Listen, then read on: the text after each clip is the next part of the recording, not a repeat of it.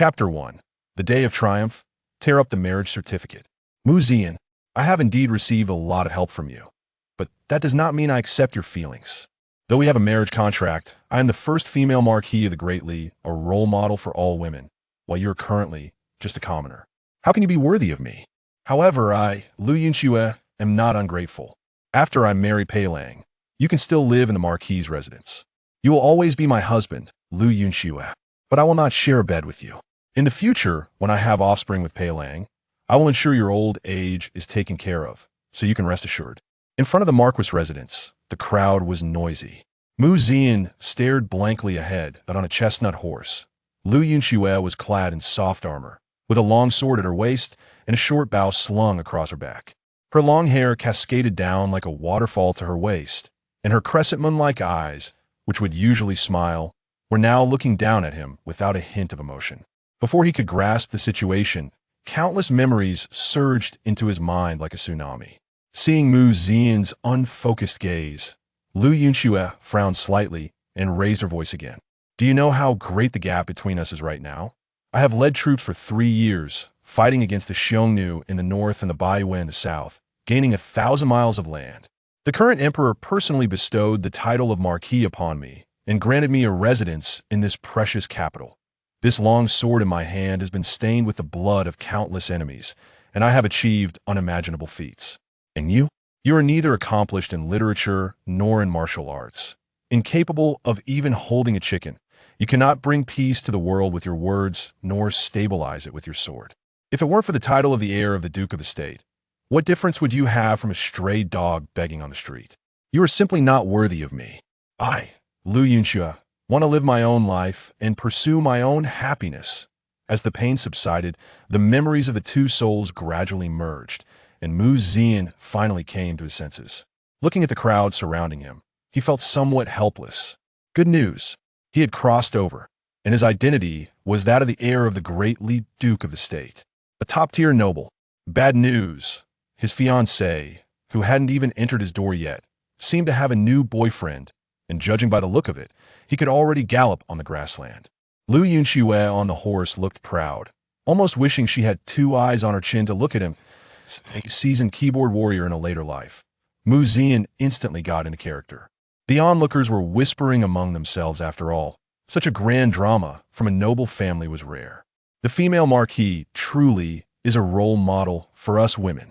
I wish I could be as brave as her in pursuing my own happiness. This Zian has truly brought shame to the Duke of the State.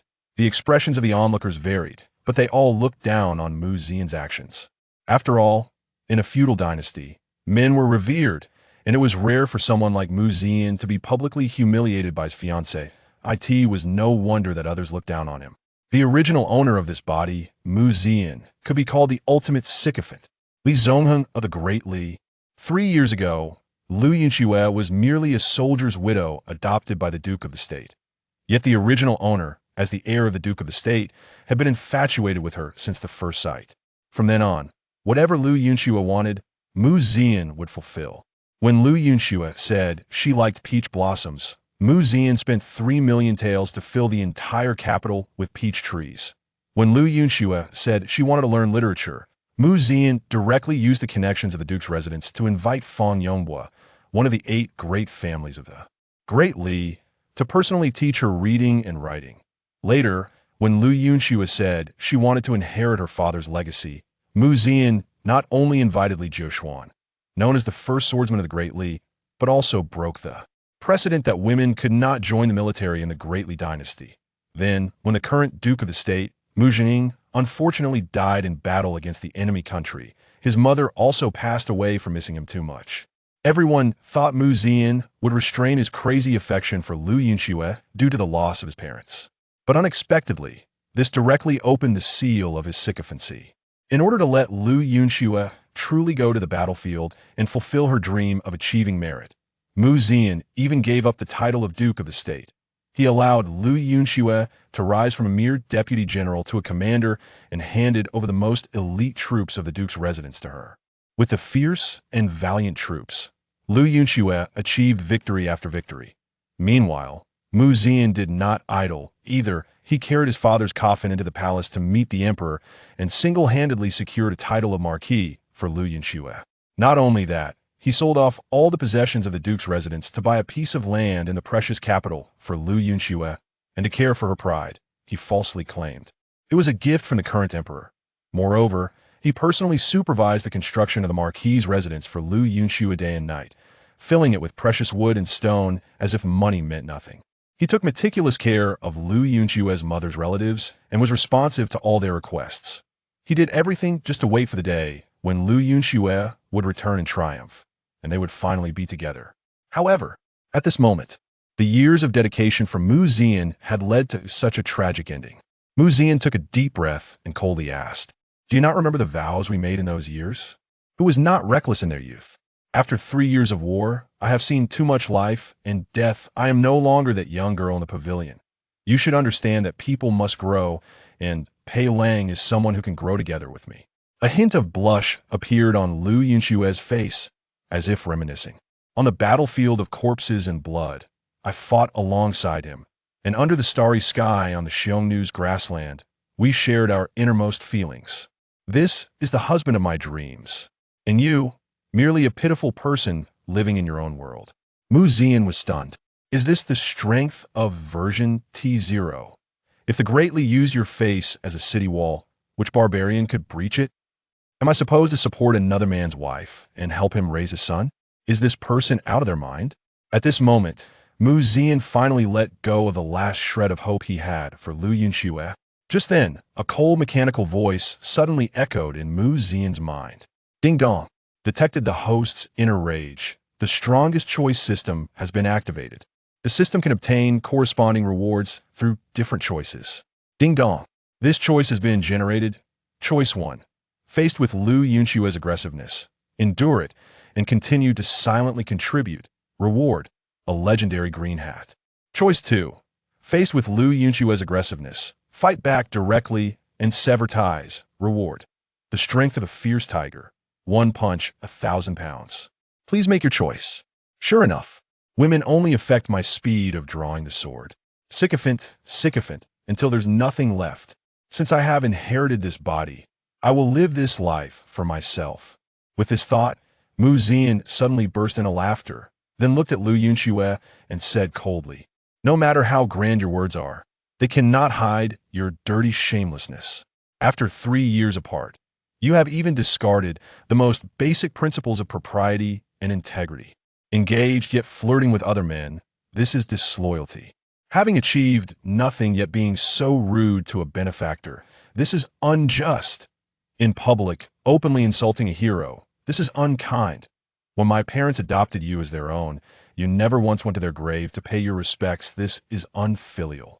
Mu Zian's voice resonated like a thunderous bell, deafening everyone. Lu Yunxue, who was on horseback, was momentarily stunned. However, Mu Zian did not stop, continuing loudly.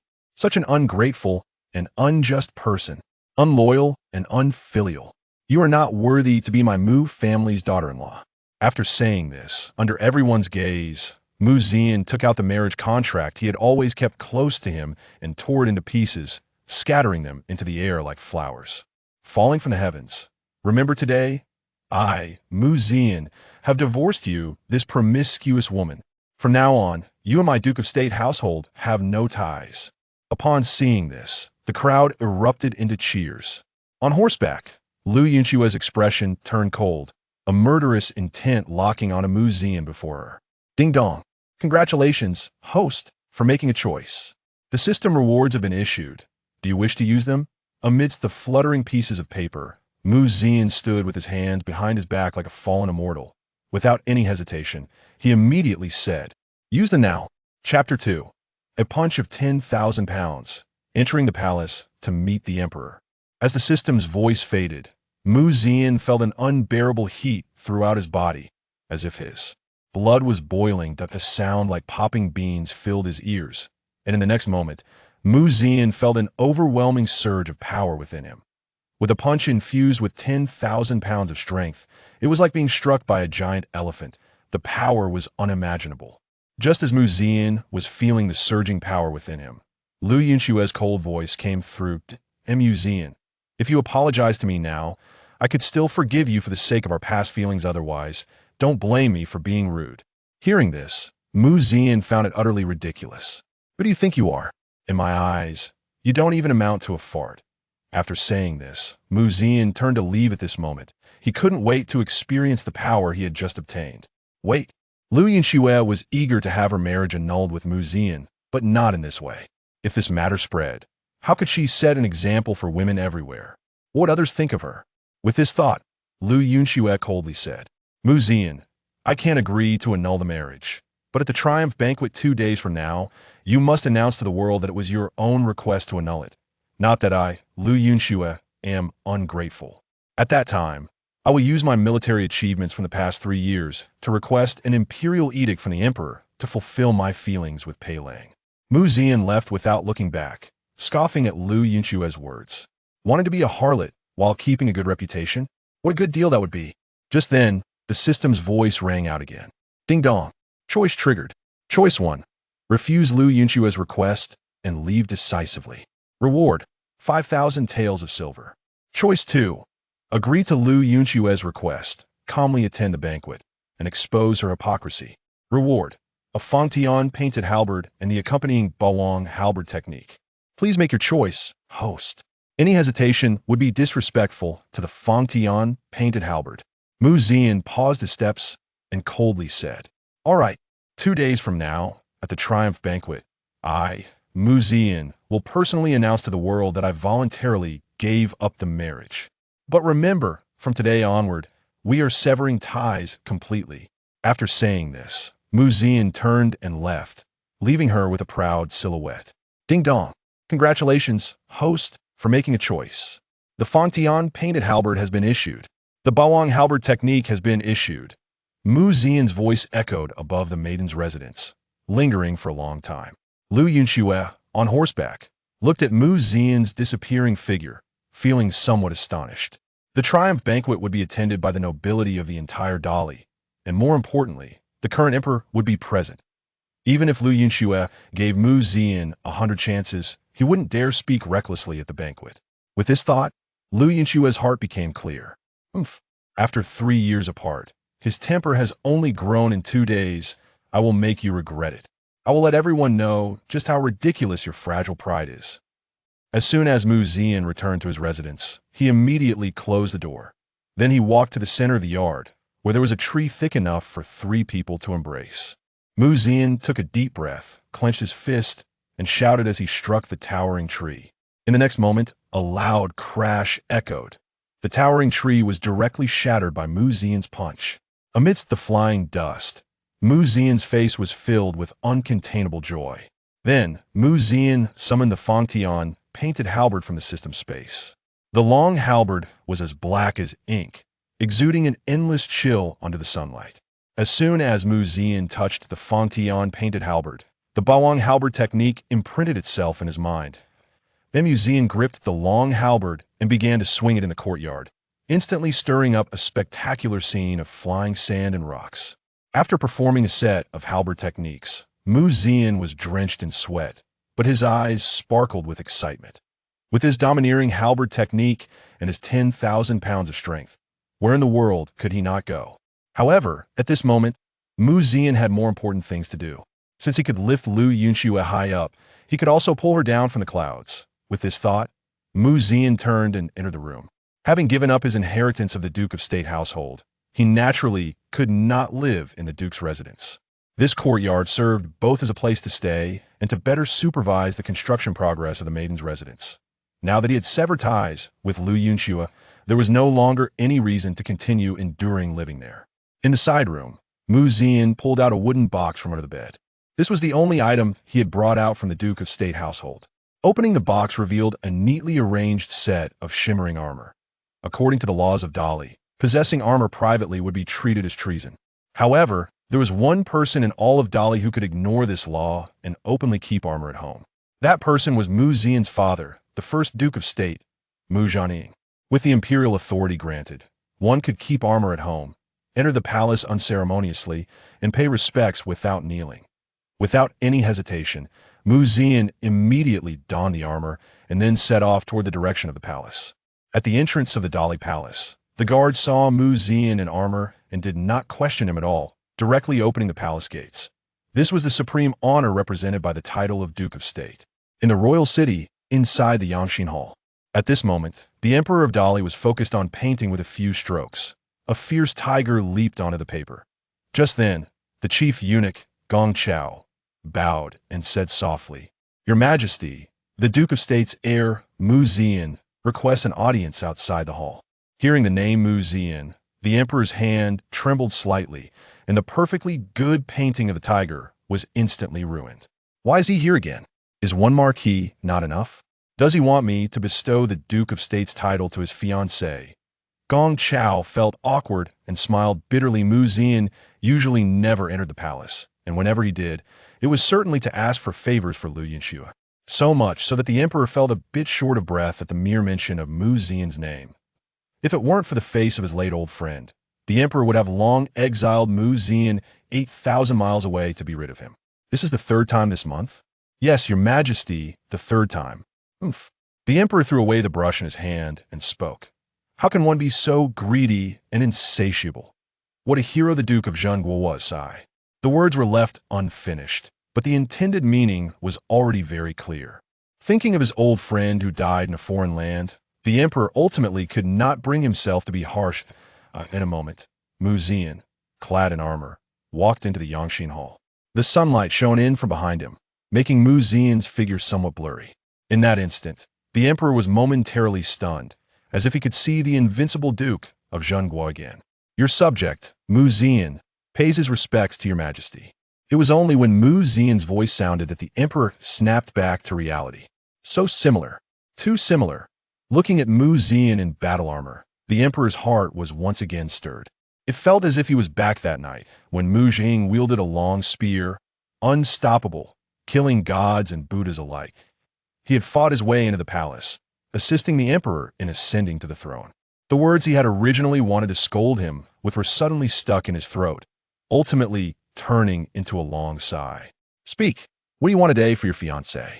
Upon hearing this, Mu Zian almost hesitated not at all and immediately said, Your subject has realized that he was far too foolish in the past. A man living between heaven and earth cannot be trapped by romantic feelings. It is only today that I have awakened. As a member of the Great Li, I must repay the country by expanding its territory and ensuring the safety of the people. Therefore, I earnestly request Your Majesty to allow me to reopen the Duke of Zhengguo's residence and restore the illustrious reputation of the Mu family. Chapter 3: The Emperor's Shock. Reopening the Duke of State's mansion, the Emperor was momentarily stunned, feeling as if he was experiencing some sort of illusion. Mu Zian was actually going to reopen the Duke of State's mansion. After a brief moment of daze, the Emperor quickly understood something and couldn't help but look at Mu Zian with a hint of pity in his eyes. This child, although mischievous, had grown up under his watch. Despite his ridiculous actions, his character was upright. He had never bullied others just because he was the son of the Duke of State. With this thought, the Emperor's voice softened, but his gaze remained serious. Mu Zian, do you know what reopening the Duke of State's mansion means? Back in the day, Mu Zian's father, Mu Zhaning, personally helped him ascend to the throne, killing countless people who stood in his way. Among these were scholars and their relatives, as well as the children of military generals and the aristocracy. It could be said that Mu Zhaning had offended the entire court and aristocracy. However, due to Mu Zhaning's formidable reputation and his contributions in supporting the throne, no one dared to openly attack the Mu family. Yet, covertly, small actions never ceased, involving assassinations, poisonings, and framing schemes. Now, with the Duke of State, Mu Zhaning dead in battle against a foreign nation, the sword of Damocles that hung over their heads had finally disappeared. How could they allow another person to inherit the Duke of State's legacy?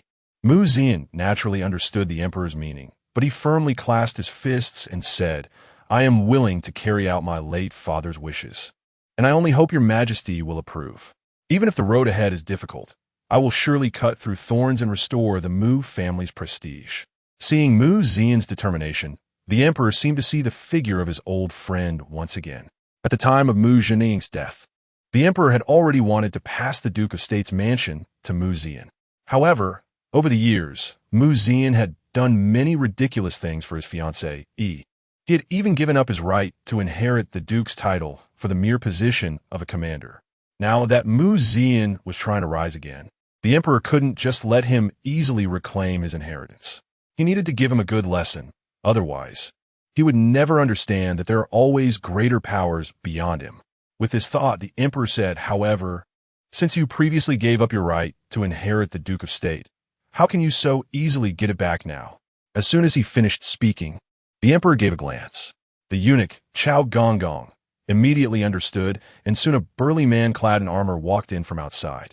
This subordinate, Shun Kongwu, the commander of the Imperial Guards, pays respects to your majesty. Shin Kongwu was personally promoted by the emperor back in the day, a martial arts genius whose skills were unparalleled in the Imperial Guards. In terms of combat power in the capital, no one dared to claim the first place if Shun Kongwu claimed the second. In contrast, Mu Zian had spent all his time trying to please Lu Yunxue, having never practiced martial arts since birth, living a life of luxury. Let alone 10 moves, even 2 moves against him would likely leave him unable to stand. There is nothing that brings more growth than a failure, the emperor thought as he looked at Mu Zian and lightly coughed. Let me see your determination to inherit the Duke of State. If you can last 10 rounds without being defeated under his hands, I will agree to you. Upon hearing this, a slight smile appeared on Mu Zian's lips, as he was just worried about not finding someone to test his newly acquired strength. Shin Kongwu was just the best target. Mu Zian turned to Shin Kongwu and clasped his fists. I seek your guidance. Shin Kongwu looked down upon Mu Zian with disdain. He had naturally heard of the renowned figure in the capital, but he felt a deep dislike for Mu Zian. The Duke of State was a role model in the hearts of all martial artists in the Great Li, and as the son of the Duke of State, Mu Zian was practically a disgrace to those 3 words. It was one thing to be a sycophant, but he had even closed down the Duke's mansion. With this thought, Shin Kongwu coldly warned, be careful, young master. Fists and feet have no eyes. Don't get hurt. A smile curled at the corners of Mu Zian's mouth. And before Shin Kongwu could react, a punch carrying a fierce wind came crashing toward his face. The emperor, witnessing this, couldn't help but be shocked, for he realized that Mu Zian seemed to have truly changed. Decisive and ruthless, he vaguely saw the shadow of Mu Jianing. Facing this punch, Shin Kongwu was also taken aback, but as the commander of the Imperial Guards, his martial skills were exceptional. In his view, although this punch was decisive and fierce, Mu Zian was merely a spoiled brat without any real strength. Even if he had the advantage, what could he do? Shin Kongwu crossed his arms in front of him. Mu Zian's punch was wide open and full of flaws. As long as he blocked this hit, he was confident he could end the fight with one move. With this thought, a smirk appeared at the corner of Shun Tsungwu's mouth, but the next moment, a loud bang echoed. Shin Kongwu felt as if he had been hit by a speeding carriage. First, he heard a cracking sound from his arm, and then his whole body was uncontrollably sent flying backward. Like a kickball, he crashed through the wall of the Yunxue Palace. The emperor, Zhao Gonggong. Watching Shin Kongwu being sent flying by a single punch, the emperor felt as if his brain had crashed. When did this kid become so powerful? Mu Zian shook his hand and calmly looked at the emperor, asking, Your Majesty, does this mean I have passed the test? The emperor came back to his senses, looking at Mu Zian as if he were a monster. For a moment, he didn't know how to evaluate the situation. The esteemed first martial scholar of Great Li, the commander of the Imperial Guards. Just like that, he was knocked back by a single punch? Moreover, it seemed that Mu Zian hadn't even used all his strength. The emperor felt a dryness in his throat and unconsciously straightened his posture. Well, good. I will issue an edict later. Within these 2 days, I will personally announce the restoration of your status as the Duke of State's heir. You may leave now. The emperor needed some time to digest this shocking scene. Thank you, Your Majesty. Mu Zian bowed and then turned to leave, the armor clinking as he walked. The emperor watched Mu Zian leave, and the entire Yunxue Palace fell silent. After a long while, the emperor finally spoke to Zhao Gonggong. What happened here today must not be leaked, not even a word. Zhao Gonggong not that who thee den. The commander of the Imperial Guard was actually knocked out by a young brat with a single punch. If this got out, where would the royal family's face go? Also, Go investigate what happened with Mu Zian. Initially, I wanted to agree to his reopening of the Duke of State's mansion just to give my deceased old friend an explanation. But now it seems Mu Zian might bring me even greater surprises. The Emperor's gaze fell on the unfinished painting, murmuring, "A young tiger roars in the valley, and all beasts tremble. Gao Gong Gong, at your service. How is the investigation into the Duke of State's death going? Reporting to your majesty, there are already some leads. Investigate thoroughly, no matter who is involved. I will not let anyone escape. Better to wrongly kill 1,000 than let one go. If I find out that anyone has colluded with foreign enemies or sought personal gain, I will make sure to exterminate their entire clan. No, their entire family." The Emperor's voice was icy, and a chilling atmosphere filled the Yangxing Palace. At that moment, a clear voice came from outside the door. "Father, I made you some snow pear soup to cool you down. Please drink it while it's hot." A graceful figure walked in, and upon seeing who it was, Chao Fuan immediately bowed and said, "Old servant pays respects to the 9th princess." The 9th princess waved her hand, signaling Chao Fuan to stand down, then took a teacup from a palace maid and handed it to the Emperor. The Emperor, who had just been filled with murderous intent, now appeared very amiable. The 9th princess sat next to the Emperor, reached out to massage his shoulders, and mischievously smiled. "Father, I just saw Mu Zian leave the palace. Do you know that today he has done something significant?" The Emperor, intrigued by her words, asked, "What significant thing?" The 9th princess replied with a smile, "Today, in front of the Junguo Marquis's residence, Mu Zian tore to pieces the marriage certificate he had painstakingly obtained from you." She explained the whole story to the Emperor. Upon hearing this, the Emperor's expression turned cold. What an ungrateful person. If it weren't for Mu Zian coming multiple times to request rewards for her, how can an ordinary woman reach this point? Just because she has some accomplishments, she acts so arrogantly. He continued, "Go tell the Ministry of War to reevaluate Lu Yunxue's military achievements. I want the most accurate account without a hint of falsehood. And her rewards should all be withheld for now. As for the celebration banquet in 2 days," the Emperor pondered for a moment and then said, "Let Xiao Jiu go in my stead." Chapter 4. Severing ties, stopping work, and demanding payment, Mu Zian returned from the palace. As soon as he arrived at the courtyard entrance, he saw many people gathered there. Upon seeing Mu Zian return, they all came forward to pay their respects. The leader was a broad-shouldered man, who was originally a house soldier of the Duke of Jinghua. After being injured on the battlefield, he retired from the army and became wealthy over the years by dealing in building materials. Zhao Dahu pays respects to the young master. Mu Zian opened the door and walked into the courtyard. The others immediately followed Zhao Dahu in. Upon entering the courtyard, he saw the once towering ancient tree lying flat on the ground. Mu Zian reached out to remove his armor, and Zhao Dahu quickly came forward to help and then said, "Young master, the main structure of the Lady Commander's residence is now complete. It's time to purchase timber. There isn't too much quality timber around the capital, and if we want to meet your requirements, we'll have to import a batch from Jiaoji." Mu Zian neatly folded his armor and replied blandly, "From now on, the affairs of the Lady Commander's residence have nothing to do with me."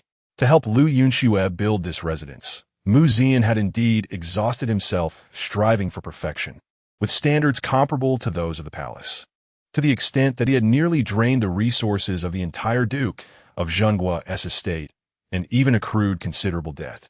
However, at this moment, the ties between the two had been severed, and naturally, Mu Zian would no longer throw money into this bottomless pit. Upon hearing Mu Zian's words, Zhao Dahu's face showed no disappointment. Instead, he appeared quite excited. "So you've come to your senses, young master?" Mu Zian nodded. Hearing this, Zhao Dahu slapped his thigh and said joyfully, "Young master, I've always thought that woman was a good person. I didn't dare say it before for fear you'd blame me. Today I heard on the street that you tore up the marriage contract.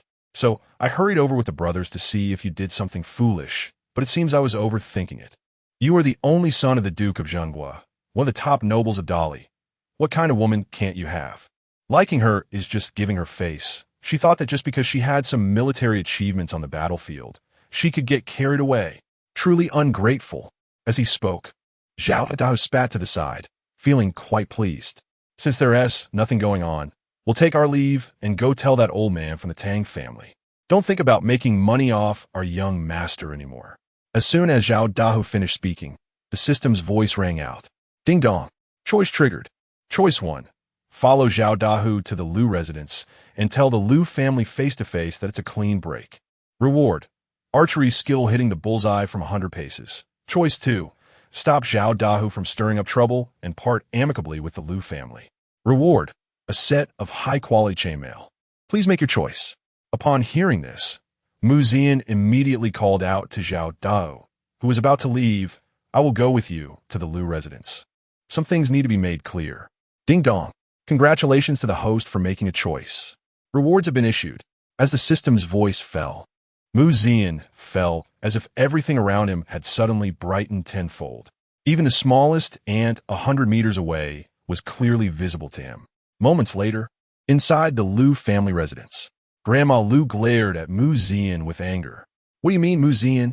I've been speaking well of you in front of Yunxue for all these years, and now, is this how you repay me? You ungrateful wolf. Zian almost laughed in anger upon hearing this.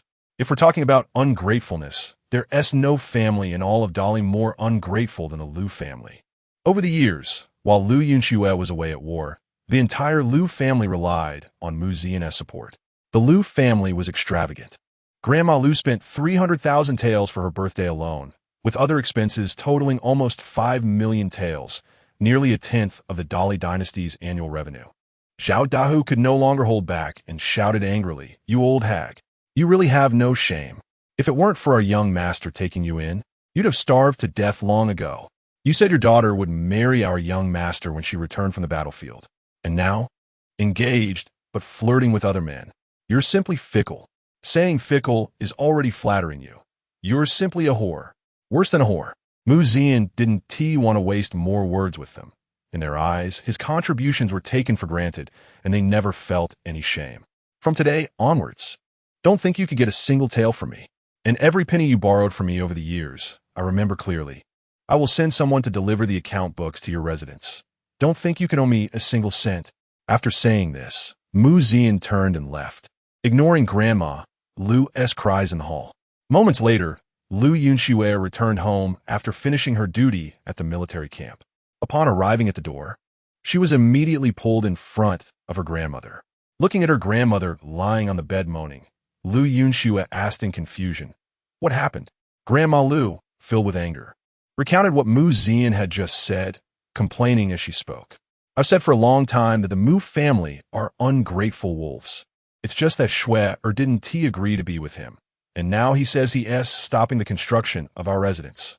He also wants to demand back the money he spent before." Liu Yunxue scoffed disdainfully upon hearing this. "Grandmother, what kind of person Zian is? You and I are not unaware. He is just being jealous and trying to use money to threaten me. However, he doesn't understand that some things in this world cannot be bought with money. It's just building a residence. I assent it. If he doesn't want to pay, I'll just cover it myself. Does he really think I, Liu Yunxue, care for his little bit of money?" After saying this, Liu Yunxue called over the foreman and asked, "How much silver is still needed to finish the residence?" The foreman pondered for a moment and replied, "To report to the lady commander, we still need 300,000 taels of silver." "What? 300,000 taels?" Grandma Liu, who was lying on the bed, almost jumped up upon hearing this. "Oh dear, Yunxue, you must quickly persuade Zian. This 300,000 taels is no small amount. Even if we sold the entire Liu family, we couldn't come up with it." Liu Yunxue was also startled by this figure. "Are you sure you didn't make a mistake? Or did you take a kickback?" Liu Yunxue's voice was cold, as if she was about to draw her sword and kill the person in front of her. The foreman was so frightened that he quickly knelt and bowed his head, saying, "I wouldn't dare. The construction of the residence has been personally supervised by young Master Mu, and all materials are top quality. If we follow the blueprints, it's impossible to complete it without 300,000 taels." Liu Yunxue's expression instantly turned cold. She could not agree to her grandmother's proposal. The construction of the residence could not be stopped, and it must be completed with quality and quantity guaranteed. Otherwise, if the work halted, where would she, the first female general of Dali, put her face? In the future, how would she stand in the officialdom? Spending money is trivial, but face is paramount. With this thought, Yunxue comforted her emotionally agitated grandmother. Grandmother, please don't worry. This time, when I return victorious, the Emperor's reward will surely be very generous. 300,000 taels of silver is nothing to worry about. Besides, the Pei family is also very wealthy. Even if the reward isn't enough, I can borrow some from them. Why should I beg that petty and narrow-minded Zian? Upon hearing this, Grandma Lu finally felt relieved and earnestly instructed Yunxue. Whether I, Jia, can rise to greatness depends entirely on you. That ungrateful person, Zian, is simply unworthy of being my Lu family's son-in-law. Today, I can see his true nature. He is not a man one can rely on at all. Grandmother believes in Shuer's judgment, which must be quite unique. That Pei Lang is also an emerging talent, and grandmother is at ease with you being with him. Yunxue nodded in agreement. Pei Lang is indeed knowledgeable and reasonable, and his martial skills are extraordinary, far surpassing Zian by 100-fold. After discussing for a long time, Yunxue finally left. As for the matter of the 300,000 taels, she did not take it to heart at all. After all, since entering the Duke of the State's residence, she had never worried about money again.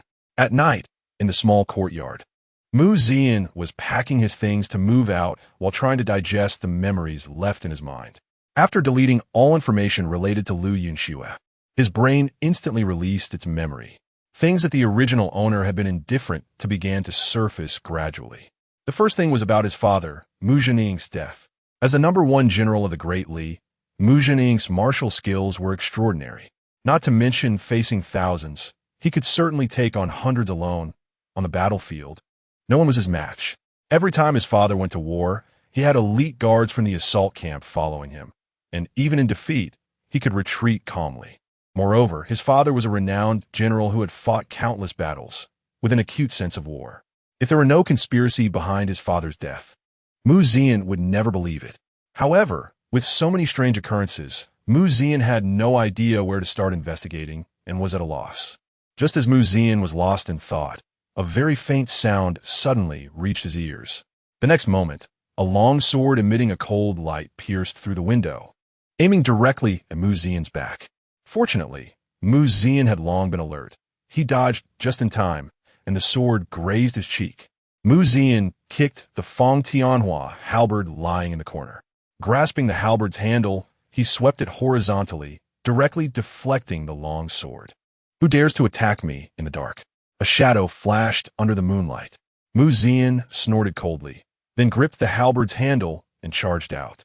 The Bawang halberd technique. The first move, demon subduing dance. The 100-pound Fong Tianhua halberd felt like a toothpick in Zian's hands at this moment. With a swing of the halberd, a gust of wind surged forth, shattering stone walls and wooden doors in its path. The shadow was evidently surprised by Zian's storm-like attack. In that instant of distraction, Zian seized the opportunity. He raised the Fong Tianhua halberd, spinning it into a full moon in midair, then smashed it down towards the shadow. The Bawang spear technique. Heaven and earth split. This strike, combined with Zian's immense strength, came crashing down like Mount Tai. Chapter 5. Old friends reunite under the moon. The villain arrives the next day. As the shadow was about to be struck, it quickly shouted, "Don't hit. It's me." The mist cleared, and the moonlight poured down. It revealed a remarkably handsome face, with long hair casually tied back, giving off a sense of elegance. Zian saw this and forcefully twisted his wrist in midair, causing the Fong Tianhua Ji to graze the cheek of the man in front of him and crash heavily onto the ground. With a loud bang, the bluestone slab was shattered into pieces, creating a large pit. Zian put away the Fong Tianhua Ji and looked at the man in front of him with a hint of amusement. "Oh, Li the Great Sword Immortal? Why do you like to barge into other people's homes at midnight? Don't you know that according to the laws of Dali, intruding into private residences can lead to execution without punishment?" The person before him was none other than Li Jiushuan, known as the First Sword of Dali, and also one of Zian's childhood playmates.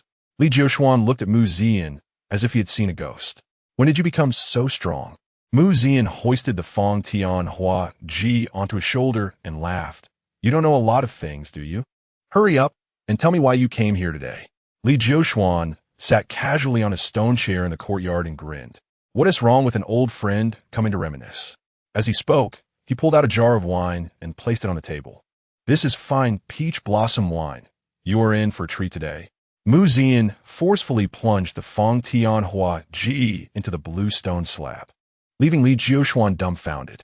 The slab seemed as fragile as foam before Zian. What kind of immense strength could achieve this? If he had been struck just now, he would probably have met his end. Zian sat opposite Li Jiuxuan without any restraint and took big gulps of the peach blossom wine. Reminiscing? I think you came specifically to see me make a fool of myself. Li Jiuxuan's expression was a bit strange, but then he snatched the peach blossom wine from Zian's hands and took a hearty gulp, saying, If I had known it would be like this, why bother back then? You were a martial genius, and if it weren't for her dragging you down, you would have achieved great things and made a name for yourself on the battlefield. Zian responded with a carefree attitude. The past is gone. Why bring it up? As the saying goes, drink today while there's wine. Worry about tomorrow when it comes. Upon hearing this, Li Jiuxuan was taken aback for a moment, then burst into hearty laughter. People say you are unlearned and unskilled, but today I see you are hiding your talents. Zian chuckled. There are plenty of flowers in the world. Why cling to just one? I used to be narrow-minded. I have a whole garden, so why waste time on a single weed? Well said. Since you have made this decision, I can rest easy. But since you have severed ties with Yunxue, let us put an end to teaching Lu Ming swordsmanship as well. A brother and sister, one arrogant and the other ungrateful, are of the same ilk. If it weren't for your sake, teaching them would be a disgrace to my swordsmanship. Lu Ming was Lu Yunxue's older brother, the only son of the Lu family in this generation. To curry favor with Lu Yunxue, Zian had begged Li Jiuxuan for 3 months, almost kneeling, before Li Jiuxuan reluctantly agreed to teach him. Zian took another swig of wine and nonchalantly said, You can handle it as you see fit from now on. The Lu family's affairs have nothing to do with me. Li Jiuxuan looked at Zian in surprise. People say you are deep in feelings, but now it seems you are quite a cold man. Zian glanced at Li Jiuxuan speechlessly. The moonlight was like water, and the cold night was like a knife. After a long pause, Zian suddenly spoke. The Duke of State's mansion has been silent for too long. It's time for it to see the light of day again. Li Jiuxuan, who was drinking, was startled and nearly choked on the peach blossom wine. You want to reopen the Duke of State's mansion? That's right. What does His Majesty say about this? The imperial edict will come down in the next few days. Li Jiuxuan laughed heartily upon hearing this. Good, good, good.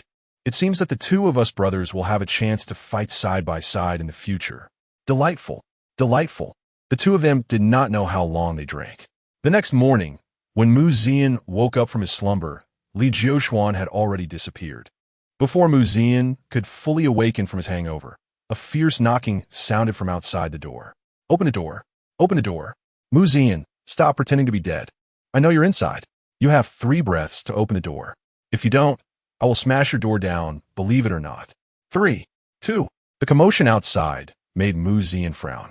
This voice was all too familiar. It belonged to Lu Yunxue's older brother, Lu Ming. Just as Zian was about to open the door, the wooden gate of the courtyard was kicked down. In the next moment, dozens of men surged into the small courtyard.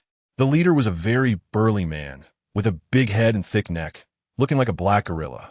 However, he was wearing a scholar's robe and holding a folding fan, which looked quite bizarre. One might think he was performing an art piece. Who else could it be but Lu Ming, Lu Yunxue's older brother? Zian couldn't help but roll his eyes. What a family of oddballs. Seeing Zian in the courtyard, Lu Ming did not pause for a moment and immediately pointed at him, yelling, Zian, you despicable, shameless scoundrel. A wolf-hearted, dog-lunged person like you is worthy to be my brother-in-law? Bah, my sister must be blind to have fallen for you. What could you have? Shifty-eyed. Besides using some tricks behind people's backs, what else can you do? If you don't give me an explanation today, I'll beat you so badly you won't be able to get out of bed for 3 months, believe it or not. Lu Ming's arrogant demeanor was truly baffling. Zian's gaze turned cold as he pointed to the fallen door and said, Pick it up, or I'll break your legs. Lu Ming was taken aback, then snorted coldly, Zian, You are both hypocritical and despicable. You've disgraced the Duke of State's reputation." Before he could finish, Mu Zian had already flashed in front of Lu Ming and raised a foot to stomp down. This all happened in an instant. The dozen or so men who had come with him didn't even have time to react. With a crack, Lu Ming's leg bent at a 90-degree angle. A scream shot up to the sky. My leg! Mu Zian, you dare to hit me!" Pain and anger alternated on Lu Ming's face. Mu Zian remained indifferent. Lu Ming thought he would still be tolerated and indulged because of Lu Yunxue. Unfortunately, the past was the past, and the present was the present. Anyone who dared to speak disrespectfully to him would learn a lesson in humility. "Pick up the door." At this moment, Lu Ming could no longer hold back. He roared at the men around him. "Are you all blind? Can't you see I've been beaten? Go, beat him. No, break both his legs. I'll take the blame if anything happens. Whoever strikes first, I'll reward him 50 taels." As soon as these words were spoken, the surrounding men became excited. Lu Ming glared at Mu Zian and said, "You have Li Xiang expel me. I won't let you off easily." As his words fell, more than a dozen strong men rushed toward Mu Zian. These men were notorious ruffians in the capital, each one a ruthless character who would not hesitate to use violence. "I'm sorry, young master. We're just doing our jobs." You heard Lu Ji's words. "Just let us break your legs, and this will all be over. If you resist, don't blame us for being ruthless." A cruel smile appeared at the corner of Mu Zian's mouth. I vaguely remember the last person who said this was the commander of the Imperial Guards, Shun Kongwu. If it weren't for Mu Zian holding back, today would probably be the first day of his 7-day mourning. Chapter 6. Expelled from the sect, Lu Yunxue's plan accompanied by a whistling sound of punching winds. A shrill scream echoed through the small courtyard. Moments later, Mu Zian raised his hand and broke the last burly man's legs. Looking at the burly men sprawled on the ground in various bizarre positions, Mu Zian felt quite satisfied. Lu Ming was dazed, feeling a bit dry and itchy in his throat. At this moment, he could hardly feel the pain in his legs. Staring at the only person still standing, Mu Zian, he screamed as if he had seen a ghost. "Mu Zian, you know martial arts?" Mu Zian smiled at Lu Ming. "Can't you tell?" At that moment, Mu Zian's smile appeared to Lu Ming as terrifying and grotesque as a demon crawling out of hell. "Why you stay away from me?" Lu Ming, no longer the arrogant bully he had been earlier, trembled as he spoke. "If you dare touch me, I'll make my sister never talk to you again. You'll never be able to marry my sister." With a radiant smile on his face, Mu Zian took step by step towards Lu Ming. "Oh, I've already severed ties with Lu Yunxue. Didn't your sister tell you? As severed ties? Impossible. You're lying. You must be lying to me. You clearly like my sister so much." "No way. Absolutely impossible." Over the years, Mu Zian had devoted everything for Lu Yunxue, even giving up the position of Duke of the State. Others might not know, but Lu Ming was the clearest about how crazily Mu Zian loved his sister. However, looking at Mu Zian's bright smile now, completely devoid of any sadness, how could it seem like someone who had just lost their beloved? As Mu Zian approached step by step, Lu Ming scrambled to get up from the ground, using both hands and feet. "Don't think you can trick me. I'm going back to tell my sister. You're just a heartless person." As Lu Ming hobbled towards the exit, he even remembered to pick up the door from the ground and place it back properly. "Mu Zian, just wait for me." Lu Ming and his group of sycophants awkwardly crawled out of the courtyard. At that moment, a cool breeze brushed against Mu Zian's face, and he felt a wave of relief in his heart.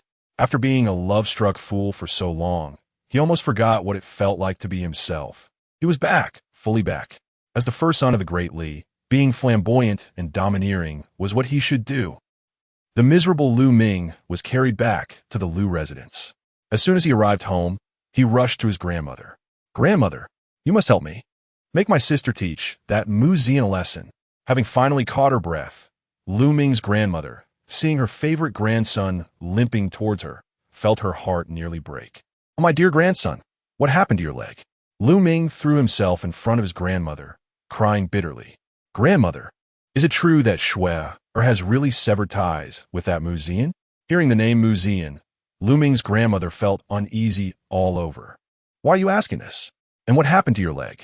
Shouldn't you be learning swordsmanship with Master Li at this hour?" Upon hearing this, Lu Ming cried even harder. I'm no longer Master Li's disciple. Lu Ming's grandmother was shocked. What? What happened? Lu Ming exaggeratedly recounted how he was expelled by Li Jiuxuan today and then went to confront Mu Zian. He especially emphasized how he was beaten by Mu Zian. Hearing that her precious grandson went to confront Mu Zian but ended up with a broken leg, Lu Ming's grandmother instantly became furious. What? That Mu Zian is truly bullying others. It's one thing to have Li Jiuxuan expel you, but you went to confront him and got your leg broken.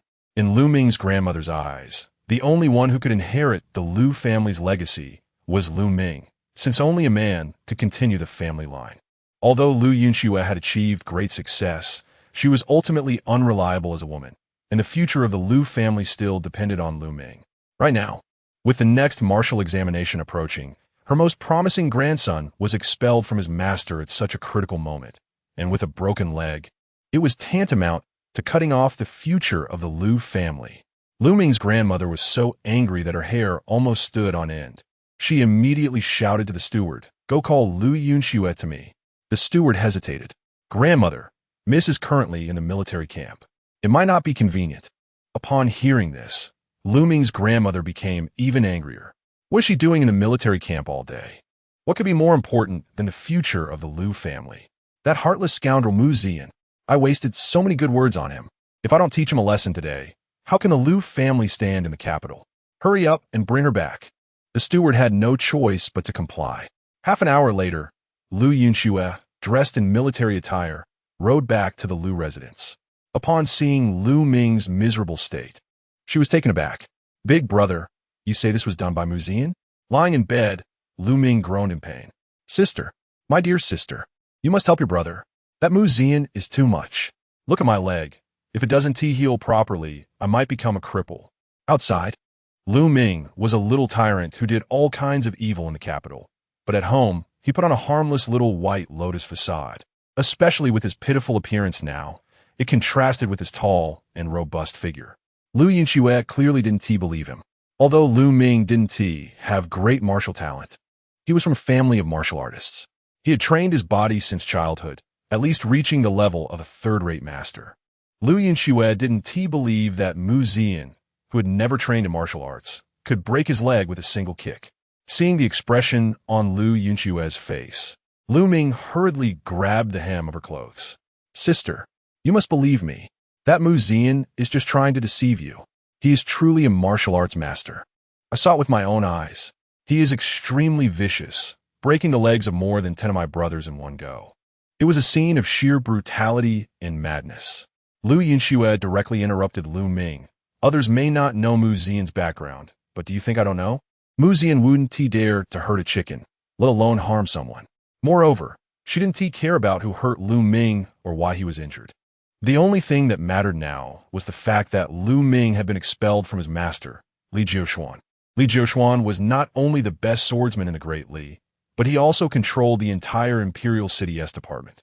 The department was the Emperor's eyes and ears, possessing the power to act first and report later, a privilege granted by imperial authority. Connecting with such a person would be immensely beneficial for both her and the entire Lu family. Although she had studied with Li Jiuxuan for a few days, her gender prevented her from becoming his disciple. Meanwhile, her elder brother bore the heavy responsibility of maintaining the department. Yet now he had been expelled from his master. On a smaller scale, the Lu family had lost a significant support, and on a larger scale, the entire Lu family could potentially offend the most terrifying intelligence agency in the Great Li. "Did Master Li really expel you?" Lu Ming looked pitiful as he replied. "Not only that, but even my belongings were thrown out. It was utterly humiliating." Lu Yunxue took a deep breath, utterly speechless at her utterly useless elder brother. However, Li Jiuxuan was a big tree she could never give up. With this thought in mind, Lu Yunxue said to the butler, "Go and call Mu Zian over. Just say I have something to discuss with him." After saying this, Lu Yunxue stood up and said, "Forget it. I'll go see him myself." Chapter 7. Closed door. Lu Yunxue looked at the small courtyard in front of her, her expression quite displeased, and then shouted, "Mu Zian, I know you are inside. I can overlook your complaints this time, but you must let my elder brother rejoin Master Li's sect." After her words, There was an eerie silence inside the door. Lu Yunxue's expression grew even darker. Mu Zian, if you want to throw a tantrum, at least do it within reason. My brother's situation concerns the future of the Lu family. Can you not be so childish? The courtyard remained silent. At this moment, Lu Yunxue felt a fire burning fiercely in her heart. She thought that coming here in person was already showing Mu Zian a lot of respect. However, Mu Zian seemed completely oblivious to her presence. The steward beside her couldn't help but suggest, "Miss, why don't we go in and have a look? If you can coax Master Mu, this matter can be considered settled, and the young master can continue his sword training. Wouldn't that be wonderful?" However, Lu Yunxue's face was as cold as ice. "Mu Zian, do you really think you can show off to me like this? Let me tell you, I am now the favorite of the emperor, a role model for women in the Great Li. If I go to Master Li, he will surely give me some respect. I came here today to give you a way out, so don't push your luck." After her words, a heavy voice came from inside the courtyard. "Get lost." Just a simple word clearly expressed Mu Zian's attitude. Lu Yunxue was also infuriated. "Fine. Since you refuse to take the opportunity I'm giving you today, don't come to me later if you regret it. Leave." Lu Yunxue turned and left the Lu family estate. Inside the Lu family estate, upon hearing that Lu Yunxue had gone to see Mu Zian but didn't even get to meet him, the matriarch of the Lu family spoke anxiously. "Oh dear, what are we going to do? If we can't get him to rejoin Master Li's sect, Ming's future will be ruined. Shuer, think of a way. You can't just stand by and watch your elder brother become useless." Lu Yunxue was also feeling frustrated, but could only suppress her feelings in front of her grandmother. "Grandmother, there is no need to worry. I am now a favored minister of the emperor, and with the might of our recent victory, I believe that if I personally go to Master Li, he will give me some face." The matriarch of the Lu family immediately said, Good. Xue, you hurry up and go, lest we delay any further." Faced with her grandmother's urging, Lu Yunxue could only set off quickly. From a tavern in the capital, Lu Yunxue specifically brought 2 jars of peach blossom wine, knowing that Li Jiuxuan had a particular fondness for it. Carrying the wine, Lu Yunxue arrived at Li Jiuxuan's residence. "Please announce that Lu Yunxue is here to visit Master Li." The doorman stepped forward and said, "My lord has said that there is no discussion regarding Lu Ming's matter. Please leave." Upon hearing this, Lu Yunxue's expression changed drastically. As a dignified, favored minister, she couldn't even enter Li Jiuxuan's residence. "Wouldn't this be a joke if it got out? I am a favored minister of the Great Li." The doorman laughed and said, "Even if the current prime minister were here, my lord would still refuse to see him, let alone you, a mere low-ranking marquis." Inside the Lu family estate, the matriarch was pacing anxiously in the courtyard. After what felt like ages, Lu Yunxue finally reappeared inside the estate. The matriarch hurriedly approached her and asked, "Shuer, how'd it go? Is Master Li willing to take Ming back?" Hearing this, Lu Yunxue revealed a hint of fatigue and helplessness, placing the 2 jars of peach blossom wine casually on the table. "I didn't even see Master Li. Don't even mention him taking Lu Ming back." The matriarch became anxious upon hearing this. "Shuer, what is going on? You are the favored minister appointed by the emperor, a role model for women in the Great Li, and you can't even handle this small matter for your elder brother? This is simply losing face for our Lu family." Lu Yunxue felt both angry and wronged, but ultimately managed to hold it in. Hearing his sister return, Lu Ming hobbled overexcitedly and asked, "Sister, how did it go? Is Master Li willing to take me back?" However, all he received in response was silence. Even a fool could tell what had happened. Lu Ming felt a bit overwhelmed. "My sister, in the past, whatever you wanted to do, you could accomplish. How is it that now, as the favored minister, no one is giving you any respect?" Lu Yunxue was also confused. Clearly, she had maintained a decent relationship with Li Jiuxuan before, so why was he unwilling to even see her today? What had gone wrong? Meanwhile, in the small courtyard, Zhao Dahua looked at Mu Zian in shock. Mu Zian was holding a long bow and pulled back the string with force. The next moment, with a crack, the long bow snapped in half. Mu Zian casually tossed the broken bow aside and asked, "How many is this now?" Zhao Dahua swallowed and held up 3 fingers. 30 bows. "Young master, you truly have the strength of God." Mu Zian sat down helplessly. Although he had exceptional archery skills, No bow could withstand his immense strength. Just then, Zhao Dawa suddenly had a flash of inspiration and approached flatteringly. Oh, how could I forget such an important thing? Young master, if you want to find a good bow, I sent it right in front of you. Mu Zian looked puzzled as Zhao Dahua continued. Have you forgotten? The old Duke of the State had a treasured bow called the Zhentian bow. Only a few could draw it. When the old Duke went to war in the desert, he used this bow to shoot 3 arrows that secured the Tian Shan Mountains. It became famous throughout the world, causing the barbarians in the desert to fear approaching the Great Li for 10 years. Hearing Zhao Dahua's words, Mu Zian finally remembered that there indeed was such a bow, but when the Duke of the State moved out, it seemed to have been packed along with other items to the Liu family estate. Just then, the system's voice rang out. Ding! Congratulations, host, you have triggered choice. Choice 1. Retrieve the Zhentian bow from the Liu family. Reward. A set of golden silk armor. Choice 2. Give up on claiming the Zhentian bow and no longer have any entanglements with the Liu family. Reward. 1,000 taels of gold. Please make your choice. Since it was his father's relic, Mu Zian naturally decided to retrieve it. Slowly, Mu Zian stood up and walked towards the Liu family estate. Seeing this, Zhao Dahua hurriedly followed. Ding! Congratulations, host, for making a choice. The reward has been distributed. At this moment, the Liu family estate was in chaos. The matriarch was incessantly criticizing Liu Yunxue. Meanwhile, Liu Ming was focused on his future, wanting his sister to plead with Mu Zian. The two voices constantly mingled together, and Liu Yunxue felt as if her head was about to explode.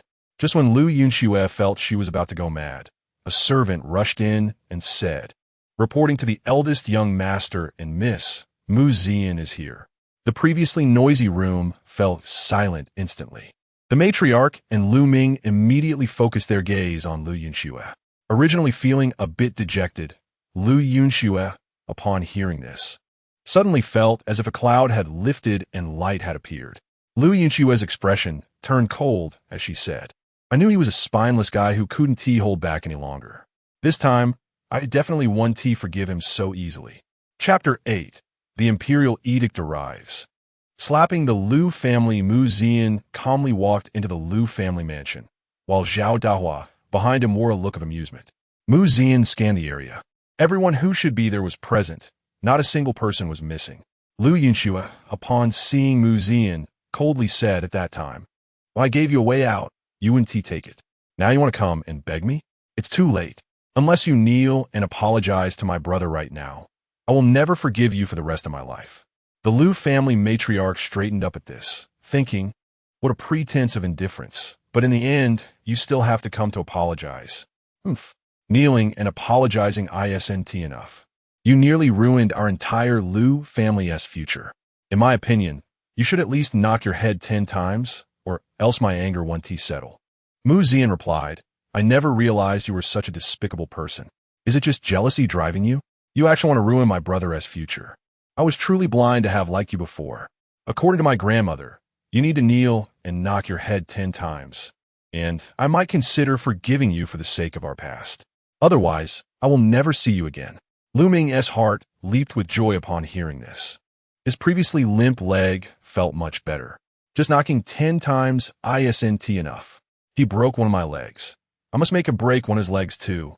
Mu Zian frowned at this, wondering if this family had all lost their minds. I can't understand what you're saying. Liu Yunxue slammed the table and stood up angrily. Mu Zian, what kind of attitude is this?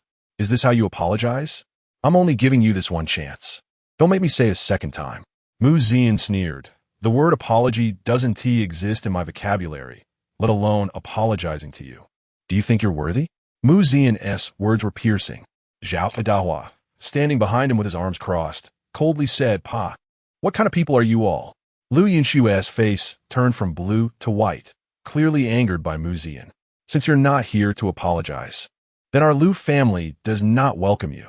Mu Zian's expression remained calm. Do you think I want to come here? I came today to retrieve my father's Zhentian Bao. Liu Ming angrily retorted. Our Liu family has nothing of yours. Get lost. Mu Zian frowned, causing Liu Ming to instinctively shrink back behind Liu Yunxue. Retrieve the Bao. Lu Yunxue's expression was complex. She initially thought Mu Zian had come to apologize, but it seemed now he was determined to sever ties with them. For a moment, Lu Yunxue felt a hint of panic, her heart racing. Although Mu Zian was currently without status, the connections of the Duke of Zhenghua were still present, and his influence in the military was significant. The current chancellor and formidable generals had all benefited from the Duke of Zhenghua's grace. Just as Lu Yunxue felt at a loss, the Lu family matriarch stepped forward with her hands on her hips, saying, "What's yours? Let me tell you, once it's in the Lu family mansion, it's the Lu family's property. If you want to take away that Jindian Bao, you must agree to my 3 conditions. First, pay our Lu family a deposit of 500,000 taels of silver. Second, let that Li Jiuxuan personally come and take my grandson under his wing again. Third, another 300,000 to continue building the Lady General's mansion for our Shui. Considering your past relationship with my Shui, don't say I'm not giving you a chance." People can really reach a point of speechlessness that they start laughing. Mu Zian had seen many rogues, but he had never encountered a family as shameless as the Lu family.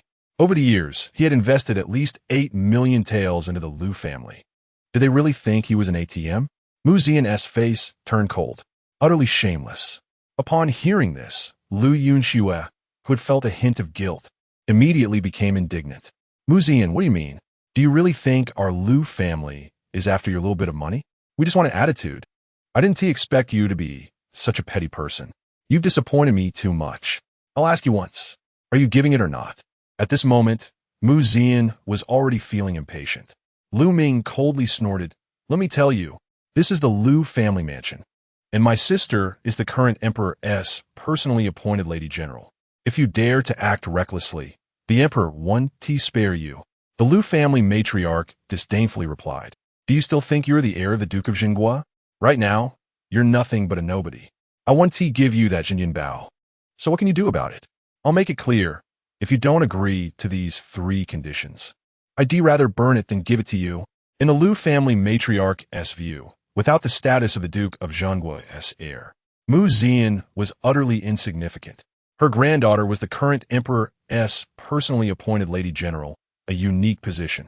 The future of the Dali dynasty would depend on her granddaughter, while Mu Zian, a fallen heir, posed no threat. Mu Zian clenched his fists. Since they couldn't understand reason, he would let his fist convey the answer. However, at that moment, hurried footsteps came from outside. In the next second, a sharp voice rang out, "The imperial edict has arrived." Upon hearing this, the entire Lu mansion erupted. The Lu family matriarch was especially excited, exclaiming, "It must be the emperor's reward. Shui, hurry and receive the edict. Look at how favored we are by the current emperor. In the future, our Lu family will be the foremost family in Dali. The Duke of Zhenghua's family should hurry and be swept into the garbage heap." Lu Yunxue was also somewhat confused at this moment. However, she didn't think too much about it. After all, the edict for her title had been delivered with great urgency. Today's sudden reward was also within reason. As the voice fell, a moment later, a eunuch dressed in a purple-red embroidered golden python robe, holding a shining imperial edict, walked in from outside. Behind him followed hundreds of armored imperial guards, the display unprecedented. Among these imperial guards, Mu Zian even spotted a familiar face, the imperial guard leader Shen Kongwu, whom he had previously sent flying with a punch. It had to be said that this guy had strong physical qualities. He could get out of bed and walk after just a day of lying down. Mu Zian thought to himself that such a perfect punching bag should be sought out for practice more often in the future. Seeing Mu Zian looking at him, Shen Kongwu felt a chill run down his spine and instinctively lowered his head. Lu Yunxue immediately knelt down and bowed, saying, "Your humble servant, Lady General Lu Yunxue, respectfully welcomes the imperial edict." The Lu family matriarch and Lu Ming quickly followed suit, kneeling on the ground. The smile on their faces was impossible to suppress, and Lu Ming was even thinking about how to humiliate Mu Zian after receiving the edict to vent his anger, just as everyone in the Lu family was eagerly anticipating. Yuna Chao walked directly past Lu Yunxue without even glancing at her and went straight to Mu Zian. "Oh my little ancestor, I finally found you. I searched your little courtyard all over. If it weren't for someone telling me you were here, I wouldn't know how to report back. Mu Zian's expression remained flat. Thank you, Yunxue. Yunxue hurriedly replied, I wouldn't dare. I wouldn't dare. In the future, I'll still need you to speak a few good words for our family in front of the emperor. Mu Zian and Yunxue chatted warmly, while the Lu family members felt uncomfortable, especially Lu Yunxue, whose face turned red from the embarrassment, not knowing whether to stand or kneel, feeling extremely awkward. Yunxue unfolded the imperial edict, and Mu Zian pretended to kneel. However, Yunxue quickly supported Mu Zian, then looked down at the kneeling Lu family members and said, His Majesty has said that today Mu Zian can stand and listen to this decree. As soon as these words were spoken, everyone was in an uproar. Grand Yunxue cleared his throat and began to speak. By the mandate of heaven, the emperor declares, I have heard that the way to govern the country lies in employing the capable and virtuous. The foundation of peace in the nation relies on loyal and capable assistants. Today, there is Mu Zian, the son of the Duke of Town, who is loyal and diligent in serving the country, working day and night without rest. His character is gentle and kind, which deeply comforts my heart. Therefore, I particularly appoint him to take charge of the powers of the Duke of Town again, to reopen the government office, and grant him 3,000 taels of gold, 100,000 taels of silver, and 1,000 bolts of silk. I hope you will diligently fulfill your duties, uphold a loyal and righteous heart, maintain integrity and virtue, enhance the national prestige of the Great Li, expand our territories, and not let me down in this heavy responsibility entrusted to you. Thus it is decreed. As Grand Yunxue's voice fell, the hall was silent. At this moment, all the members of the Lu family felt dazed. The only thought in their minds was one sentence. Lu family. Incredible. Chapter 9. The bestowal of the Duke of State, the soft-boned Lu family after reading the imperial edict. Yunxue smiled at Mu Zian and said, You can no longer be called Young Master Mu. You should now be addressed as Duke Mu. Congratulations. Mu Zian accepted the edict with a smile and replied, Yunxue is too polite. With that, Yunxue looked arrogantly at the kneeling members of the Lu family and coldly snorted. Some people have high aspirations but short-sightedness. Duke Mu should keep his eyes open and not let every stray cat and dog come to curry favor. Yunxue's words were like rubbing the Lu family's face in the dirt. Lu Yunxue felt extremely uncomfortable in her heart. If the Duke has no further matters, we will take our leave and return to the palace to report, Yunxue said, turning around and waving his hand, signaling the palace guards to withdraw immediately. Shen Kongwu stepped forward, cupping his hands in respect to Mu Zian, and softly said, That day, I underestimated Duke Mu. I will personally come to apologize to Duke Mu in the future, and I hope to have more discussions with you. With that, he walked past Lu Yunxue with his head held high, not even glancing at the Lu family members. After Yunxue left, the Lu family residents fell into a heavy silence. Zhao Dahu sneered at the Lu family matriarch and asked, Old dog, why aren't you barking now? You like to bully others, right? Try to act tough in front of our Duke today. The Lu family matriarch's face turned red from anger, but she did not dare to speak. With Mu Zian inheriting the title of Duke of State, he was now in existence above all in the entire Great Li. They, a mere Lu family, could not provoke him. Mu Zian remained calm and indifferently asked, Where is the item? Upon hearing this, the Lu family matriarch quickly stood up with a fawning expression and said, Duke Mu, I admit my voice was a bit loud earlier. Please don't take it to heart. It's just a bow, right? I'll bring it to you right away. Mu Zian crossed his arms and scanned the crowd with a playful expression, asking, Do I still need to pay 300,000 taels? Do I need to help you plead your case? Do I still need to assist your family in building the Marquis's residence? This series of questions made the Lu family matriarch break out in a cold sweat, and she hurriedly said, No, no, no. How can I trouble Duke Mu? Just consider my earlier words as a slip of the tongue. The arrogance she had shown earlier was now replaced by extreme humility. For such a lowly character, one cannot be kind. Previously, Mu Zian wished he could give all the good things in the world to the Lu residents, but in return, he received only their cold stares. Now that he had revealed his cards and was prepared to bully them, the Lu family's attitude had softened. Within a moment, the Lu family members brought the Zhun Tian bao to Mu Zian. The efficiency of this task had dramatically increased. As soon as Mu Zian held the bow, he sensed its extraordinary nature. The bow was pitch black, exuding an invisible aura of menace. Countless lives had been taken under this longbow. Yunxue looked on with a hint of disdain. This bow was indeed a top-notch weapon. However, it was impossible to draw it. Back then, Yunxue had called 5 of the top archers from the army, and they had barely managed to draw it for a month and a half. For someone like Mu Zian, who didn't have the strength to lift a chicken, this bow was merely a decoration, entirely useless for battle. However, before Yunxue could finish her thoughts, she saw Mu Zian grip the bow with one hand and pull the string with the other. In the next moment, to her astonishment, Mu Zian easily drew the Zhuntian bow into a perfect crescent. Yunxue stood in shock, feeling as if she were dreaming. With a resounding twang, Mu Zian released the string. The powerful sonic wave made Yunxue take 3 steps back. Even with just drawing the string, the force was incredibly strong. Mu Zian was very satisfied and then walked toward the door with Xiao Dao. As he passed by Yunxue, Mu Zian paused and said, "In these 3 years, your Lu family has used 5 million taels of silver for my Duke of Status residence. I am giving you 3 days to gather the money. If I do not see it in full at the Duke of State's residence in 3 days, then the Lu family will have no reason to continue existing." With that, Mu Zian's figure vanished from Yunxue's sight. At this moment, Yunxue felt as if she had just woken from a dream. Mu Zian's cold and emotionless voice made her realize he was not joking. This was absolutely too much. 5 million taels? Even selling the entire Lu family wouldn't cover that. Mu Zian was pushing them to their deaths. The Lu family matriarch sat down heavily on the ground, pounding her chest in despair.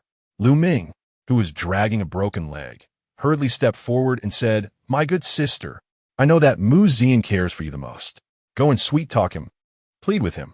How can we possibly gather 5 million taels?" The Lu family matriarch pointed at Yunxue and scolded, "What were you thinking? Why did you abandon a good husband from the Duke of State's residence to go find a stinking soldier? Look where that's led us. Our Lu family's future is all ruined because of you. How will I face our ancestors in the afterlife? I don't care about this matter because of you. The 5 million taels, not a single cent will come from the Lu family. You must take responsibility for the 5 million taels. And your brother S training. The martial examination is coming up. It cannot be delayed. You need to solve this matter quickly. If you can't, then don't call yourself a member of the Lu family." At this moment, Yunxue had no mind to think about others. Mu Zian's cold attitude had made her furious. Why? Clearly, she was the favored daughter of heaven. Why could he treat her like this? Yunxue felt as if she was about to explode from anger. In front of the Duke of State's residence, Mu Zian felt as if he were in another world. Memories flickered in his mind. With a creak, Zhao Yun stepped forward and pushed open the long-sealed door of the Duke of State's residence. Inside the courtyard, not a single weed could be seen. The beams were intricately carved, and the eaves were elegantly arched, as if the 3 years of abandonment had never happened. At that moment, a sound of horns came from the end of the street in front of the Duke of State's residence. In the next moment, a sound of synchronized footsteps grew closer. Accompanying, it was the clanking sound of armor. Mu Zian looked in the direction of the sound and saw a troop of soldiers in battle armor, wielding weapons, marching in unison under the setting sun. Their imposing presence was like a grand parade.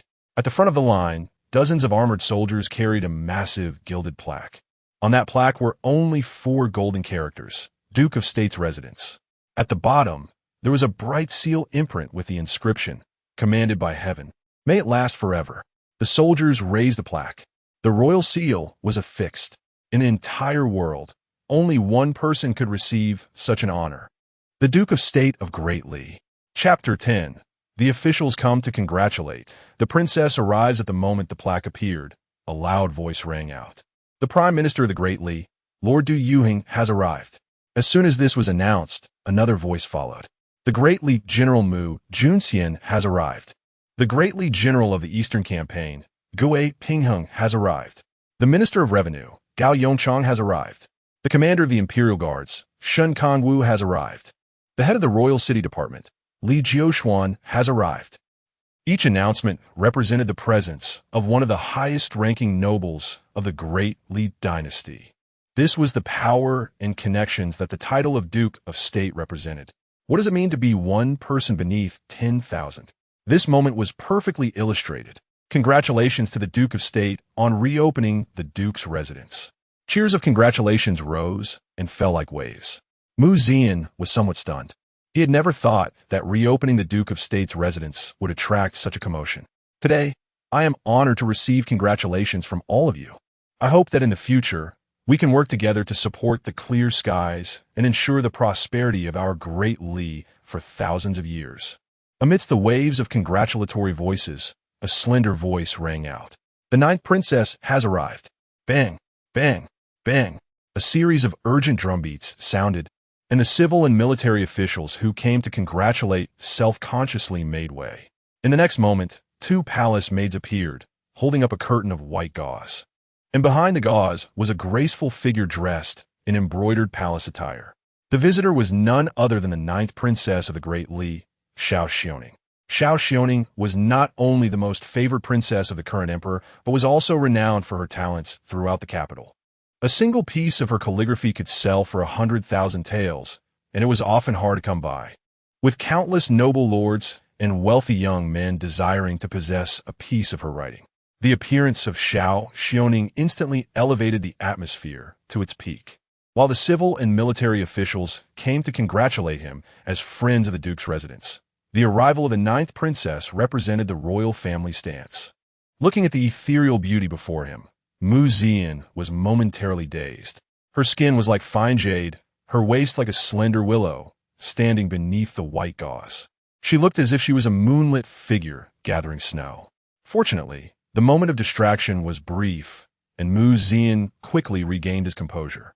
Your humble servant pays respects to Her Highness, the ninth princess. Beneath the gauze, Zhao Yun smiled in reply. Congratulations on the reopening of the Duke of State's residence. Today, I have come to offer my congratulations and bring a small gift for you to accept. Your Highness's arrival brings great honor to the Duke of State's residence.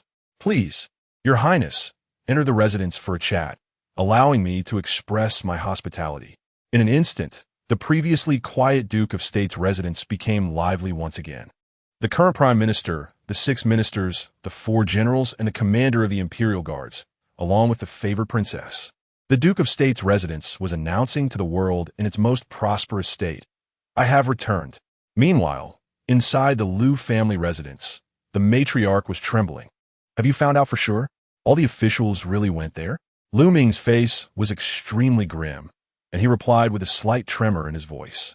Grandmother, not only that, but the current emperor's most beloved ninth princess, the prime minister, and the great general of the East have all gone. At this moment, Lu Ming felt his breath quickening, and cold sweat was continuously beating on his forehead. Any one of these people could crush the Liu family 100 times over with a mere gesture. Moreover, all these people had gathered at the Duke of State's residence today, making it even more crowded than a court assembly. This was an immensely powerful force. At this moment, a single phrase echoed in Lu Ming's mind. If you do not enter the officialdom, you see me as a frog in a well looking at the moon. If you enter the officialdom, you see me as a mayfly in the open sky. This was how Lu Ming felt at this moment. The Liu matriarch was feeling extremely agitated. Such a glorious scene should have included the Liu family as well. Yet now they could only huddle in this small residence like a family of stray dogs. The disparity was simply overwhelming. Where's Liu Yunxue? Where is she? Get her to see me. The Liu matriarch shouted angrily as she pounded the table. Moments later, a tired-looking Liu Yunxue appeared before her grandmother. Seeing her grandmother's furious expression, Liu Yunxue felt somewhat confused. What happened, grandmother? Seeing this, Lu Ming spoke with irritation. Sister, do you know that Zian has reopened the Duke of State's residence? Upon hearing this, Liu Yunxue was unconcerned. So what if he reopened it? As soon as she finished speaking, the Liu matriarch's voice suddenly rose a few notches. Do you know how glorious the Duke of State's residence is today? The current prime minister, the great general, the 6 ministers, and even the 9th princess herself went to offer their congratulations. Liu Yunxue was somewhat shocked at first, but her expression quickly returned to normal. It's just some social niceties. Grandmother, why take it so seriously? Right now, Mu Zian is just a spoiled rich kid. Even if he inherits the Duke of State's residence, what can he do? As the saying goes, to wear the crown, one must bear its weight. How can a useless person like Mu Zian maintain such a massive estate? Does grandmother really think those officials are sincerely congratulating him? They're just there to watch the show. The more he flaunts himself today, the more embarrassing it will be for him in the future. Moreover, his ostentation today, with all the officials going to congratulate him, is no different from forming cliques for personal gain. Does grandmother think the current emperor is blind to this? Mu Zian is already on a path to self-destruction. Our Lu family is better off cutting ties with him quickly. Otherwise, if the emperor pursues the matter, we might also find it hard to escape blame. Upon hearing this, the Lu matriarch's furrowed brow relaxed significantly. Lu Yunxue continued, grandmother need not worry. Let him have his moment of glory today. What does it matter? When the victory banquet is held tomorrow night, not only the current civil and military officials will attend, but even the emperor will personally come. At that time, our Lu family will surely step into the ranks of the top families in the capital. With the merits of me and Pei Lang, we will definitely have our place in the court in the future. The Duke of State is merely a thing of the past. Only Pei Lang and I are the future backbone of the court, and the emperor must think so too. The Lu matriarch couldn't help but feel excited upon hearing this, grabbing Lu Yunxue's hand. Oh, my dear Schwerer is so promising. That Mu Zian is merely a useless son of privilege. How could he be worthy of a self-reliant woman like you? Lu Ming, who was watching from the side, felt that something was off, and an ominous feeling surged in his heart. As the moon rose above the willow treetops, the Duke of State's residence was silent. An oil lamp flickered on and off, although the reopening of the Duke of State's residence seemed lively and splendid. Mu Zian knew that the reason these civil and military officials came was because of his father, Mu Zhening's name, not his own. In their eyes, he was still that spoiled rich kid who knew nothing but love and romance. Thus, to revitalize the Duke of State's residence, Mu Zian had to achieve some accomplishments. Relying on others would lead to their downfall. Only oneself is the most reliable. With this thought, his next goal became clear: military merit. Although the Great Li seemed peaceful on the surface, in reality, there were crises lurking everywhere. Internally, powerful families were vying for power, and rebellions in various places had never ceased. Externally, the barbaric Xiongnu were eyeing them covetously. There were constant skirmishes on the borders with neighboring countries, and any slight misstep could lead to war. However, for Mu Zian, this crisis was filled with countless opportunities. Just then, the candlelight in front of him suddenly flickered violently. Outside, the wind howled, and the sound of leaves rustling was heard. Mu Zian narrowed his eyes slightly and murmured, on a moonless night, a night for murder, a night for arson. Since they have come, why hide and seek? Chapter 11. The 7 Burials of Shura. Instant kill in an instant. Mu Zian rolled over and dodged past the oil lamp. The next moment, several arrows shot in from outside the window. Whoosh, whoosh, whoosh.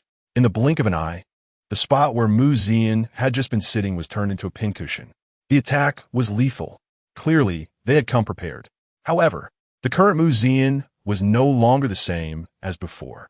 Taking advantage of his rolling momentum, he reached for the thunder bow hanging on the wall. With a swift motion, he drew an arrow that was pinned to the wall, turned around, knocked the bow, pulled the string, and released the arrow. All in the blink of an eye, the arrow pierced through the small hole in the window, without missing by even a fraction. The next moment, a sound of breaking air was heard under the bright moonlight, followed by a sudden scream. A perfect shot. The arrow did not miss. Mu Zian took 2 steps forward, gripping the Fong Tianhua halberd, then unleashed all his strength and struck forward. In an instant, the wooden door blocking Mu Zian was blasted apart. Outside the house, 7 dark figures landed in the courtyard. To be precise, there were 6 figures, as one person had been nailed to the stone wall. Under the cold moonlight, these 6 figures were all dressed in black night attire, with only their eyes, filled with murderous intent, exposed. As a gust of wind blew, the dust settled. Mu Zian stepped out, holding the Fong Tianhua halberd, his expression calm as still water. The leader of the black-clad men was shocked to see Mu Zian and scathed. The little duke has hidden himself well. We thought this deal was a profit for our 6 burials hall, but it seems the information was wrong. We need to charge more. Despite saying this, the leader's tone was not one of disappointment. Rather, it was playful and even slightly excited. But whether strong or weak, your only fate today is death. To make our Shura burial, send 7 people to deal with you. The duke's residence has not suffered a loss. Before the leader could finish speaking, Mu Zian snorted coldly. Enough with the delays. The next moment, Mu Zian suddenly threw the Fong Tianhua halberd at him. The leader of the black-clad men never expected Mu Zian's strike to be so decisive. By the time he reacted, the halberd was already in front of him, and trying to dodge was akin to dreaming. At the critical moment, the leader drew his horizontal blade from his waist to block in front of his chest. Thinking to himself, I blocked it. However, the next moment, the Fong Tianhua halberd, with overwhelming force, shattered the horizontal blade in his hand. The leader felt a numbness in his hands, and the next moment, a sharp pain shot through his arms. Then, the halberd pierced through his body as easily as stabbing tofu. Without the chance to react, Mu Zian was already in front of him. His cold gaze, devoid of any emotion, made even a killer like him feel a twinge of fear. Mu Zian pressed down on the Fong Tianhua halberd, pinning the black-clad leader firmly to the ground. Then he raised his foot and stomped down hard. With a bang, the leader's head exploded like a watermelon. Blood splattered everywhere. Throwing the halberd and killing in one go, there was no hesitation whatsoever. The other 5 men did not even come close. Their boss had just been stomped to death by Mu Zian.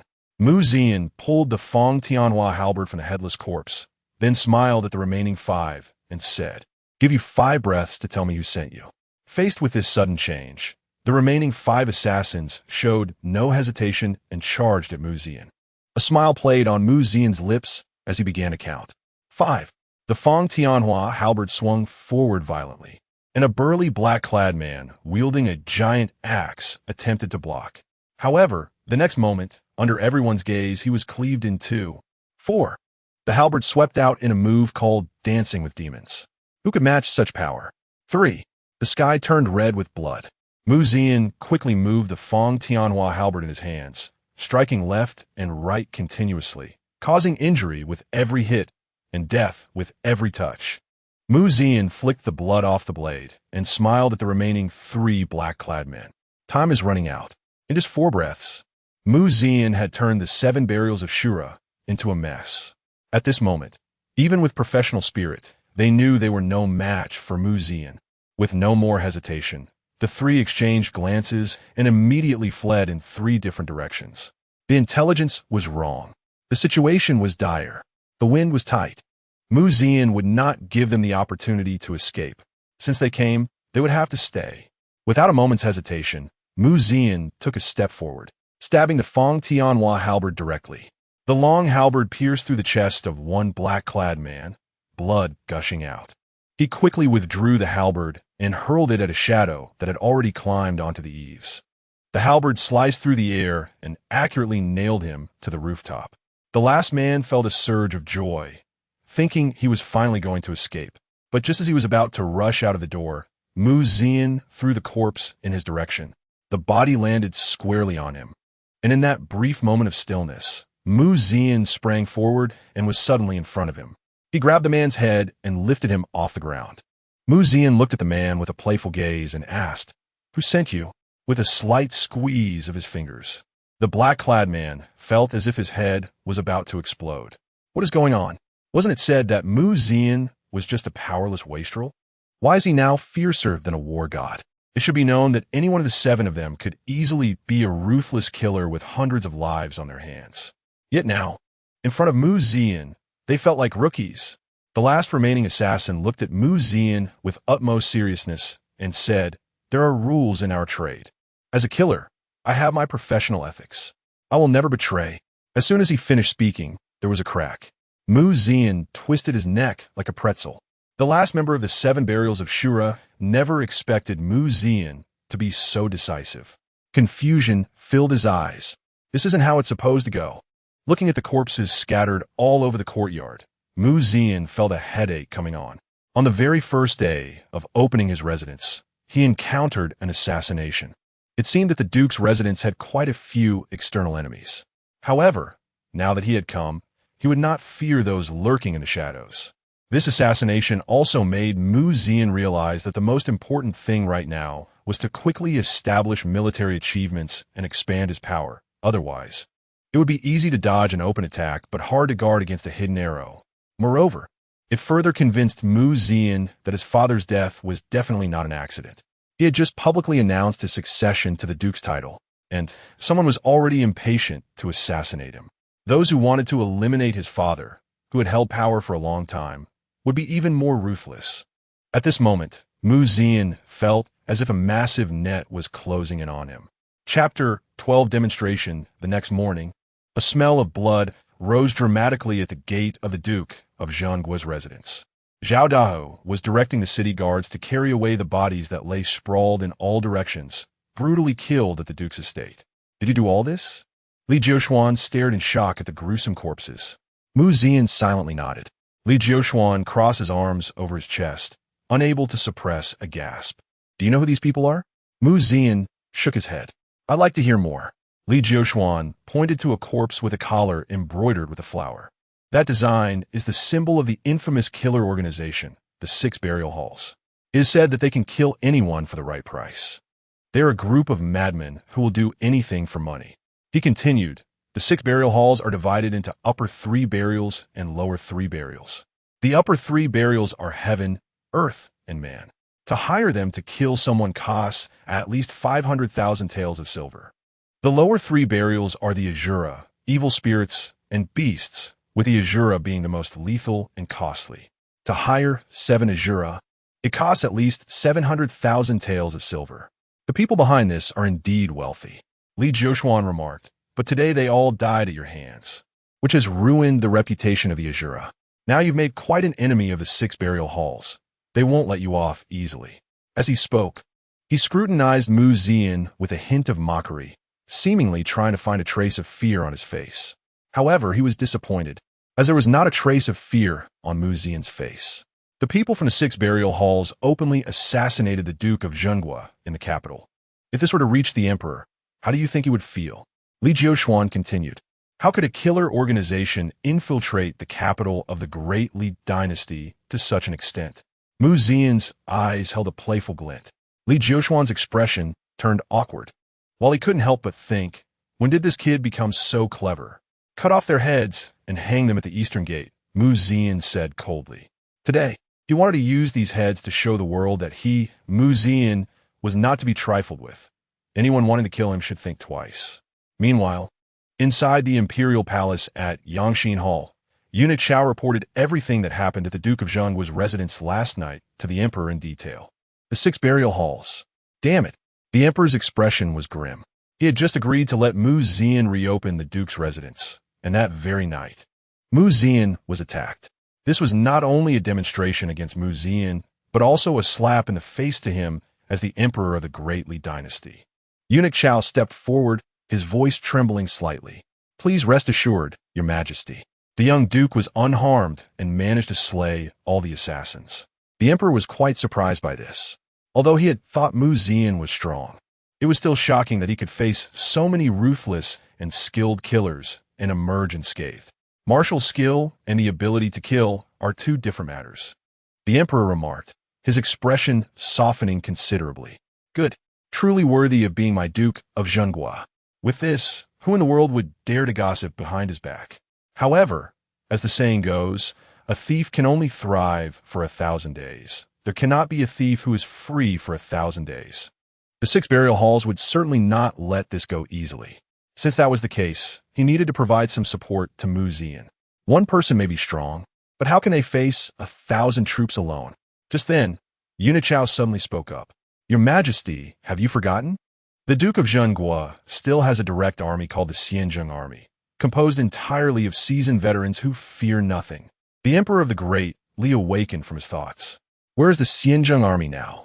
Reporting to Your Majesty, it is currently under the command of the female Marquis, Lu Yunxue. Upon hearing the name, Lu Yunxue, The emperor let out a cold snort. A heartless and ungrateful person like her should not command the Xianjing army. Bring the tiger talisman of the Xianjing army back and return it to Mu Zian. It would be a way to return things to their rightful owner. I will obey. Meanwhile, the news of Mu Zian's counterattack against the 6 burial halls spread rapidly through the capital. Yunxue was in disbelief. How is this possible? He has never practiced martial arts. How could he possibly counterkill 7 top assassins from the martial world? In her impression, Mu Zian had always seemed powerless, just buzzing around her like a fly, which was quite annoying. But at that moment, the reality before her forced her to believe. The heads of those 7 assassins were now hanging at the eastern gate of the capital. No one could fake that. I told you long ago that Mu Zian was deceiving you, but you wouldn't believe it. Now that the facts are laid out before you, do you believe it? If it weren't for your reckless stubbornness, the Duke of Jingguo would now be my brother-in-law. What a glorious position that would be, Lu Ming said, filled with frustration. The matriarch of the Lu family sighed deeply. My Lu family could have soared to great heights with this opportunity, and now you've ruined it all.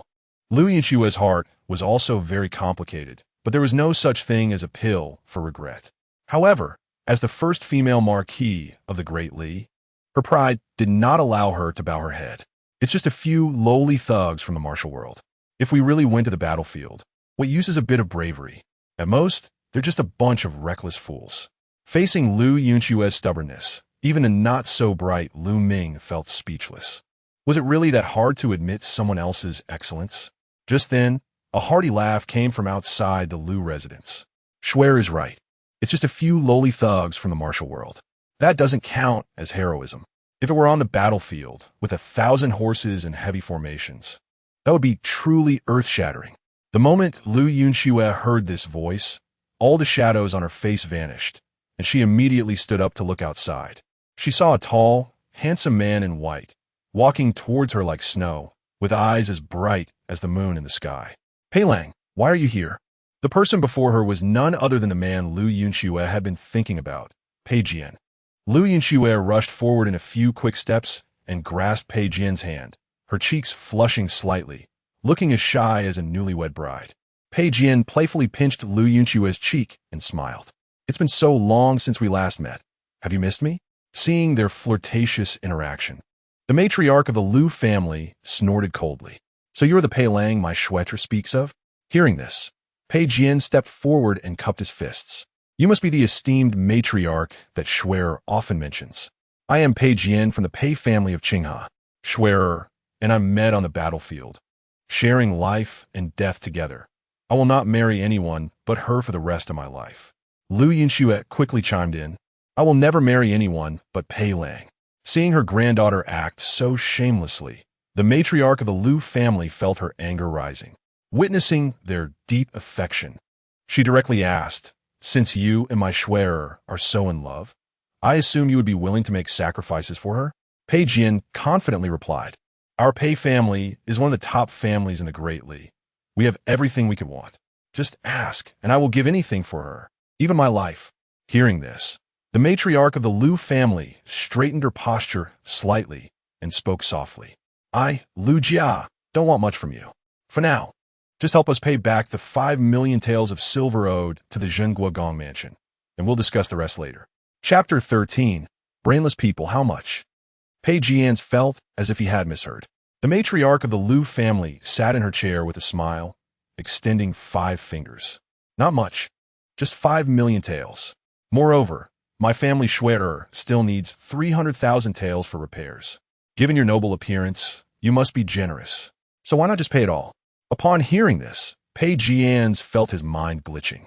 If he could come up with 5 million taels, would he need to fight for a future in the army?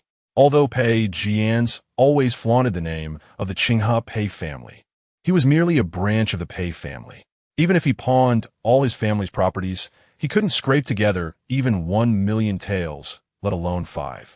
Seeing the embarrassment and shock on Pei Jian's face, the matriarch of the Lu family disdainfully said, I thought you were the son of a wealthy family.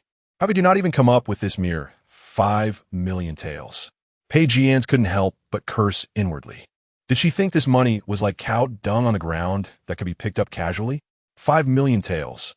Not to mention, he was just a branch of the Pei family. Even if he were from the main family, it would take a toll to gather that much money. Noticing her beloved looking awkward, Yunxue quickly stepped forward to defend him. Grandmother, this amount is too large. Please give us some time. What if it's 3 days? I don't believe that Zian can be so heartless. Hearing this, Pei Jian's also felt a bit embarrassed. Realizing the atmosphere was becoming awkward, he suddenly had a flash of inspiration and asked, "May I ask, Grandmother, how has this 5 million taels been spent?" The matriarch of the Lu family, feeling somewhat dissatisfied with Pei Jian's, replied in an indifferent tone, "Naturally, it has all been supplemented by Zian over the years. Yunxue has been away at war for 3 years. In such a large Lu family, how could we not need money?" Pei Jian's was left speechless once again. What kind of extravagant lifestyle could consume 5 million taels in just 3 years?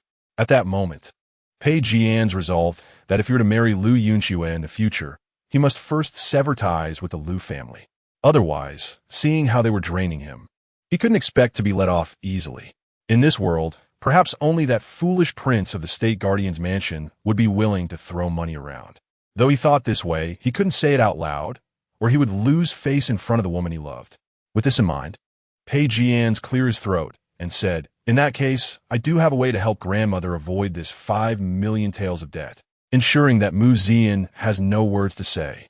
As soon as he said this, everyone became interested, and Yunxue excitedly said, "I knew Pei Lang had a mind full of strategies, unlike that good-for-nothing Zian." Pei Jian's felt quite pleased with Yunxue's praise and confidently continued. As the saying goes, taking without informing is considered theft, but since Zian is voluntarily supplementing, then this money naturally cannot be attributed to the Lu family. Upon hearing this, the matriarch of the Lu family felt a wave of speechlessness. She had thought he would propose some earth-shattering strategy, but it turned out to be this? Did he really mean to suggest they become deadbeats? In the past, being a deadbeat might have worked, but times have changed. Zian now held a high position as the state guardian. Being a deadbeat was not so easy. Pei Jian's deliberately paused, but unfortunately, he didn't receive the praise he had imagined. Instead, everyone looked at him like he was a fool. Pei Jian's felt a bit awkward and quickly tried to salvage the situation. "Tonight is a celebration banquet for Yunxue and me. I believe His Majesty will attend as well. Yunxue has endured so much hardship and achieved so much in the past 3 years, while Zian is just a good-for-nothing in the capital, contributing nothing to the country. As long as we both explain the situation to His Majesty at the banquet, His Majesty will surely directly waive this mere 5 million debt." With His Majesty's words, even Zian, as the state guardian, would not dare to refute. This way, they would not only reduce the debt owed by Grandmother, but also take this opportunity to dampen Zian's arrogance. He shouldn't think that just because he became the state guardian, he could act arrogantly. In the future, the backbone of this country would still be us. Upon hearing this, the matriarch of the Lu family felt an unnamed anger rising. After all this talking, the underlying message was still 2 words: no money. She remembered that back then. No matter what she wanted, even if it was expensive, Zian would help her buy it. Now, this person in front of her seemed dignified, but only spoke empty words. Truly, comparing people makes one die. Comparing goods makes one throw them away. However, Pei Jian's did not feel the strange atmosphere at all and continued to speak confidently. Even if Zian inherits the title of state guardian, what of it? The vast lands of Dali still depend on us to defend. He is at most just a leisurely good-for-nothing, ultimately a bird in a cage, a fish in a jar. Not worth worrying about. Yunxue sighed inwardly upon hearing this. If only things were as Pei Jian said. Thinking of the cold look Zian had given her before, she knew that 5 million taels would likely not be so easily forgiven. However, there were no other options now. If it were 200,000 or 300,000 taels, she might still be able to gather that, but 5 million taels was simply impossible. Pei Jian's words were indeed a desperate measure. With this thought, Yunxue spoke up. "But Zian's name is not on the guest list for tonight's celebration banquet." Pei Jian's displayed a knowing expression and smiled. "That's simple. We can send him an invitation. As the current state guardian and head of the military officials, How could he not attend such a celebration banquet? As long as he shows up with our contributions, can we not handle a good-for-nothing? Yunxue nodded, tacitly agreeing with Pei Jian's plan. Even if they couldn't eliminate all the debts, having less would still be better. More importantly, it would show the world the strong love between her and her Pei Lang. With this thought, the two moved quickly. In no time, an invitation had been sent to the State Guardian's mansion. Looking at the invitation on the table, Li Jiuxuan couldn't help but frown. What is that side branch of the Pei family trying to do? Want to show off in front of you? Who gave him the guts? Do you need me to help you refuse? Zian's expression remained calm, although he didn't know what scheme these two were plotting. He could easily guess they were up to no good. Just as Zian was pondering, the system's voice arrived as expected. Ding dong. Congratulations, host, for triggering a choice. Choice 1. Refuse to attend the celebration banquet, responding to changes with an action. Reward. 10 luxury shops in the capital, 1,000 acres of good farmland. Choice 2. Agree to attend the celebration banquet, uncover the truth, and slap Yunxue in the face. Reward. 1 pound of chili seeds. Please make your choice. Chapter 14. Riding into the palace. Looking down on all for Zian, money was abundant, but the chili seeds were truly a rare treasure. Although the Great Li dynasty had begun to cook with oil, the spicy flavor still relied on the pungency of cloves. For someone like Zian, who could not live without spice in later generations, life now was simply torture. However, if he had chili peppers, it would be an entirely different story. At this moment, Zian seemed to envision hot pot, spicy blood stew, and spicy chicken beckoning to him. Li Jiuxuan looked at the obsessed expression on Zian's face, somewhat puzzled. He cleared his throat, bringing Zian back from his daydream. After swallowing, Zian picked up the invitation on the table and smiled. We must go. I want to see what these two dog lovers are up to. Ding dong. Congratulations to the host for making a decision. The reward has been issued. Please check it. Seeing this, Li Jiuxuan sighed helplessly. He knew Zian had made up his mind to sever ties with Yunxue. However, she was a woman he had loved for decades. To cut such ties so cleanly was not easy. If he saw Yunxue being affectionate with that side branch of the Pei family, it would surely hurt his heart too. With this thought, Li Jiuxuan solemnly patted Zian's shoulder and said, Good brother, go ahead. I will always be behind you. Upon hearing this, Zian felt a chill run down his spine. Damn, this Li Jiuxuan, with his thick eyebrows and big eyes, doesn't he have any bad habits, does he? After all, Li Jiuxuan was already in his 20s, which in the later generations would still be considered young. But in a feudal dynasty, men could marry at 14. So being a single man in his 20s like Li Jiuxuan was definitely considered a leftover man. Zian had reasons for his long-standing affection for Yunxue. But what was Li Jiuxuan's excuse for not getting married? Was he really interested in his buddy's body? After all, there were quite a few in the Great Li who favored men. If Li Jiuxuan knew what Zian was thinking, he would probably break down. In the Yangxin Hall, the Emperor of the Great Li was currently reviewing memorials. Eunuch Chao approached quietly and said, Your Majesty, tonight's celebration banquet has been arranged. I just received news that Yunxue and Pei Jianji have also sent an invitation to Zian. Upon hearing this, the emperor slowly closed the memorial in his hand. His eyes filled with amusement as he asked, Did he agree? Your Majesty truly has foresight. The Duke indeed agreed. Eunuch Chao replied. The emperor laughed heartily. It seems tonight's banquet will be lively. Go tell Xiao Jiu to attend on my behalf. It will be as if I am there in person. Also, make sure to give the military token to Zian without fail. Eunuch Chao smiled knowingly. As you command. After speaking, he slowly exited the Yangxin Hall. A smile curved at the corners of the emperor's mouth. He was also curious about what surprise Zian would bring him tonight. As night fell, within the Liu family residence, Yunxue donned splendid attire, her long hair tied back casually in a ponytail. Setting aside her character, Yunxue indeed had her reasons to be proud. Among the capable women of the Great Li dynasty, she was the most beautiful, and, among the most beautiful women, she was also the most capable. Clap, clap, clap. A round of applause sounded from outside the door. Yunxue turned her head and saw Pei Jianji approaching in elegant blue attire. Schwerer, your beauty is stunning no matter how many times I see it. Pei Jianji said with admiration. Hearing his praise, Lu Yunxue's cheeks flushed slightly. It's getting late. We should hurry to the palace, Lu Yunxue suggested. No worries. The Pei family's carriage is waiting at the door. We can travel freely within the capital, Pei Jianji replied confidently. That's wonderful, Lu Yunxue said. Under the night sky, the Duke of the State's residence was bustling.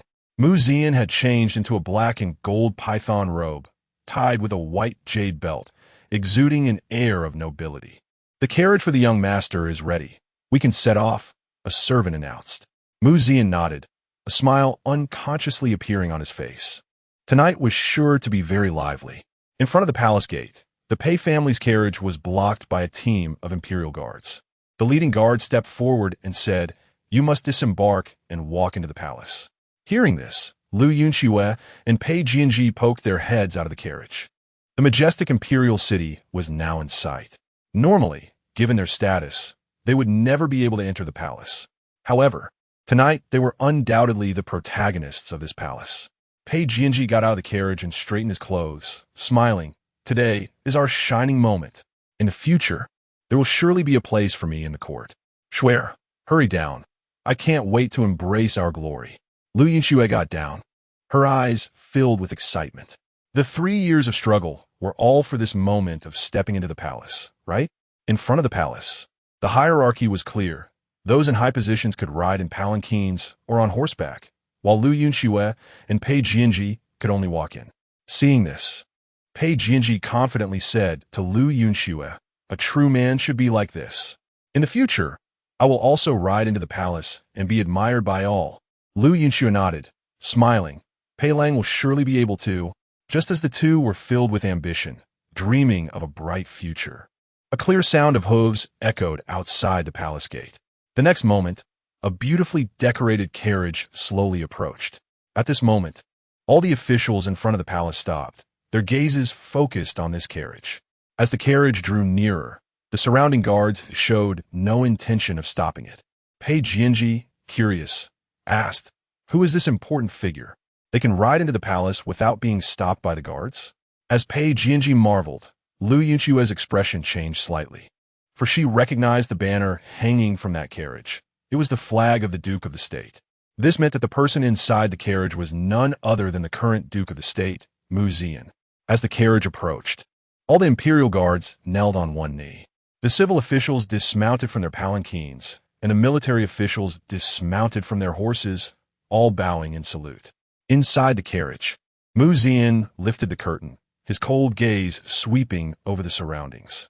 His outfit, embroidered with golden python patterns, was strikingly eye-catching. Just a glance exuded an overwhelming sense of pressure.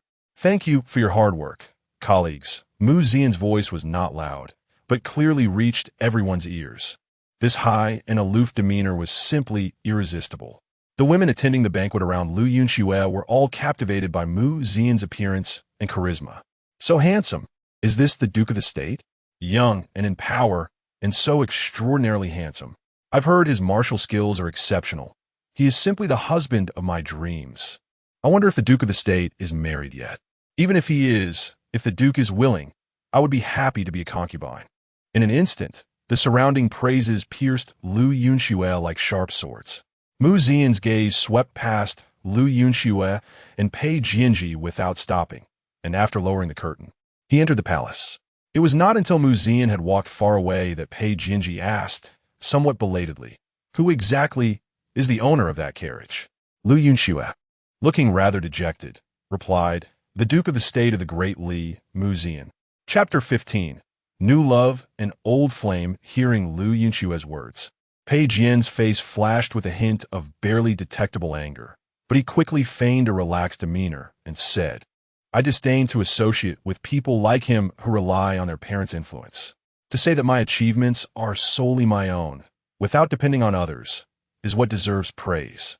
Xue, just wait and see. Pei Jian, will definitely trample him underfoot. Tonight is our stage, and we absolutely cannot let him steal the spotlight." After saying this, the two walked side by side into the palace. Inside the palace, music and ceremonial sounds filled the air as officials from various regions arrived in droves. The civil and military officials were seated on either side, chatting and laughing as if they were longtime friends, as if the backstabbing and factional struggles had never occurred. Everyone was in high spirits and enjoying themselves. The celebration banquet was held in the Zhengde Hall. Countless women dressed in splendid palace attire busily moved about the hall, and Mu Zian curiously surveyed the surroundings. Many women at the banquet threw flirtatious glances at Mu Zian through thin veils. After all, tonight, Mu Zian truly deserved the phrase. A gentleman as exquisite as jade, unmatched in the world. However, some officials were whispering to each other at this moment. They were surprised to see the Duke of Jinghua present tonight. It was said that he was invited by the heroine Marquis and Pei Jian, and that there would be a good show to watch tonight.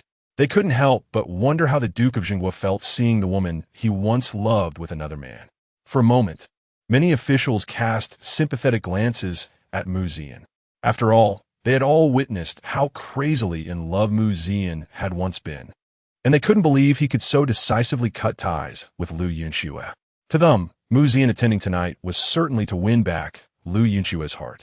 Sitting quietly and drinking, Mu Zian's mind was far from the festivities. His sharp gaze swept across the seats before him. Among these officials, there were certainly those who wished to harm him.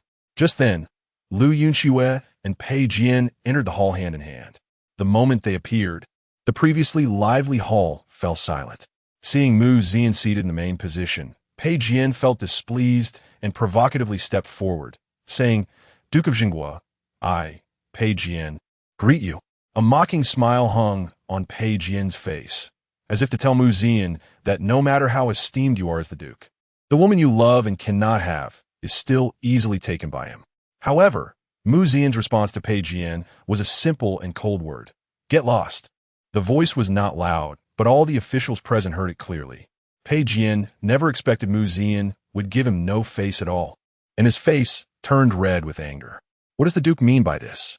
Have I offended you in some way? Holding his wine cup, Mu Zian looked Pei Jian up and down, then coldly said, "Good dogs don't block the way." Hearing this, Lu Yunxue couldn't help but frown. "Mu Zian, this is a palace banquet. How can you be so rude?" Mu Zian disdainfully looked at the two before him and said, "I'm used to being rude. What will you do about it?"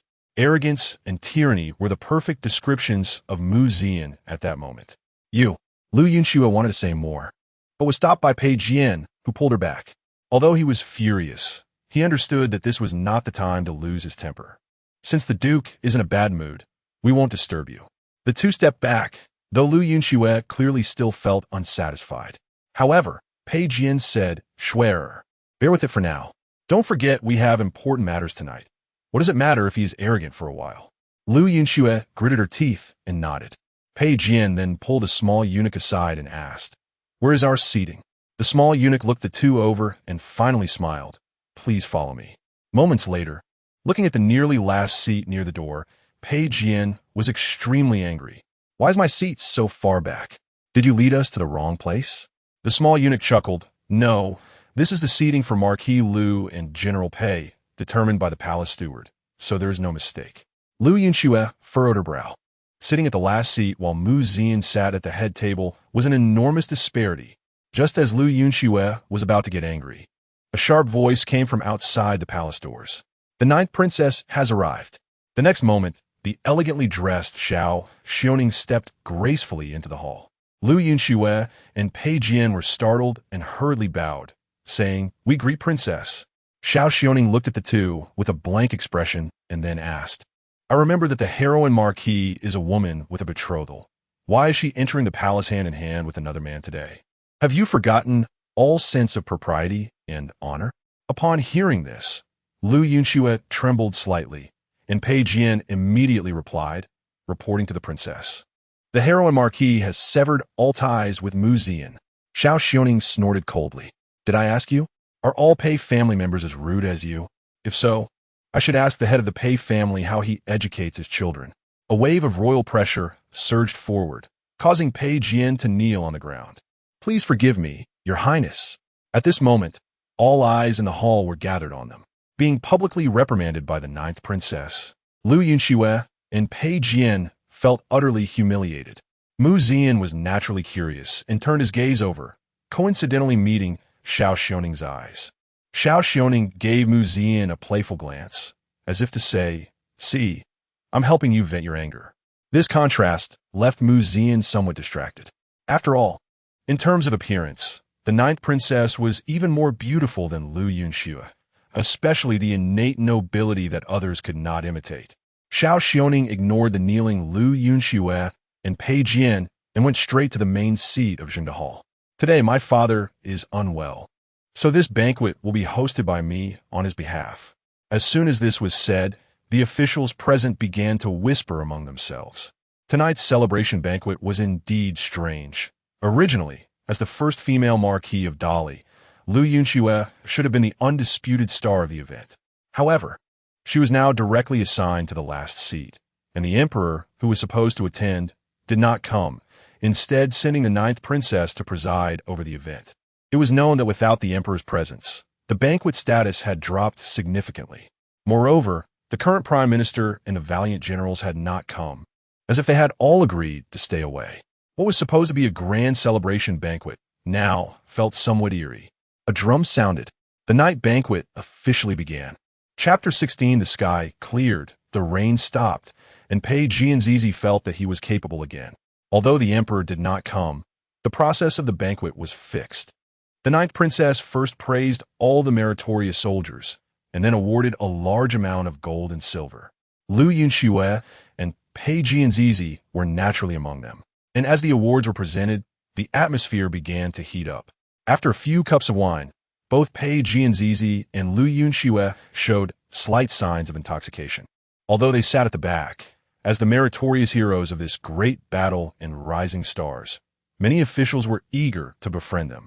Praises abounded, and it was said that the sky had cleared and the rain had stopped. Pei Jianzizi felt that he was capable again. Just as the atmosphere was heating up, Pei Jianzizi suddenly stepped forward and addressed Zhao Yun at the main seat. "The atmosphere of the banquet is just right today. Recently, I have heard that Duke Zhengguo's martial arts are unparalleled, so today I dare to ask Duke Zhengguo for some guidance, and let it serve as entertainment for everyone. I wonder what Duke Zhengguo thinks." At this moment, everyone present perked up. Although there were rumors during the day that Mu Zian single-handedly killed 7 top masters from the 6th burial hall, no one had seen it with their own eyes, and its authenticity was yet to be verified. Zhao Yun's gaze fell on Mu Zian, who was drinking. What does Duke Zhengguo think? At that moment, a prompt sounded in Mu Zian's mind. Ding! Congratulations to the host for triggering a choice. Choice 1.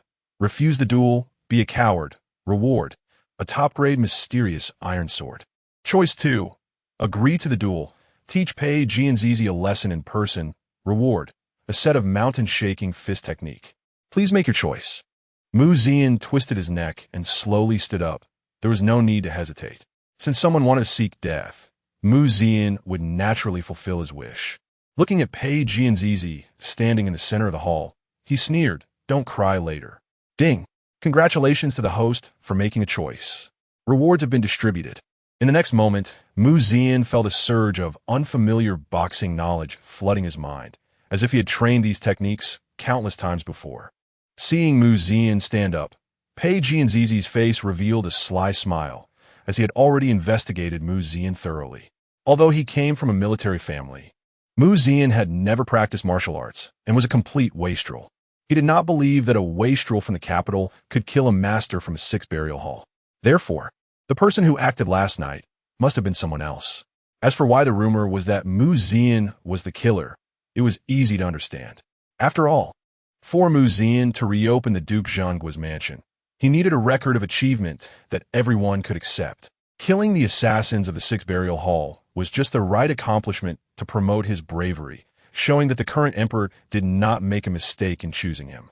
Because of this, Pei Jianzizi was fully confident that he could defeat Mu Zian. Thinking of Mu Zian's desperate expression later, Pei Jianzizi felt his body tremble with excitement. How exhilarating it would be to step on the esteemed Duke Zhengguo. Sitting among the crowd, Shen Kongwu cast a sympathetic glance at Pei Jianzizi, who was still grinning foolishly.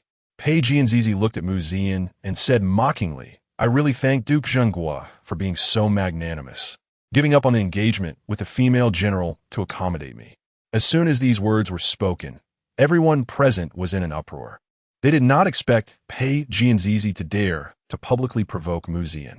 However, Mu Zian smiled slightly, shrugged, and said, "It's just a broken shoe."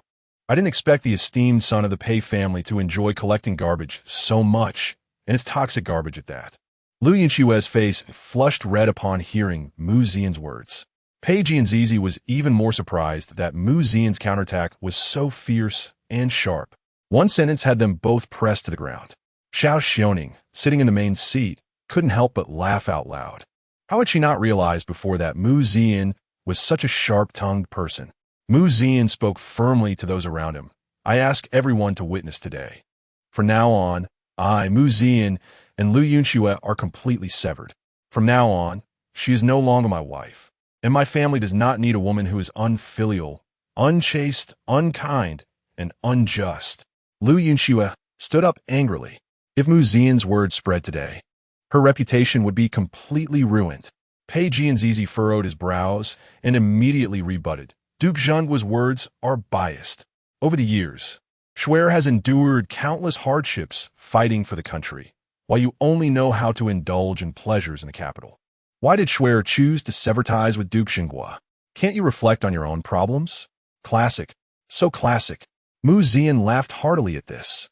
His laughter carried 3 parts arrogance and 7 parts disdain as he asked, "Then let me ask you, you were born as a branch of the Pei family, inherently lower than the main family. Shouldn't you reflect on your own problems? Why should you fight on the battlefield and risk your life for your future, while others from the Pei family can directly enter the government?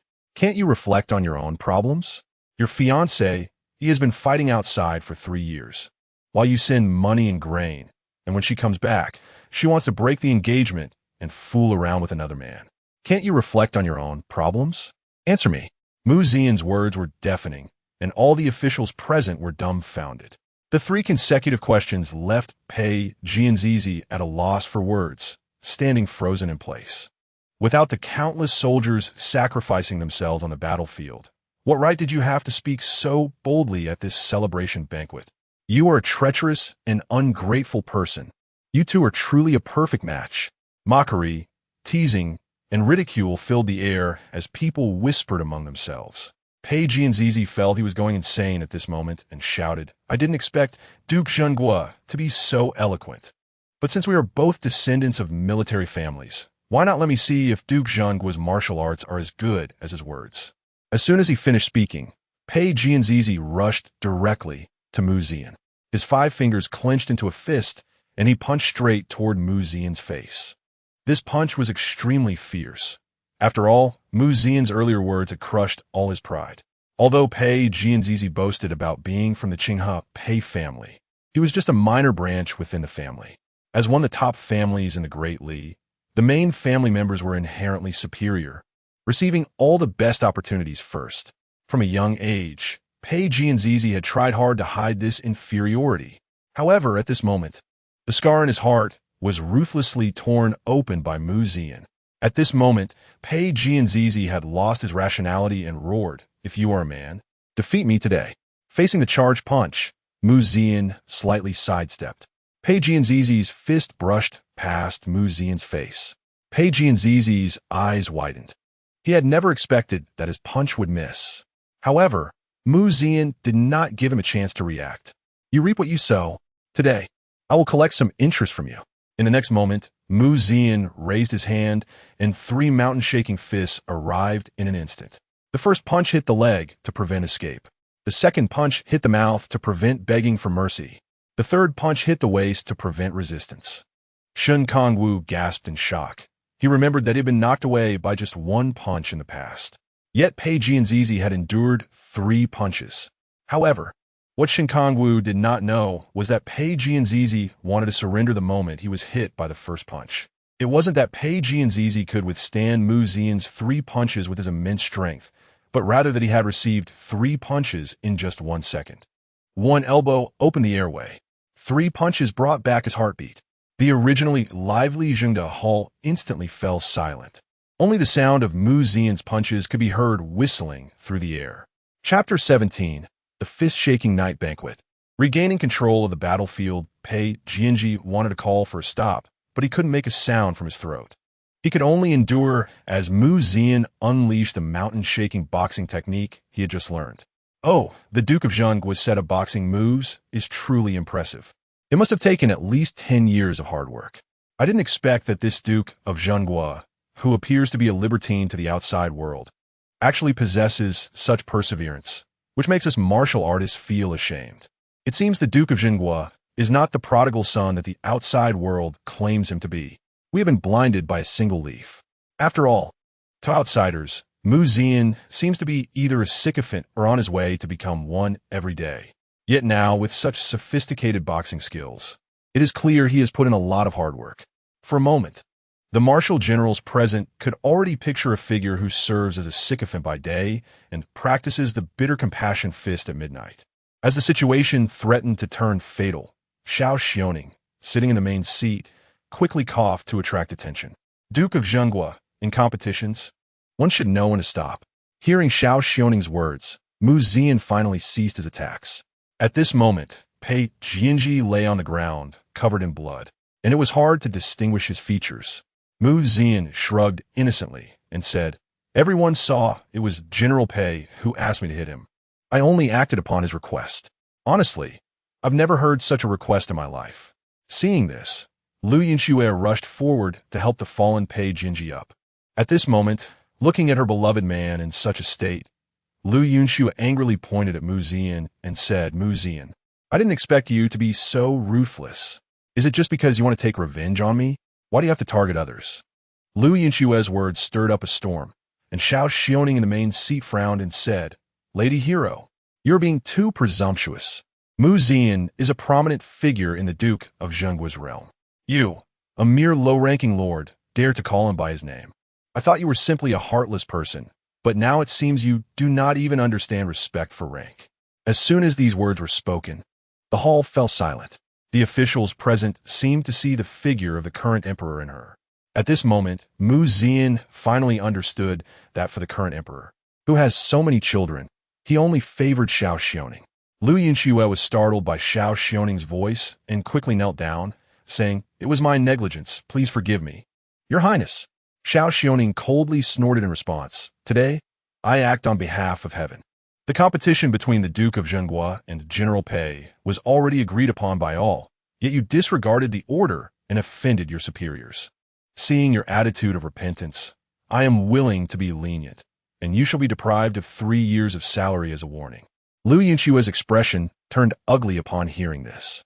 Unlike other noble families in the capital, she did not have shops or lands. Currently, the entire Liu family relied solely on Yunxue's salary for living, and being fined for 3 years would only worsen the already poor situation. "I thank Her Highness the 9th Princess for your mercy," Yunxue said as she took her seat again, but her expression grew increasingly grim. "Why does it feel like everything has been going wrong these days? First, the Lady Hero's residence is out of funds and halted work. Then my elder brother was expelled from his teacher's sect, and when I personally went to visit, I was turned away. Now, not only was I seated at the end of the banquet, but I was also reprimanded by the 9th Princess in front of all the civil and military officials. My luck has truly hit rock bottom." As she pondered, Yunxue's gaze fell upon Mu Zian, who was seated in the main position, wearing a black and gold python robe. Yunxue suddenly realized that her bad luck seemed to have begun the moment she severed ties with Mu Zian. Could it be that her previous good fortune was because of Mu Zian? The moment this thought arose, Yunxue immediately suppressed it. "Impossible. This is absolutely impossible. The position I have achieved now is through my own efforts, and Mu Zian is merely a libertine from the capital, who has not helped me at all. I have walked this path alone, striving to reach the summit. I am a model for women everywhere, the first female Lord of Dali. Yes, everything I have achieved has been fought for by myself." At this moment, Mu Zian sat in his position, drinking wine and brazenly sizing up Zhao Yun in the main seat, completely ignoring Yunxue, who was watching him with strange eyes from the corner. As for Yunxue's internal struggles and contradictions, Mu Zian had no interest in them whatsoever. Meanwhile, Pei Jianji, who had regained his composure, was on the verge of a breakdown. If anger could kill, Mu Zian would have died hundreds of times by now. In this competition, Pei Jianji had become the laughingstock of everyone. Mu Zian was truly too treacherous. His boxing skills are the strongest I have ever seen. Yet the outside world had never revealed any information. If it weren't for my underestimating him today, how could he have found an opening? Now, Pei Jianji was left stubbornly holding onto his pride. Seeing this, Yunxue also felt a bit sympathetic and said, "It's all right. You are a general commanding thousands of troops. Your talent lies in leading armies into battle, unlike those who only rely on brute strength. If it comes to the battlefield, when two armies confront each other, Mu Zian would definitely not be your opponent." It must be said that Yunxue's emotional support was spot on. Pei Jianji instantly felt invigorated. That's right. No matter how strong Mu Zian is, he is ultimately just a brute. We are the talented generals, and the battlefield is our domain. Although Mu Zian is the Duke of Zhengguo, he has no military power. A general without military power is no different from a toothless tiger. He is ultimately just a nominal title. The emperor's reinstatement of him as Duke of Zhengguo is merely to silence the voices of the world. It is not to be feared. The two exchanged words, reigniting their hope. However, at that moment, Zhao Yun suddenly stood up. "Today, I have an announcement to make on behalf of my father, the emperor, by imperial decree." Upon hearing it was the emperor's decree, everyone present knelt down. Zhao Yun announced loudly, "Today, the Duke of Zhengguo displayed unparalleled courage, vanquishing the 6 grave robbers, and has their heads hung at the east gate, preserving the grandeur of the Mu family and raising the prestige of our Dali state. Therefore, from today onward, he shall command the Xianjin camp, reporting to the state and ensuring peace for the people." As Zhao Yun's voice fell, a eunuch hurried in from outside, holding a wooden tray. On that tray lay a black tiger talisman, intricately engraved with inscriptions. Mu Zian did not expect that this visit would not only relieve his anger, but also bring unexpected rewards. In stark contrast to Mu Zian's surprise was Yunxue's shock and despair.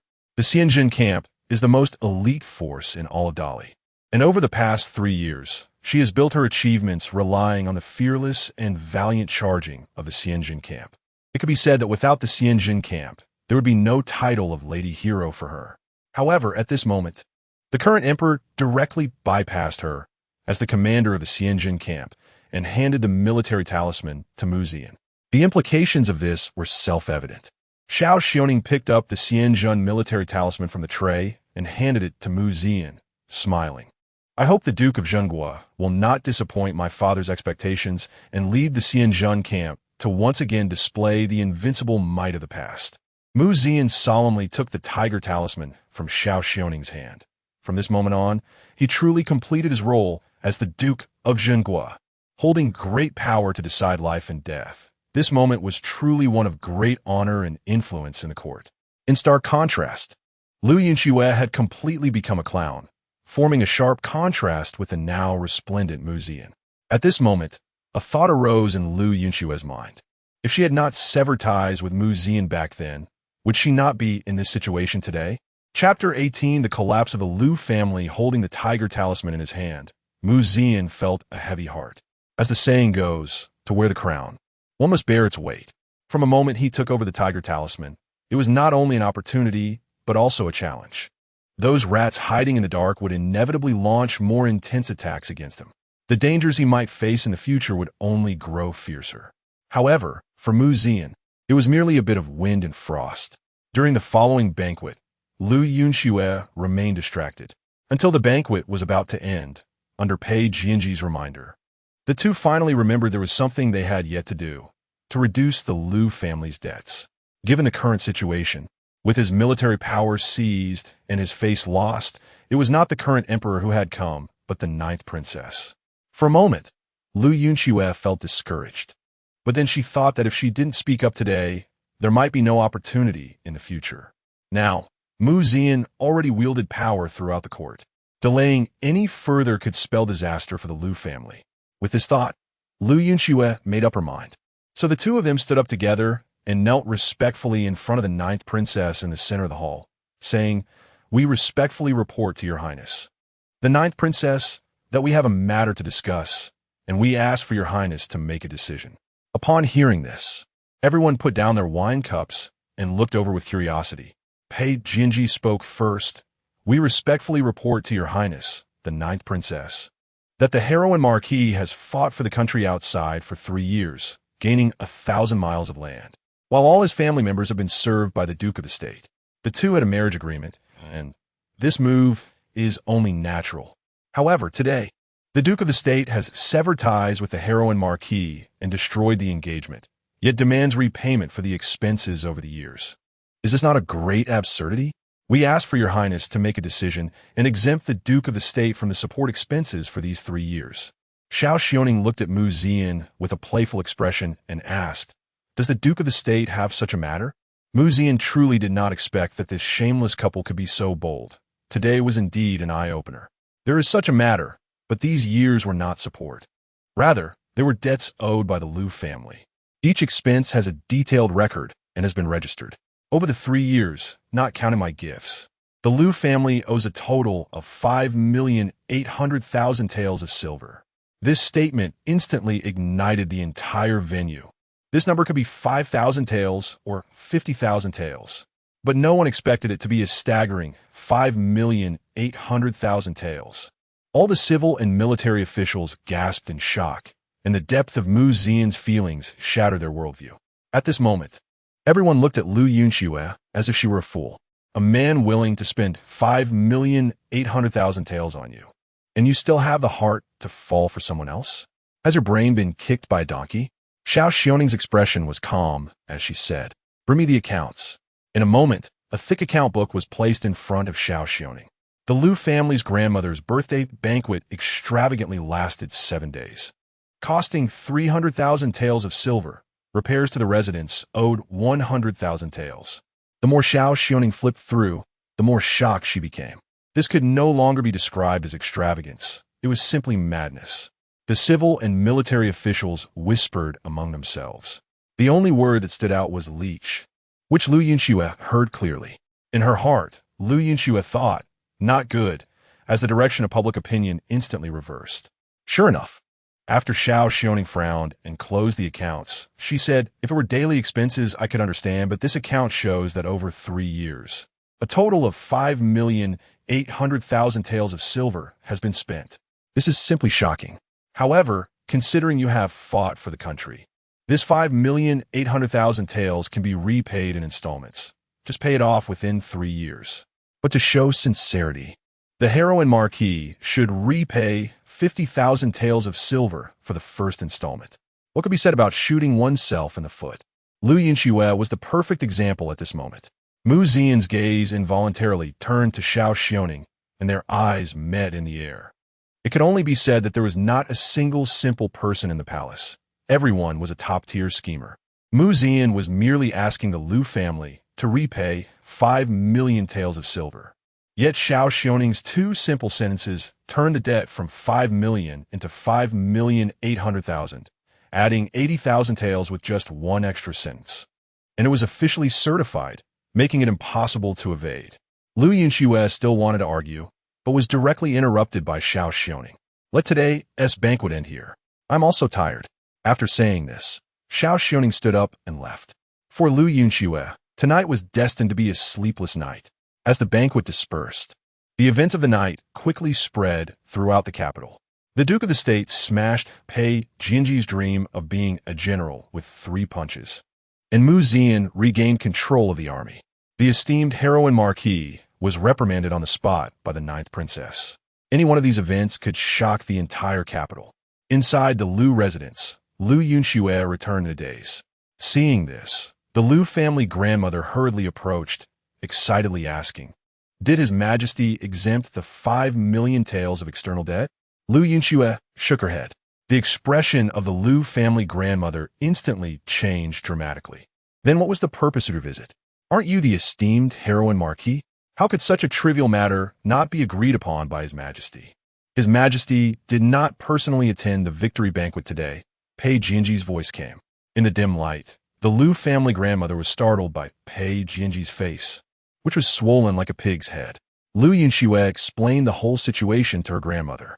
In the end, upon hearing, not only was the external debt not exempted, but it had actually increased to 5,800,000 taels. The Liu family grandmother was nearly on the verge of collapse. At this moment, the Liu family grandmother directed all her anger at Pei Jianji. You jinx. If it weren't for you, my Liu family would definitely be thriving in the capital now. Since my daughter has been with you, the Liu family's troubles have never ceased. You incompetent fool have even dragged my daughter down with you to suffer. At this moment, Lu Ming also mocked Pei Jianji. That's right. If it weren't for you, my Liu family would have long been a top family in the capital. The Duke of the State would have been my brother-in-law. How glorious would I have been? And look at you, with no money and no power. You're simply a complete waste. Upon hearing this, Pei Jianji exploded. He couldn't deal with Mu Zian, but dealing with a half-witted Lu Ming was more than enough. Raising his fist, he directly smashed it into Lu Ming's face, a punch filled with all the humiliation he had suffered that night. Lu Ming was knocked to the ground, feeling as if his nose had opened a condiment shop, with salty, sour, and spicy flavors all spilling out. The Liu family grandmother screamed at the sight. Lu Yunxue was also shocked, standing in front of Lu Ming, glaring angrily at Pei Jianji. What are you doing? Pei Jianji's expression was cold as he replied. He insulted me. If I don't retaliate, wouldn't that be a shame to my stature? But he is my brother. Pei Jianji snorted coldly. Just because he is your brother, he should be allowed to bully you?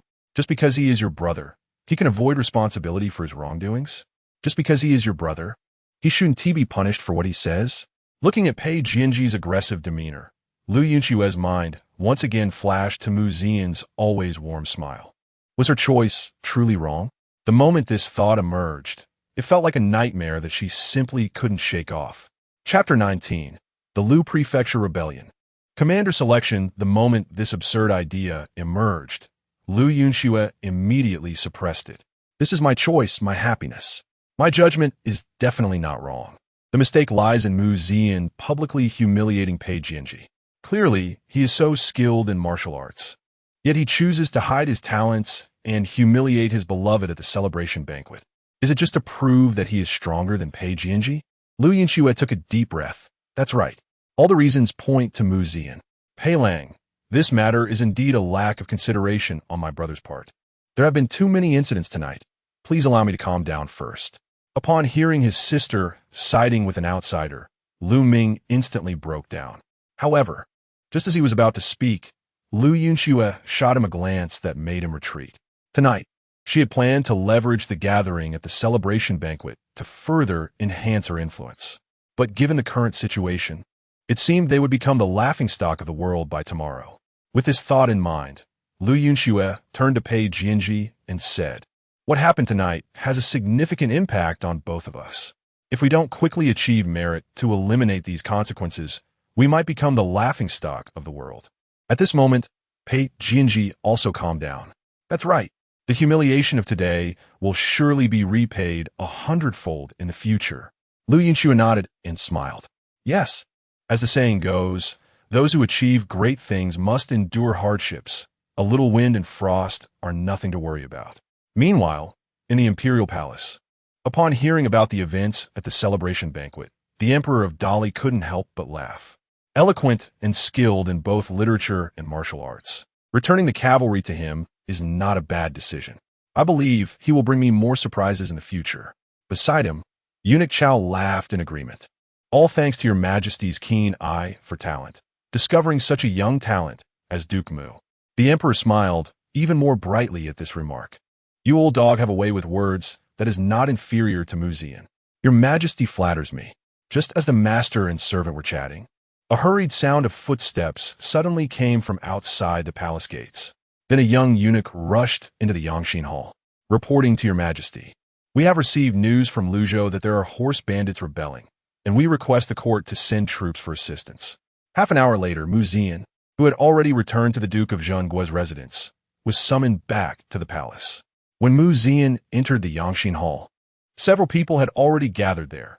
Princess Xiao Xiaoning, the current Chancellor Du Yuheng, and even Lu Yunxue and Pei Jianji were present.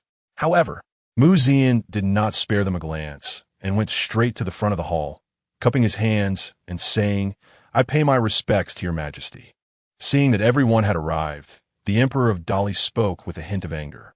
Reports from Luzhou indicate that there are horse bandits rebelling, burning, killing, and plundering, causing great suffering to the common people. In just half a day, they have already breached the city, which is simply outrageous.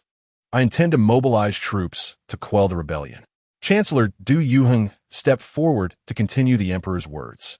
Luzhou is only 300 miles from the capital.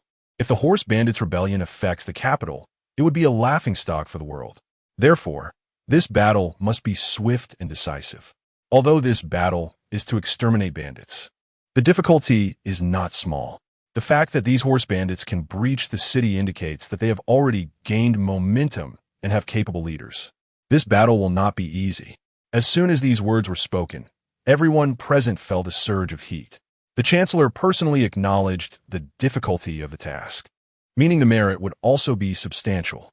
At this moment, the only people in the hall capable of leading troops to exterminate the bandits were the three of them. The Emperor's intention was already quite clear. Lu Yunxue and Pei Jianji exchanged glances, unable to hide their excitement. As rising stars in the military, they were eager to use military achievements to solidify their positions. Moreover, they needed a great victory to wash away the humiliation they endured. Therefore, they were determined to obtain the commander position for this bandit extermination. The Emperor's gaze first landed on Mu Zian, then asked Duke of Zhenghua, "What do you think of this matter?" Mu Zian pondered for a moment and replied, "Banditry is a common occurrence. Generally, they loot and then immediately retreat, moving quickly and stealthily, making them hard to exterminate. However, this time they were able to conquer the provincial capital. In my view, Luzhou may have already rotted away. The bandits must have coerced many common people, which is why they have such a grand momentum. Additionally, Luzhou is close to the border and near the Chong and Rong tribes, so some cavalry from the Chong might be mixed among these horse bandits.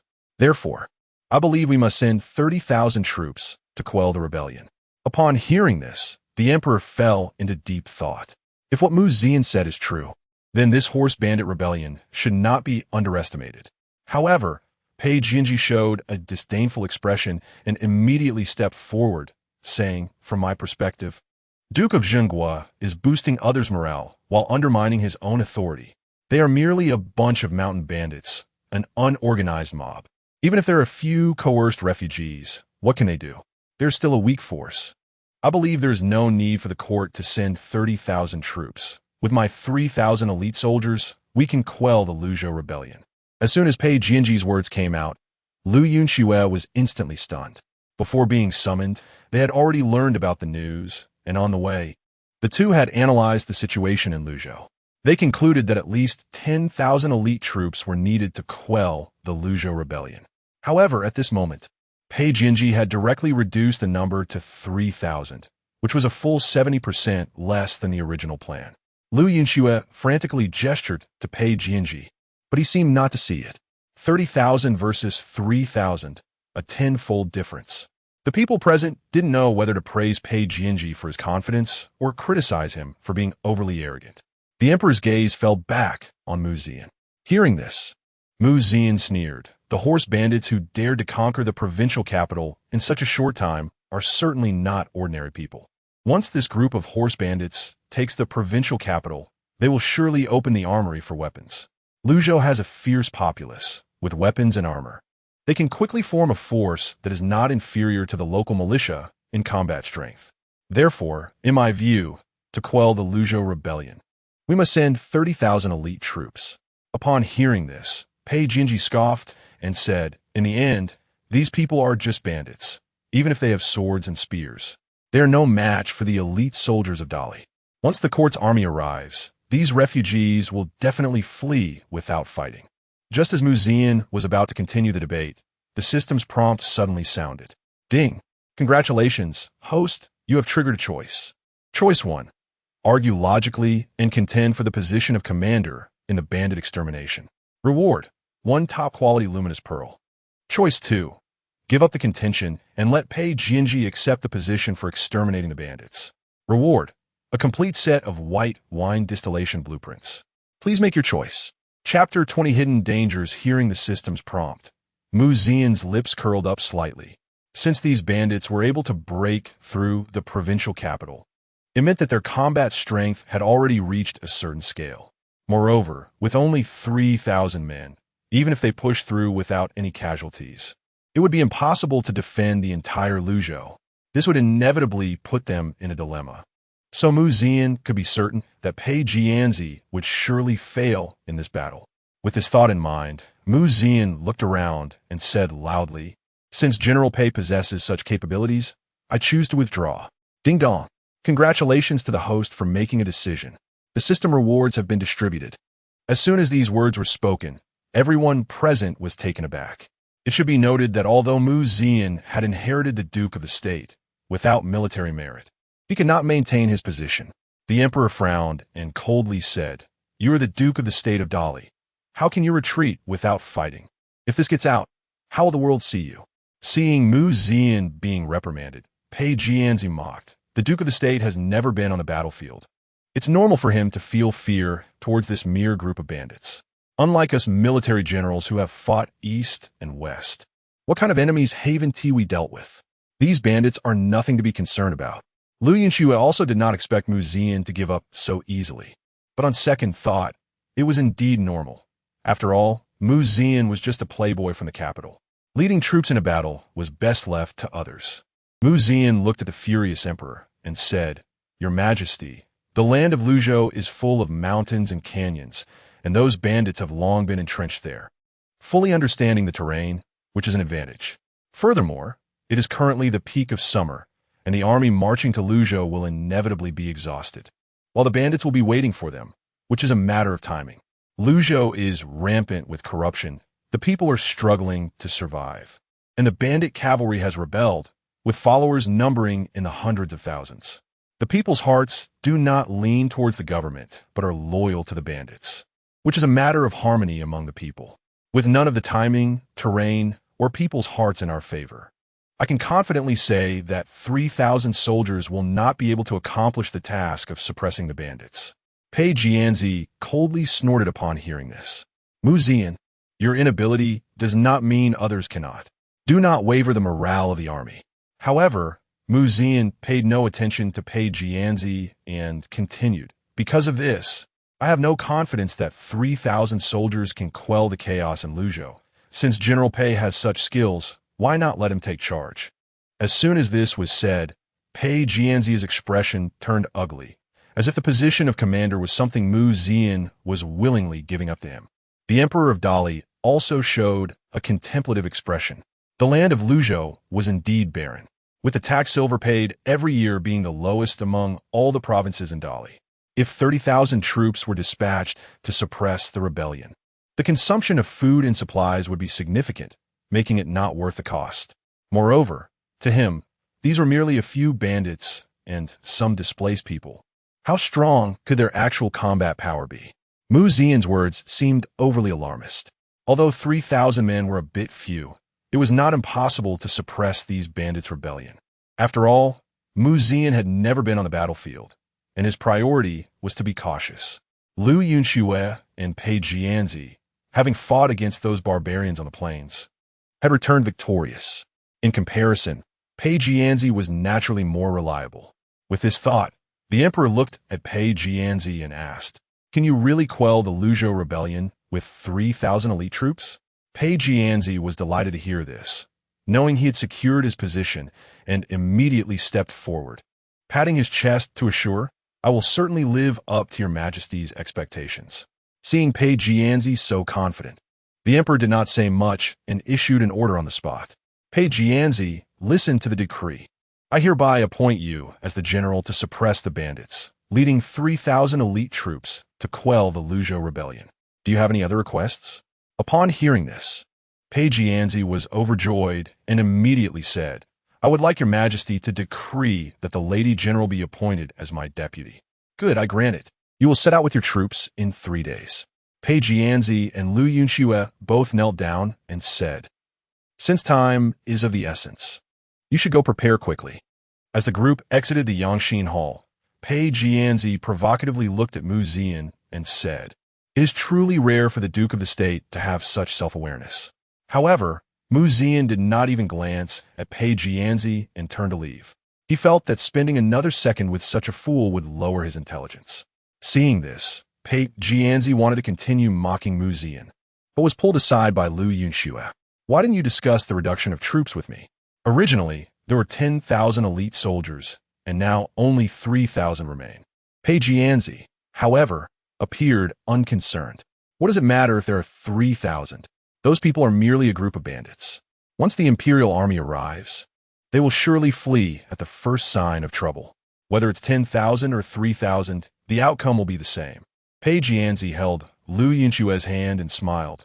Let us not forget, back on the plains, you and I fought those barbarian cavalry single-handedly, forcing them to abandon their armor. Now why are we showing fear against these mere bandits?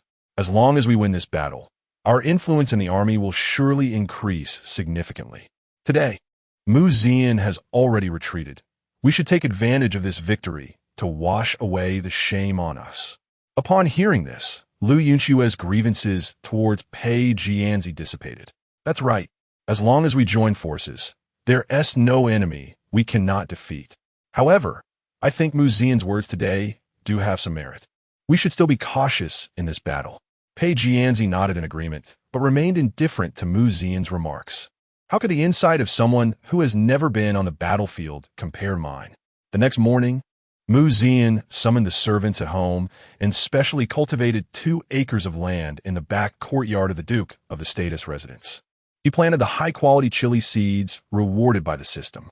Whether he could enjoy hot pot in the future depended entirely on these 2 acres of land.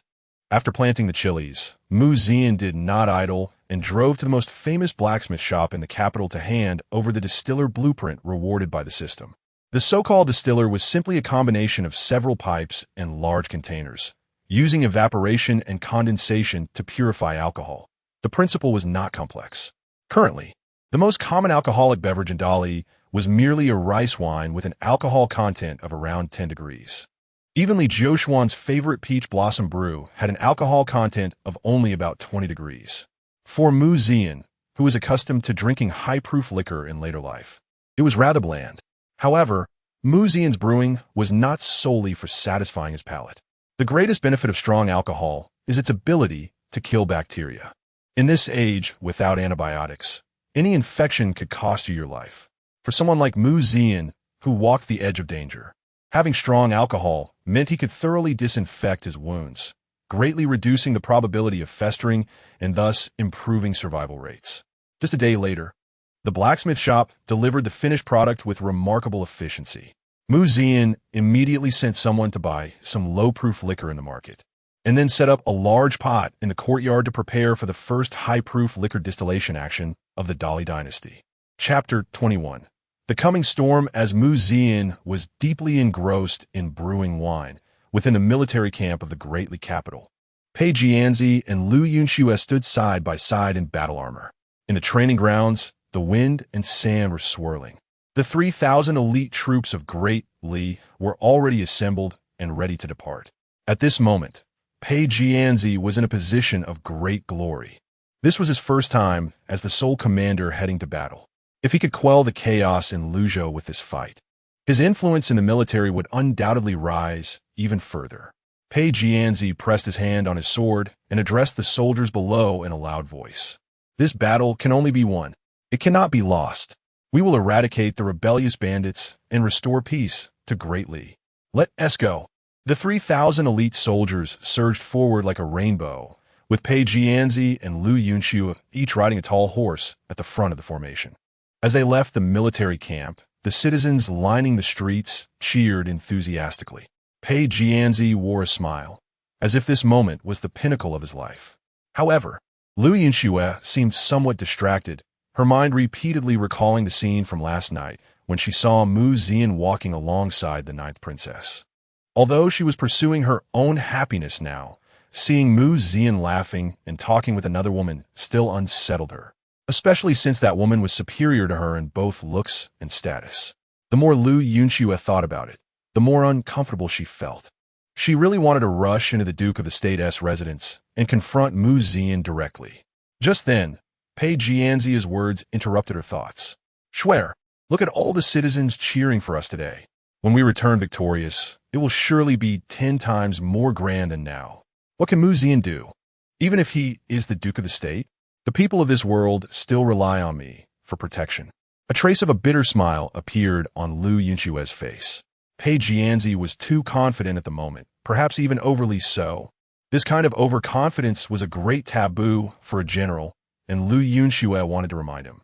But looking at the brilliant smile on Pei Jianzi's face, she couldn't bear to dampen her lover's spirits. It's just a group of rabble. I am a talented general. This battle will surely be a piece of cake. With this thought, Lu Yunxue smiled and agreed. What you say is absolutely right, Pei Lang. The 3,000 elite soldiers marched out of the capital, heading straight for Luzhou. 2 days later, within the Duke of the State's residence, the aroma of wine filled the air. As the large pot of turbid wine boiled, the steam condensed and dripped drop by drop into the prepared jar. Watching the clear wine liquid inside the jar, Mu Zian also showed a joyful expression. After a quick calculation, he realized that 10 pounds of turbid wine could only distill about 1 pound of high-proof liquor. This cost was indeed not low, but if it became scalable and they could brew and distill the wine themselves, it would greatly reduce costs. Moreover, Mu Zian was confident that once this high-proof liquor hit the market, it would surely become popular throughout Great Li. Then money would flow to him like a stream. Just as Mu Zian was envisioning a bright future, Li Jiaxuan, dressed in black, suddenly appeared from somewhere. Hey, what a strong smell of wine. Li Jiaxuan completely ignored Mu Zian and headed straight for the jar of distilled liquor. Where's the spoon? Where's the spoon? Li Jiaxuan was somewhat impatient, immediately calling for someone to fetch him a spoon. Before Mu Zian could say anything to stop him, Li Jiaxuan scooped out a large bowl of wine, at least 7 or 8 taels, and gulped it down in one go. The next moment, Li Jiaxuan's originally fair face turned visibly red. Good wine. Before he finished speaking, he collapsed directly. Mu Zian held his head in disbelief. The first batch of raw liquor had an alcohol content of at least 70 degrees, equivalent to alcohol in later times. Li Jiaxuan was indeed reckless. He downed in one go. It was no wonder he fainted. After an unknown amount of time, Li Jiaxuan slowly woke up, holding his head, feeling as if it were about to explode. Oh, I woke up pretty quickly. Mu Zian's teasing voice reached his ears. Li Jiaxuan held his head and asked, Did you put something in this wine to make me dizzy? Li Jiaxuan, pride myself on being a wine expert. Usually, I can walk on rooftops after drinking 10 pounds. How come I'm like this after just one bowl? Mu Zian didn't bother explaining and cut straight to the point. Why is the head of the Royal City Division here today? Hearing this, Li Jiaxuan rubbed his head and finally spoke. I almost missed a big matter because of you. You know about the Luzhou Horse Bandit Rebellion, right? Mu Zian nodded. Pei Jianzi must be nearing Luzhou with 3,000 elite soldiers by now. Li Jiaxuan said seriously, according to the information from the Luzhou branch of the Royal City Division, there may be Chang cavalry among the rebellious horse bandits. Mu Zian was slightly taken aback. Could it really be as he guessed? But then he thought to himself that this was the only possibility that made sense. Otherwise, how could a small group of horse bandits take over a state government office without the support of other forces? If these bandits had Chang cavalry behind them, everything would make sense. Someone must be secretly collaborating with the Chang people, disguising themselves as bandits to instigate this Luzhou rebellion. Li Jiaxuan continued, The Chang are good at riding. If the horse bandits really have Chang cavalry mixed in, this rebellion won't be as simple as a mere horse bandit uprising. Mu Zian crossed his arms over his chest. What use is it to tell me this? Isn't Pei Jianzi already leading troops to quell the rebellion? Li Jiaxuan looked at Mu Zian with a helpless expression. I know what kind of person he is. If he faces some wandering thieves, he might be able to handle them, but against Chang cavalry, they will probably be beaten badly. I have already reported this to His Majesty. I came today to remind you to prepare early. Li Jiaxuan's meaning was already clear. If Pei Jianzi were to be defeated, the current emperor would surely dispatch the first elite troops of Great Li to the front lines, and Mu Zian, as the current commander of the elite troops, would definitely have to go to battle. Li Jiaxuan came to remind him so that Mu Zian could prepare in advance to avoid any mistakes due to haste later on. Mu Zian understood this naturally, A single glance exchanged between the two was enough to convey their mutual understanding. These 2 jars contain the wine I just brewed. Take them back and taste them. Seeing the wine Mu Zian produced, Li Jiuxuan shuddered. After all, he had just been knocked down by 1 bowl, which was quite embarrassing. Mu Zian smiled. This is blended wine, better in taste, and not as harsh as the previous one. You can drink it without worry. It's a small token of my appreciation for you today. Hearing this, Li Jiuxuan finally accepted the wine jar with peace of mind. I will send you any news from Luzhou as soon as possible. Once Li Jiuxuan left, Mu Zian's expression immediately turned serious. At this moment, he keenly sensed that this Luzhou incident might be the beginning of his rise to fame. With this thought in mind, Mu Zian immediately ordered the entire Duke of the State's residence to continue distilling alcohol day and night. He gazed towards Luzhou and said solemnly, "A storm is brewing." Chapter 22. Sword pointing at Luzhou in the following days, Mu Zian only did 3 things: brewing wine, practicing martial arts, and organizing intelligence. It was not a big deal to not look, but once he did, it truly gave him a headache. The situation in Luzhou was indeed very deep. The Han and Chang were mixed, wars were unending, the government was corrupt, and the people were suffering. Such a place was simply a natural breeding ground for rebels. On the 7th day after General Pei Jianzhong set out, an anxious Chao Gonggong appeared at the Duke of Zhengguo's residence. Seeing Mu Zian still brewing wine, Chao Gonggong immediately stepped forward and said, "Oh, my Duke of Zhengguo, what time is it and you are still brewing wine?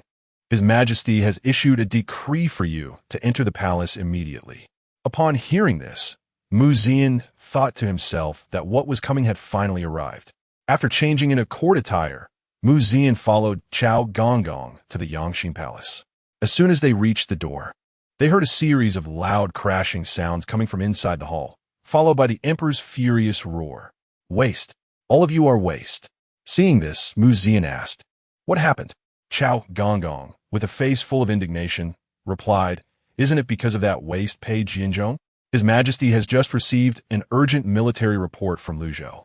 As soon as Pei Jianzhong arrived in Luzhou, he was ambushed by those horse bandits, and only the heroic Marquis managed to escape with a few dozen personal guards. 3,000 elite soldiers were wiped out in battle, and Pei Jianzhong was even captured by the horse bandits. The heroic Marquis urgently sought help. The court has truly lost face this time. Mu Zian did not expect that Pei Jianzhong would be defeated so thoroughly. He was directly wiped out upon arriving in Luzhou.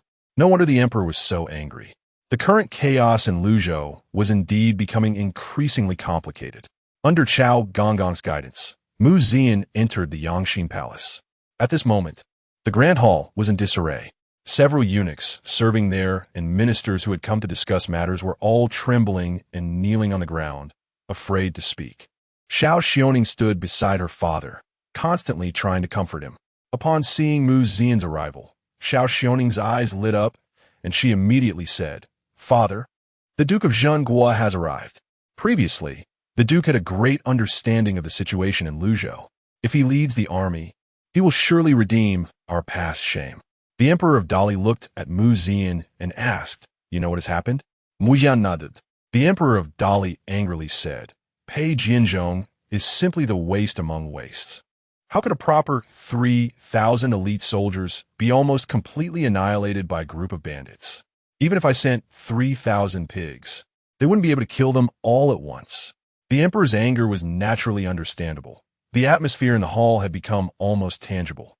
No one dared to speak, fearing that one wrong word could implicate them. After a moment, the emperor took a breath and looked at Mu Zian, who was dressed in armor, and asked, "I wish to appoint you as the general to lead the vanguard against the rebellion. What do you think?" Ding dong. Congratulations to the host for triggering a choice. Choice 1. Refuse to lead and preserve oneself. Reward: a set of Taiji martial arts. Choice 2. Agree to lead the troops into battle. Reward: a mysterious strategist summoning card. Please make your choice. Everyone's gaze fell on Mu Zian. He stepped forward to the center of the hall and solemnly clasped his hands, saying, "I am willing to lead the troops, to go and quell the chaos in Luzhou." Ding dong. Congratulations to the host for making a choice. The reward has been issued. Please check. Upon hearing this, The emperor's expression eased considerably. This battle is no joke. If we lose again, the dignity of our Dali dynasty will be utterly lost. Mu Zian solemnly said, "Please issue the imperial decree." Seeing Mu Zian so straightforward, the gloom brought by the defeat was swept away. "Good.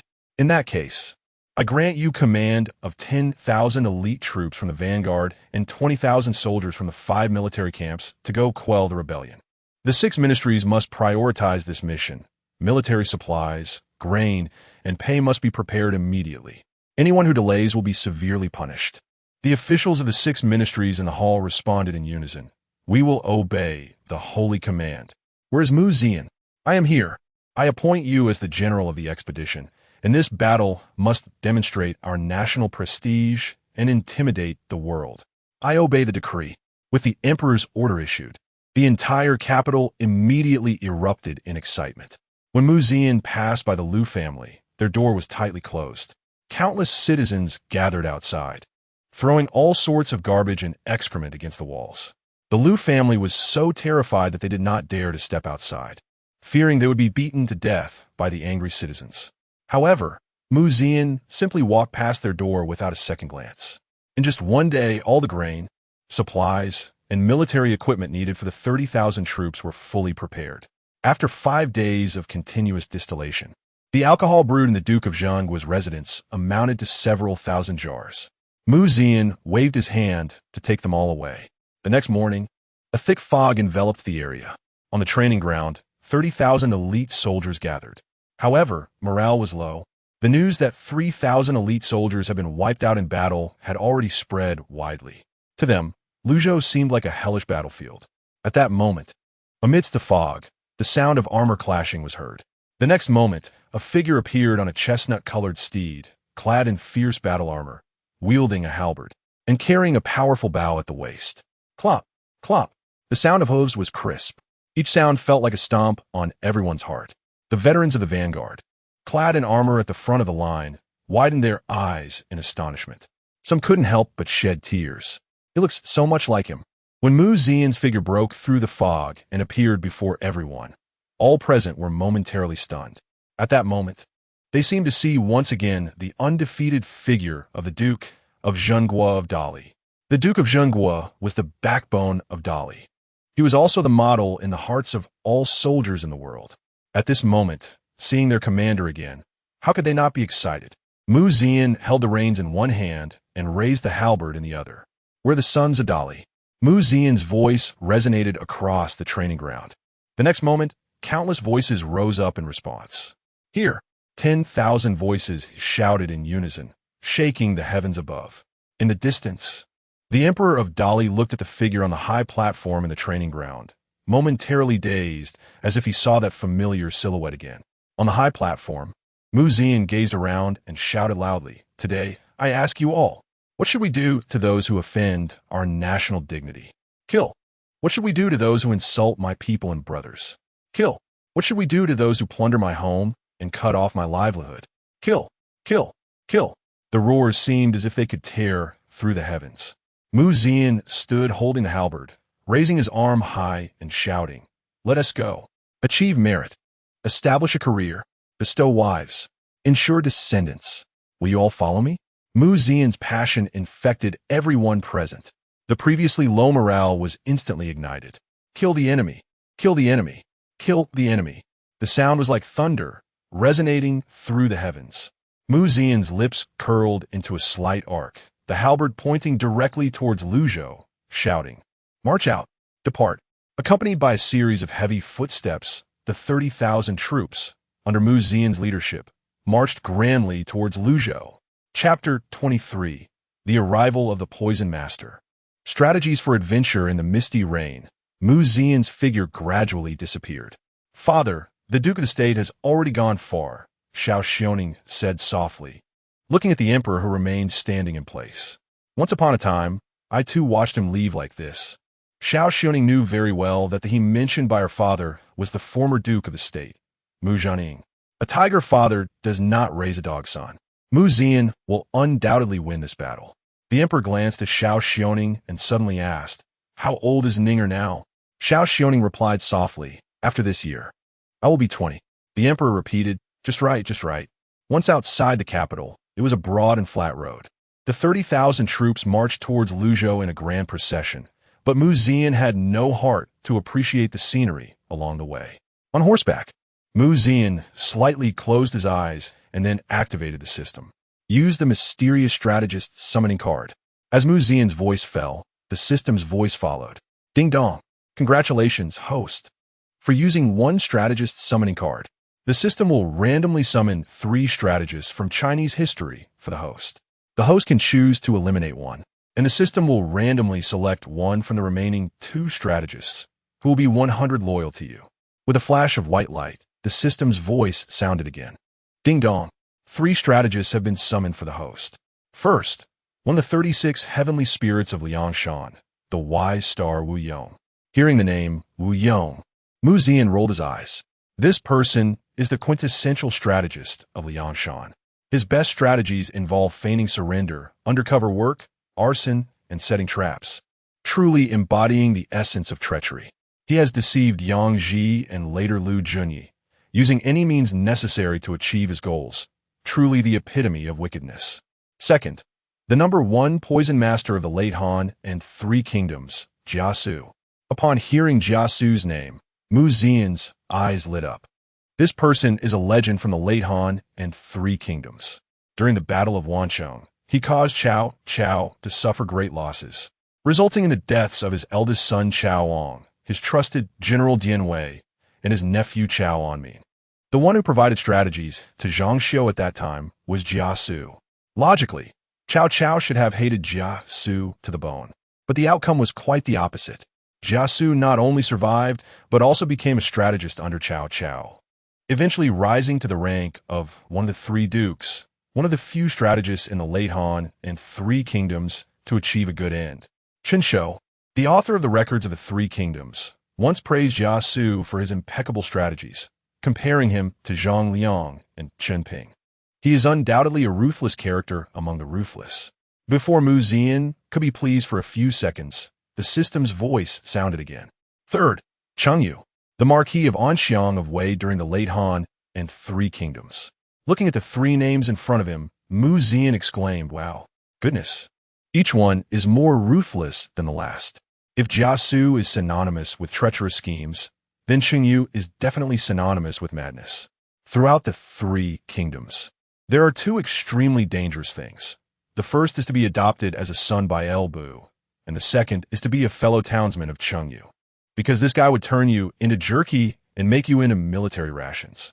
It is precisely because of this that although Cheng Yu is one of Cao's 5 major strategists, he has never held a position among the 3 dukes.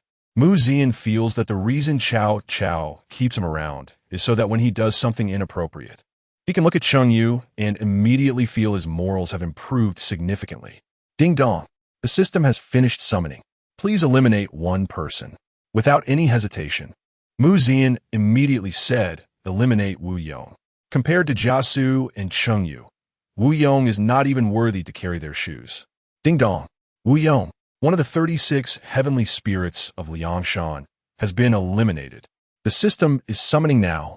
Please wait a moment. Ding dong.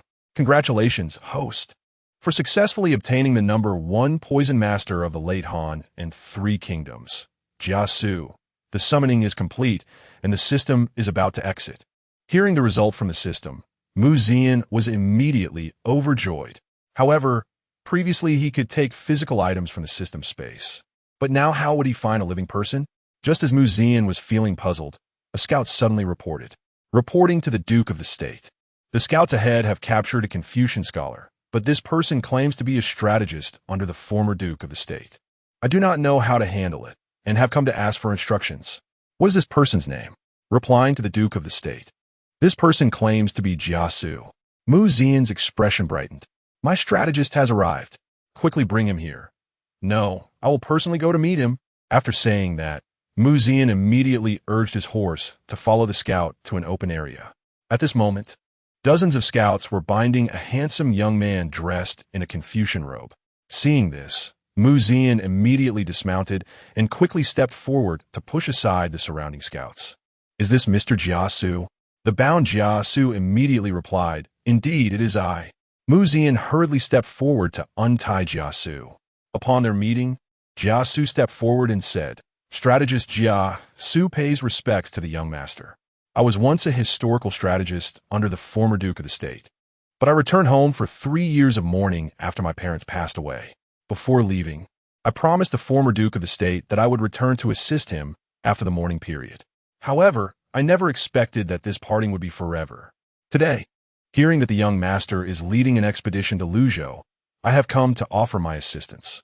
Mu Zian did not expect the system's arrangement to be so perfect, even providing Jia Xu with a reasonable identity. "Today, with your assistance, this expedition will surely return victorious." Mu Zian was also generous with his praise. Jia Xu was very satisfied with Mu Zian's performance. After all, being treated with such respect and courtesy is what every strategist hopes to encounter in a lord. Jia Xu brushed off the dust from his clothes and then said seriously, "I happen to have a strategy one would like to present to the young master, but I do not know if the young master dares to use it." Mu Zian immediately became interested and asked, "Please say without hesitation." Jia Xu smiled lightly and then pointed towards Luzhou, saying, "It will take at least 3 days for the army to march to Luzhou, but if we ride quickly, we can arrive in just 1 day. Currently, the bandits in Luzhou have not received news of the court sending troops again, and they have just won a battle, making them the most unprepared. If we send a light cavalry to arrive in Luzhou first, we can deliver a heavy blow to these bandits. This move has 2 benefits. First, it can severely weaken the bandits' morale and catch them off guard.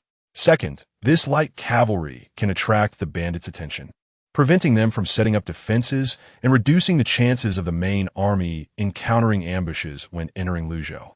Mu Zian's eyes lit up. He had to admit that Jia Xu's sensitivity to battle opportunities was far beyond his own. If the news of his army's departure reaches Luzhou, the bandits there will definitely organize a force to ambush them. However, if they send a team to disrupt their vision first, they can delay their preparations. Not only that, but they could also catch them off guard, making it a twofold gain. Mu Zian joyfully said, "With your assistance, Mr. Jia, it is like adding wings to a tiger." Chapter 24. Suffering and Redemption. Mu Zian directly ordered the station troops to gather the leaders of the camp. Without any hesitation, he immediately revealed all of Jia Xu's strategies. The people inside the tent fell silent. Indeed, Jia Xu's plan was very tempting. However, the corresponding risks were also extremely high, as the specific situation in Luzhou was still unknown. Whether the bandits numbered 50,000 or 100,000 or even more, a light cavalry entering Luzhou could indeed cause great chaos. But once this cavalry was surrounded, the consequences would be unimaginable. In the silence, a tall and robust man stepped forward and spoke. "This gentleman's strategy can indeed be called brilliant, but the risks are too great.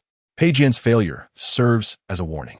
The speaker was Zhang Han, the leader of the assault camp. Jia Xu smiled slightly.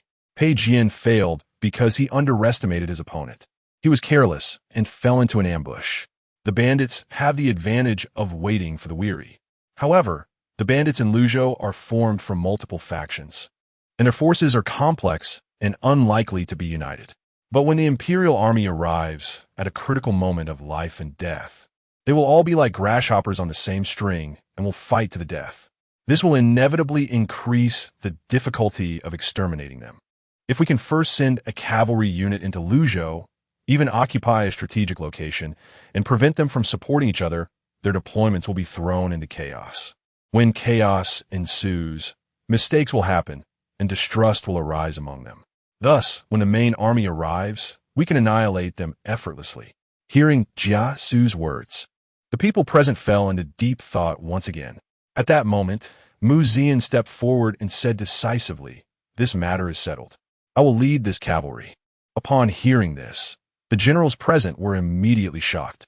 They knew that Mu Zian was the general personally appointed by the current emperor, and if anything unexpected happened, they would all be in serious trouble.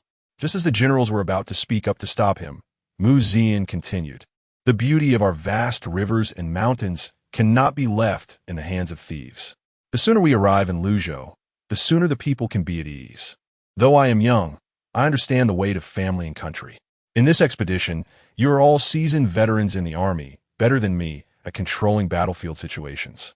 I am not as capable as you all in leading troops in a battle.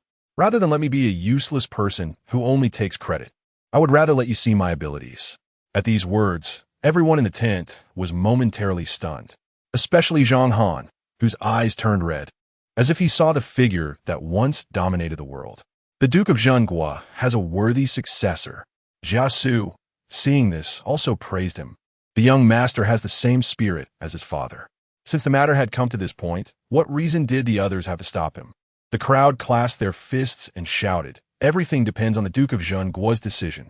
That night, Zian personally led a cavalry of 3,000 straight towards Luzhou. Under the stars, the closer they got to Luzhou, the more desolate the surroundings became. The roadside was littered with corpses, constantly gnawed on by wild dogs. The scene was one of desolation. When they reached an abandoned village, Zian ordered rest. After 10 hours of marching, he had finally entered Luzhou territory. Looking at the scene before him, Zian frowned tightly. The situation in Luzhou was worse than he had imagined. The scent of blood still lingered in the abandoned village. Zian immediately sent out scouts. Jia Xu then took out a map from his pocket and pointed ahead, saying, according to the news from the imperial city, Pei Jian's 3,000 elite troops were ambushed 30 miles from here. The surrounding mountains are continuous, so there must be a vanguard of mountain bandits stationed nearby. Moreover, the lingering smell of blood proves that this village was just recently slaughtered. Therefore, according to my estimation, there must be a group of bandits within 10 miles of this area. As Jia Xu's voice fell, a scout hurriedly arrived, reporting to the Duke of Zhenghua. A group of bandits has been found 8 miles from here, estimated to be around 20,000. Upon hearing this, Zian did not hesitate at all and immediately ordered, "Mobilize! Advance!" Suddenly, a thunderclap echoed in the sky, followed by a torrential downpour that seemed to wash away the filth of the world. In a rice field, countless ragged peasants were herded together like pigs and dogs, drenched by the rain that soaked their already tattered clothes. Laughter of depravity echoed around, accompanied by the heart-wrenching cries of women. The faces of these peasants were expressionless, as if their souls had been worn down by suffering. In a shabby tent, several bandits wore lewd smiles, and not far away, several naked female corpses lay sprawled together. Their broken bodies told stories of the suffering they endured in life. One burly bald bandit held a greasy, roasted leg of lamb in one hand while groping a woman with the other. His trusted subordinates were indulging in revelry and drinking beside him. A one-eyed man raised his wine bowl and laughed wildly. "Brother, it is only today that we feel like we are living like humans. We can eat whatever we want, kill whoever we want. Even the once high and mighty daughters of officials can be played with at will. It's like we're living like gods." The rest of the men raised their cups in agreement. The leading burly man laughed heartily, his pride evident on his face. "As long as you follow me, Luo Dainyu, I guarantee you will eat well and drink spicy food every day in the future.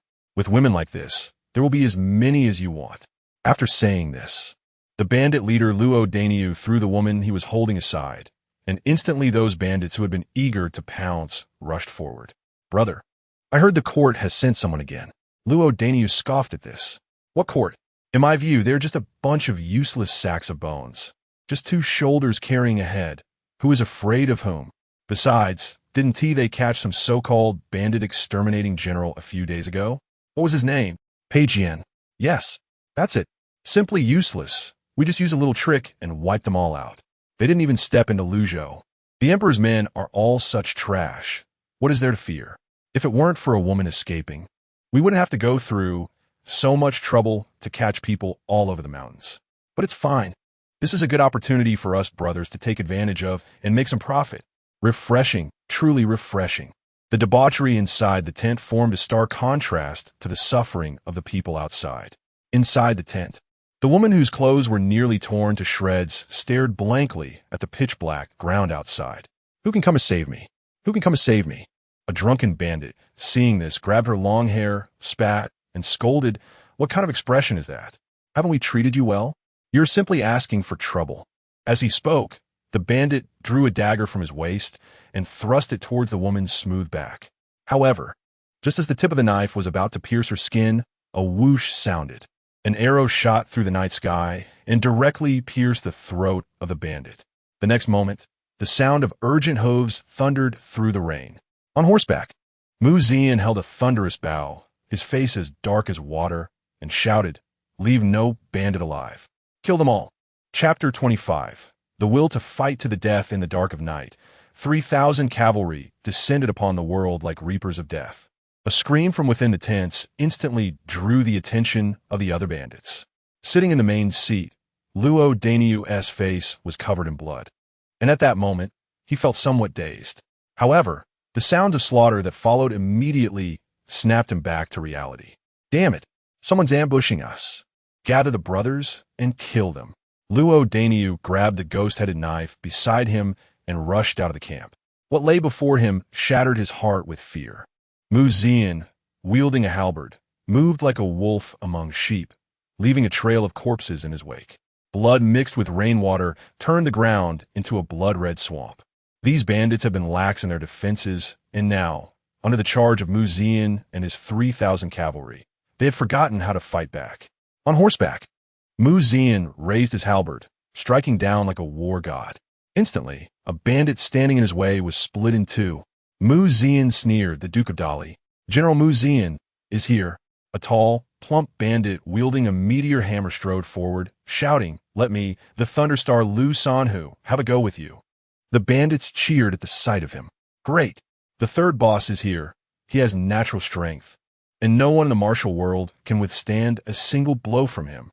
The title of Thunderstar is not just for show. Seeing this, Zian immediately rode forward to confront him. He drew his halberd in a crescent arc, then brought it crashing down on Lu Sanhu. Lu Sanhu, seeing this, smirked. In his eyes, Zian was just a weak young master. He raised his meteor hammer to block in front of him. Everyone present heard a tremendous crash. The next moment, Lu Sanhu's meteor hammer was shattered by Zian's halberd. Then, without losing momentum, the halberd smashed Lu Sanhu's head into his own belly. The next moment, his body exploded like a smashed watermelon. Blood splattered everywhere, and such a scene left the surrounding bandits trembling in fear. The mighty third boss was no match for this jade-faced man before them. Ghost, its a vengeful spirit come to collect souls. In the next moment, a bandit dropped his weapon and fled backwards. Fear spread like a plague, and within a few breaths, these bandits were in disarray. Luo Daniu, who had just rushed out of the tent, saw his hard-won army crumble without even standing firm for a charge. He immediately cut down a fleeing bandit in anger, shouting, "Whoever dares to run, I'll kill their whole family. No one is allowed to escape. Come back. They're just a few thousand people.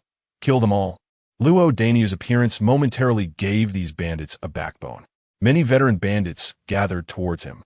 As the dark clouds dispersed under the moonlight, Zian carried his halberd like a deity, charging across the battlefield.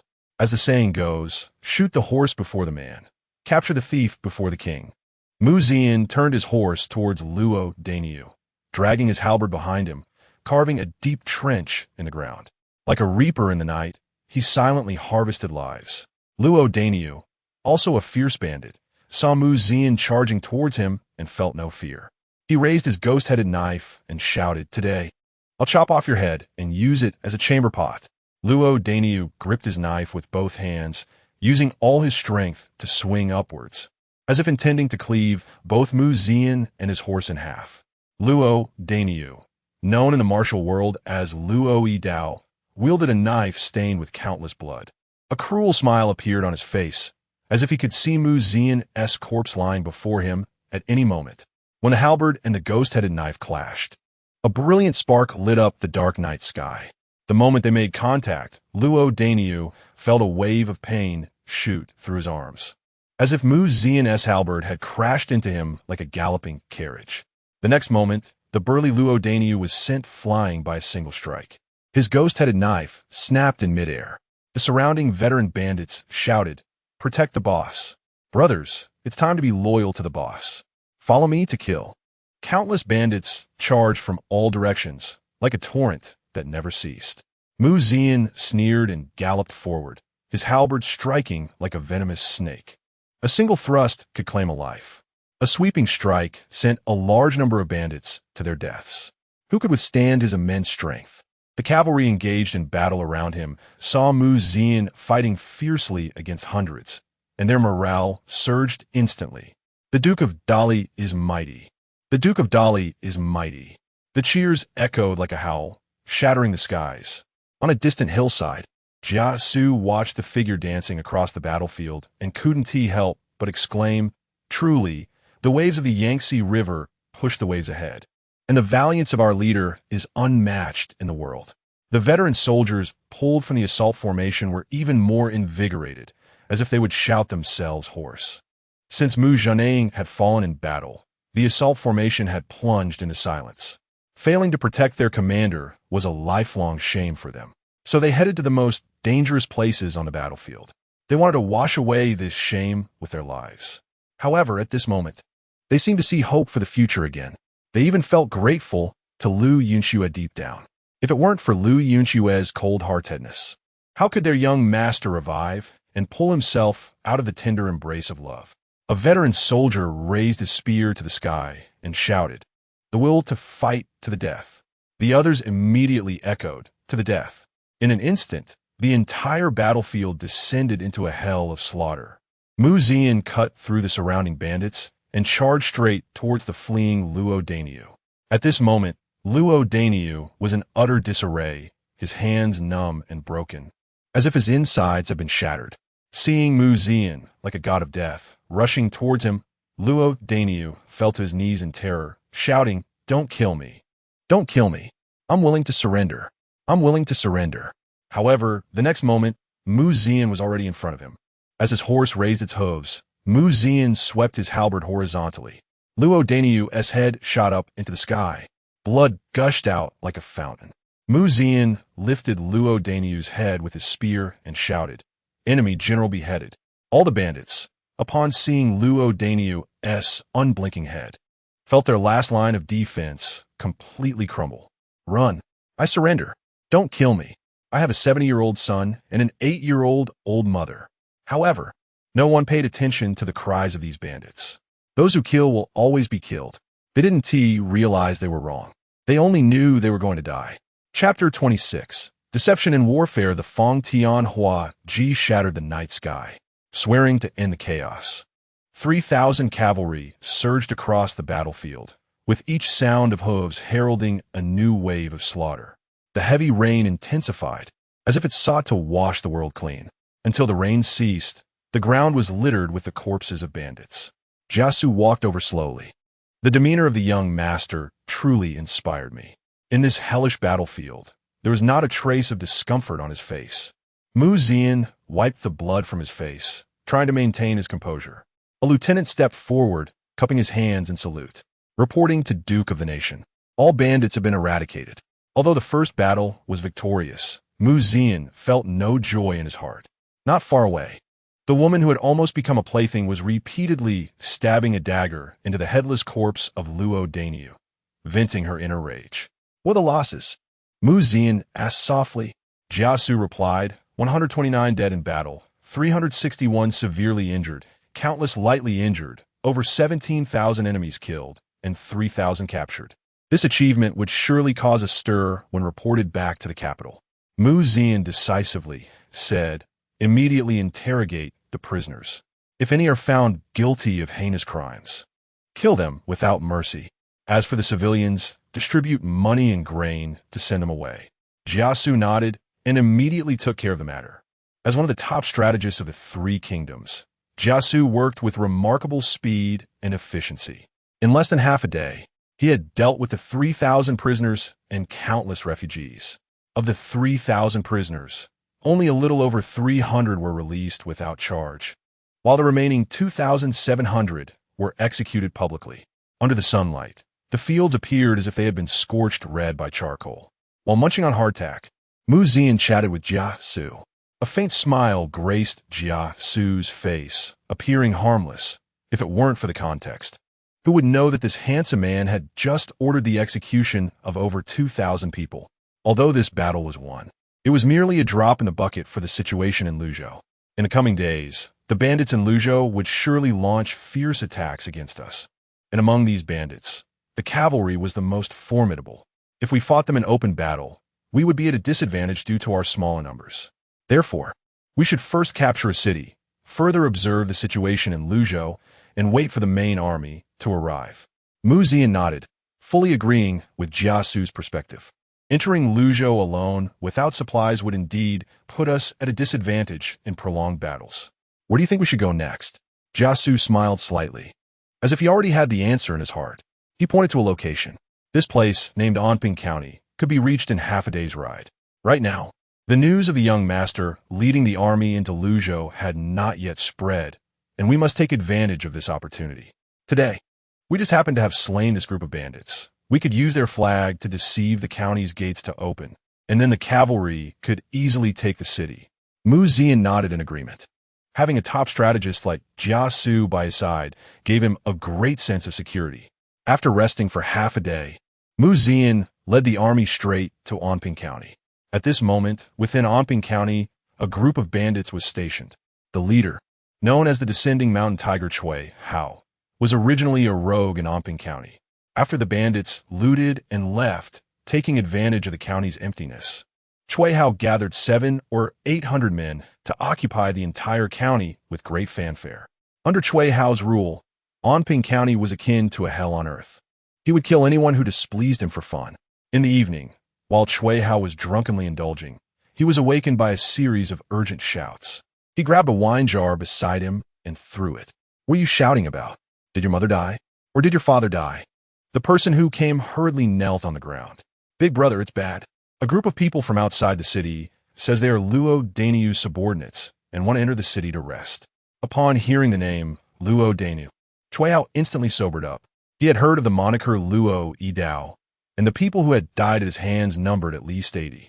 Moreover, he had heard that he had recently gathered many followers and had significant power. Hearing this, Chui Hao hurriedly followed the messenger to the city wall. At this moment, the sun was setting and it was dim all around.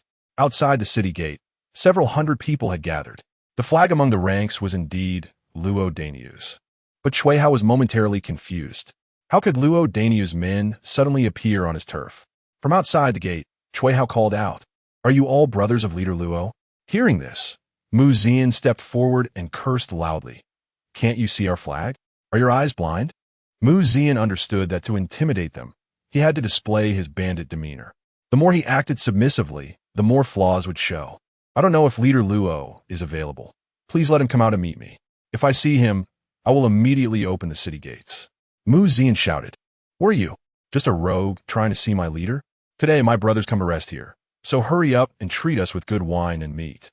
If we are not satisfied, I will immediately report to Brother Luo and break this city, then dig out your heart and liver to feed the dogs. It's not that I don't want to, but I've heard that the court has sent troops recently, so I'm being cautious. As long as Big Brother can present credible evidence, I will immediately open the gates and entertain you." Mu Zian sneered, "If you dare to block our entry today, I will definitely tell Brother Luo, and tomorrow I will lead my brothers to break this city. You better remember that. Brothers, retreat." With that, Mu Zian truly turned to leave, and Chui Hao panicked. He understood how ruthless Luo Dainiu was. If he offended him, he would suffer the consequences. With that thought, Chui Hao immediately shouted, "Big brother, don't go. I will open the city gates right now." With a loud rumbling sound, the gates of Anping County slowly opened. Mu Zian's eyes sharpened, and he tore off the headscarf from his head and shouted, "Break the city." Chapter 27. Dynamics from all sides shocked Yunxue in the next moment. The crowd behind Mu Zian immediately drew their weapons and charged aggressively towards the city gate. On the city wall, Chui Hao sensed something was wrong and shouted urgently, "Not good. It's the officials. Close the gate. Hurry, close the gate." Hearing this, the bandits inside the gate immediately panicked, and a dozen guards rushed forward to try to shut the large gate. However, at that moment, a meteor streaked through the air. Mu Zian threw his Feng Tianhua halberd, which traced a graceful arc in the air before hitting a bandit squarely in the chest, nailing him to the spot. Those nearby, who were faint-hearted, collapsed in fear. In that moment of distraction, Mu Zian had already reached the city gate first. The next moment, He pressed both hands against the towering gate, which stood 3 to 4 meters high. With a sudden burst of strength, the gate, which was about to close, was suddenly held in place. The dozen or so bandits inside exerted all their strength to close the gate, but no matter how hard they tried, the gate wouldn't budge an inch. Zian shouted, "Open for me." He stepped forward, unleashing his full power. With a creak, the massive gate was pushed open by Zian alone. Cui Hao, watching from the city wall, was terrified. Is this still a human? As the gate swung open, the crowd following Zian surged into the gate. They drew their long knives, and a massacre ensued. Jia Xu seized the opportunity and led the remaining cavalry into Ping'an County. Cui Hao's group was, in strict terms, even worse than the bandits led by Luo Dainiu. Within half an hour, they were completely cleared out. Cui Hao, who had previously seemed like a local emperor in the city, was also captured, bound hand and foot. At this moment, Zian had changed back into his attire, looking like a deity under the setting sun. Countless citizens of Anping County gathered around, all glaring at Cui Hao, wishing they could eat him alive. Seeing this, Cui Hao immediately knelt on the ground and pleaded for mercy. I was wronged. Please spare my life. I am willing to do anything for you. I know there is a bandit camp nearby, and I can lead you there. I also know that the county magistrate has hidden all his savings there. I will offer it all to you. I know several bandit leaders around, and I can help you deceive them. Just spare my life. Zian sat in a chair, the dim surroundings making it hard to see his expression. Jia Xu quietly observed what Zian would do next. After a moment, Zian slowly stood up and gazed into the distance, the sky appearing like a burning iron, and the air seemed to be filled with a lingering smell of blood. Zian calmly said, "Display his head to the public, hang it at the city gate," to quell the people's anger. Upon hearing this, all the citizens present were extremely excited. Some yelled in anger, some cried, and others mourned. In chaotic times, human life was as cheap as wild dogs. With a single stroke, Cui Hao's head, along with Luo Dainiu's head, was hung at the city gate. Blood dripped onto the ground, forming a pool of blood. After the frantic chase and bloody battle, Zian was now utterly exhausted. Fortunately, Jia Xu was there to calm the people, punish the wicked, and arrange defenses, managing to govern Anping County clearly in just a few short hours. Meanwhile, in Luzhou Prefecture, a thin man sat calmly in a chair, with dozens of old bandits hanging upside down from the beams above. That was 20,000 people. Even if they were 20,000 pigs, it would be impossible to kill them all in one night. Luo Dainiu, this waste, the most useless of the useless. The people hanging from the beams were the bandits who had escaped from Zian's hands. The thin man rubbed his forehead, feeling his veins bulging. How many of you are left now? Reporting to the chief, there's still a few hundred brothers left. 20,000 went out, and only a few hundred came back? Why didn't you all die out there? Upon hearing this, the few people hanging felt a chill run through their bodies. Boss, it's not that we are incapable, it's just that the officials coming at us were too fierce. Our leader couldn't even last one round against him. The thin man's expression turned cold upon hearing this. Since Luo Dainiu is dead, then you can go accompany him. With a wave of his hand, the next moment, these people were dragged out. A few moments later, screams came from outside the door. Just then, a not-so-fluent voice from the shadows spoke. The court has sent more people. Can you withstand them this time? Yuhan people are truly too weak. A full 20,000 couldn't even handle 3,000. Do you need me to send warriors from my tribe to help you? The thin man coldly laughed upon hearing this. This matter does not require your intervention. I will handle it myself. Remember, we are merely in a cooperative relationship, each taking what we need. Do not overstep your bounds. Hee. A chilling laugh came from shadows. As the news of Luo Dainiu's 20,000 bandits being wiped out spread, Yunxue could hardly believe her ears. Zian led 3,000 cavalry to slay 20,000 bandits, and even killed Luo Dainiu? The personal guards nodded. According to the information gathered from a few spies, it was indeed the case. Zian charged into the enemy ranks alone, like a deity descending, leaving a trail of corpses in his wake. The expression of the personal guards was also quite complex. Yunxue's face instantly turned pale and weak. After all, not long ago, her side had just been completely annihilated. She had come here with great momentum, looking down on everything, Yet before even reaching the core of Luzhou, they had been completely wiped out. Yunxue could hardly imagine what she would face upon returning to the capital. Moreover, the main commander, Pei Jianji, had been captured by these bandits. It couldn't be described as just embarrassing. It was a humiliation of the highest order. At this moment, listening to her personal guard describe Zian as a god, while Pei Jianji was captured like a dog, formed the starkest contrast. For a moment, Yunxue felt a bit flustered. Was the happiness she pursued truly wrong? No, it couldn't be. This time it was just that Pei Lang was careless. Yunxue immediately dismissed this thought. Where is Zian leading his men now? I heard he's in Anping County. Anping County? Why would he go there? Although Yunxue was somewhat puzzled. She knew that her small group was curled up in the mountains, seriously lacking food and supplies. Continuing like this would only lead to starvation. Meeting up with Zian was the best solution. Having thought of this, Yunxue did not hesitate at all and immediately ordered, "Bring provisions. And follow me to Anping County." Chapter 28. Distributing porridge to calm the hearts of the people, while bandits come like a storm the next morning. A fast horse broke the tranquility of the capital. An urgent report from Luzhou. The Duke of Jinghua led 3,000 cavalry into the territory and defeated 20,000 bandits, killing over 18,000 enemies. Inside the Yangxin Hall of the Imperial Palace, the Emperor of Dali looked at the report in his hand, his smile not fading since the morning. Good, good, good. In just 2 days, such good news arrives. Truly a young hero. At this moment, the 9th Princess, Zhao Yun, also arrived at the Yangxin Hall. Seeing her father so happy, she couldn't help but ask, "Father, you seem to be in good spirits today." The Emperor handed the report from Zian to Zhao Yun and said, "Little Nine, take a look. This Zian truly surprises me." After a brief reading, Zhao Yun was also shocked and said, 3,000 defeated 20,000, beheading nearly 80%. Leading from the front, risking alone. I recognize each of these terms individually, but combined, I feel a bit unfamiliar.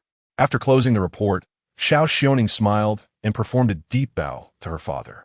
Congratulations, father, for gaining a fierce general. With this, Luzhou is safe. The emperor laughed heartily. The gloom caused by Pei Jian's failure was swept away. With this great victory, I will reward him generously. As he spoke, the emperor's gaze unconsciously shifted to Zhao Yun. The Duke of Jinghua's household lacked money, power, and influence. So what exactly is lacking now? The emperor pondered as he looked at his graceful daughter. At this moment, Zian in Luzhou was completely unaware of the emperor's thoughts in the capital. Early in the morning, large pots were set up in Anping County. An enticing aroma wafted from the pots, and countless citizens lined up, eagerly looking on, distributing porridge. With a deep voice booming, a dozen large pots were opened at once. The strong scent of rice made the starving citizens nearly go wild. Fortunately, soldiers from the assault camp were present to prevent chaos. On the city wall, Jia Xu stood beside Zian, smiling and praising. Young master has a benevolent heart. He can accomplish great things. The idea of distributing porridge was indeed conceived by Zian. Although Anping County had already been plundered, Zian still managed to gather a significant amount of grain from various wealthy households. As long as there is food to eat, who would be willing to rebel? Jia Xu clapped and praised. What you say is truly brilliant, young master. I almost failed to grasp the subtlety of your strategy. As the saying goes, to attack a city is secondary. To win the hearts of the people is primary. Young Master's actions are meant to show the people of Luzhou that they can have a way to survive even without joining the bandits. Consequently, those coerced by the bandits would surely flee, thus weakening the bandits' power. Not only that, hearing there is a way to survive in Anping County would attract countless fleeing citizens, increasing the population within the city. Even if the entire Luzhou bandit force attacked, they could hold out until the remaining 20,000 troops arrived. This move not only earns young master a reputation for loving the people, but also undermines the foundation of the bandits, achieving 2 goals with 1 effort. Wonderful, wonderful. Jia Xu couldn't help but exclaim. Zian felt a bit embarrassed at his words. Oh, did I really think of so much? However, things were indeed as Jia Xu had said. With the news of porridge distribution in Anping County, countless citizens spontaneously gathered there. originally lifeless Anping County suddenly became bustling with activity. On the third day of the porridge distribution, the reinforcements finally arrived in Luzhou and joined Zian. The previously scarce supplies of grain were instantly replenished. However, Zian was not one to waste the army supplies recklessly. Anyone wishing to receive porridge had to participate in the reconstruction of Anping County. The houses that had been burned were gradually being rebuilt, and the damaged city walls were also being restored to their former glory. Even the fields surrounding Anping County began to be cultivated again, thanks to the bandits' passage. The lands that were once in the hands of landlords were now all ownerless. Zian could arrange them as he wished, allowing for significant operational flexibility. Thus, Zian directed Jia Xu to issue an edict throughout Luzhou. As long as they could return to production, they could receive a land deed of their own. This drove all the citizens of Luzhou into a frenzy. In ancient times, no one could resist the temptation of land deeds. For those who had been tenants under landlords their entire lives, the prospect was even more enticing. Having land meant they could survive. Who would want to risk their lives in rebellion? When the news reached the Luzhou government, the emaciated man, known as the Great Commander, realized something was wrong. For the past 2 days, he had been receiving reports that the army he had painstakingly recruited was showing signs of fleeing. The captured individuals all said the same thing. They wanted to go to Anping County to seek a way to survive. After all, the reason they had joined the bandits was simply that they could not survive otherwise.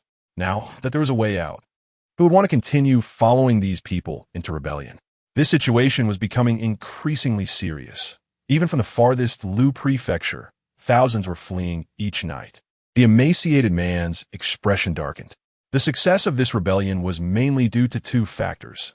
First, his cooperation with the Chong tribes, which provided powerful cavalry. Second, the rampant corruption in Luzhou that left the common people destitute, forcing them to join him.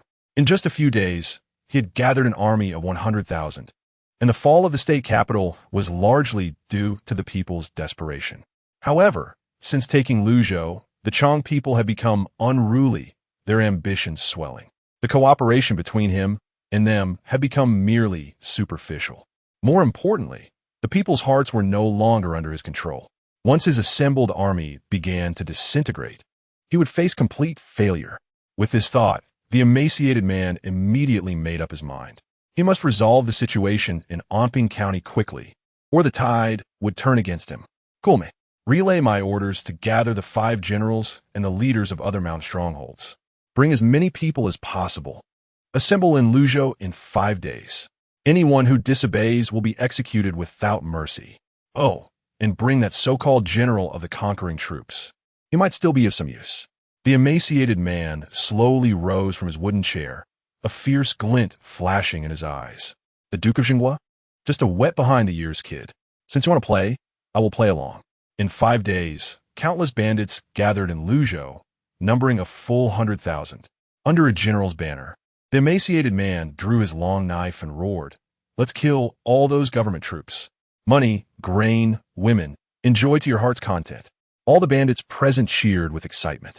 The emaciated man pointed his knife towards the distance and shouted, "Target Anping County. March!"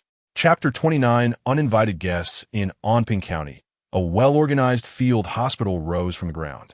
Zian selected more than a dozen barefoot doctors from among the common people to form a health department. The strong liquor brought from the capital finally played its role. All bandages used for the wounded had to be soaked in hot water first, and the wounds of the injured had to be disinfected with liquor. The main reason for this was simply to kill bacteria.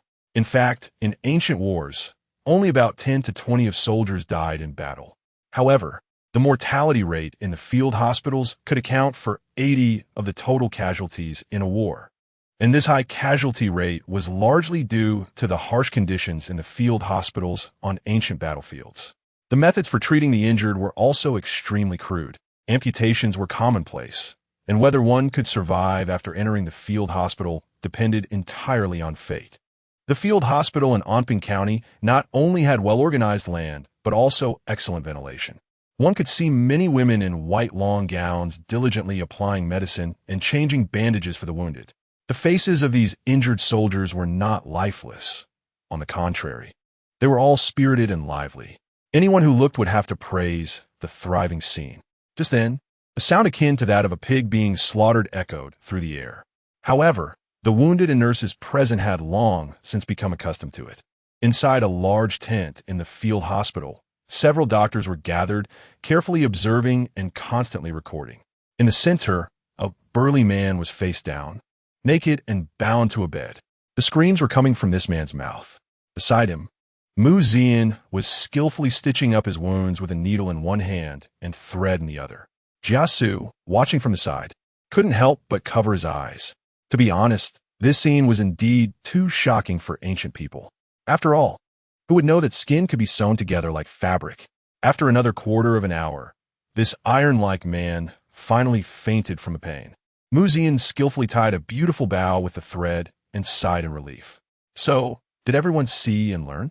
Upon hearing this, several doctors quickly closed their books and clasped their hands in gratitude, saying, "Thank you, Duke of the State, for enlightening us. Such a skill share by the Duke is truly a rebirth for us." Zian replied softly, "Medical skills are not my forte. I merely open the door for you. How to treat the wounded afterward will depend on your own understanding. Remember, anything used on the wounded must be disinfected first, understood?" The doctors nodded quickly and then exited the tent, carrying the fainted man out as well. Seeing this, Jia Xu stepped forward and said, "I didn't expect that the young master even dabbles in medicine." Zian smiled and waved his hand. "It's just a little knowledge." Indeed, Zian only had a basic understanding of suturing, but with so many severely injured soldiers, he couldn't just ignore them. He could only treat them as if they were live horses, but fortunately, this batch of soldiers were all elite troops. Each one was tenacious and resilient, and after simple suturing, many of the seriously injured actually survived. This avoided Zian being labeled as a human skin tailor, and now his reputation in the army had reached its peak. After all, wounds that were previously fatal were actually saved by Zian's hands. This was undoubtedly significant for those who lived on the edge of a blade every day. To be honest, Zian brought him too many surprises. For Jia Xu, a lord like this was exactly whom he dreamed of assisting. Just as the two were chatting, a scout hurried over. "Report to Duke of the State.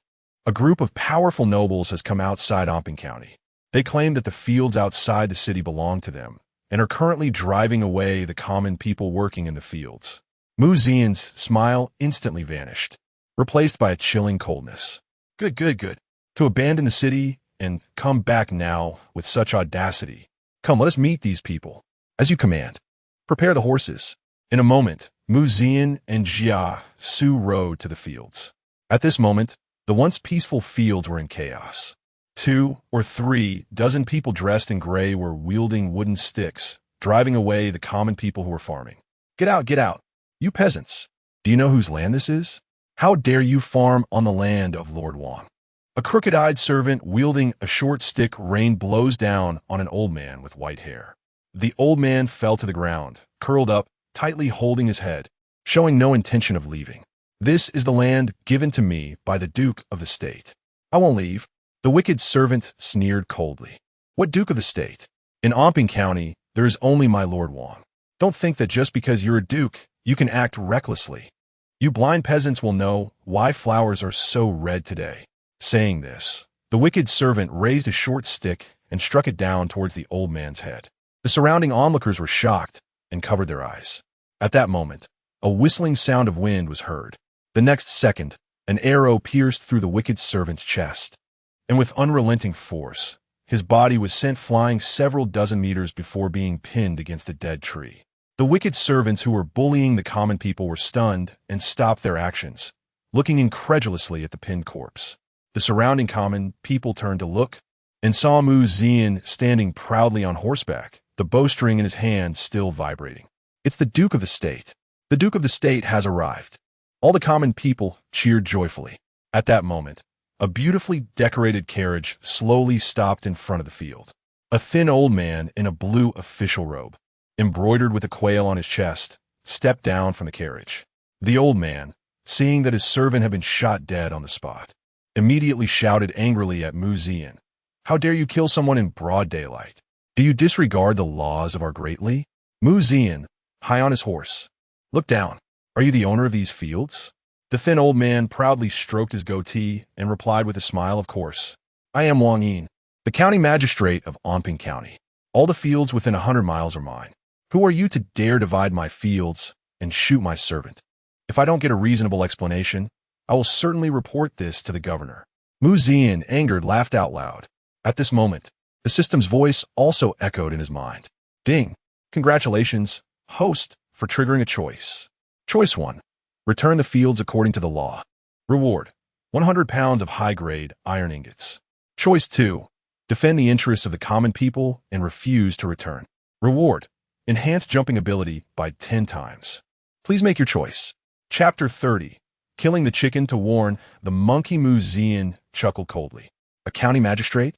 An insignificant 8th rank official dares to bark at me. The Duke of the State? Who gave you the audacity? These fields are distributed to the common people by me, and you cannot take them away. Ding dong. Congratulations to the host for making a choice. The reward has been issued. As the system's voice faded, Mu Zian felt his legs suddenly become much lighter.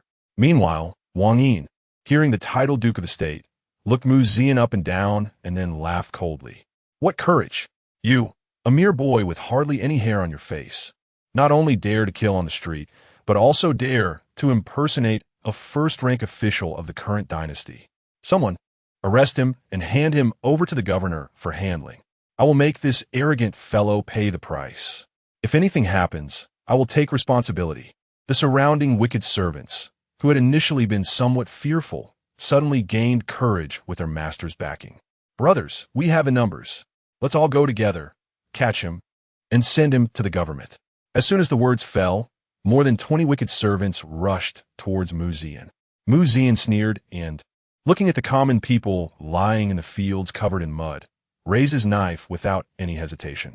In an instant, blood splattered, and within a few breaths, all the wicked servants were killed by Mu Zian.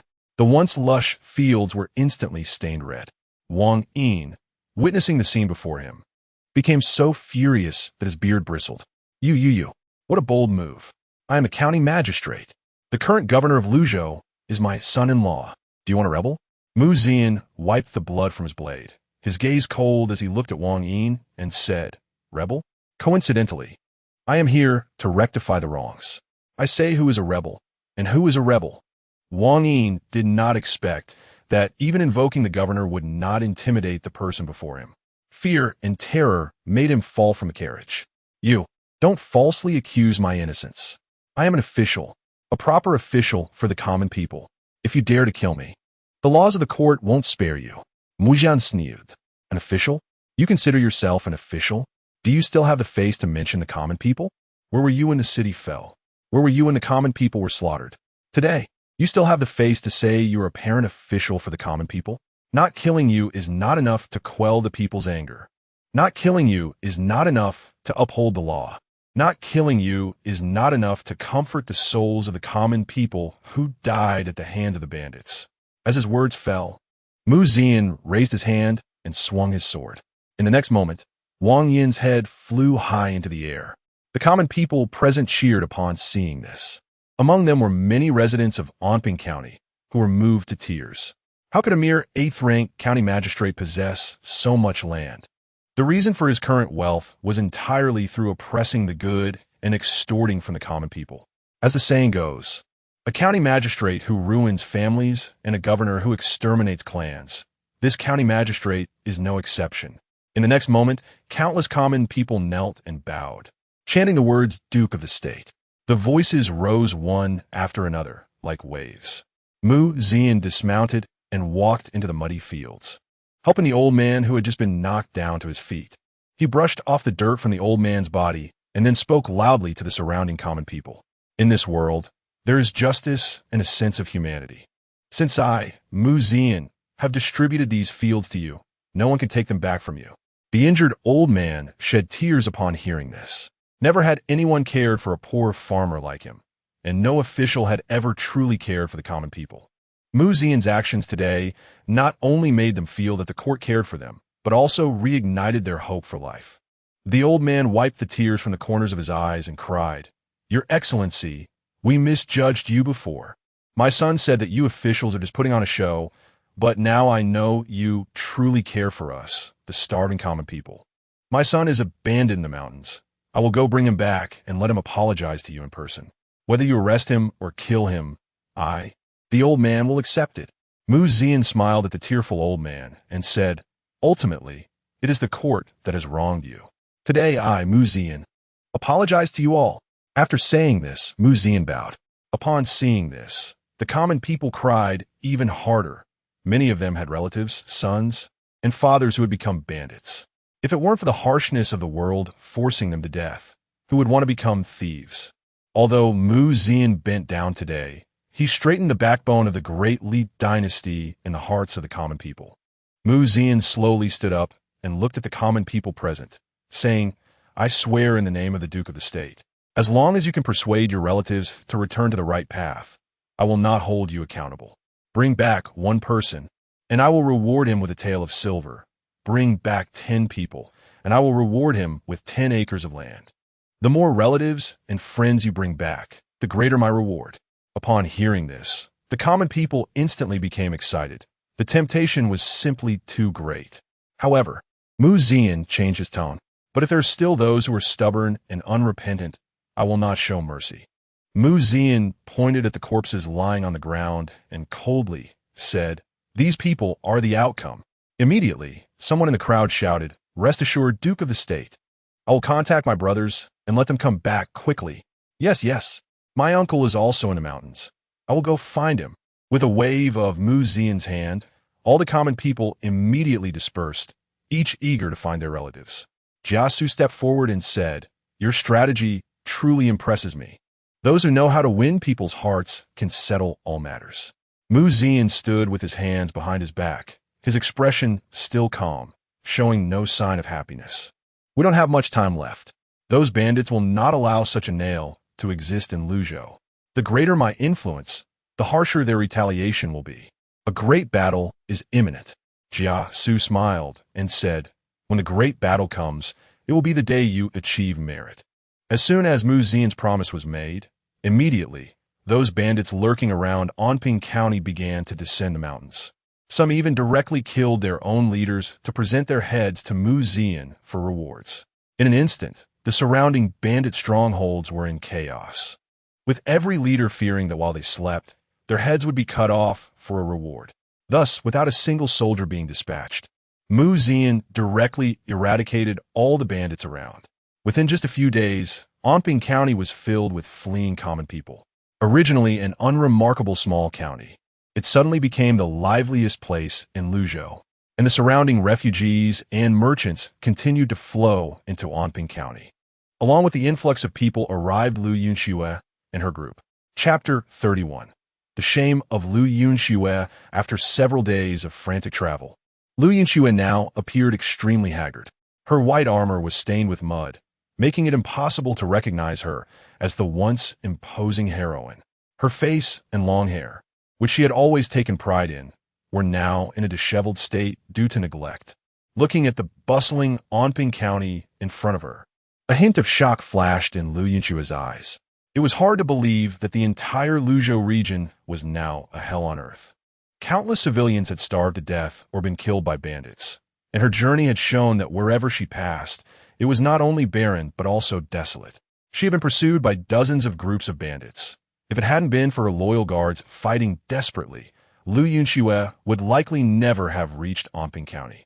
However, as she gazed at the lively marketplace before her, she momentarily couldn't tell whether she was in war-torn Luzhou or the economically prosperous capital. One of her guards, seeing this, could not help but rejoice. Who would have thought Anping County would be so lively? We can finally have a hearty meal and rest. That's right. We no longer have to worry about being chased by bandits. The guard's tense, nerves relaxed considerably. Yunxue also sighed with relief and confidently said, although we were careless in the previous battle, it doesn't mean we've lost. There will still be opportunities for us to achieve great things. You all need not be upset. As long as you stay by my side, Yunxue, I will not let you down. With that, Yunxue shook the reins and galloped towards Anping County. At that moment, in the county office of Anping, Jia Xu and Zian were planning their next moves. Jia Xu pointed at the defense map in front of him and said, "The city has an elite force of 30,000 from the trap formation camp and over 10,000 militia. The surrounding walls have also been reinforced, making Anping County as solid as a fortress. Even facing an army of 100,000, we need not fear." Zhang Han, standing beside him, echoed, "That's right. Although these bandits are numerous, they lack large siege equipment. The trees around have long been cut down by the laborers we sent. They will have to go far to gather wood, which will waste a lot of time on the back and forth." Jia Xu nodded in agreement and continued, "This gives us ample time to set up defenses in the city, and with plenty of supplies, we are not afraid of a protracted battle. However, the bandits are disorganized, and their supplies will surely be insufficient. Moreover, with so many factions within their ranks, they cannot exert their full strength in a siege. As long as we seize the opportunity, we can turn defense into offense and secure victory." The generals in the room looked at Jia Xu with great admiration. His strategic insight into the situation was far beyond theirs. Zian nodded and then addressed everyone. "As long as we can quell the chaos in Luzhou, the rewards will surely satisfy you all. Thank you, Duke of the State. Thank you, Duke of the State." At this moment, everyone was filled with fighting spirit, eager to engage the bandits immediately. Just then, a soldier hurried into the hall. Reporting to the Duke of the State, "There is a woman outside requesting an audience." "A woman?" Zian asked, puzzled. The soldier cautiously replied, "She seems to be the heroine." Upon hearing this, the expressions of those present turned strange. Zhang Han snorted coldly. "A defeated general dares to come here. How shameless." Zian was not surprised by this and waved his hand, saying, "Can't you see I'm discussing important military matters with the generals? I won't see her." The soldier immediately stepped back, and outside, Yunxue was curiously surveying her surroundings, waiting for a warm reception from Zian. However, reality splashed cold water on her hopes. "The Duke of the State is discussing military affairs and has no time to see you. Please leave, heroine." "What?" Yunxue could hardly believe her ears. After all her hard work to reach Anping County, Zian was unwilling to even glance at her. She felt a wave of grievance rising in her heart and shouted into the hall, "Zian, you heartless man, if you don't come out to see me, I will never see you again in this lifetime." But all that responded to Yunxue was the howling wind. Her guards exchanged glances, clearly uncomfortable with the awkward atmosphere. Yunxue seemed to sense the tension and immediately urged her horse forward to force her way in. The soldiers guarding the trap formation camp quickly drew their long knives and pointed them at Yunxue, coldly saying, "This is a military-restricted area. Please do not act rashly, heroine." The unmasked killing intent made it clear that if Yunxue dared to barge in, they would surely kill her. The previously haggard look on Yunxue's face was replaced by anger. "Have you forgotten that I am also the commander of the trap formation camp? Are you defying your superior?" At these words, an old soldier at the door of the trap formation camp sneered. "Our commander is only the Duke of the State. It was like this before, it is like this now, and it will be like this in the future." Mockery. Naked mockery. Yunxue felt like she was going mad. But facing these fierce old soldiers, she dared not take the risk. After all, this was Zian's territory. "Tell Zian, I will not let this matter rest." With that, Yunxue pulled the reins and turned to leave in defeat. Her guard were equally astonished that the once highly regarded heroine could not even enter the county office. It was truly humiliating. On the street, a group of people led their horses onward. The lively scene around made Yunxue increasingly astonished. How long had Zian been in Luzhou? Half a month? In such a short time, he had managed to govern a dilapidated small town into such prosperity. It was nothing short of a miracle. The sounds of vendors calling out filled the air, completely unlike a city that had just been ravaged by bandits. Yunxue felt confused. Could it be that Zian actually had the talent for governance? Impossible. Absolutely impossible. He was just a dandy from the capital. How could he manage such a large city so well? Yunxue quickly dismissed her ridiculous thoughts. Just then, the aroma of hot porridge wafted through the air. In the distance, a large pot was boiling with hot porridge, and there was even some meat added to it. For Yunxue and her party, who had not eaten for 3 days, this was pure torture. The person serving the porridge was a plump middle-aged man, who smiled and asked as they approached, "Did you just come down from the mountains?" Yunxue nodded. The middle-aged man smiled and said, "That's right, that's right. Knowing your mistakes and correcting them is a great virtue. Our county's Duke of the State is a good man who is willing to give you people who have come from the bandits a chance. You should be grateful to him." Yunxue's forehead twitched with anger. This man actually considered her a bandit? What a disgrace. It was simply humiliating. However, what made Yunxue even more frustrated was what came next. The middle-aged man pointed to a pile of bricks in the corner and said, "If you want porridge, you need to move all those bricks to the barracks." Yunxue's face instantly darkened like the bottom of the pot. Did she really look like a bandit who had just escaped from the mountains? Chapter 32. Death, what is there to fear? In the end, this batch was still moved to the barracks. Even though Yunxue could proudly resist the fatigue and hunger his body brought, his personal guards could not hold on any longer. Continuous running and fighting had depleted their physical strength. Now, looking at the pot simmering with rich meat porridge, they could no longer resist. Yunxue angrily said, "What happened to your pride as my valiant guards?" As the saying goes, a true man does not bend for 3 pecks of rice. And now look at what you are doing. It's simply embarrassing. Hearing this, one of the guards could not help but retort, "We have been on a long march for so long. If we don't eat something now, we might starve to death. My lord, we understand that you, with your noble body, may look down on this meat porridge, but you cannot block our way to survival." Yes, that's right. Complaints surged one after another, leaving Yunxue a bit at a loss. A middle-aged man beside them disdainfully remarked, "What's so shameful about earning a living with our hands?" Yunxue's face instantly darkened like the bottom of a pot, and his resentment towards Zian increased. If he hadn't avoided meeting her, how could she have embarrassed herself in front of her personal guards? Half an hour later, Yunxue and his guards sat on the ground drinking the hard-won meat porridge. Everyone's face revealed a satisfied expression. Only Yunxue, holding the meat porridge, looked a bit dazed. It was at this moment that Yunxue finally learned from others about Zian's recent actions. First, he led 3,000 cavalry to break through 20,000 chaotic bandits alone. Then, he used a strategy to deceive the gates of Anping County, capturing the city without bloodshed. He executed tyrants to set an example, opened warehouses to distribute porridge to stabilize the people's hearts, and issued decrees to distribute farmland, allowing countless displaced people to return to production. Not long ago, he even forcefully executed the county magistrate who abandoned the city, earning the praise of the people. Each of these deeds completely exceeded Yunxue's expectations. She had never thought that Zian, whom she always regarded as a playboy, actually had the ability to govern a country and bring peace to the world. In contrast, Zian, who was obstinate, reckless, and underestimated the enemy, was rendered utterly insignificant. It was like comparing a firefly to the bright moon. Yunxue found herself increasingly unable to see through Zian. It was as if she had never truly understood him, and this sense of strangeness made her a bit afraid. However, since she had already arrived in Anping County, she had to meet Zian. Yunxue did not believe that Zian could be so resolute towards her. The next morning, Yunxue washed up and went to the county office.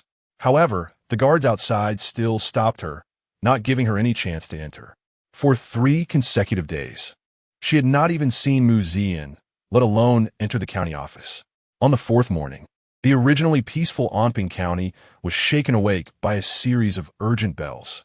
Countless bandits surged in from all directions like a flood. Dust soared and flags fluttered. Upon hearing the news, Zian immediately summoned military officials from various departments. Following the previously devised plan, he began deploying defenses.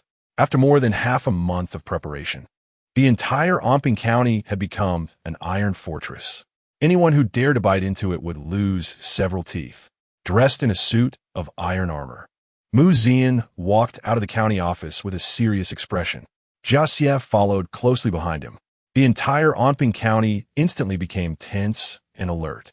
On the city wall, Zian gazed into the distance, where countless heads were gathered, seemingly with no end in sight. Zhang Han, the leader of the assault camp, frowned and said, "They are coming out in droves. By the looks of it, there must be at least 100,000 of them." I didn't expect this band of chaotic bandits could muster so many people in such a short time. Jia Xu smiled and said, the more chaotic bandits there are, the more favorable it is for us. Upon hearing this, everyone present stared at Jia Xu in bewilderment. Jia Xu pointed at the 100,000 bandits in front of them and said, 100,000 troops have astronomical daily expenses, and these bandits have no food supplies or logistics. As long as we can hold them off, they will collapse on their own. Zian leaned against the city wall and smiled. That may be true, but in this battle, we must not only win, but win beautifully. Even when faced with 100,000 troops, Zian felt no fear. Instead, he felt a bit of excitement. Just then, an angry voice rang out. Why won't you meet me, Zian? How long are you going to throw a tantrum? Everyone turned around to see Yunxue, her face filled with anger. Climbing up the city wall, Zian's brows furrowed coldly as he impatiently said, our relationship is already severed. Don't bother me. Yunxue, hearing this, became even angrier and felt somewhat wronged. However, just as she was about to step forward to reason with Zian, a gaunt bandit leader rode up from among the chaotic bandits. Listen, officials in the city, if you surrender now, our leader can spare your lives. If you wait a second longer, once we break the city, not a single person will be spared. Bring them up. Bring them up. Move quickly. With the bandit leader's command, the next moment, dozens of ragged people were driven out from the bandit ranks with sticks. These people had angry expressions and were herded like livestock to the front of Anping County. Zian had excellent eyesight, and as soon as these people appeared, his expression darkened. These ragged individuals were not ordinary citizens. They were all wearing official robes, and these individuals were definitely local officials from Luzhou. The gaunt bandit leader, with a mocking smile on his face, said, take a look at who these are. As his voice fell, a laborer who had fled from a neighboring county shouted in shock from the city wall, It's the county magistrate. Upon hearing this, everyone turned their gazes, and once they looked, they all turned red-eyed, because these people were the local officials of Luzhou, and they were all quite reputable, being rare, honest officials. Because of this, the emotions of everyone on the city wall instantly became agitated upon seeing them. The gaunt bandit laughed heartily and pointed at Zian on the city wall, shouting, look closely, these are your officials of the Great Li. As long as you open the city gates today and are willing to retreat, we will release these people. How about it? Isn't that a good deal? The bandit leader glanced at an emaciated old man covered in dirt and said, see that? The one on the city wall is your so-called Duke of the State. If he nods and agrees to retreat now, you all can live. The dozens of people understood the bandit leader's meaning upon exchanging glances. It was merely using their lives to threaten the court to withdraw its troops. Under the leadership of the emaciated old man, dozens of them stepped forward and knelt down towards Zian on the city wall. Zhang Qian, a guilty minister of Ningling County, pays respects to the Duke of the State. Lu Jidong, a guilty minister of Fuping County, pays respects to the Duke of the State. As each voice rang out, everyone on the city wall felt a tremor in their hearts. Once serving the country and the people, these officials had now become bargaining chips for the bandits' threats, which was truly tragic. The bandit leader on horseback laughed and said, you officials are soft-boned, unable to part with those riches and honors. Ha ha ha. However, just as his laughter fell, Zhang Qian suddenly raised his head and called out loudly, Duke of the State, we guilty ministers are incompetent, causing our territories to fall, and we feel ashamed before the court and the people. Today, the court's troops have arrived here to suppress the rebel bandits and traitors.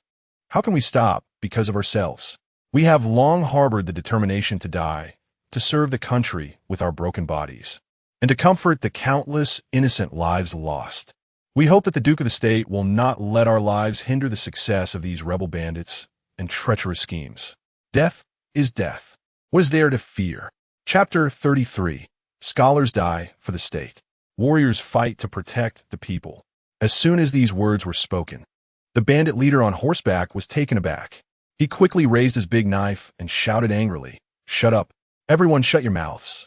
A bandit rushed out and forcefully pressed the white-haired Zhang Qian down to the ground. This scene made everyone on the city wall furious. Zhang Han shouted, what a villain! How dare you humiliate a court official? Jia Xu quickly said, young master, You must not fall for their tricks. Are we really going to abandon the lives of our officials in Dali? They are all good officials. You must save them. Just as Zian was struggling, the system's voice rang out. Ding. Congratulations, host. You have triggered a choice. Choice 1. Agree to the bandits' terms and withdraw from Omping County. Reward: 300 crossbows. Choice 2. Refuse the bandits' terms and defend Omping County. Reward: red hair horse. Please make your choice. As the system's voice faded, the noise around him returned. For a moment, arguments broke out on the city wall. Yunxue stepped forward, her heart overflowing with compassion, and said, "These people are officials of our court. They must be saved. Otherwise, how can we explain it to the world? It's just a matter of withdrawing from Omping County. We could take it back later." Before Yunxue could finish her words, she was rudely interrupted by Zian. "Put away your pathetic compassion. This is a battlefield. Behind me are countless civilians. If we take a step back, they will all die." Yunxue angrily pointed at Zian and said, "When did you become so cold-hearted?" Zian's voice was icy. "If you say one more word, I won't hesitate to kill you to uphold military law." Yunxue's body turned cold. She had no doubt that if she said another word, Zian, filled with killing intent, would really kill her. Zian coldly commanded, "Everyone be quiet." In the next moment, the previously noisy city wall fell silent. All eyes were focused on Zian. No one knew what choice he would make. At this moment, the thin man among the bandits was also curiously observing Zian on the city wall. "Hee, let me see what you will choose," he thought. His strategy this time was to attack the heart. If Zian chose to refuse, everyone inside the city would think he was cold-blooded and ruthless, leading to a drop in morale. If Zian agreed to withdraw from Omping County, he could avoid the trouble of attacking the city. He believed that regardless of Zian's choice, he would ultimately benefit.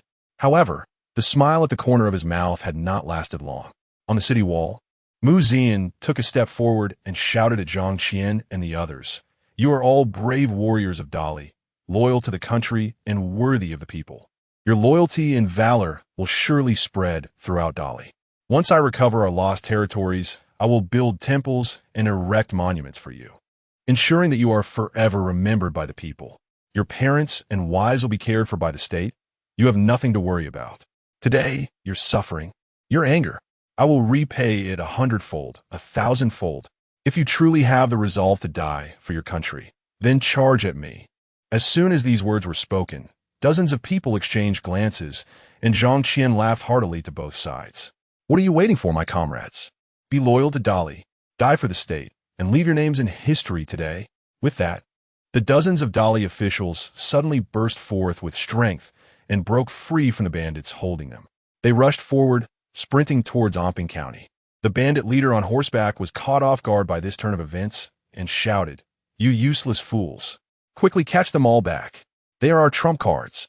More than a dozen bandits immediately charged towards Zhang Qian and his group. Meanwhile, on the city wall, Zian silently nocked an arrow. At this moment, everyone knew that Zian had made his choice. Countless people had tears in their eyes, and the archers, holding back their inner grief, raised their longbows. Zhang Qian, with his white hair flying, rushed forward. "Lord Town Protector, shoot." This scene was so bleak and heroic. It filled people with anger and rage. Scholars die for the state. Warriors fight to protect the people. Zian shouted, "Everyone look closely today. These are the pillars of Dali." Zian pulled back the longbow and shouted, "I Zian, Town Protector of Dali. Send off the county magistrate of Ningling, Zhang Qian." With a whoosh, the arrow cut through the air and pierced through Zhang Qian's chest. In the next moment, countless arrows rained down from the sky. The arrow rain indiscriminately shot all within range, killing everyone. Ding! Congratulations, host, you have made your choice. System rewards have been distributed. At this moment, Zian felt no joy in his heart. The thin man among the bandits was also stunned. He never expected Zian to make a third choice. At this moment, witnessing the resolve of Zhang Qian and others to die, everyone felt a flame burning in their hearts. Morale, killing intent, rage. At this moment, all reached their peak. The desolate land fell into a dead silence. Zian calmly said, "Everyone, do you see? This is the spirit of Dali. Better to be shattered jade than intact tiles. As his voice fell, the surroundings fell silent. It was not that they disagreed with Mu Zian's words, but they only wanted to slay all the bandits before them. Yunxue looked at that proud and resolute figure. Her heart unexpectedly stirred. At this moment, she seemed to have truly fallen for this man. The thin bandit leader was now horrified and immediately spurred his horse towards the direction of the camp. Crazy people are all crazy. However, how could Mu Zian give him this opportunity? He pulled the thunderbow into a full moon. The bowstring stretched tight as if it might snap. Mu Zian released his grip. In the next moment, the arrow let out a thunderous boom. The bandit leader, seeing he was about to flee back to the camp, suddenly had an arrow pierce through his chest in front of all the bandit leaders. The bandit leader looked in disbelief at the arrowhead protruding from his chest, his expression dazed before he fell from his horse. All the bandit leaders felt their scalps go numb. They unconsciously retreated several meters. All the leaders' gazes focused on the figure beneath the general's banner. The thin man took a deep breath, then drew his long knife, pointing at Mu Zian on the city wall, and commanded, "Beat the drums. Advance." Boom. Countless bandits surged like a tsunami towards Anping County. At this moment, Anping County seemed like a tiny boat in a vast sea. On the city wall, Mu Zian, holding the Fontian painted halberd, shouted, "Form ranks. Kill the enemy." Chapter 34. Blood Battle at Anping County. A cruel smile appeared on Zhang Han's face. "You bunch of wicked beasts. I've been waiting for you for a long time." Without a moment's hesitation, Zhang Han shouted loudly, "Draw bows. Knock arrows. Fire." Countless arrows flew toward the bandits like locusts. The first wave of these bandits was nothing but cannon fodder. They weren't even wearing armor or carrying shields, let alone proper clothing. As the rain of arrows fell, the men at the front instantly turned into hedgehogs. However, they could not stop their charge, for behind them were countless seasoned bandits in various armors. They used their weapons to drive these men toward Anping County, and anyone who dared to take a step back would meet the ruthless blade. These seasoned bandits were determined to expend their lives to consume Anping County's arrows. After several rounds of arrow rain, the ground beneath Anping City was littered with corpses. Taking advantage of this chaos, the seasoned bandits rushed to the foot of the city wall and immediately set up ladders to ascend. Seeing this, Zhang Han shouted, "Prepare the rolling stones and logs. Fire." In the next moment, countless stones and logs fell from the sky, smashing directly onto the heads of these seasoned bandits. Blood erupted and splattered everywhere. More and more seasoned bandits fell from the ladders, crushed into pulp by the falling stones. As time passed, the entire Anping County transformed into a large meat grinder. The wails and screams echoed continuously. However hard these bandits tried, they could not breach the walls of Anping County. At this moment, after witnessing Zhang Qian and others calmly face death, everyone in Anping County felt a surge of energy in their hearts. Rolling stones, logs, molten gold, and iron spikes continuously flowed from within the city to the top of the walls. Coupled with the already fierce troops of the assault camp and the soldiers of the Five Armies camp, there was not a single bandit who could reach the walls and hold on for even a second. Most were cut down as soon as they showed their heads. Rolling stones and logs were still bearable. If they weren't hit in a vital spot, there was at least a chance to survive. But being doused with boiling molten gold was a fate worse than death. In an era without antibiotics or any concept of sterilization, once burned and infected by molten gold, one could only wait in despair for death. The battle raged from dawn until dusk. The bandits launched 5 assaults, but all were repelled without exception, leaving over 10,000 corpses at the foot of the walls. Within the bandit camp, all the leaders present looked grim. In just one day, their army had suffered nearly 1/10 casualties. In contrast, Anping County still stood strong and vigorous. Why must the commander send my brothers to attack the city today while these people watch from the back? This is unfair. The one speaking had a fierce expression, with a deep scar running across his face. He was none other than Sun Che, one of the 5 main generals of the bandit army. Known in the rivers and lakes as the Centipede General, the other leaders scoffed at his words. "What do you mean by that? Did only your brothers die? My brothers also died fighting at the city gate. Do you think you're the only hero?" Are the others all cowards? Take a good look at your men. They didn't even reach the walls, and I'm embarrassed just watching. Sun Che was furious. Lu Hanzai, do you think you can speak to me like that? Do you dare to compare skills with me? Lu Hanzai immediately grabbed a nearby butcher's knife and sneered, Afraid of you? You're just a dog raised by a dog. The others looked on with amusement. Enough. Sit down. A thin man, sitting at the head of the table, spoke coldly. The two exchanged cold huffs before sitting down angrily. The thin man scanned the surroundings coldly and said, We are all in the same boat now. If the boat capsizes, none of us will survive. If we continue to squabble now, we won't even know how we died. Let the brothers rest well tonight, and starting tomorrow, we will attack fiercely day and night without distinction. We can break into the state capital. How can a mere Onping County stop us? Anyone who dares to hold us back at this time will meet a gruesome end. Hearing this, the leaders all clasped their fists and said, We will obey the commander's orders. That night, within Onping County, under the night sky, Mu Zian looked solemn. I want to lead a cavalry unit to raid the bandit camp at night. What do you think, sir? Jia Xu looked into the distance, pondered for a moment, and said softly, These bandits came rushing in, and after a day of battle, they must be exhausted. If we attack now, it could have surprising results. Also, during the day, I observed that the bandits store their grain in the northwest direction. If we can take this opportunity to burn their supplies, their morale will surely collapse. After speaking, Jia Xu leaned closer to Mu Zian's ear and whispered a few words. In a moment, when Mu Zian looked at Jia Xu again, he felt a chill run down his spine. How could he suggest such a ruthless plan with such a smile? To be honest, facing such a treacherous man, Mu Zian truly felt pity for those bandits. After finalizing the plan, Mu Zian wasted no time. He immediately ordered the gathering of 500 cavalry, each carrying a few small jars of strong liquor on either side of their horses. Night raids rely on surprise, so it was unwise to bring too many people. Under the night sky, a pure red warhorse was slowly led out. Mu Zian donned a Swanee battle armor, held a Fong Tian painted halberd, carried a Zhun Tian bow, and rode a red rabbit horse. He extended his hand, and the 500 cavalry appeared like the scythes of death in the dark night. Under the moonlight, the gates of Onping County slowly opened. On horseback, Mu Zian held the Fong Tian halberd and shouted, All generals, follow me. Break through the enemy. Charge! As his words fell, the 500 light cavalry transformed into a streak of light and leaped out. The bandits were completely unprepared. They never expected Mu Zian would dare to lead 500 cavalry to raid their camp.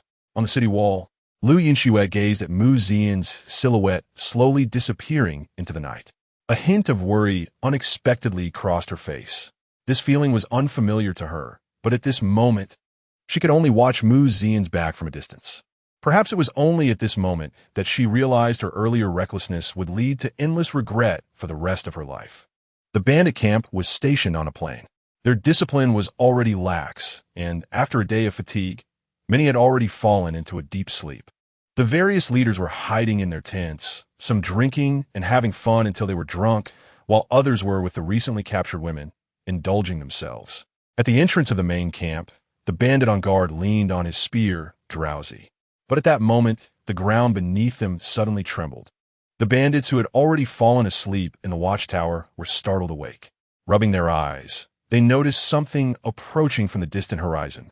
However, it was too dark at night for them to see clearly, so they stretched their necks to get a better look. But the next moment, they heard a swoosh. An arrow shot directly through his throat. The body fell from the watchtower, just as the guards at the entrance were clueless about what was happening. A warhorse's neighing sound roared in. On horseback, Mu Zian shouted, The Grand Duke of Dali is here. You thieves, come and take your lives. Chapter 35 Night Raid and Strategy. A roar shattered the heavens. It was as if a lion shook the clouds. On horseback, the Fong Tianhua halberd swept out. A bandit who had just charged out was directly cut in half. Mu Zian rampaged through the bandit camp like a demon descended from the heavens. 500 cavalry surged into the bandit camp like an unstoppable torrent.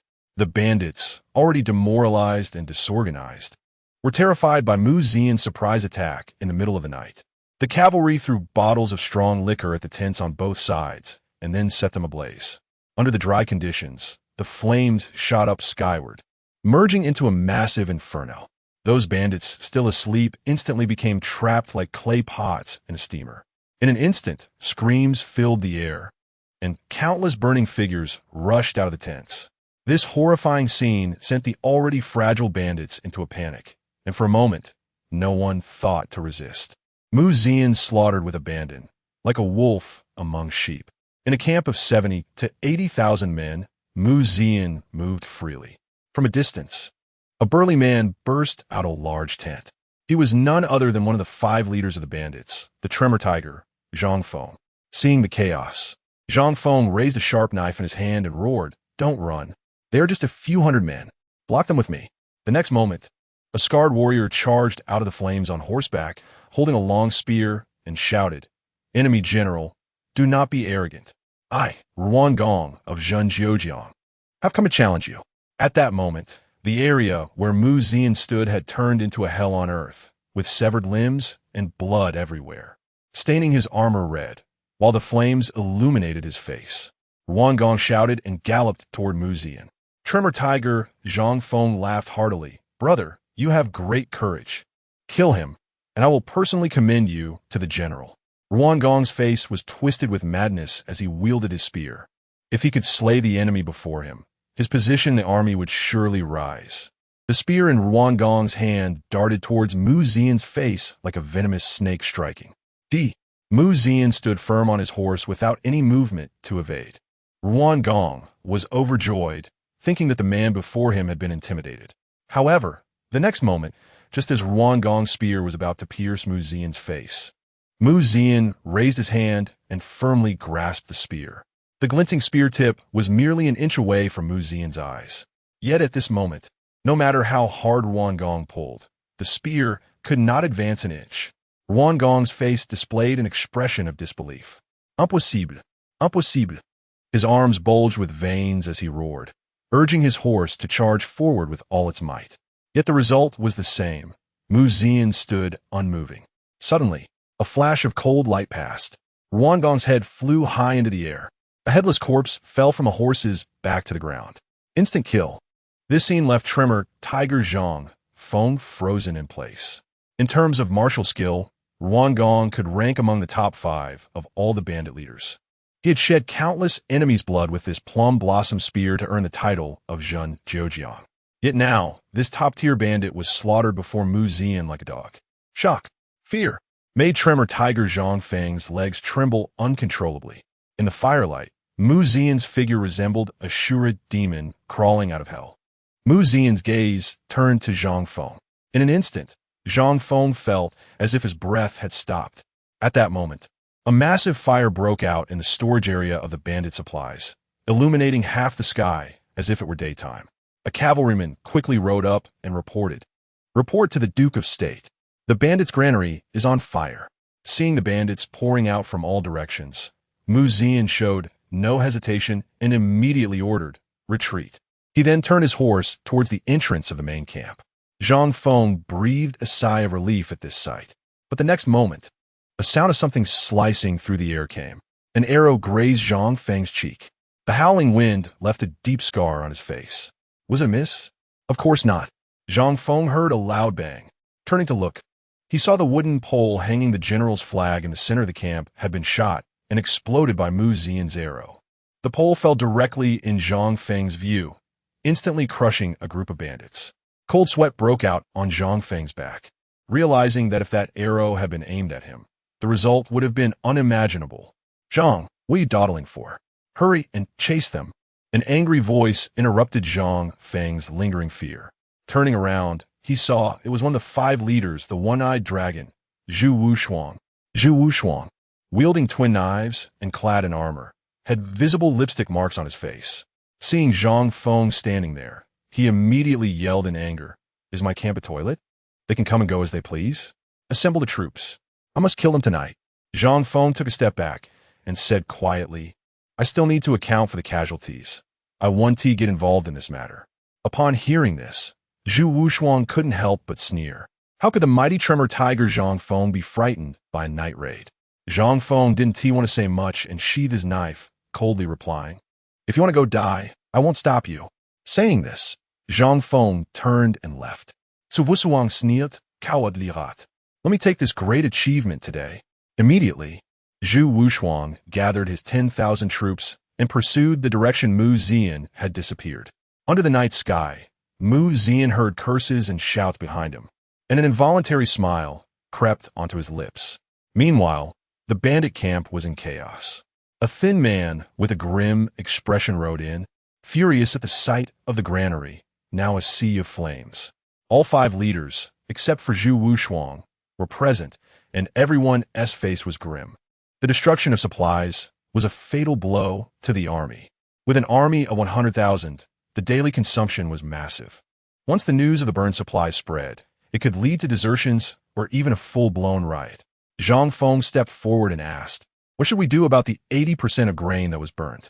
The thin man's face darkened, and he said sternly, "Immediately seal off the news of the burned supplies.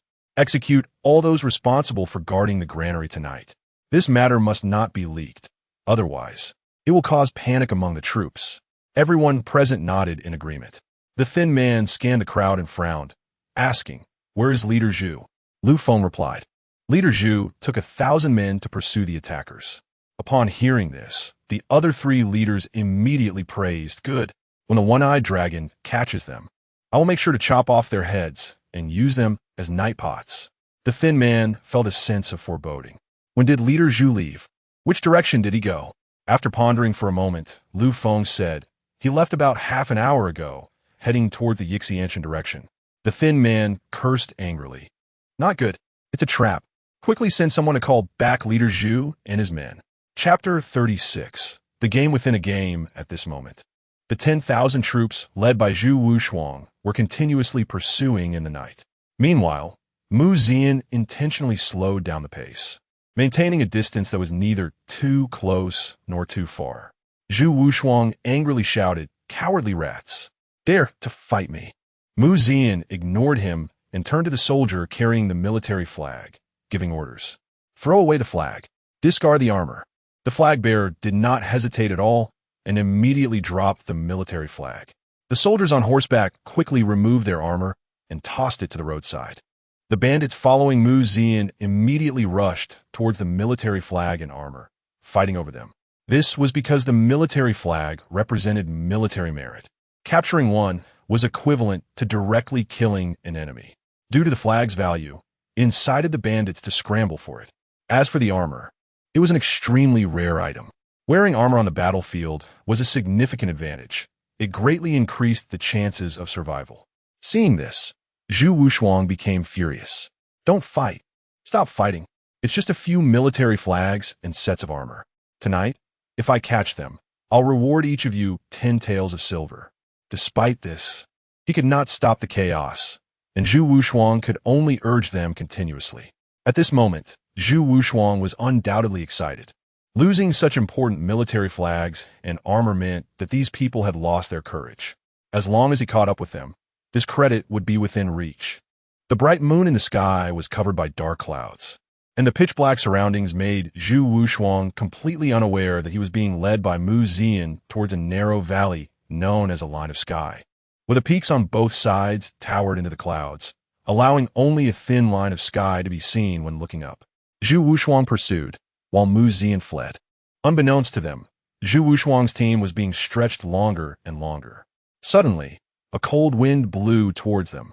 At the end of the road, the 500 cavalry led by Mu Zian came to a halt. Zhu Wushuang was overjoyed and shouted, "Why are you not running? I swear I won't let you off tonight." In the darkness, Mu Zian's lips curled into a slight smile, and he pointed upwards.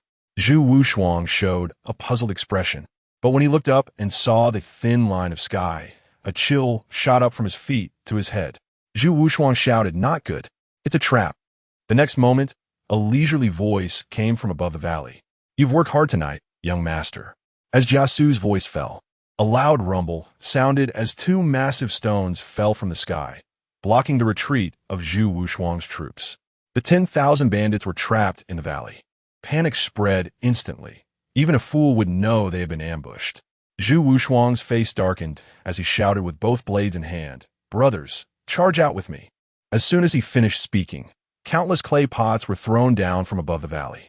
Bang, bang, bang. The pots smashed to the ground, and a liquid splattered everywhere. Zhu Wushuang wiped the liquid on his body and tasted it. Instantly, a spicy sensation shot to his head. Wine? Just as Zhu Wushuang was confused, the next moment, countless flames ignited around the valley. Under the moonlight, Jia Xu wore a chilling smile. Tonight, we toast with fine wine. May you all have a good journey to the Yellow Springs. Fire. Whoosh, whoosh, whoosh. In the next moment, countless flaming arrows rained down. The already narrow valley was filled to the brim with 10,000 people. As the flames met the alcohol, they ignited instantly. In a split second, a tongue of fire shot into the sky. On both sides of the valley, Jia Xu had already sent people to pile up flammable materials. Under the fierce wind, the fire quickly engulfed the entire valley. In an instant, Zhu Wushuang and his army were all set ablaze. Cries of agony rose and fell. The air was filled with a nauseating smell of charred flesh. Rocks, logs, and arrows nearly filled the entire valley. At this moment, for these people, the pain of being engulfed in flames could only be relieved by death. Zhu Wushuang's face was filled with despair. If it weren't for his greed and recklessness, how could he have ended up like this? At the end of the valley, Zian stood proudly with his horse. Facing the hellish scene before him, he showed no signs of disturbance. War is war. It never needs any embellishment. Who would have thought that tonight was a game within a game? Zian's night raid on the camp was merely the first move. Leading them from the main camp to this prepared grave was the ultimate goal. At this moment, Zhu Wushuang felt a wave of powerlessness wash over him. Every step he took was being calculated by them. However, Zhu Wushuang was not to be underestimated as a fierce bandit from Luzhou. He knew that today's outcome was already certain. But as a man, he could only die on the path of charge. With this thought, Zhu Wushuang roared, "Brothers, let's carve a bloody path out." Engulfed in flames, Zhu Wushuang showed despair. His eyes bloodshot, he wielded his twin blades and charged towards Zian. Zian drew his halberd from the rocks, even though they were on opposing sides. As a man, he wanted to give Zhu Wushuang a dignified exit. In the narrow valley, the two swift horses collided. The red hair was like a red lightning bolt in the night. Almost in an instant, the two horses met. The red hair reared up, and on its back, Zian raised his halberd and then smashed it down heavily. Zhu Wushuang shouted, "Come on!" The two sharp blades met head-on. The clash of blades produced countless sparks. In front of everyone's gaze, the halberd severed Zhu Wushuang's twin blades and then struck down directly from his shoulder. The next moment, Zhu Wushuang, along with his horse, was split in two by Zian. Barbaric, primitive, bloody. This was the purest form of slaughter. Zian lifted Zhu Wushuang's half-body with his halberd and shouted at all the remaining bandits, "The enemy general is dead. Kneel and do not kill." As soon as these words were spoken, the surviving bandits immediately dropped their weapons. "I surrender. Don't kill me. Don't kill me." At this moment, the mental defenses of these bandits were completely shattered. Tonight was destined to be a sleepless night. The fire in the bandit camp burned all night long. The thin man felt exhausted inside. Without supplies, failure was only a matter of time. Suddenly, a scout rushed into the tent. At this moment, the thin man looked somewhat numb. What happened? The scout swallowed and stammered, reporting to the commander, "Leader Zhu has been found, but... Seeing the scout's hesitance, the thin man immediately became angry. But what? A faint sense of unease arose in his heart. However, no matter how one looked at it, Zhu Wushuang had taken out a full 10,000 men, all of whom were his old bandits. The combat power of these old bandits was certainly not something ordinary refugees could compare to. Even if they encountered an ambush, Zhu Wushuang would most likely be able to break out. However, the next sentence from the scout shattered his defenses. Reporting to the commander, "General Zhu has already died in battle, and his head has been cut off. The remaining brothers are all dead." "What? Say that again." The thin man could hardly believe his ears.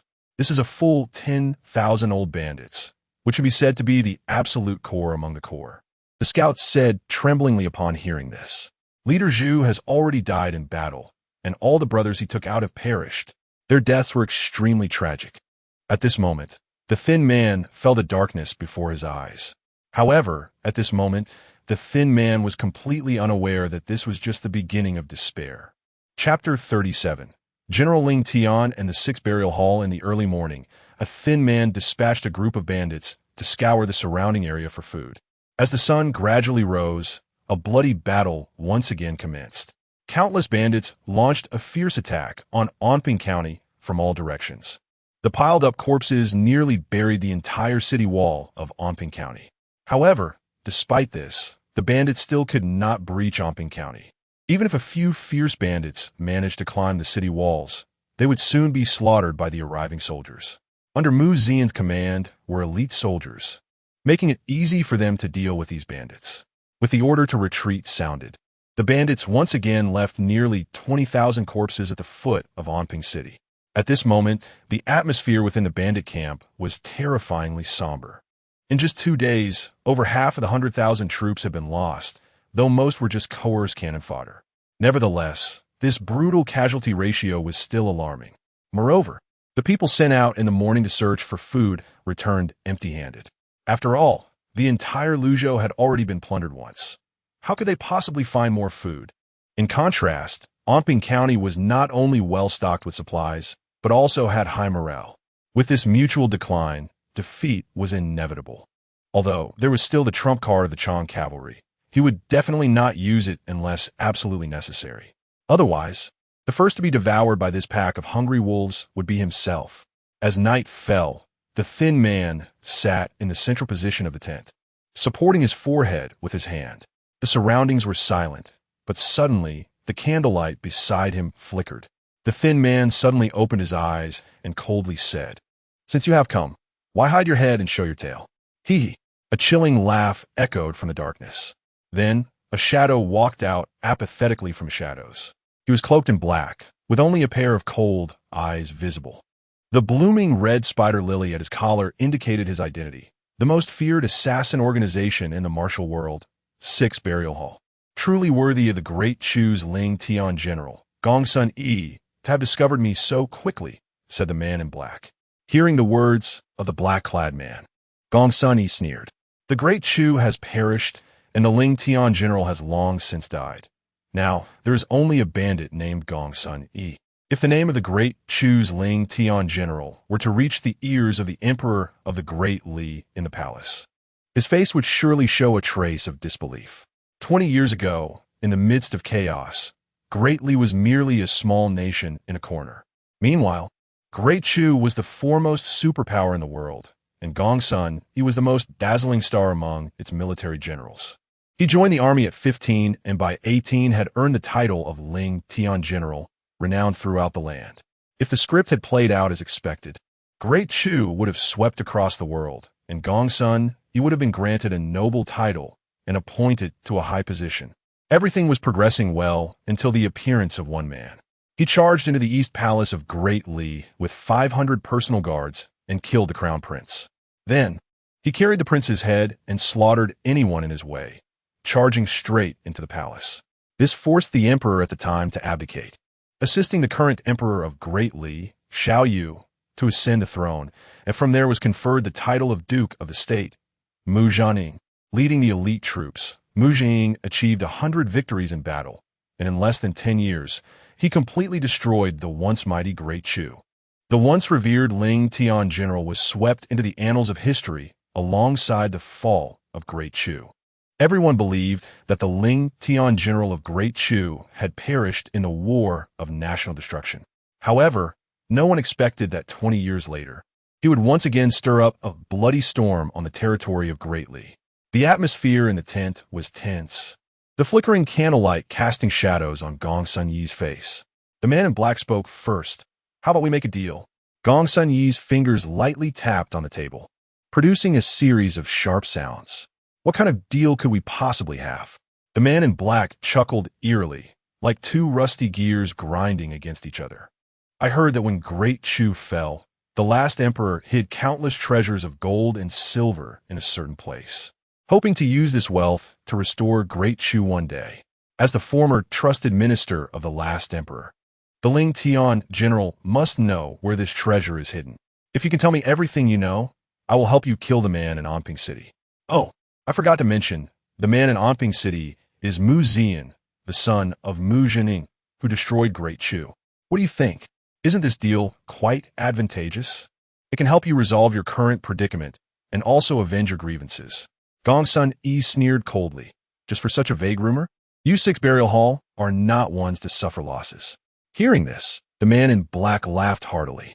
It seems nothing can escape the eyes of the Ling Tian general. Mu Zian has long been on our six burial halls hit list. The previous defeat of Shura Hall dealt a severe blow to our business. If we cannot resolve this trouble, won't the martial world think that our six burial hall is merely a name? Moreover, there are those in the Great Li court who do not wish for another duke of the state to appear, so Mu Zian must die. I came to you today to do you a small favor. Gongsun Yi coldly replied, What benefit is it to you to help me? The man in black suddenly laughed wildly, his laughter tinged with madness. Of course there are benefits. The more chaotic the world becomes, the more assassins are needed. Our six burial hall can only exert its greatest influence in times of turmoil. Madman, Gongsun Yi frowned and snorted coldly. Although he greatly despised the actions of the six burial hall, he currently had no other options. Having managed to gather a force through the Chang people and the corruption in Luzhou, he absolutely could not watch himself fail. With this thought, Gongsun Yi looked at the man in black and asked, Mu Zian's prowess is not inferior to his father's, perhaps even stronger. You six burial hall have already failed once. Why should I believe you this time? The man's eyes narrowed, and in the next moment, a breeze swept through. Under the candlelight, a short sword was pressed against Gongsun Yi's neck. As long as he is human, there is no one our six burial hall cannot kill. With a wave of his hand, the short sword instantly vanished, as if it had never existed. Gongsun Yi was startled. He had not even noticed. The terror of the six burial hall was evident. All right, as long as you can kill Mu Zian, I will tell you every detail about the treasures of Great Chu without missing a word. Upon hearing Gongsun Yi's words, the man in black was very pleased. Just wait for my good news. The next time you hear the name Mu Zian, it will be the news of his death. The man in black stepped back, and his figure disappeared into the darkness as if he had never been there. Gongsun Yi walked out of the tent, looking into the distance with a cold smile. Mu Zhaning, you never expected that your illustrious life would end at the hands of your own kind.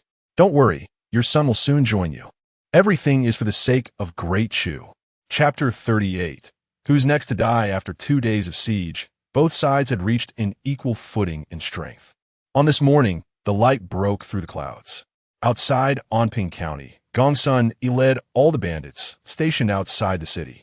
On the city wall, Mu Zian, Jia Xu, Zhang Han, Yunxue, and others gazed out from a distance. Just when everyone thought another brutal siege battle was about to begin, Gongsun Yi calmly spoke to a bald man beside him. It's up to you, Leader Liu. The bald man laughed heartily in response. Just watch, my lord. Today, we will take Anping County. Bring them all up. Yes, bring them all up. In the next moment, countless ragged commoners were directly pushed out from among the bandits. Almost all of these commoners were women, children, and the elderly, their expressions numb, driven like cattle toward Anping County. This scene made the soldiers on the city wall furious. Zhang Han slapped the stone wall in front of him, cursing angrily. These bandits are truly beasts. Yunxue frowned upon seeing this, using the commoners as a human shield. At this moment, Mu Zian found himself in a dilemma. If they continued to shoot arrows, they would inevitably kill these innocent commoners. But if they did not shoot, it would allow the bandits to easily reach the base of the city wall, significantly increasing the difficulty of defending the city. The soldiers on the wall exchanged glances. Mu Zian also furrowed his brow. He hadn't expected the bandits to be so unscrupulous. Just then, the system prompt sounded as expected. Ding! Congratulations to the host for triggering a choice. Choice 1. Regardless of the commoners' lives, defend the city. Reward: 1,000 pounds of refined steel. Choice 2. Go out of battle. Rescue the commoners from fire and water. Reward: 1 pound of sweet potato seeds. Please make your choice. Looking at the commoners outside the city, Mu Zian realized that any strategy would be useless this time.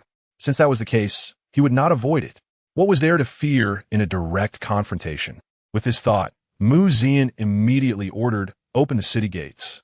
Engage in battle. Mu Zian's words instantly excited all the soldiers on the city wall. The wind rises, and the clouds fly. Mu Zian turned to the crowd and shouted, "You are all elite troops. Why fear a mere tens of thousands of bandits? Outside the city wall are the people of our Great Li, who are their fathers, and who are their wives. If we stand by and watch today, who will wave the flag and shout for us when disaster befalls us tomorrow?" The generals felt a surge of anger rise to their heads upon hearing this. Mu Zian turned to look at the crowd of people pouring in like a swarm of locusts and then raised his arm, shouting, "Today, do you dare to follow me out of the city to battle? To rescue the people from fire and water? To cut down the bandits? To slay the barbarian invaders?" The generals shouted at the top of their lungs, "Out of the city! Kill the enemy! Kill! Kill! Kill!" In an instant, they switched from defense to offense. Everyone present was filled with fervor. Ding! Congratulations to the host for making a choice. The reward has been issued. Yunxue, standing aside, was surprised that Mu Zian had stirred the emotions of everyone present to the extreme with just a few words. As waves of sound shattered the heavens, the city gate, which Gongsun he had dreamed of breaking through, slowly opened amidst a cloud of dust. The military camp surged out of the city first, positioning themselves to protect Anping County behind them. The armor glinted with cold light under the sun. Shield bearers, forward! Spearmen, hold the line! Archers, take your positions! 3 layers of defenses interwoven and staggered. Accompanied by the sound of hooves, Mu Zian led 3,000 cavalry directly into the fray, splitting the battlefield. Zhang Han led 5,000 assault troops, following closely behind the cavalry, all with serious expressions. On the city wall, Yunxue felt that Mu Zian's actions were incredibly brave, but she was quite pessimistic about the outcome of this battle, even feeling a sense of despair. 8,000 people versus 80,000, a nearly tenfold difference in numbers. Even if Mu Zian and the assault troops were strong, it was impossible for them to win. As someone who had once fought against these bandits, Yunxue knew that the bandits' true trump card had yet to be used. Although the lives of these commoners were pitiful when compared to eradicating the bandits, it was clear that Mu Zian had not grasped the weight of the situation. For Yunxue, if sacrificing some commoners could lead to a greater victory, she would choose the latter without hesitation. However, at this moment, Yunxue hoped more for Mu Zian to lose, as only then could her prowess as a female marquis be demonstrated. Since arriving in Luzhou, Yunxue had been holding back her anger. Now she was just waiting for Mu Zian to be defeated so that he would beg her for help. As for whether to help or not, that would depend on her mood. After all, just thinking about how Mu Zian had shut her out before made Yunxue feel a bit stifled and angry. Outside the city, the bandit leaders laughed heartily when they saw that Mu Zian dared to lead his troops out. Although they had suffered heavy losses in recent days, the core of the bandits had not suffered much. The siege battle was not their forte, but when it came to direct combat, they were not afraid of anyone. Moreover, now it was 80,000 against 8,000, and the advantage was on their side. It was clear who would win and who would lose. On horseback, Gongsun he watched as Mu Zian led his army charging forward and immediately said, "Watch closely. That armored figure on the red-brown steed is the renowned son of the Duke of the State, Mu Zhaning. Whoever can take his head will not only gain fame throughout the land, but will also receive an additional reward of 100,000 silver from me. As the saying goes, a generous reward will surely attract brave men." As soon as Gongsun he finished speaking, a rugged-looking man with a dark face, thick eyebrows, and a beard like steel needles stepped forward. "I am Li Kuei from Black Wind Mountain, willing to take this scoundrel's head for the Lord." With that, Li Kuei gripped a long-handled giant axe and charged toward Mu Zian. On horseback, Li Kuei shouted, "What kind of dog Duke of the State? Come on, die!" Mu Zian did not respond at all, tightening his legs against the horse's belly. The red rabbit steed let out a loud neigh and instantly transformed into a red flash on the battlefield. In the blink of an eye, the two horses met. Li Kuei gripped his long-handled axe with both hands and swung it violently at Mu Zian's face. This axe had tremendous force. The blade gleamed coldly, seemingly intending to cleave Mu Zian in half. Mu Zian squinted his eyes, unafraid. He met the attack head-on with his Fangdianhua halberd. With a loud clang, the two weapons collided in midair. In an instant, sparks flew. Li Kuei felt a sharp pain in his arms. The next moment, Mu Zian's Fangdianhua halberd had already sliced through his chest. Blood sprayed out. Driven by inertia, the remaining half of Li Kuei's body hung on the horse's back, still galloping wildly on the battlefield. Mu Zian reined in his red rabbit steed, pointing his halberd at the command flag below, and shouted, "Who's next to die?" Chapter 39. Decapitating 3 generals. Fighting relentlessly, Mu Zian's dominance shocked all the leaders present. However, with the main army in front, he couldn't lose face. Immediately, a blue-faced man brandishing a broadsword charged out on horseback. "Don't be arrogant, enemy general. I, the jade-faced Qilin Yangyong, will have a word with you." Seeing this, Mu Zian let out a wild laugh. Gripping the tail end of his Fangdianhua Ji with one hand, he swept it forward directly. This move was called sweeping the sky. Under the immense force, a whirlwind like a tornado erupted around Mu Zian.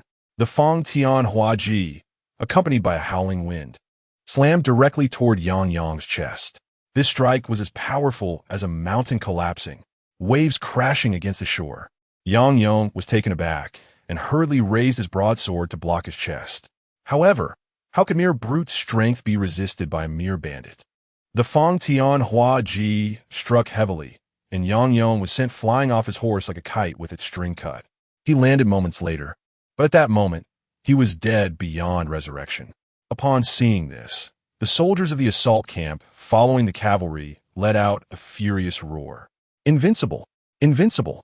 As the distance to the fleeing commoners shrank, Mu Zian decisively shouted, "Flank attack," to divide the battlefield. In the next instant, 3,000 cavalry immediately changed formations, splitting into 2 from the center. The cavalry swiftly passed in front of the fleeing commoners and, after 3 breaths, converged from both sides toward the center like a pair of pincers. With just one formation change, they directly cut through the ranks of the bandit vanguard. The cavalry entered the fray like 2 walls, firmly separating the bandits from the common people. In the midst of the chaotic battle, Mu Zian wielded the Fangdianhua Ji, transforming into a human meat grinder. This scene left the 4 remaining leaders in the distance staring at each other in shock. Gong Sun furrowed his brow. "Since we cannot win in a one-on-one fight, we shall leverage our numbers." As soon as he said this, the other 4 leaders immediately understood his meaning and spoke up. "I have a fierce general, Liu Sandao, who wields an 80-pound long knife that can surely slay him. In my camp, my second-in-command, known as the Flying General, can shoot arrows with the precision of 100 paces. He will definitely deal a heavy blow to their morale. And I have Zhang Feihu, who wields 2 giant hammers. No one can survive a single blow." When it was Zhang Feng's turn, he calmly said, "My subordinates are all unknowns. They're not his match." The other 3 leaders snorted in response. Gong Sun shot Zhang Feng a meaningful glance. At this moment, the battle before Anping County had reached a fever pitch. With the assault camp joining the fray, the power disparity between the elite troops and the bandits became starkly evident. Even though they faced seasoned bandits with blood on their hands, to the soldiers of the assault camp, these bandits were merely a group of rookies. Swing your knives and kill as you advance. The 5,000 soldiers of the assault camp moved as if cast from the same mold. No matter how fiercely these bandits charged, the assault camp's line remained as steady as Mount Tai, continuously pushing forward. Gong Sun realized that they could not afford to drag this out any longer and immediately issued orders. "Since Leader Yang is unwilling to exert himself, I will not force him. Whoever can kill Mu Zian will be rewarded with 5,000 taels of gold." As soon as these words were spoken, the 3 fierce bandits became excited. "Commander, just watch. We 3 will definitely slay him beneath our horses." As the words fell, the 3 selected bandits charged out on horseback, heading straight for Mu Zian. The generals on the city wall shouted in disdain. Meanwhile, Yunxue's lips curled into a slight smile. At this moment, Mu Zian had fallen into the encirclement of the bandits, facing not only the bandits charging from all directions, but now also having to confront 3 well-known fierce bandits alone. It seemed like a certain defeat. Yunxue was already calculating in her heart whether she would help if others begged her to intervene. At this moment, the numerical disadvantage on the battlefield quickly became apparent. Even though the soldiers of the assault camp were extraordinarily powerful, the bandits could still use their lives to staunchly block their advance. In an instant, the forces led by Mu Zian and the foot soldiers of the assault camp were actually separated by the bandits. At that moment, the three fierce bandits arrived together. Liu Sandao swung his broadsword down fiercely. The so-called flying general drew his bow and aimed an arrow directly at Mu Zian's face. Zhang Feihu wielded his twin hammers and swung them toward Mu Zian's chest. 3 deadly attacks arrived in an instant. At this moment, the surrounding generals shouted, "Be careful, Duke of the State." The bandit leaders laughed heartily. This man is doomed. 2 fists cannot defeat 4 hands, no matter how strong you are. How can you block these 3 ferocious attacks? However, as soon as the leaders finished speaking, they saw Mu Zian suddenly spring up from the stirrups. In the next instant, he leaped into the air from his steed.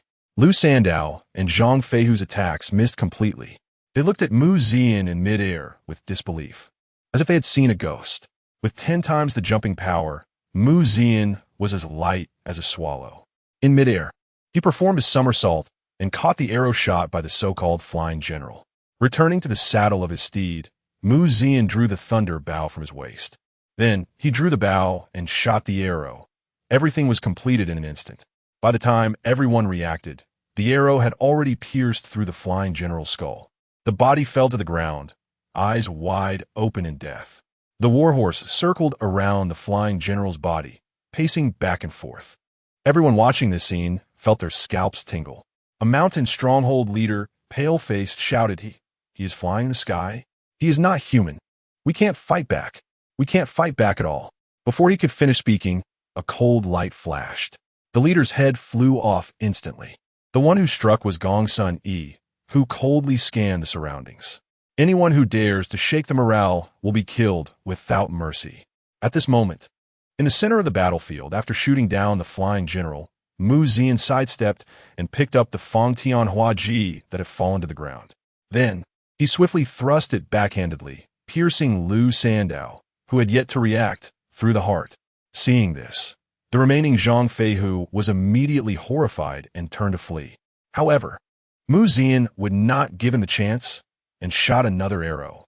The powerful arrow pierced Zhang Feihu, nailing him to his horse. In the blink of an eye, he had killed 3 men. Truly astonishing. Cheers erupted from the city wall.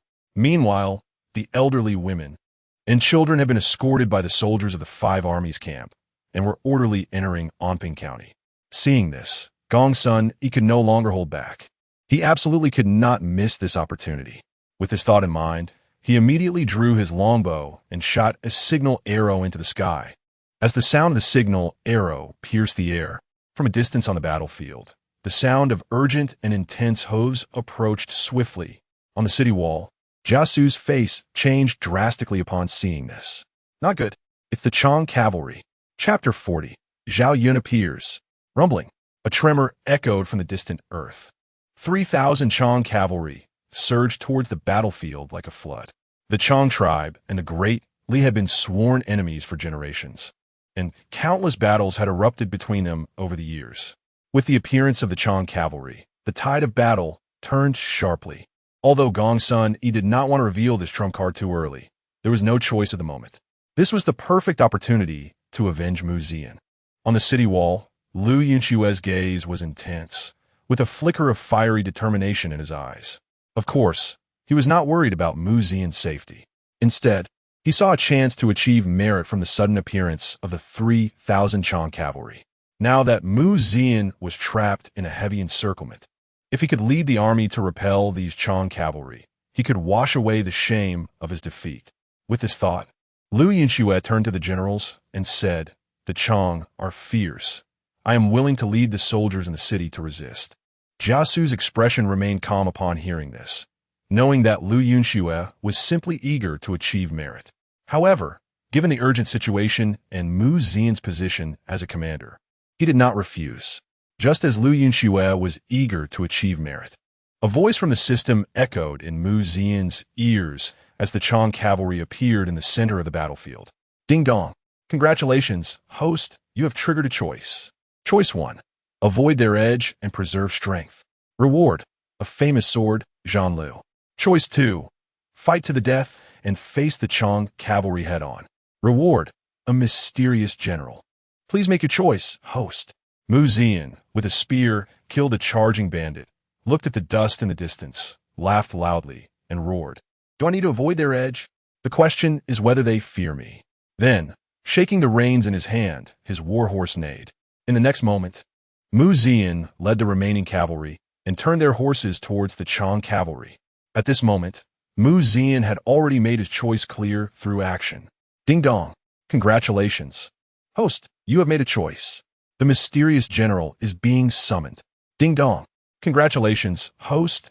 You have successfully summoned Zhao Yun, the ever-victorious general of Shu Han, accompanied by 1,000 riders of the White Horse Yitong.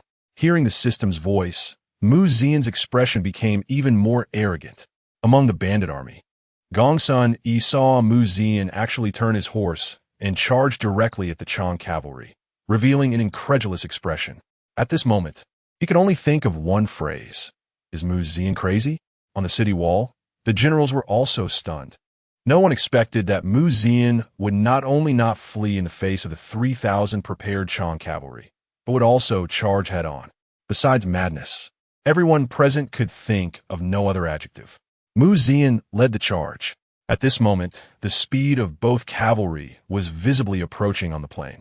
1,000 zhang, 800 zhang, 500 zhang. At this moment, Mu Zian on horseback could clearly see the fierce appearance of the Xiongnu cavalry. They wielded curved sabers and war armor, with countless dried human heads hanging from their horses. As the war horses ran, these heads collided, producing a strange sound. In an instant, the distance between the two sides was less than 100 zhang.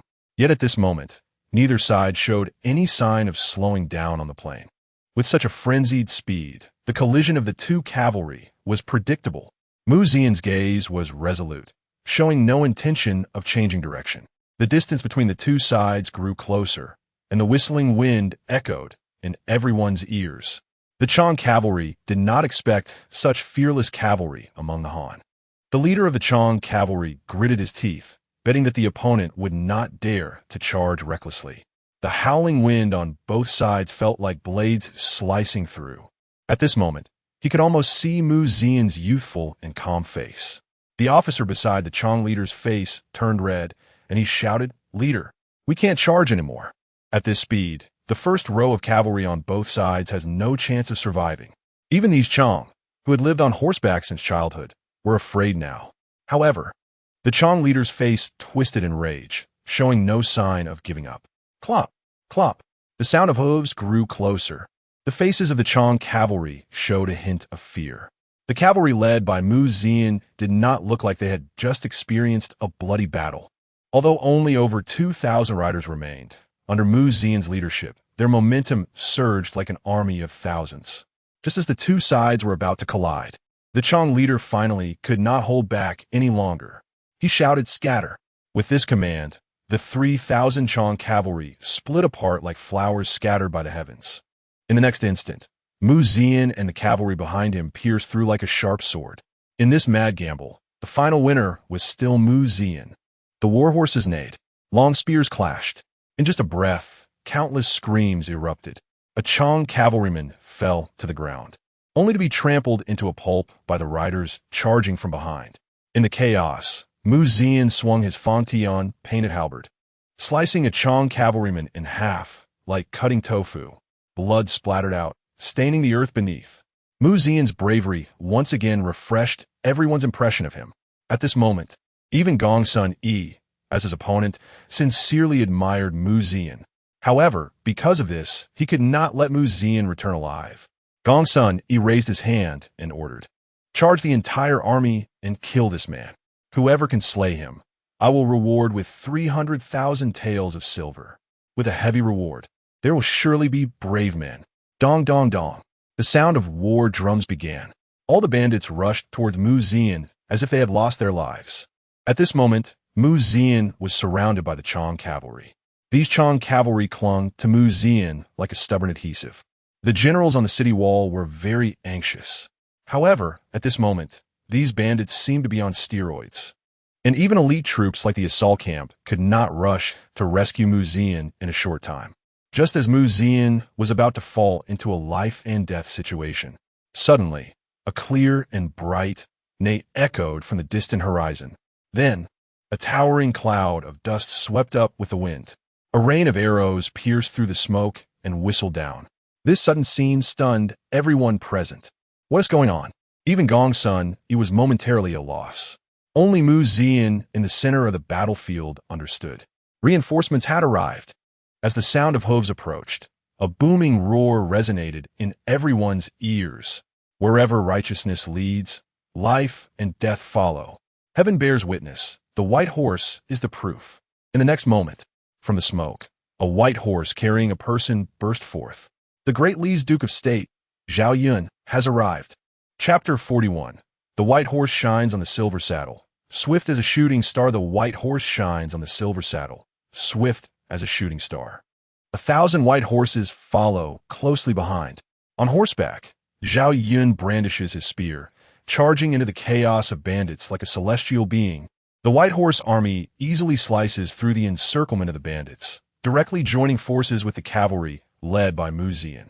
At this moment, Zian is already embroiled in a fierce battle. Although he possesses immense strength, facing the seemingly endless stream of enemies, even the strongest can feel fatigued. Just as Zian is focused on dealing with the enemies in front of him, a Chong cavalryman behind him, wielding a curved sword, gallops forward, aiming to strike him from behind. At that moment, Zhao Yun on horseback roars, "Rebel, do not harm my lord." The steed, Jia Xu, suddenly accelerates. A flash of cold light appears first. Then the spear is unleashed like a dragon.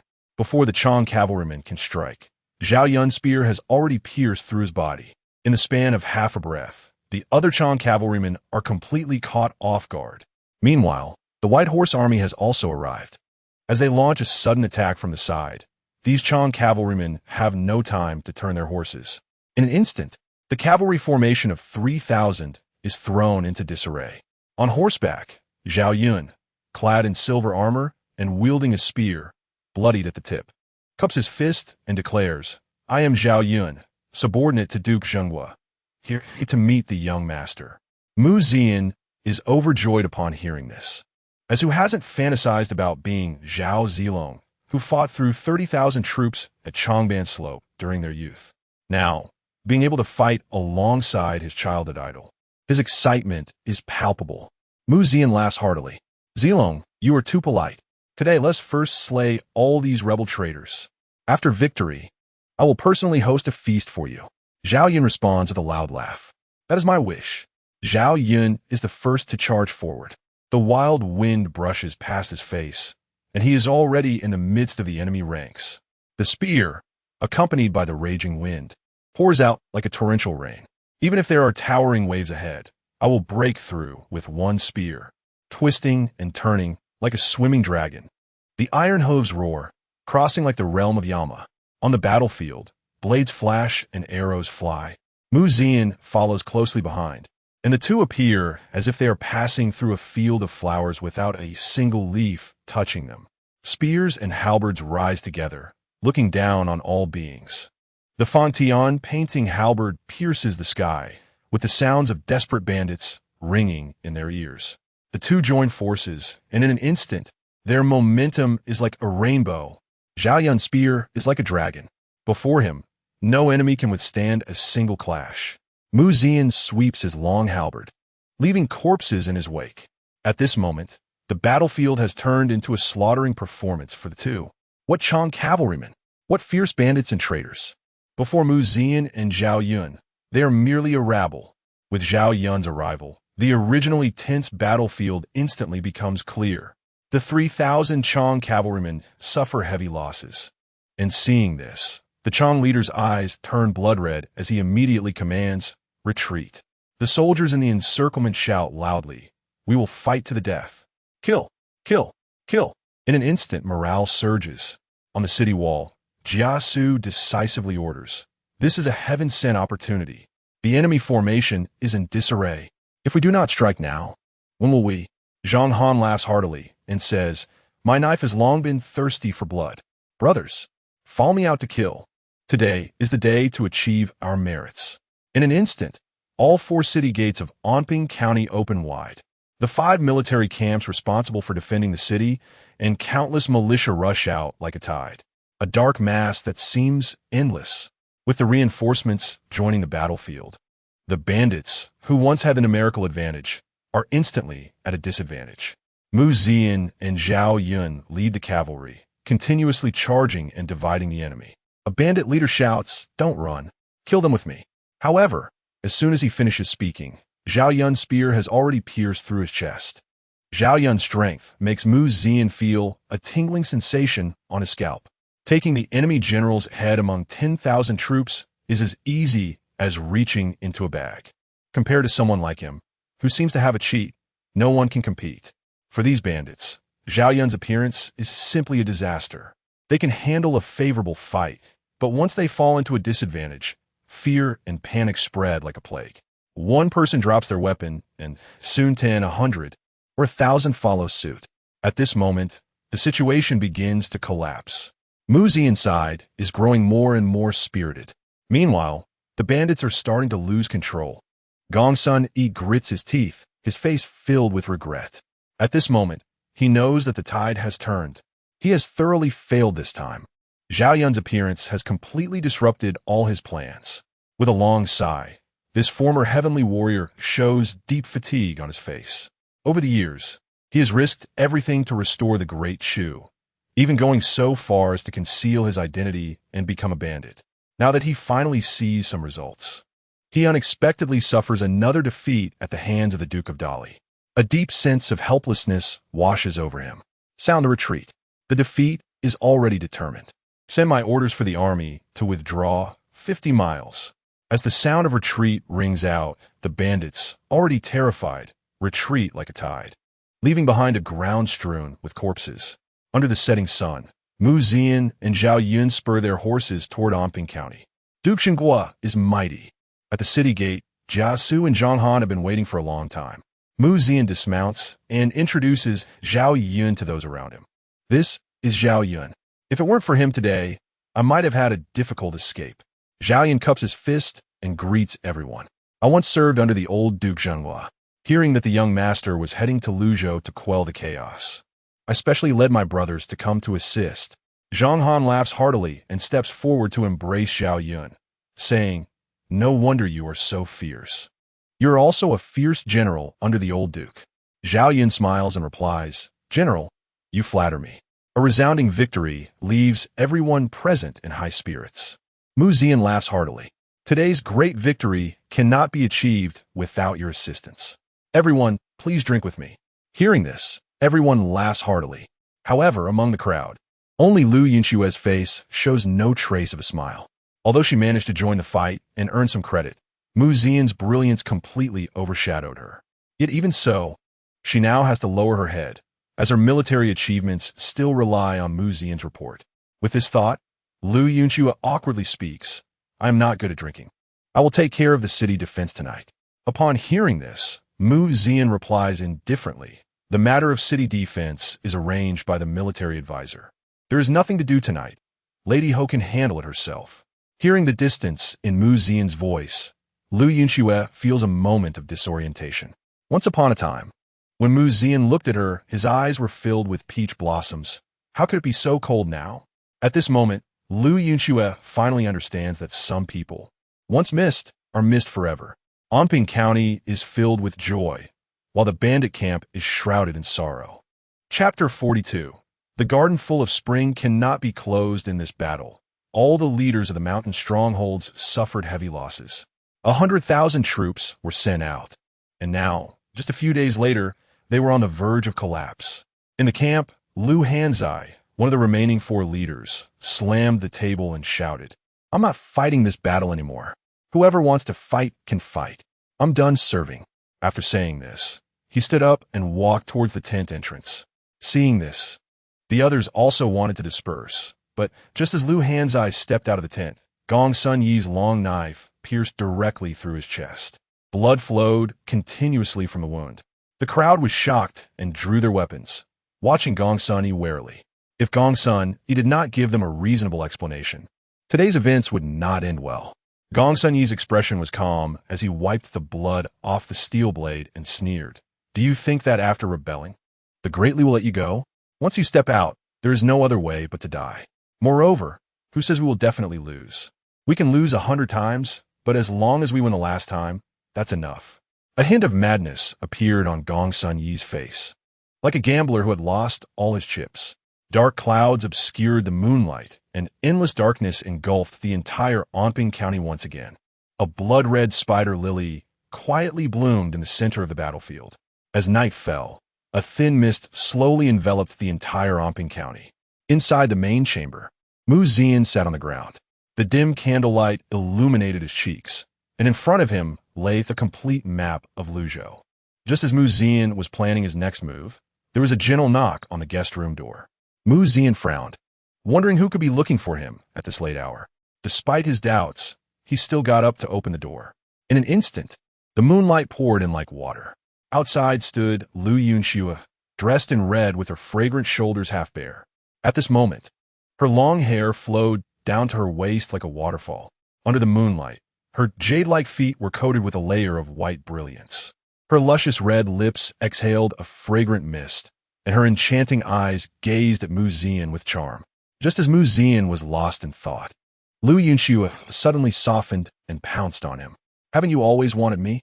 Today, I will fulfill your desires. The long night is better spent in each other's company. A wave of fragrance rushed towards him, and the atmosphere turned somewhat enchanting. Yunxue's cheeks flushed slightly, appearing both shy and seductive. Coupled with her already stunning beauty, she looked incredibly alluring under the moonlight. However, in response to Yunxue's embrace, Mu Zian stepped aside, avoiding her. Yunxue missed her target and ended up leaning against the doorframe, looking at Mu Zian with a hint of grievance as she softly said, "What's wrong? Do you really not like me?" As she spoke, Yunxue slightly tugged down her clothing, and a spring scene unfolded before him. Mu Zian shook his head, feeling a bit dazed. His gaze fluttered, and he felt a fire igniting in his lower abdomen. The half-bare Yunxue extended her long fingers, smiling at Mu Zian and said, "Come on, come on." Unconsciously, Mu Zian began to walk slowly towards Yunxue. Just when they were only a step apart, Yunxue suddenly stepped forward and pressed herself against Mu Zian's chest. "Tonight, let me send you on your way." Yunxue's expression changed. The next moment, a cold, gleaming dagger lunged toward Mu Zian's throat. This strike was as fast as lightning. An ordinary person would have no chance to dodge. Yunxue's lips curled into a smile as she thought, "I've succeeded." However, as soon as she finished speaking, Yunxue suddenly realized that the dagger in her hand could no longer advance even an inch. The gleaming tip of the knife was firmly pinched between Mu Zian's two fingers, stopping just half a finger's width from his throat. Looking up, she saw that Mu Zian's eyes were now devoid of any dazedness, replaced instead by an endless calmness and coldness. The 6 Burials Hall? Yunxue's expression first froze. Then her lips curled up slightly. Her originally seductive voice now carried a hint of coldness. "No wonder you are the Duke of the Great Li. You recognize my identity so quickly, but it's too late. Once you inhale my soul-dulling fragrance, you will soon lose all your strength and be at my mercy." Mu Zian smiled slightly and then wrapped one arm around her waist. "Is that so?" The next moment, he exerted force with his single arm, and the woman in his embrace felt as if her body was about to be crushed. "Impossible. How can you still have such strength?" The woman from the 6 Burials Hall was shocked. The soul-dulling fragrance has never missed. "How can you be fine?" The woman impersonating Yunxue looked terrified. If she had pretended to be someone else, Mu Zian might have been somewhat deceived. But she had chosen to impersonate Yunxue. Mu Zian already held a hint of wariness toward Yunxue. Moreover, now that the half-bare Yunxue appeared at his door, she looked just like a grieving woman. Mu Zian naturally would not be fooled. Everything that had happened was merely a part of her act. As Mu Zian's strength grew stronger, the woman impersonating Yunxue immediately used a skill to slip away, her body sliding out of Mu Zian's embrace like a python. Once she got away, she quickly distanced herself from Mu Zian. In the courtyard, the mist swirled. The woman impersonating Yunxue tore off the human skin mask on her face, revealing a beautifully alluring visage. A vivid spider lily tattoo adorned her neck, adding to her enchanting aura. The woman played with the golden dagger in her hand and smiled. The Six Burials Hall. Ning Hongchun has come to take your life tonight.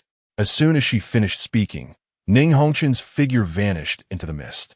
The next moment, a sharp gust of wind rushed toward Mu Zian. He forced his body to twist, and the dagger shot out by Ning Hongchun grazed the side of his face. With a bang, the dagger embedded itself firmly into the wall behind Mu Zian. Ning Hongchun's figure darted through the mist, and the dagger hidden at her waist shot toward Mu Zian like a rain of arrows. Mu Zian flipped and picked up a broom from the ground, immediately starting to swing it. He jabbed, prodded, pierced, and swept. Mu Zian accurately deflected each dagger aimed at him.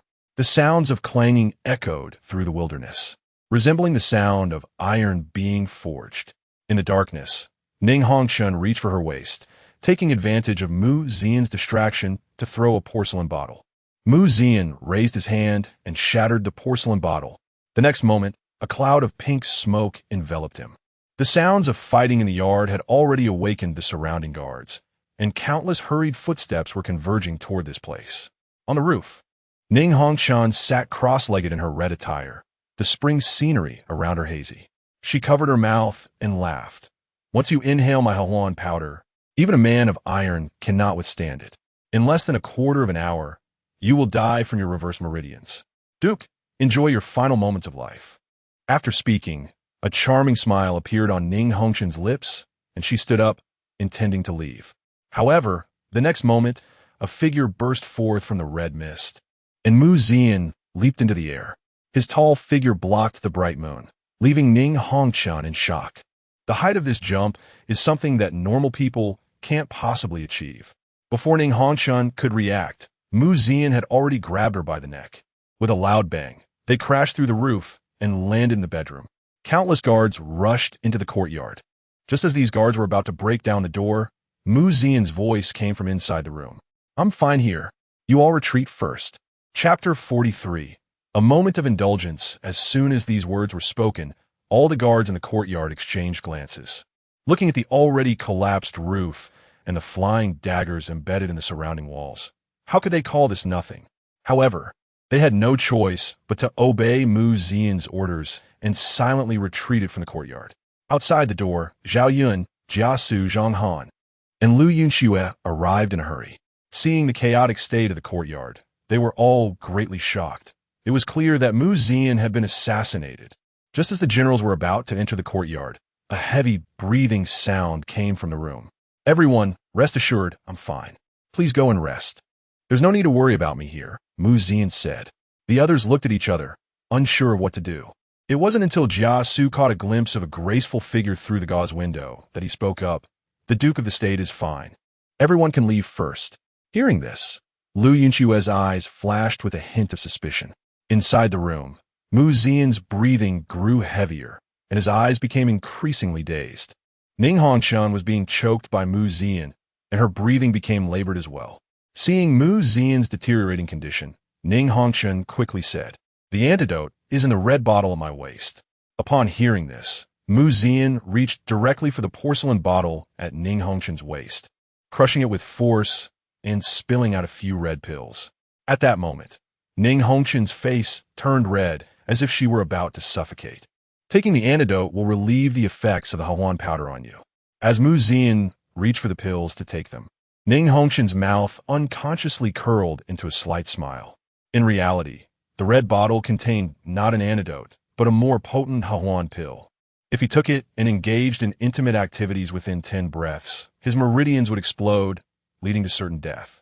And now that Mu Zian was already affected by the Hahuan powder, taking the Hahuan pill would undoubtedly mean his demise. Just when Ning Hongchun thought she could turn the tables, a pair of large hands suddenly covered her mouth. The next moment, the red pills that Mu Zian held were all forced into Ning Hongchun's mouth. The pills melted on contact, and in an instant, Ning Hongchun's previously fair cheeks turned as red as a boiling kettle. White mist escaped her mouth, and her eyes became nearly dazed. Her legs, suspended in midair, began to rub against each other uncontrollably. You! Ning Hongchun felt her body growing softer, trembling uncontrollably. She never expected that as the first assassin of the burial hall, she would end up in such a predicament, losing everything instead of gaining anything. At this moment, her consciousness blurred further, and her body finally went completely limp. The next moment, Zian seemed to go wild like a beast, directly tearing open her thin clothing. In an instant, such a scene unfolded. Peaks gathered like mountains, waves surged like fury. Zian pressed the burning Ning Hongchun down onto the bed. Ning Hongchun's consciousness gradually faded, and she murmured, "No, don't." In a moment, seductive sounds rose and fell. There's a saying, jade stove, ice mat, mandarin ducks and brocade. Pink sweat flows down like a mountain pillow. The sound of the wheel outside the curtain, with a frown and a smile of surprise. The willow shade is light and hazy, with a low sideburn hairpin falling. One must fight for a lifetime to enjoy today's joy. The next morning, as the white dew hung on the branches and the green leaves flourished, the sound of flowing water could be heard. Outside the house, spring filled the garden. Inside, spring was in full bloom. Ning Hongchun woke up quietly from the bed, still feeling a bit dazed. As she looked around, she turned her head and was shocked to see Zian's chiseled body lying quietly beside her. Feeling a faint pain in her abdomen, Ning Hongchun's face instantly turned as red as an apple. The madness of last night left her with only scattered memories. Yet, recalling even a little made her feel incredibly ashamed. Who would have thought that the first assassin of the burial hall would end up in such a disgraceful situation? Indulging under someone else's body last night? If this got out, her reputation would be completely ruined. Looking at the sleeping Zian beside her, Ning Hongchun felt both ashamed and angry. Grabbing a hairpin beside her, she was ready to stab him. However, at that moment, she found herself unable to do it. After struggling for a moment, Ning Hongchun sighed deeply, then pulled over the tattered red clothing beside her to wrap herself up and jumped out of the window, disappearing in an instant. At the moment Ning Hongchun vanished, Zian's eyes opened as well. If Ning Hongchun had dared to stab him just now, he would have crushed her neck in an instant. Moments later, Zian dressed himself neatly and appeared in the county office. At this moment, the generals in the discussion hall had been waiting for a long time. Seeing Zian arrive, everyone bowed and said, "Greetings, Duke of the State." However, the expressions of those in the room were filled with a strange mix of admiration and awkwardness as they looked at Zian. The reason was simple. The sounds that had come from Zian's room last night were simply unbearable. Not only were the sounds loud, but they had lasted the entire night, which was a tremendous torment for these men who had been in the military for years. Jia Xu cleared his throat and stepped forward, saying, although the young master is in the prime of his youth, he must also be aware that lust can be a double-edged sword. Moderation is necessary. Zian awkwardly coughed a couple of times. To be honest, he only had a vague impression of what happened last night. He could only say that Ning Hongchun's Hawan powder was too powerful, and even he could not resist it. Let's not talk about this for now. What is the situation at hand? Zian decisively chose to change the subject. Jia Xu glanced around and then smiled slightly, saying, reporting to the young master, based on the informants I've spread throughout the city, I can confirm that among the refugees who entered the city yesterday, there are infiltrators from the bandits. Upon hearing this, everyone's expressions turned serious. Zhang Han said, these bandits are indeed crafty. I'll send people to capture all those who have infiltrated the city. However, Jia Xu raised his hand to stop him, then confidently said, if I'm not mistaken, these bandits must be planning to take advantage of our moment of lower guard, using the infiltrators as inside help to open the city gates. Since that's the case, why don't we set a trap and invite them in? The generals immediately became interested. Meanwhile, Ning Hongchun, who had escaped from Omping County, returned to a secret contact point of the burial hall. As soon as she entered, a cold voice came from within. Why have you been gone for so long? Was the mission successful? Ning Hongchun's footsteps paused. The blush on her face flickered and then returned to her cold assassin demeanor. It failed. All the intelligence on Zian in the Hall of Intelligence was wrong. They all deserved to die. If it weren't for my good fortune, you wouldn't have seen me again. The man in black fell into a long silence upon hearing this. After a moment, the cold voice spoke again. I will report what happened truthfully. You should know the consequences of a failed mission. However, the sub-leader is quite fond of you. As long as you agree to his conditions, not only will you avoid punishment for this failure, but you may also be able to leave the burial hall. After all, you are just a woman. You should think this over carefully. The voice of the man in black gradually faded away, leaving Ning Hongshun in a state of turmoil. As night fell again, in the distance of Ping'an County, countless shadows stirred. Gongsun Yi, clad in armor, stood with the last remnants of the bandits behind him. The leader of the Chong cavalry, wearing leather armor, rode forward to stand alongside Gongsun Yi. You should know this is your last chance. Gongsun Yi's gaze was calm, like a deep pool with an unknown depth. As long as you help me take down Mu Zian in Anping County, I can give you half of Luozhou. The leader of the Chong people laughed heartily upon hearing this. He never expected that the renowned warrior of the Great Chu, Ling Tian, had fallen to such a state. Gongsun Yi sneered. As long as I can restore the Great Chu, I have long set aside life, death, and reputation.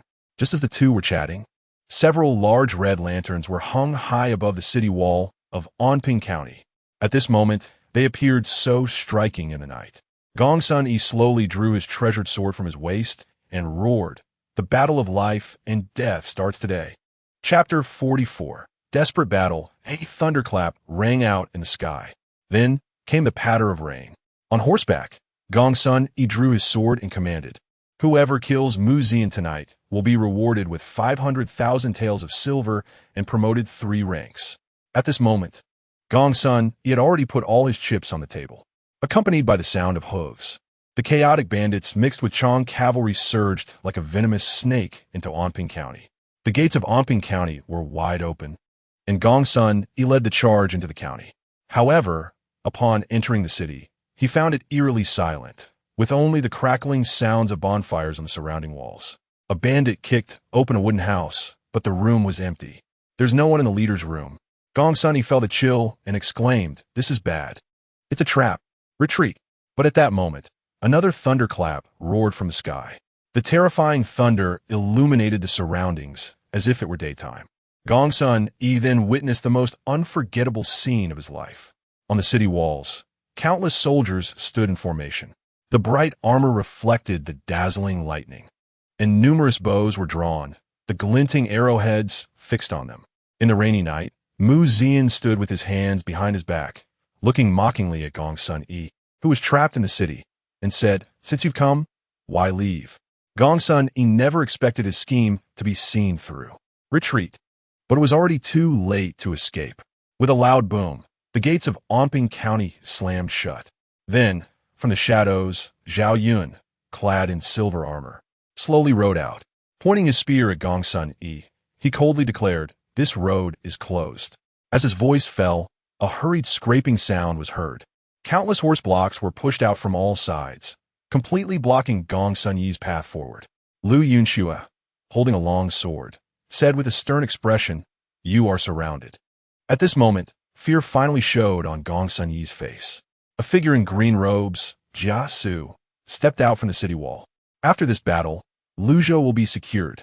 With a wave of Jia Xu's hand, a sound of piercing air filled the night sky. Countless arrows rained down from above. Tens of thousands of bandits and Chong people were now trapped together, unable to evade. In an instant, the bandits fell like wheat, one after another. Just one volley of arrows resulted in the loss of a third of the bandits. Gongsun Yi raised his sword to block the incoming arrows and shouted, "Dodge! Quickly dodge!" However, the rain of arrows seemed endless, continuously falling. On the city wall, Mu Zian's gaze was calm, as the arrows on the city wall were exhausted. The soldiers of the 5 armies camp and the assault camp, who had long been prepared, drew their long knives. The cold gleam of the blades shimmered, and the air was thick with the scent of blood. Everything before them stimulated everyone's brains incessantly. With a roar from Zhang Han, countless soldiers charged forward. Zhao Yun took the lead, plunging into the crowd, his spear darting left and right. Blood gushed forth continuously. The ground was littered with severed limbs. The weapons in the bandits' hands merely left white marks on the assault camp's armor, while the steel knives in the assault camp could easily shred their bodies. Zhao Yun was like a killing machine. Wherever the white horse passed, corpses littered the field. Though he was but one man, he exuded the momentum of 1,000 troops. Yunxue wielded her long sword like a specter, her swordsmanship having been passed down by Li Jiushuan. The bandits, already terrified, found themselves powerless against ferocious warriors like Zhao Yun and Zhang Han. The encirclement slowly tightened, and the tremors from the ground filled the bandits with despair. The Chang cavalry roared angrily. "Today, we will be killed by this useless fool." Gong Sun Yi's face was stained with blood, and the long knife in his hand was soaked red. Yet, there was no trace of regret or fear on his face, only a calm and dignified acceptance of his fate. Among the piles of corpses, Gong Sun Yi, holding his long knife, said to his brothers guarding him, "Today's defeat is mine alone. You have already shown great loyalty. Even ants cling to life. You need not sacrifice yourselves for me." Gong Sun Yi had fled from the capital of the Great Chu to Luzhou to become a bandit, relying on this group of brothers by his side. Having come this far, he had already lost everything and did not want them to accompany him to the grave. However, as soon as Gong Sun Yi finished speaking, the bandits who had followed him for many years laughed heartily. "In the past, we swore an oath of brotherhood. We do not seek to live on the same day, but we wish to die on the same day. Today, if you die, how can we live alone?" Upon hearing this, the surrounding bandits echoed, "We are willing to accompany the leader to death." This scene momentarily made Zian respect him a bit. Those who are righteous often end up slaughtered and betrayed by heartless scholars. However, on the battlefield, there could be no mercy. Since you brothers are so deeply bonded, then you shall all go to the underworld together. Hearing Zian's words, Gong Sun Yi laughed heartily, pointing his sword at Zian and loudly proclaimed, "I am Gong Sun Yi, the battle general of the Great Chu. Your father could not take my life back then. Can you do it today? Zian, do you dare to fight me to the death?" As Gong Sun Yi's voice fell, the system's voice sounded. "Ding! Congratulations to the host for triggering a choice. Choice 1. Refuse to fight and let Gong Sun Yi die under the blades of his own men. Reward. A blueprint for an improved textile machine. Choice 2. Agree to fight and confront Gong Sun Yi head-on. Reward. A blueprint for a divine crossbow. Please make your choice." On the city walls, the eyes of the two men clashed mid-air. From a rational standpoint, even if Zian did not take action, Gong Sun Yi would inevitably die here today. But men are never synonymous with rationality. Zian firmly grasped the Feng Tianhua halberd, and then, under the gaze of everyone, directly leaped down from the city wall. With a thunderous crash, the powerful impact sent the surrounding bandits flying. Zian, with the Feng Tianhua halberd on his shoulder and a smile at the corner of his mouth, spoke amidst the sea of corpses and blood, "Come and fight." Chapter 45. The establishment of Luzhou. Gong Sun Yi looked up to the sky and laughed. At this moment, he seemed to transform back into the 18-year-old Ling Tian warrior renowned throughout the world. "Kill!" A furious roar. Gong Sun Yi took 2 steps in one, raising his knife and striking directly at Zian's face. Zian raised his Feng Tian painted halberd.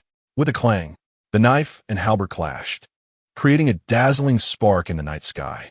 This strike was powerful and heavy. Even Zian, with his 10,000-pound strength, felt a slight numbness in his grip. Gong Sun Yi, as the Ling Tian warrior, managed to uplift Zian's spirits with just one strike. In the sea of blood, rain fell like a drizzle. The halberd in Zian's hand collided with Gong Sun Yi's long knife, producing countless flashes of fire. Zian swung down with his halberd, forcing Gong Sun Yi to retreat several steps. "Few can withstand my strike. You are one of them." Upon hearing this, a tidal wave of fury surged in Gong Sun Yi's heart. "Do not be arrogant." With that, Gong Sun Yi raised his knife again and charged forward, this strike carrying the force of thunder. Zian lifted his halberd to meet it head-on, and the surrounding crowd heard a massive noise approaching. The knife and halberd emitted a vibrating hum. At this moment, Gong Sun Yi felt the numbness in his grip and, sensing the power coming from the back of the blade, couldn't help but laugh loudly. Refreshing, refreshing. The wild knife moved like the wind, and Gong Sun Yi, as if mad, swung strike after strike. Like today's torrential rainstorm, it was relentless. Rain fell, and blood flowed. Each swing of Mu Zian's halberd was as grand as rolling thunder. The halberd struck down repeatedly on Gongsun Yi's long knife, creating a thrilling battle that drew everyone's attention. Mu Zian's speed in wielding the halberd increased, and each attack was swift and fierce. At this moment, Gongsun Yi had already fallen into a disadvantage and could only barely defend. However, as Mu Zian unleashed a full-force strike, Gongsun Yi's long knife ultimately could no longer withstand this relentless assault. With a clang, the long knife, which had accompanied Gongsun Yi in countless battles and witnessed his rise to fame at 18, shattered with a sound. The sharp Fantian halberd was now poised against Gongsun Yi's neck. Looking at the broken long knife in his hand, Gongsun Yi's eyes turned despondent. Surveying his surroundings, the bandits had all been slain, bodies piled upon one another like small mountains. With the tide of battle turned, Gongsun Yi raised his head, allowing the rain to fall upon his face. Memories of the past surfaced before him, like a dream. There was no regret of failure on Gongsun Yi's face, only a calm acceptance of death, as he murmured, "Though I die, the Great Shu shall not perish. There will be countless others like me until the fall of the dynasty." Mu Zian pressed down on the Fantian halberd, his expression serious, as he declared, "As long as I am here, you are but ants shaking a tree." As his words fell, the Fantian halberd flashed past. Gongsun Yi's corpse lay in the rain. The once mighty Ling Tian warrior had finally returned to dust. As the torrential rain ceased above, Mu Zian stood holding the halberd, shouting, "The enemy general has been slain. Kneel and do not kill." Zhang Feng, the Tianhu general in the midst of battle, looked at Mu Zian amid the sea of corpses and blood, feeling an indescribable shock. With a thud, a dagger fell to the ground. Zhang Feng knelt in despair, saying, "Surrender." Seeing Zhang Feng surrender, a bandit leader exploded in anger. What a spineless waste. As soon as the words left his mouth, a spear pierced through his chest. Zhao Yun lifted a foot and kicked his corpse away, then looked around coldly, saying, "If you can't understand the words of the Duke of State, then go die." Under this strong intimidation, the remaining bandits all knelt down. This battle was won, 30,000 against 100,000. Not only did they win, but they did so decisively. Looking at the invincible figure in the center of the battlefield, all the soldiers raised their weapons and shouted, "Duke of State, mighty!" The voices did not cease, as if they would shatter the entire sky. From this moment on, everyone knew that there was another Duke of State in the world. Mu Zian proved himself worthy of this position with absolute strength. In the center of the battlefield, looking at Mu Zian covered in blood, Yunxue felt momentarily dazed. Was this not the image she had always pursued? Today, the shock brought to her by Mu Zian was greater than ever. This glory should have belonged to her beloved Pei Jian, right? Yet at this moment, the one surrounded and cheered by the crowd was the person she had personally given up on. Yunxue's heart was filled with mixed emotions. With Gongsun Yi's defeat, the bandits that had occupied Luzhou were suddenly leaderless. Mu Zian directly ordered his soldiers to advance in multiple routes. Wherever they went, the bandits fled in fear, capturing cities and lands as if it were childish play. Good news came frequently from various places. In just a few days, the entire Luzhou had nearly returned to the control of the Great Li dynasty. During the interrogation of the bandits, Mu Zian learned a rather trivial piece of information. Pei Jian, who had originally been defeated and captured, had escaped one night.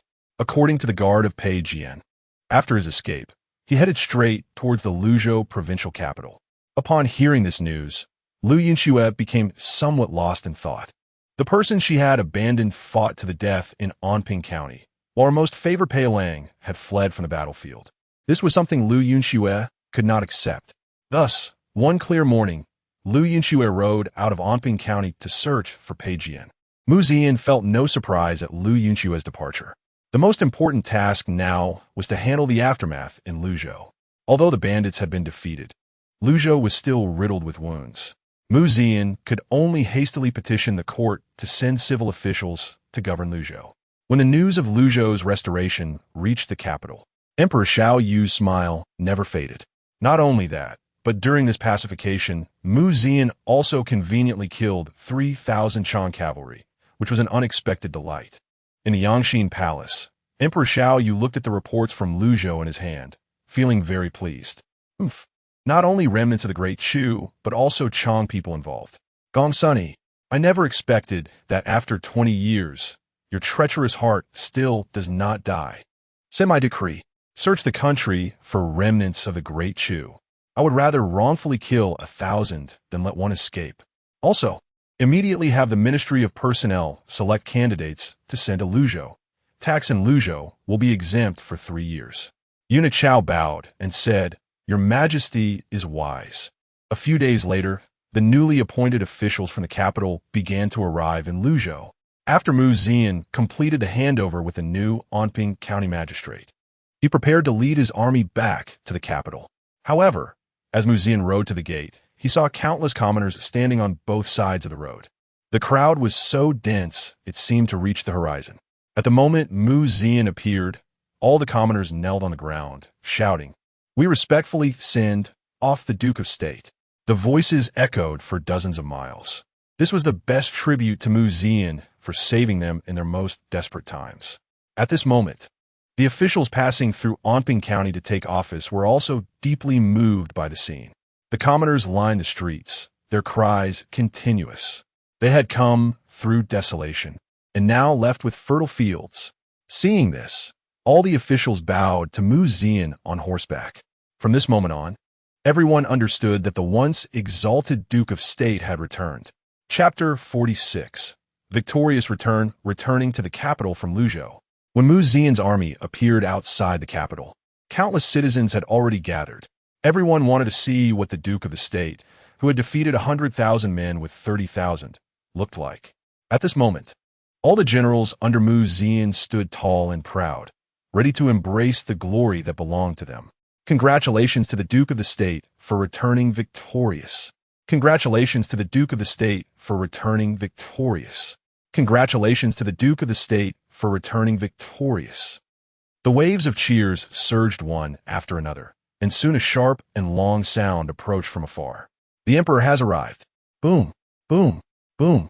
A series of loud drum beats sounded, and then the Emperor of Dali, Zhao Yun, was seen walking out slowly, surrounded by civil and military officials. Logically speaking, Mu Zian's trip was merely a suppression of rebellion and did not warrant such a grand occasion. But who made him the only Duke of the State in the current dynasty? This was the display of power. Dressed in armor, Mu Zian dismounted and approached Zhao Yun, bowing respectfully. I, Mu Zian, have fulfilled my duty. Today, I return victorious. Zhao Yun laughed heartily upon hearing this and stepped forward to support Mu Zian. Good. As expected of the son of a war hero. Today, I seem to see his shadow in you. Zhao Xiaoning, standing beside, couldn't help but smile. Father has been mentioning your name for several days now. Zhao Xiaoning's slight smile made the world's most beautiful flowers pale in comparison. Mu Zian suppressed his astonishment and stepped forward. I also have a gift for your majesty. Zhao Yun was quite surprised to hear this. Quickly presented. With a wave of his hand, Zhao Yun, clad in silver armor, led dozens of horse-drawn carts to a steady stop. As the black cloth covering the carts was lifted, countless heads of Chong cavalrymen were neatly stacked inside. Everyone gasped at the sight. These were truly the heads of elite Chong cavalrymen, and judging by the number, it was no less than a great victory. Zhao Yun's smile became even more radiant upon seeing this. Proclaim my decree. Today, reward the army. I want these heads of Chong cavalrymen to spread throughout the entire world, so that those foreign tribes know the consequences of invading our Dali. The civil and military officials, upon hearing this, knelt and shouted, Long live the Emperor! At midnight, a grand banquet was held in the palace. Zhang Han, Jia Xu, and Zhao Yun were all invited. However, Yunxue, who hurried back to the capital, was excluded. She had no part in the celebration, not even in rewarding the army. Along with her returning to the capital was Pei Jian, who had narrowly escaped death. At this moment, the palace was brightly lit, and Pei Jian, with a face full of scars and looking quite haggard, wore a look of disdain. It's just defeating some rebellious commoners. What's there to be proud of? If it weren't for me leading 3,000 elite troops to exhaust those bandits, how could Mu Zian, a playboy, achieve such military merit? If we're talking about contributions, I'm no worse than Zian. What qualification does he have to enter the royal banquet today? It's just because he is the son of the Duke of the State. Pei Jian was somewhat indignant. In his view, Zian was simply lucky to have picked up some merit. Yunxue beside him could only feel a bitter taste in her heart. She didn't know how to respond to Pei Jian's robber theory. After a long while, Yunxue finally spoke. No matter how we look at it, we lost this battle. We boasted in front of His Majesty, and now we don't know how to wrap it up. Upon hearing this, Pei Jian's face turned various shades of green and purple. Although he could convince himself, he could not convince the world. It's just a small defeat. You and I were both great contributors back then. His Majesty won't do anything to us. At worst, we can find another opportunity to earn military merits in the future. With our strength, as long as we don't underestimate the enemy next time, military merits will surely be within our grasp. Moreover, I have minimized the impact with the connections at home, so you can rest assured. Yunxue was half convinced, but looking at Pei Jian's confident demeanor, she chose to believe him.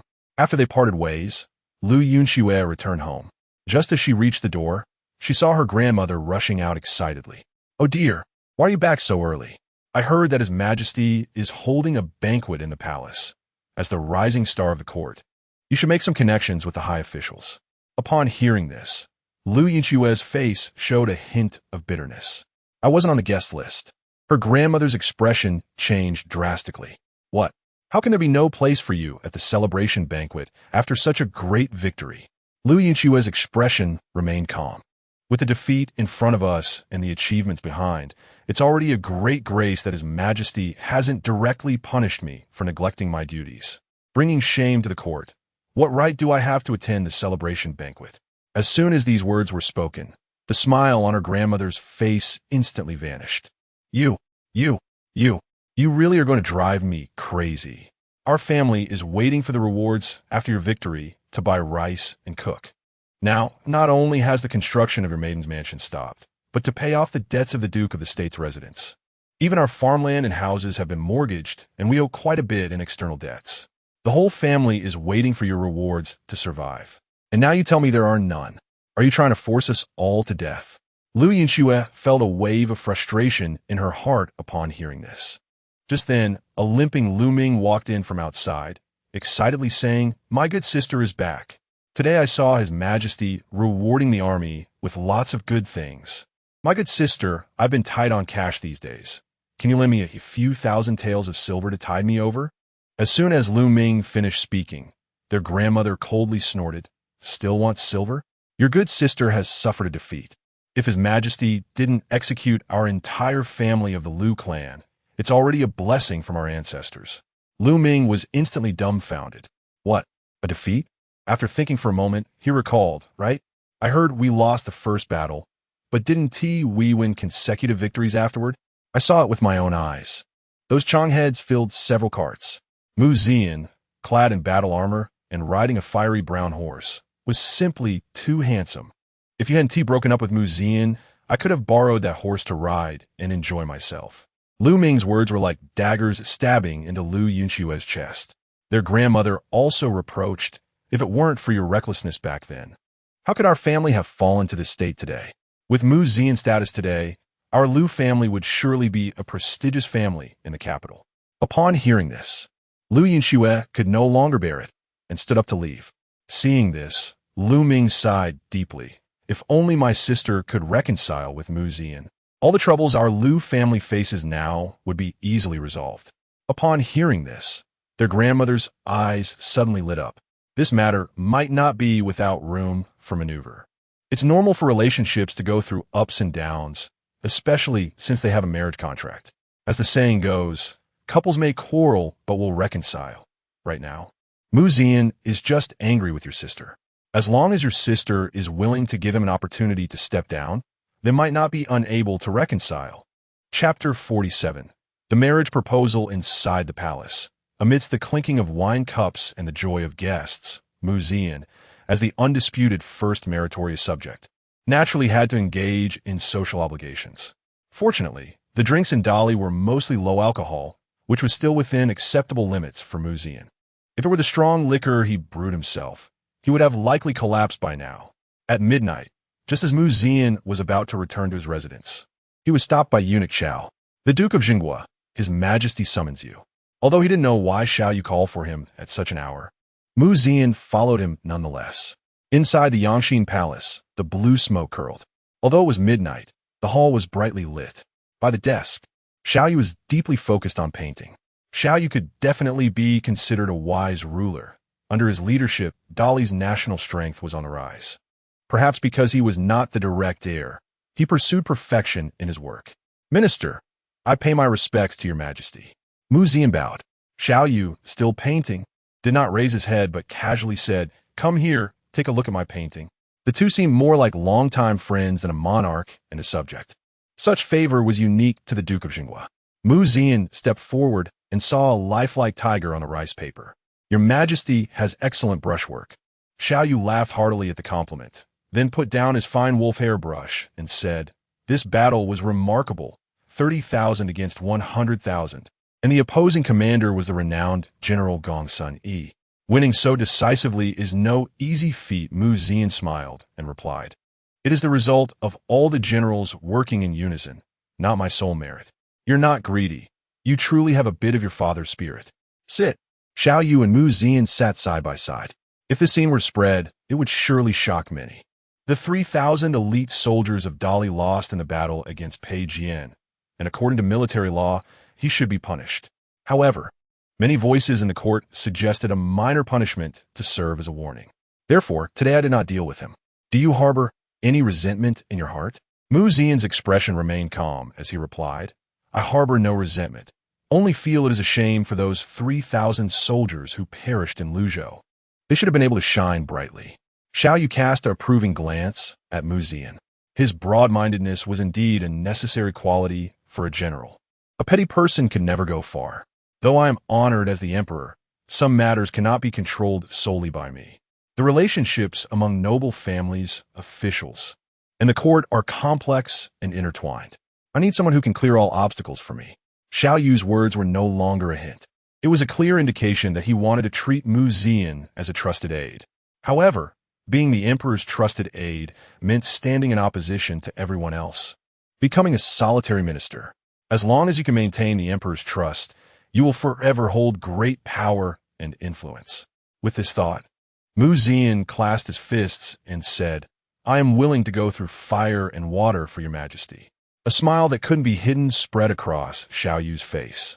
Behind Pei Jian is the Qinghe Pei family. And what about Lu Yunxue? As the vice commander, she cannot escape blame either. Although Lu Yunxue was defeated, she did not flee the battlefield. Her merits and faults should be determined by the court's laws. Xiao Yu's evaluation of Mu Zian rose by 3 points upon hearing this. Such fairness and integrity were rare. In Mu Zian, he saw all the virtues of a great minister: tolerance, justice, and extraordinary ability. With this thought, Xiao Yu stroked his chin and made a decision. In this battle, you have showcased the power of Dali and slain 3,000 Chong cavalry. I should reward you greatly. However, you are already a high-ranking minister, commanding heavy troops at a young age. If I were to promote you, it might raise eyebrows, and bestowing money would be too mundane. Xiao Yu's tone changed as he smiled. Therefore, I will grant you a marriage proposal today. Mu Zian was immediately stunned. What? The surprise came so quickly? The face of Xiao Xiaoning, resembling a celestial being, floated in his mind. Mu Zian scratched his head and chuckled. Isn't this a bit inappropriate? What if the ninth princess doesn't like me? Xiao Yu shot him a glare. Since ancient times, marriage has been decided by parents and intermediaries. Likes and dislikes can be cultivated later. Are you, a strong man, unable to handle a little girl? If I find out you dare to bully Xiao Jiao, don't blame me for being ungrateful. This matter is settled for now. I will have the officials from the Bureau of Astronomy choose an auspicious date, and then issue an edict for your marriage. Xiao Yu did not give Mu Zian any chance to refuse. After saying that, he directly drove Mu Zian out. Even after leaving the Yunxue Palace, Mu Zian still felt a bit dazed. Eunuch Xiao, who was leading the way, smiled and said, "Congratulations, Duke. Congratulations." Mu Zian could only smile wryly in response. Xiao Xiaoning was no ordinary woman. Her beauty was merely the least remarkable aspect of her. Marrying the most talented woman in the capital put a lot of pressure on Mu Zian. At this moment, Mu Zian could only feel helpless. This wicked feudal society.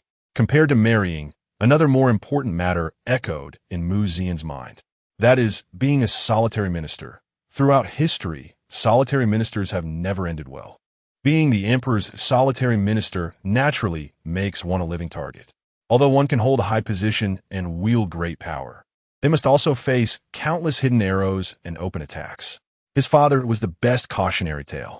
However, for Mu Zian at this moment, having more lice doesn't itch. After all, there are many people in the court who want him dead. It might be better to boldly carry out his plans and stir up chaos in this world. Chapter 48. Planting sweet potatoes after returning to the Duke of Zhengguo's residence from the palace. Jia Xu and Zhao Yun had already been waiting for a long time. Both Jia Xu and Zhao Yun received rewards for their contributions in quelling the rebellion and moved into the Duke's residence together. The three of them talked late into the night by candlelight, and Mu Zian informed them about the emperor's intentions to make him a solitary minister. Under the candlelight, Jia Xu's eyes were obscure, and he said, as the saying goes, when the tree wishes to be still, the wind does not cease. Young master, your current position is already above 10,000 men.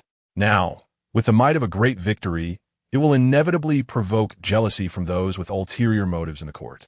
Moreover, the cause of the old Duke of Zhengguo's death is unclear, and there are hidden hands in the court that are stirring. His Majesty's actions are not only to make you a sword in his hand, but also to protect you. Furthermore, facilitating your marriage with a ninth princess can demonstrate to the world the relationship between you two, making those who secretly wish to act think twice. For you, this is a twofold benefit.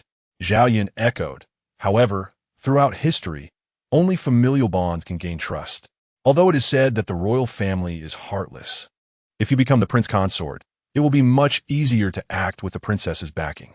The two analyzed the situation before Mu Zian clearly, giving a feeling of clearing the clouds and mist. The three of them talked until midnight before dispersing. The next morning, Mu Zian woke up early. The chili seeds planted in the backyard had already sprouted, and it wouldn't be long before he could realize his wish of eating hot pot in the Dali dynasty. However, more important than the chili was the sweet potato seeds. Chili could at most be considered a condiment, but sweet potatoes were different. They were truly life-saving. This crop not only withstands drought, but also has a high yield and is easy to preserve. In an era where 95% of people do not have enough to eat, the emergence of sweet potatoes is undoubtedly a new hope for the lower class. After all, in this era, a single drought could result in scenes of starvation and cannibalism. Currently, there was only 1 pound of sweet potato seeds, enough for at most half an acre, making them extremely precious. Mu Zian specifically sent Jia Xu to recruit more than 10 skilled farmers from the seed shop, and then selected several of the most fertile plots of land under the Duke's name for experimental fields, to ensure that the sweet potatoes would not encounter danger during their growth.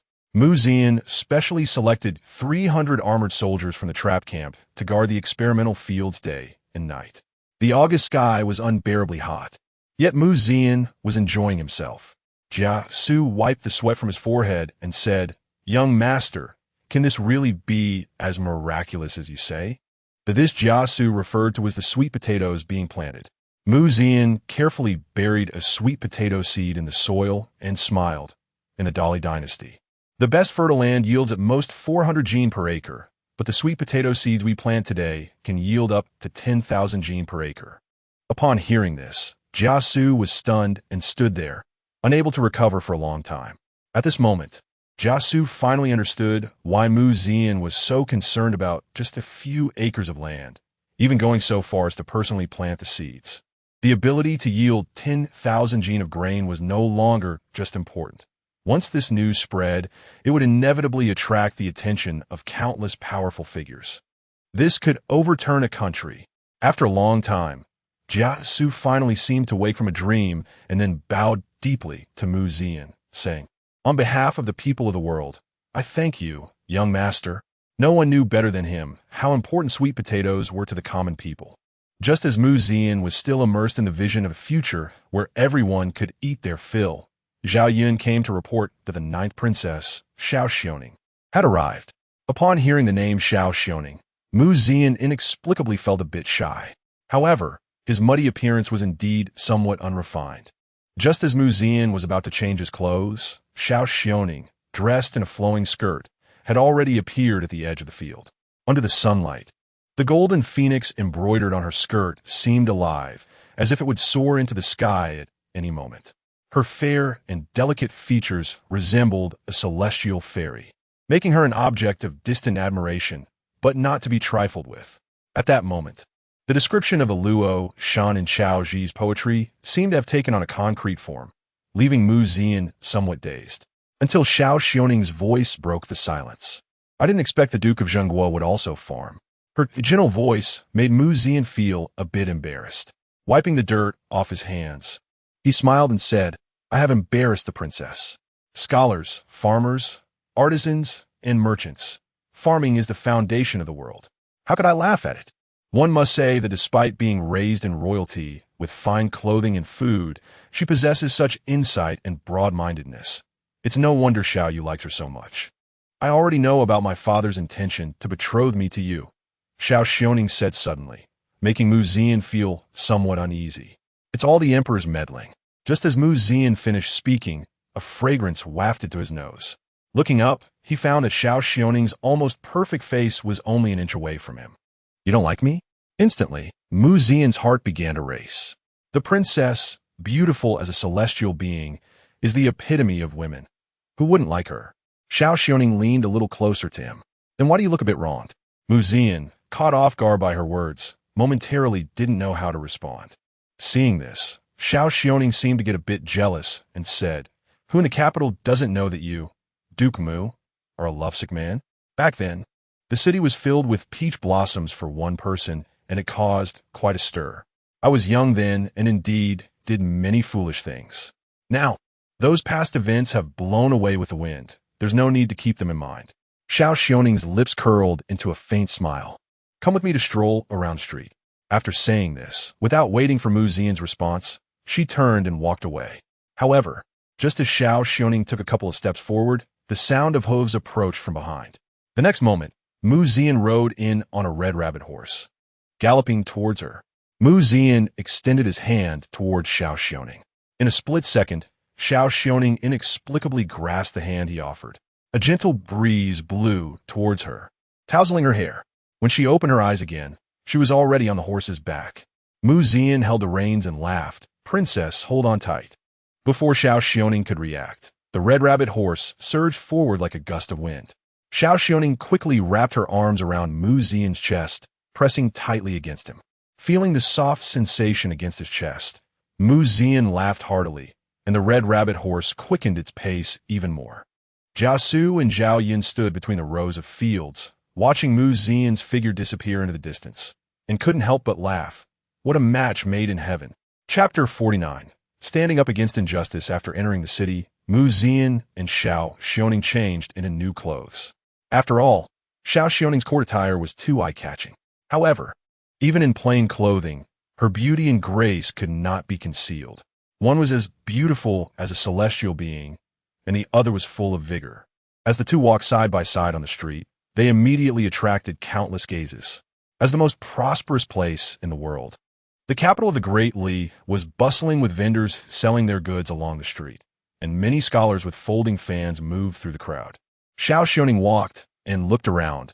Everything seemed so novel to her. Just then, a commotion erupted not far away, filled with shouts and curses. How dare you covet my money? If you don't give me a lesson today, I won't be surnamed Pei. Someone, smash this doll for me. I'll take the blame if anything goes wrong. As soon as these words were spoken, several young men, resembling scholars, rushed forward and overturned the vendor's stall. The exquisite accessories that fell to the ground were instantly crushed. The vendor hurriedly knelt down, bowing his head and pleading, Please, spare me, sir. Take this hairpin. I want to charge you. Before he could finish, the one cursing sneered dismissively, Do I look like someone who lacks a few taels of silver? I'm just here to teach you a lesson. Don't you dare think you can earn money from just anyone. The onlookers were initially outraged, as business should be based on mutual agreement. How could someone pay and then come back for a refund? However, Upon realizing that the person was from the Pei family, those who wanted to speak up fell silent. From the Pei family? Zhao Yun nodded. Soon, it would be time for the imperial examinations, and every year, scholars from all over the Great Li would flock to the capital. The Qinghe Pei family had been fortunate in recent years, producing many top scholars. Their influence in the court had grown significantly, and their ambitions were not limited to civil affairs. They had also made plans in the military. Zian was somewhat surprised. Pei Jinji? They want both military and political power. The Pei family's ambitions are not small. Zhao Yun sighed lightly. The officials in the court are merely representatives of the great families. Their relationships are complex, and even my father must tread carefully.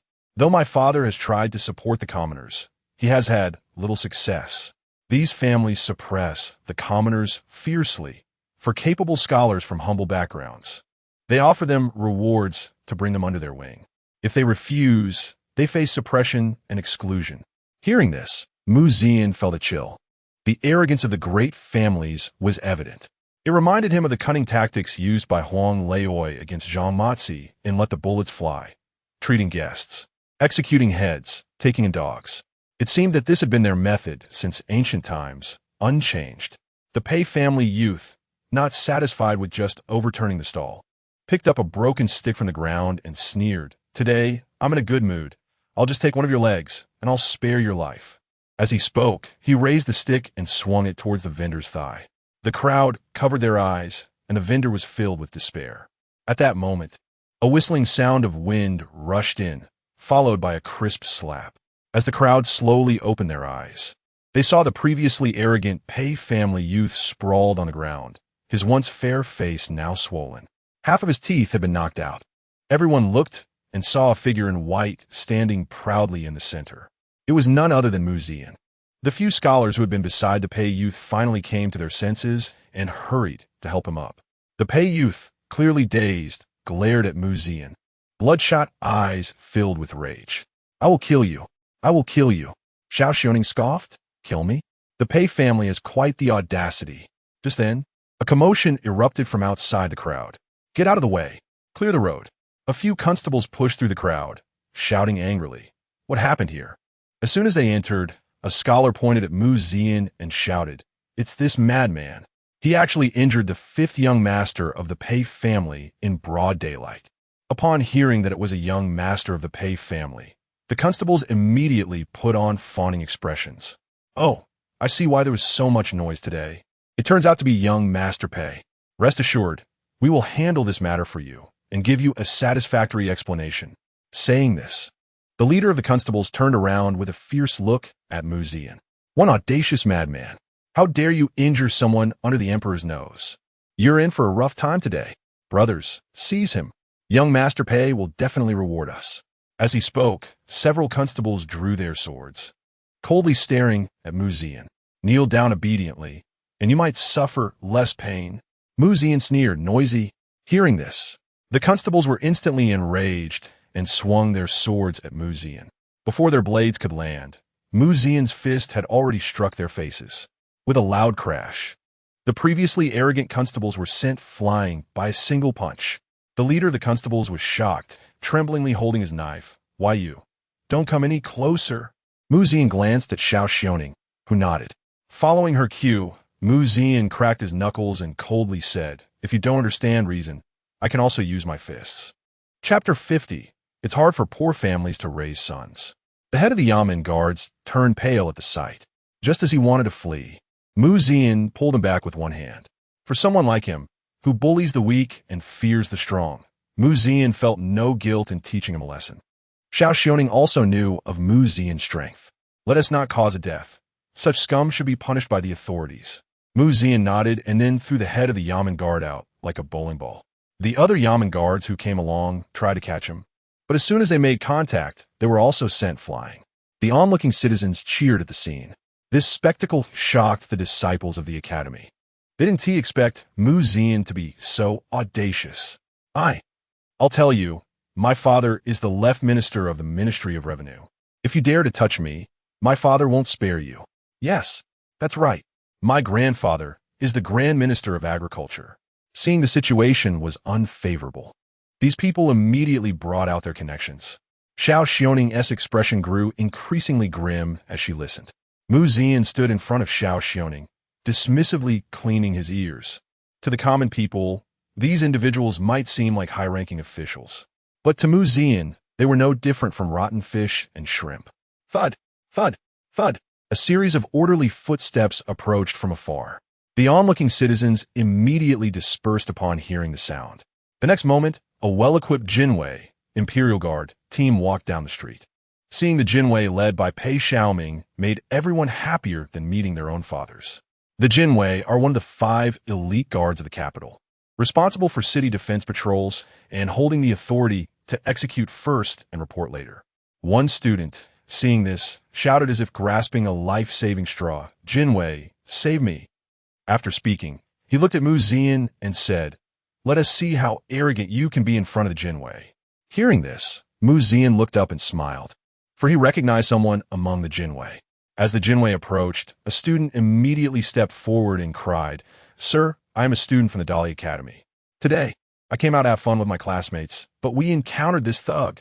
He not only injured the 5th young master of the Pei family, but also dared to strike at the guards of the capital. This is simply lawless. I asked the Yunxue to enforce the law impartially and capture this villain for the common people." Mu Zian smiled lightly at this, but remained silent.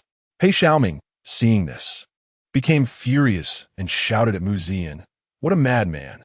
How dare you act so arrogantly in front of the Yunxue? You're simply disregarding the laws of the country. The Yunxue has the authority to execute first and report later. Kneel down and surrender quickly. Otherwise, watch your head." Before Pei Xiaoming could finish his harsh words, everyone heard a loud slap. A palm, accompanied by a gust of wind, had already struck his face. Pei Xiaoming was slapped so hard that half of his teeth fell out. His originally swollen cheek was now quite symmetrical. The sudden turn of events left everyone present stunned. Just when everyone was at a loss, the leading general of the Yunxue knelt on one knee and clasped his fists, saying, "I, the commander of the forbidden troops, Shen Kongwu, pay my respects to Her Royal Highness, the 9th Princess, and to the Duke of the State." Indeed, the person who came was none other than Shen Kongwu, who had almost been knocked out by Mu Zian's punch earlier. Pei Xiaoming was dumbfounded. The other students from the academy were also bewildered. Ninth Princess? Duke of the State?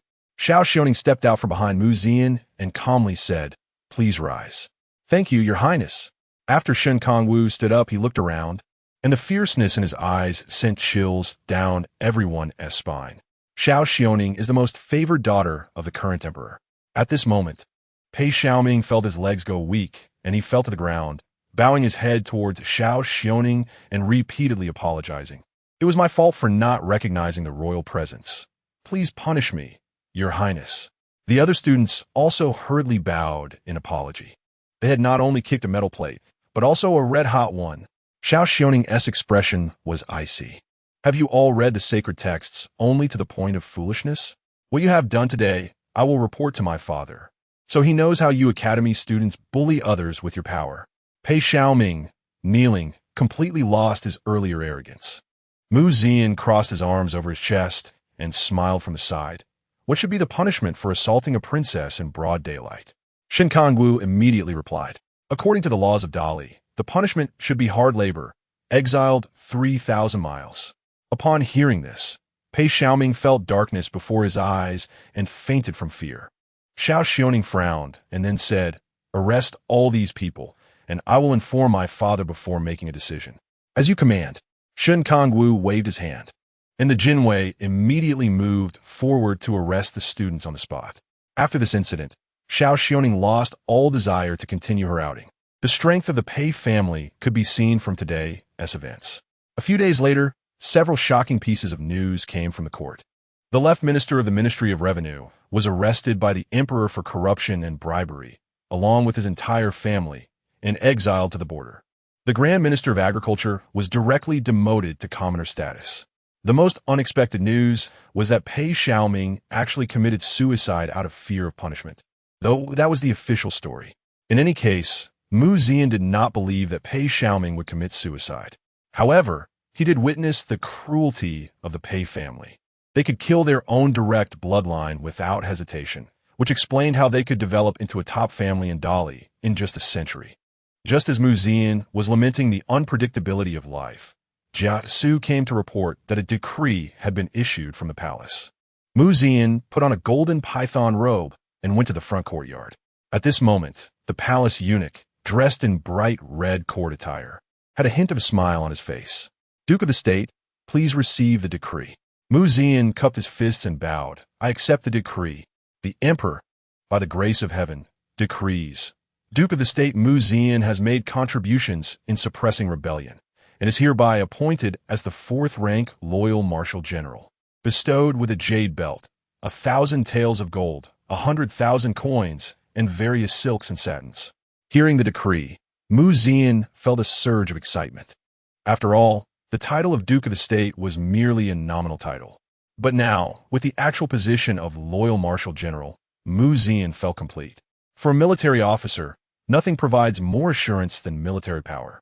Just as Zian was feeling excited, the palace eunuch suddenly raised his voice a few decibels and said, "The Duke of the State is both literate and martial, a pillar of the country. Now, Dali is conducting examinations to recruit scholars, which is of utmost importance to the state.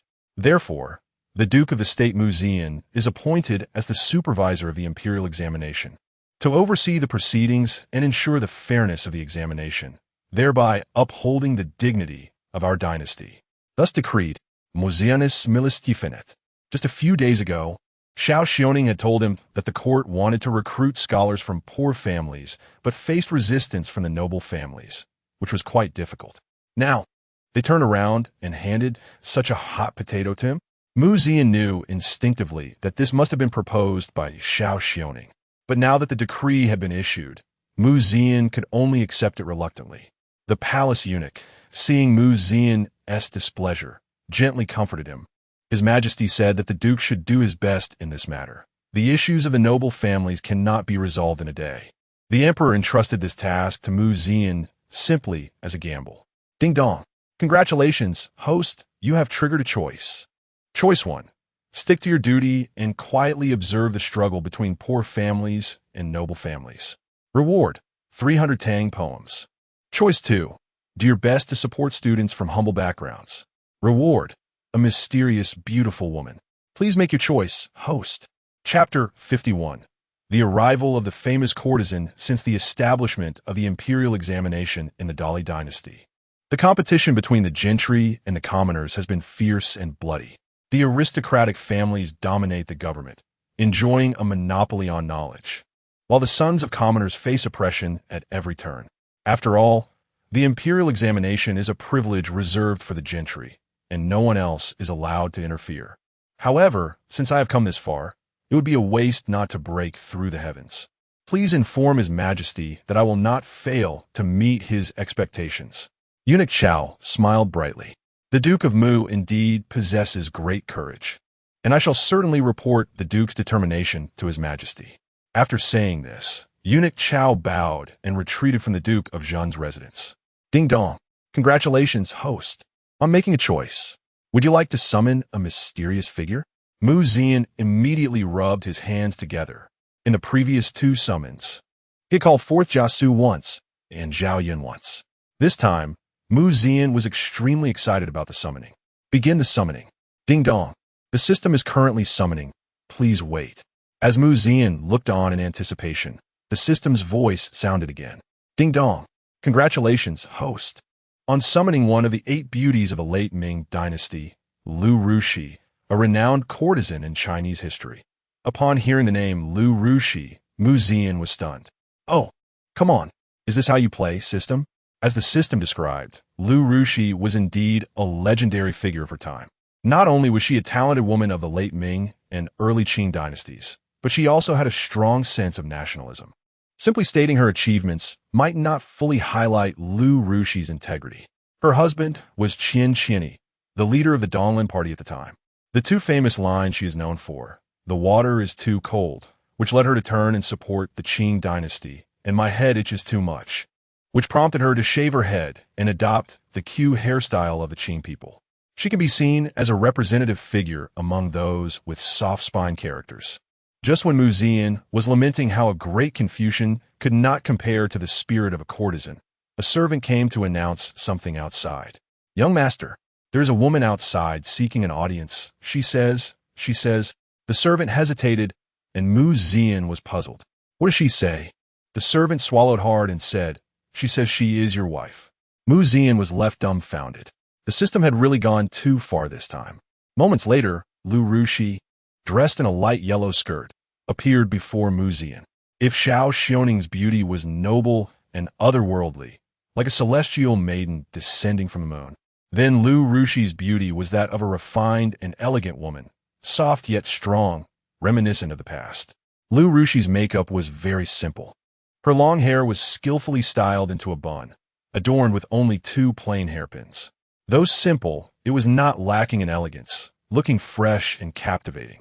As Zian observed Lu Rushi, she was also curiously sizing him up.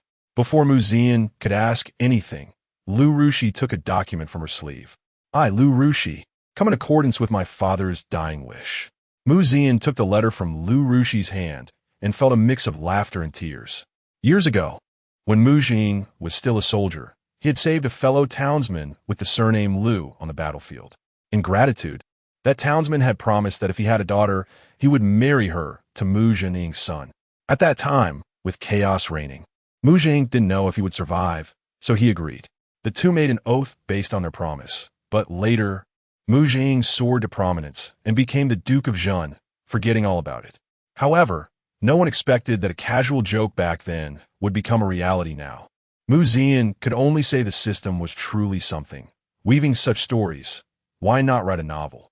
Looking at Lu Rushi before him, Zian felt a headache coming on. After all, just recently, the emperor had intended to betroth the princess to him. Now, he had suddenly gained a wife who appeared out of nowhere. Seeing the expression on Zian's face, Lu Rushi calmly said, "This is my father's last wish. If the duke does not fancy me, it can be treated as a joke, and I will not pester you." With that, Lu Rushi turned to leave. Zian quickly called out, "Where are you going?" Lu Rushi glanced back. "My parents have passed away, the promise has been made, and I am all alone. Why should I cling to this world?" Hearing this, Zian felt a chill run down his spine. Truly, no amount of wealth could suppress a proud spirit, and no amount of tenderness could rival the loyalty of a woman burdened by national grievances. Zian was left with no choice but to invite Lu Rushi into the residence. Once inside, Lu Rushi quickly got to work. Within a few days, she managed the entire Duke of Zhun's residence with remarkable efficiency, giving off the aura of a true mistress of the house. Previously, it was Jia Xu who helped manage things, and while he was indeed capable in military strategy, when it came to managing the household, he was no match for Lu Rushi. Lu Rushi's matters could be explained to Zhao Yun later. For now, the imperial examination was the priority. In the dead of night, the candlelight flickered in the study as Zian pondered how to complete his supervisory task. Moreover, in the past few days, through Li Jiuxuan, he had received quite a bit of information from the imperial city. Over the years, nearly half of the successful candidates in the imperial examinations had some connection, however slight, to the Pei family. The closer the relationship, the higher the ranking in the examinations. If anyone said there was no foul play involved, Lu Yunxue wouldn't believe it. Furthermore, this time, the exam proctors for the Dali Imperial examination were not just Zian. There was one chief examiner and 2 deputy examiners, the current Minister of Justice, Sun Ning, the left Deputy Minister of Revenue, Li Ping, and the right Deputy Minister of Rights, Zhao Yun. According to information gathered by Jia Xu, among the 3, Minister of Justice Sun Ning was related to the Pei family by marriage, while the other 2 had received favors from the Pei family. The more Zian looked at the data, the more shocked he became. He never imagined that the Pei family held such immense power in the court. Just as Zian was deep in thought, a faint smell of blood suddenly filled the air. Zian's expression changed, and he rose to step into the darkness. The next moment, he heard a soft moan from the shadows. As the candlelight flickered, Zian focused and saw that the person he had grabbed was none other than Ning Hongchen, the assassin from Luzhou. Just as Zian was puzzled, Ning Hongchen's mouth was stained with blood, and blood was seeping from his abdomen, staining his white clothes. At this moment, Ning Hongshun looked weakly at Mu Zian and murmured, "Save me." Chapter 52 Truth. As Ning Hongshun's voice fell, a sound of breaking air came directly at them. Mu Zian frowned, bending his body to embrace Ning Hongshun. With a bang, a dagger flashing with cold light was viciously stabbed into the spot where Ning Hongshun had just been. Before Mu Zian could comprehend what had happened, the sound of breaking glass came next. In the next moment, a beam of sword light came straight at Mu Zian. The sword light was unavoidable, and Mu Zian turned to protect Ning Hongye in his arms. With a clang, the sword light struck Mu Zian's back, erupting into a brilliant flash of fire. His robe tore, revealing the golden silk armor he wore underneath. The attacker's expression changed, a hint of astonishment mixed with his cold voice. Inner armor. With a failed attack, the assassin immediately turned to vanish into the darkness. However, how could Mu Zian give him that opportunity? He clenched his fist and, with a sudden step, launched an attack. Seeing this, the assassin quickly raised his sword to block. But the next moment, a loud crash erupted. The assassin was directly sent flying by Mu Zian's punch, and the wall made of bluestone was instantly shattered. As the dust settled and the candlelight flickered, the assassin lay among the rubble, his chest caved in, already lifeless. Mu Zian brushed off the dust from his clothes and turned to look behind him. At this moment, Ning Hongshun had already fainted from excessive blood loss. Looking at the unconscious Ning Hongshun on the ground, Mu Zian ultimately did not strike. Sounds from the study immediately startled everyone awake. In no time, Zhao Yun, Jia Xu, Lu Rushi, and others had gathered in the study. Seeing the messy surroundings, Jia Xu worriedly asked, "Is the young master injured?" Mu Zian shook his head and pointed at Ning Hongshun beside him. "It's urgent to save her first." Lu Rushi's gaze flicked between Mu Zian and Ning Hongshun. The fact that one could trust another in a life-or-death situation indicated their relationship was certainly not ordinary. However, Lu Rushi did not ask further and immediately sent someone to fetch a doctor to tend to Ning Hongshun. A moment later, the pale Ning Hongshun slowly opened her eyes. Upon realizing she was in an unfamiliar environment, she immediately attempted to rise, but her body lacked any strength. "Don't struggle. If you do, your wounds will reopen." Ning Hongshun looked in the direction of the voice and saw Mu Zian at a nearby desk, writing by candlelight. A bitter smile appeared at the corners of her mouth. "I never expected that the one to save me in the end would be you." The candlelight flickered on Mu Zian's face. "Now that you're awake, let us go. I'm the official and you're the bandit. Today, not killing you is my compensation for that night." Hearing this, Ning Hongshun immediately feigned a weak appearance. "If I leave this Duke's residence, I'll be dead for sure. Please have mercy and take me in. Even being a maid would be fine." Mujan snorted coldly. "I don't lack maids. What I lack is a girl to warm my bed."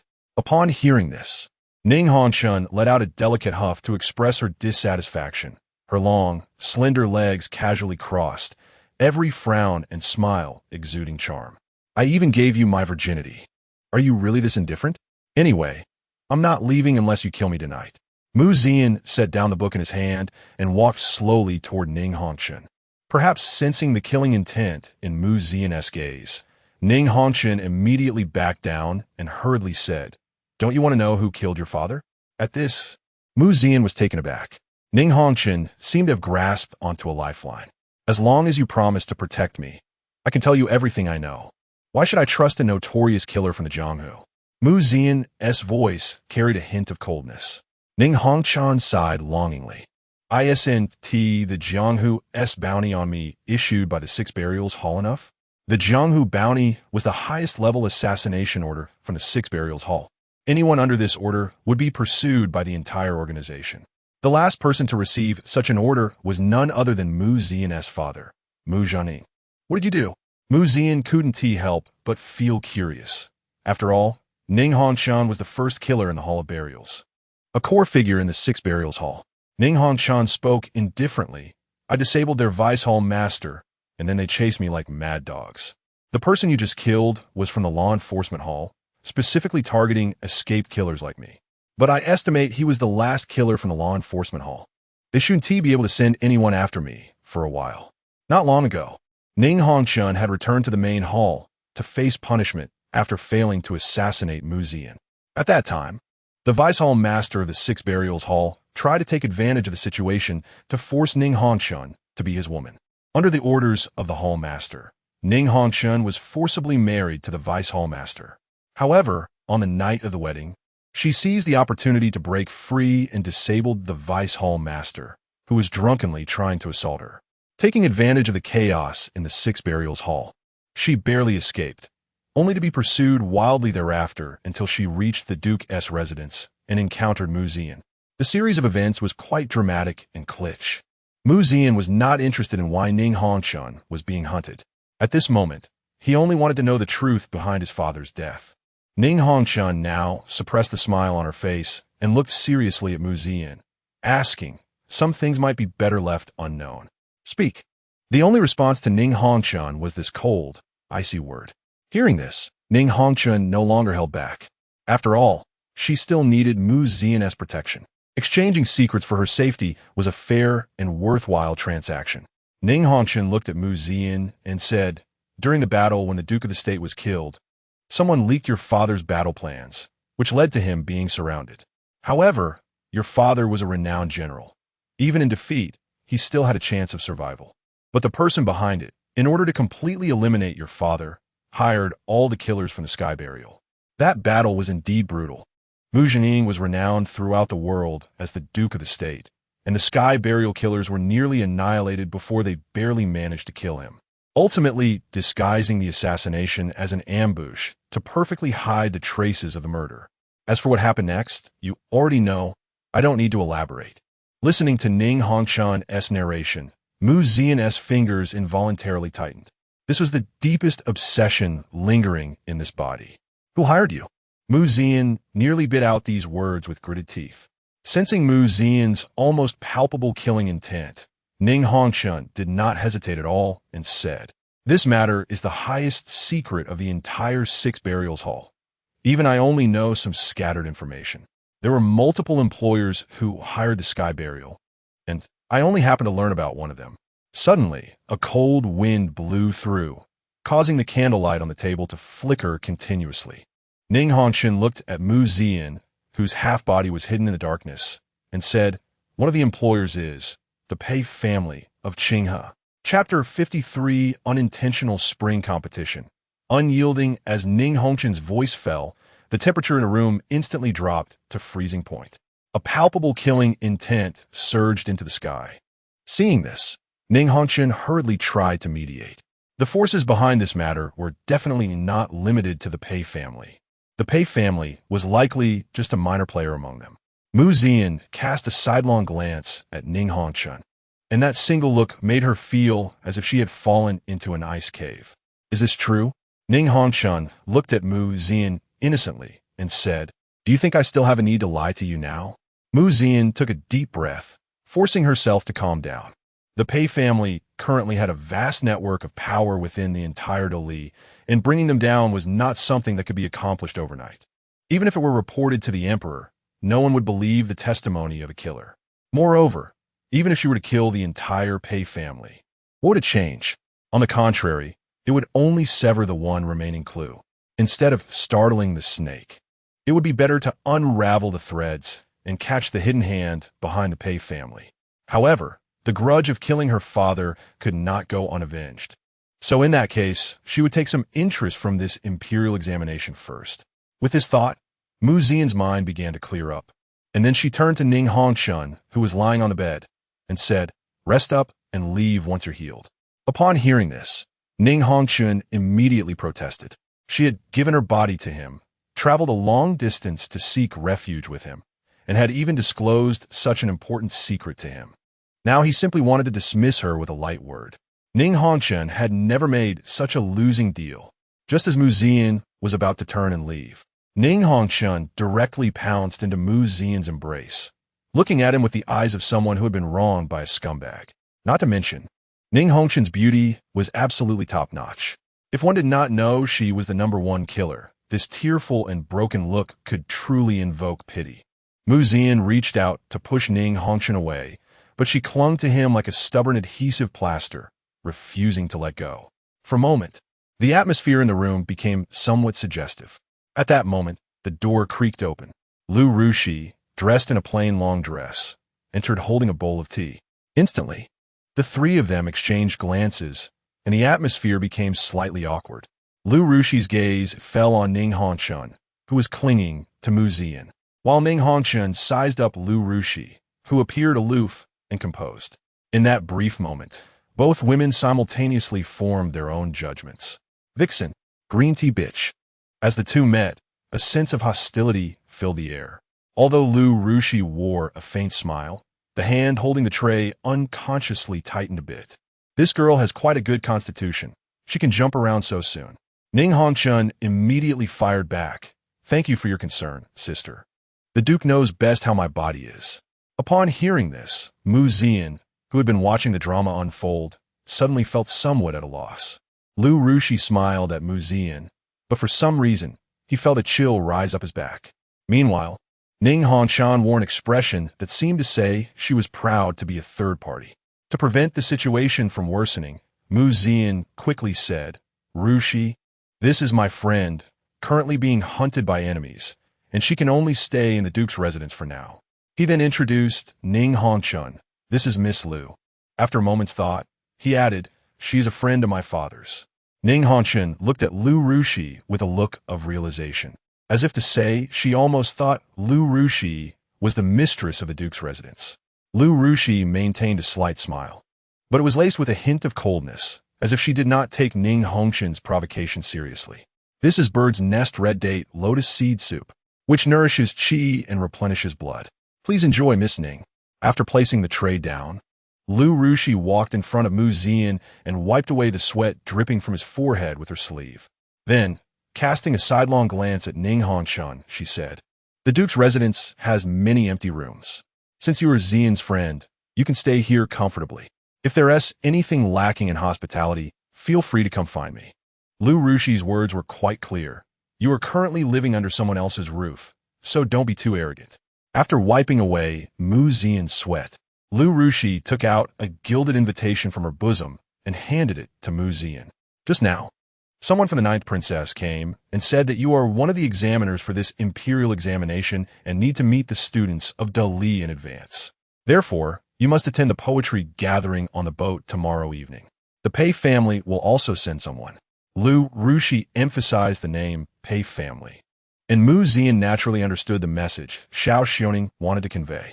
If they wanted to suppress the Li aristocracy led by the Pei family and cultivate talented commoners, there was nothing more suitable than a poetry gathering. Zhao Yun also wanted Mu Zian to take this opportunity to discover capable commoners and protect them effectively. Mu Zian accepted the invitation. I will definitely be there on time tomorrow. He then looked at Ning Hongshun, who was sitting on the edge of the bed, and then at Lu Rushi standing beside him. He awkwardly coughed twice and said, what happened today must not be spread outside to avoid unnecessary trouble. Lu Rushi slightly bowed and replied, of course, but since the Duke's room is given to Miss Ning, the other rooms have yet to be cleaned. Where will you stay tonight? As soon as the words fell, both pairs of eyes focused on Mu Zian. For a moment, Mu Zian felt a tingling sensation on his scalp. If Ning Hongshun was a bright and thorny rose, then Lu Rushi was a winter plum standing proudly against the wind and snow. The two were equally matched. How to choose in this situation? Mu Zian hurriedly coughed twice and said, tonight, I will stay in Zilong's room for the night. After saying this, Mu Zian hurriedly left without looking back, disappearing into the night in a flustered manner. At this moment, only Lu Rushi and Ning Hongshun remained in the room. The originally quiet room now felt even more tense. After a moment, Lu Rushi spoke first. I don't care what your identity was before, but now that you are in the Duke's residence, I advise you to behave yourself. Ning Hongshun, upon hearing this, rested her chin on her hand, her beautiful fox-like eyes sizing up Lu Rushi back and forth, and then she couldn't help but smile. I am the most rebellious person. The more others want me to do something, the more I want to do the opposite. Lu Rushi frowned slightly at this and turned to leave, but just as she reached the door, she paused and said, I had no intention of competing for spring, but if someone wants to compete, I will not yield. On the bed, Ning Hongchun casually crossed her long, beautiful legs. Under the moonlight, her eyes shimmered with a hint of enchanting red, and she licked her rosy lips with her pink tongue, lightly laughing, in that case. Let us see who is more capable. Chapter 54. The Poetry Gathering on the Painted Boat. Competing for beauty, they say it takes 100 days to recover from an injury.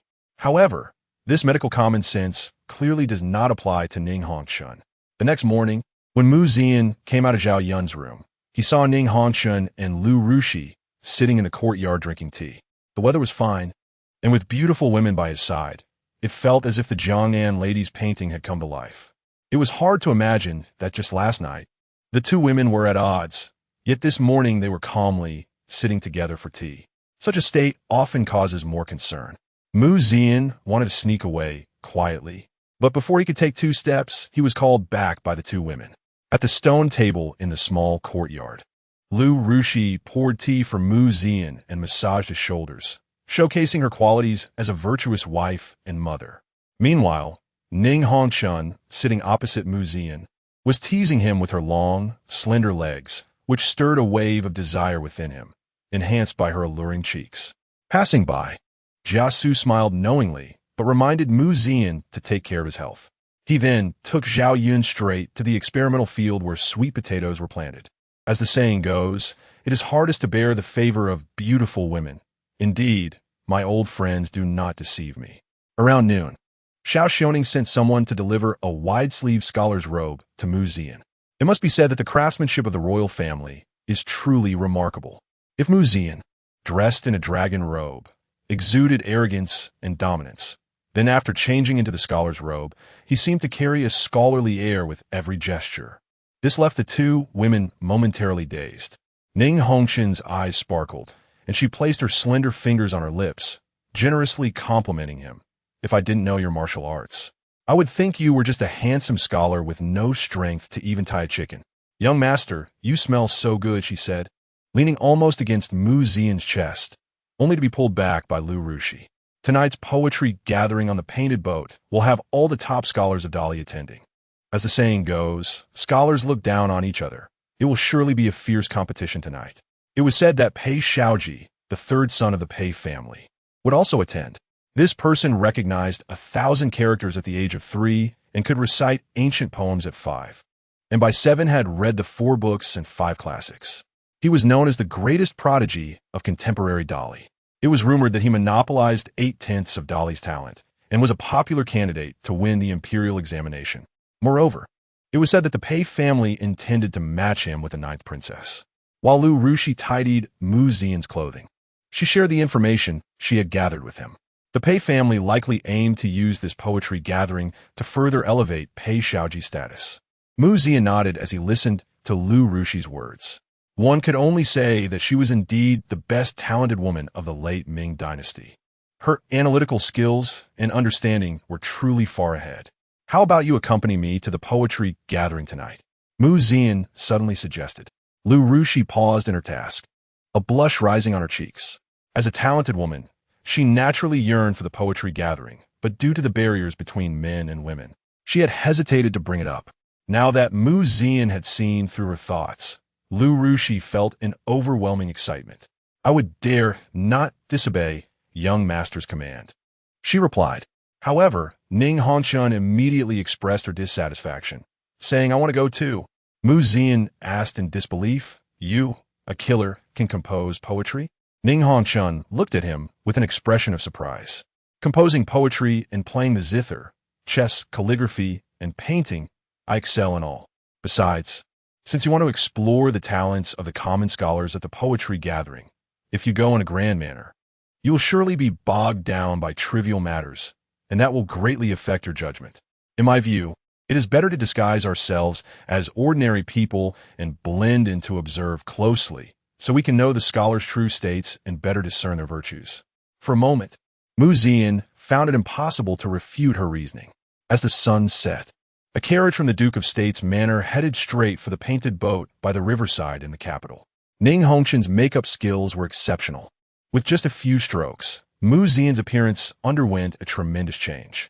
Under the night sky, Unless one looked closely, no one would suspect that the slightly charming man before them was actually the Duke of State of the current dynasty. In the evening, the sunset painted the river red. The entire capital seemed to be immersed in a warm red ocean. In this era, which lacked entertainment, brothels were undoubtedly a topic everyone could not avoid. The so-called painted boats referred to beautifully decorated pleasure boats.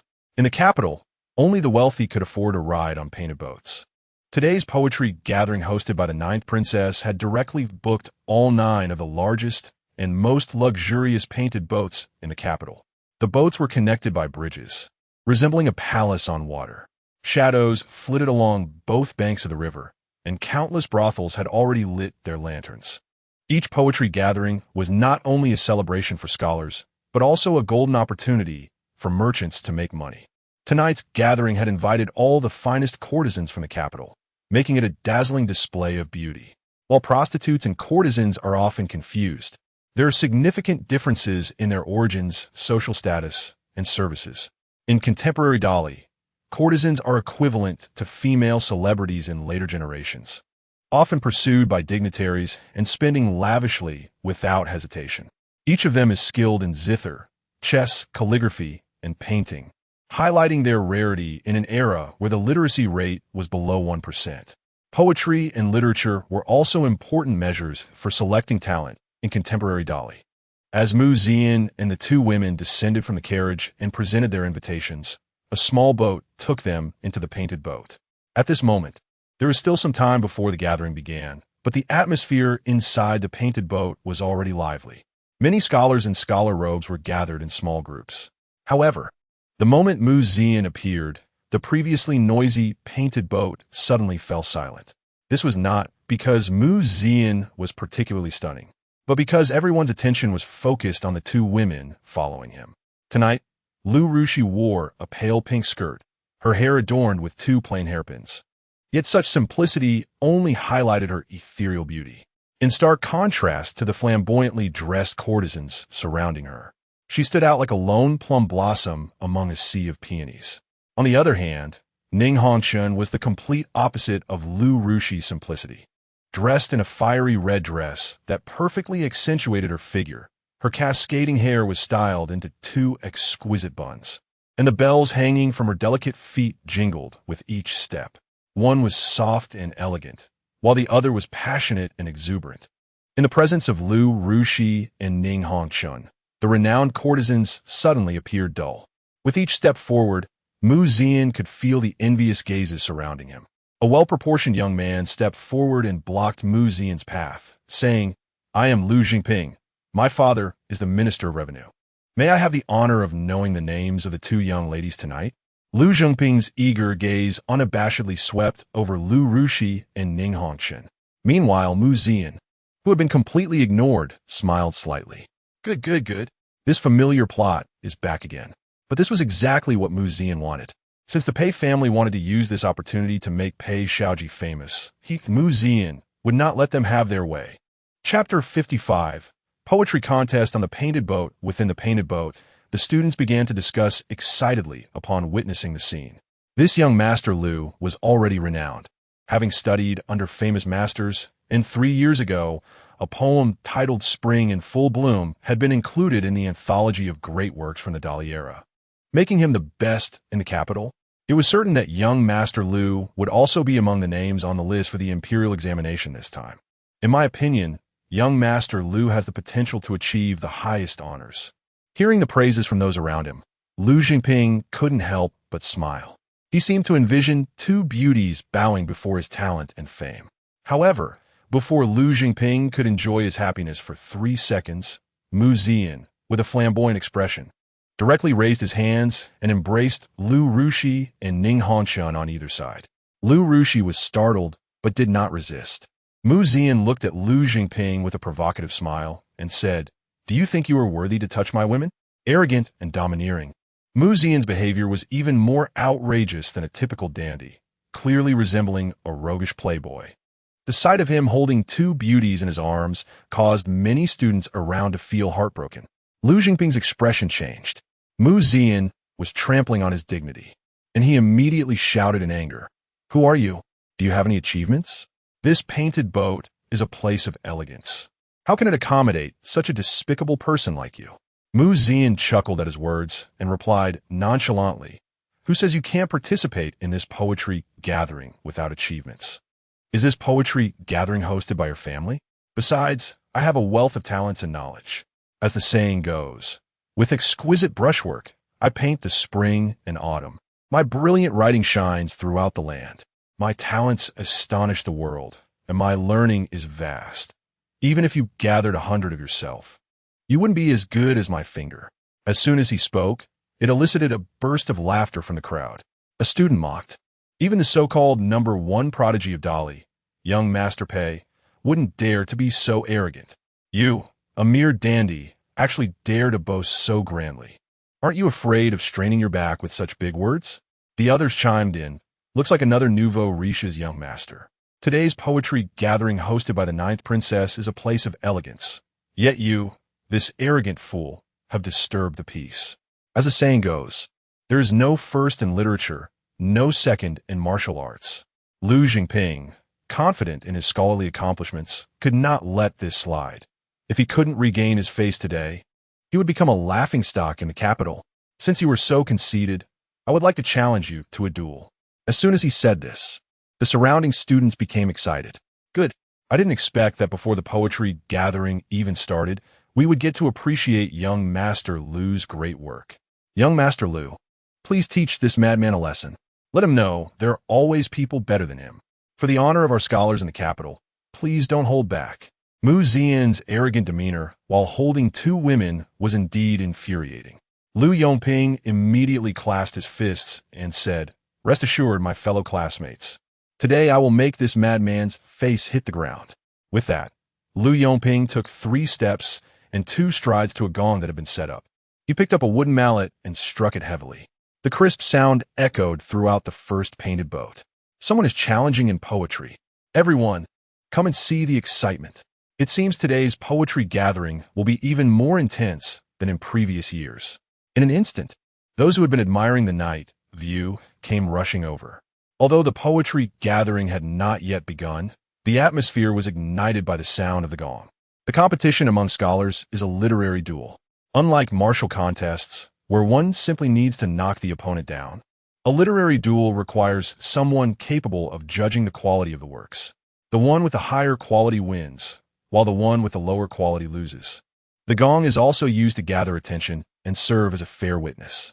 Lu Zhongping set down the mallet and looked around, proclaiming loudly, "I am Lu Zhongping, son of the current Minister of Revenue, Lu Shangdao.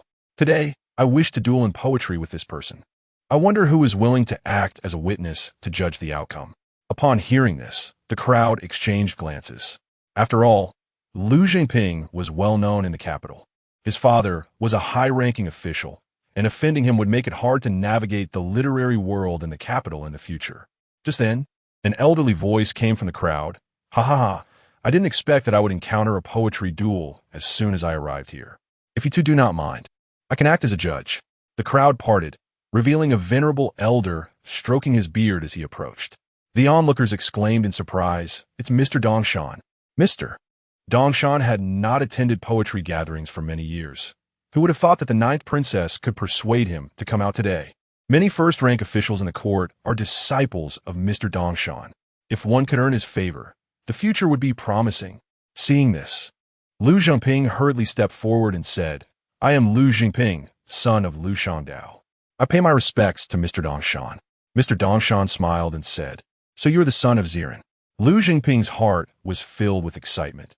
He didn't expect Mr. Dongshan to remember his father. His father had often told him that studying under Mr. Dongshan was one of the most fulfilling experiences of his life. Mr. Dongshan laughed heartily. "I haven't been out for many years.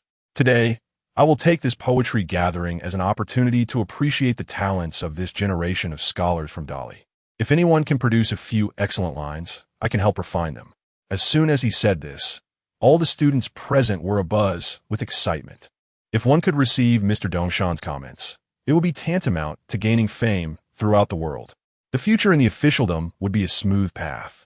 Wasn't the purpose of coming to this poetry gathering to gain renown? Now, a wide road lay before them. The surrounding students looked at Lu Zhengping with envious eyes, feeling regretful that they weren't the ones challenging that madman to a poetry duel. In their eyes, Mu Zian was bound to lose, with no chance of winning. This was pure fame handed to him for free. At this moment, Lu Zhengping's excitement reached an unprecedented level. It had started as a matter of pride, but had turned into a struggle for his future. Please rest assured, Mr. Dongshan, I have prepared for this. Very well. Just as the students were getting excited, Mu Zian's voice interjected inappropriately. Are you done? Stop being so long-winded. Instantly, all eyes were focused on Mu Zian. How dare he be so reckless in front of Mr. Dongshan? You madman. After today, you will definitely find it hard to stand in the capital. Various accusations came pouring in. Mu Zian, holding the two women, couldn't help but sigh. Is this what it feels like to be the villain? Indeed, it's quite exhilarating. Seeing this, Mr. Dongshan did not delay any longer. Since this is the first poetry duel of today's gathering, it should have some standards. With the Mid-Autumn Festival coming in a month, why not warm up for it today? How about we make the theme for this poetry duel ode to the moon? Mr. Dongshan truly deserved to be called a literary master. Since ancient times, poetry about the moon has been the most common theme. Because there are many poems about the moon, there are also many stunning pieces. Good and bad are easily discernible, making it straightforward. It seems simple, but the difficulty is quite high. Not only must you compete against the person in front of you, but you must also measure against the works of those who came before you. Lu Zhengping laughed and said, Thank you, Mr. Dongshan, for the theme. The other students also chimed in. Young Master Lu seems quite confident. There will surely be great works tonight. It's a pity that his opponent is just a nameless person, unaware of how much he lowers the value of this poetry duel. This statement is incorrect. Although the other party is merely a madman, with Mr. Dongshan present today, Master Lu's great work will definitely make a name for itself across the world. Everyone's gaze focused on Lu Zhengping. For Mu Zian, there was nothing but mockery. Someone like him, a young dandy, was simply not worth the time of those self-proclaimed talented scholars. Lu Zhengping sneered inwardly. Even if you have a beauty by your side, what does it matter? Today, I will step on your head to help my name soar to fame. Chapter 56. The red sleeve adds fragrance. Mu Zian smiled slightly, looking around, and said, Today you have come, so let me tell you what it means to be the greatest of all time. Bring me ink, brush, paper, and inkstone. As soon as he finished speaking, Lu Rushi stepped forward to take the 4 treasures of the study from a servant nearby. She then arranged them neatly on the table. Ning Hongchan stepped forward, the bells on her ankles jingling softly. A pair of delicate hands skimmed across the lake surface, bringing up droplets of sparkling water. The water dripped from her fingertips into the inkstone, and then she began to grind it, the ink blooming like a black flower in the center of the inkstone. Lu Rushi picked up a wolf hair brush, evenly soaking it with ink in the inkstone. As the saying goes, the green-clad maiden holds the inkstone to prompt the writing, while the red sleeve adds fragrance to the reading. This scene left countless students around watching in a daze. How many people long for such a moment in their dreams? After years of hard study, isn't it all to have a beautiful companion someday? Mu Zian took the brush from Lu Rushi's hand and began to write on the fragrant rice paper with swift strokes. In contrast, Lu Zhengping looked exceedingly shabby beside him. The book boy who accompanied him wanted to come over to serve, but he kicked him away. Lu Zhengping tightened his grip on the brush, trying to force himself to calm down. However, his restless heart was far from at ease. Seeing this, Mr. Dongshan shook his head. Lu Zhengping's ability to cultivate his composure was too poor to be of great use.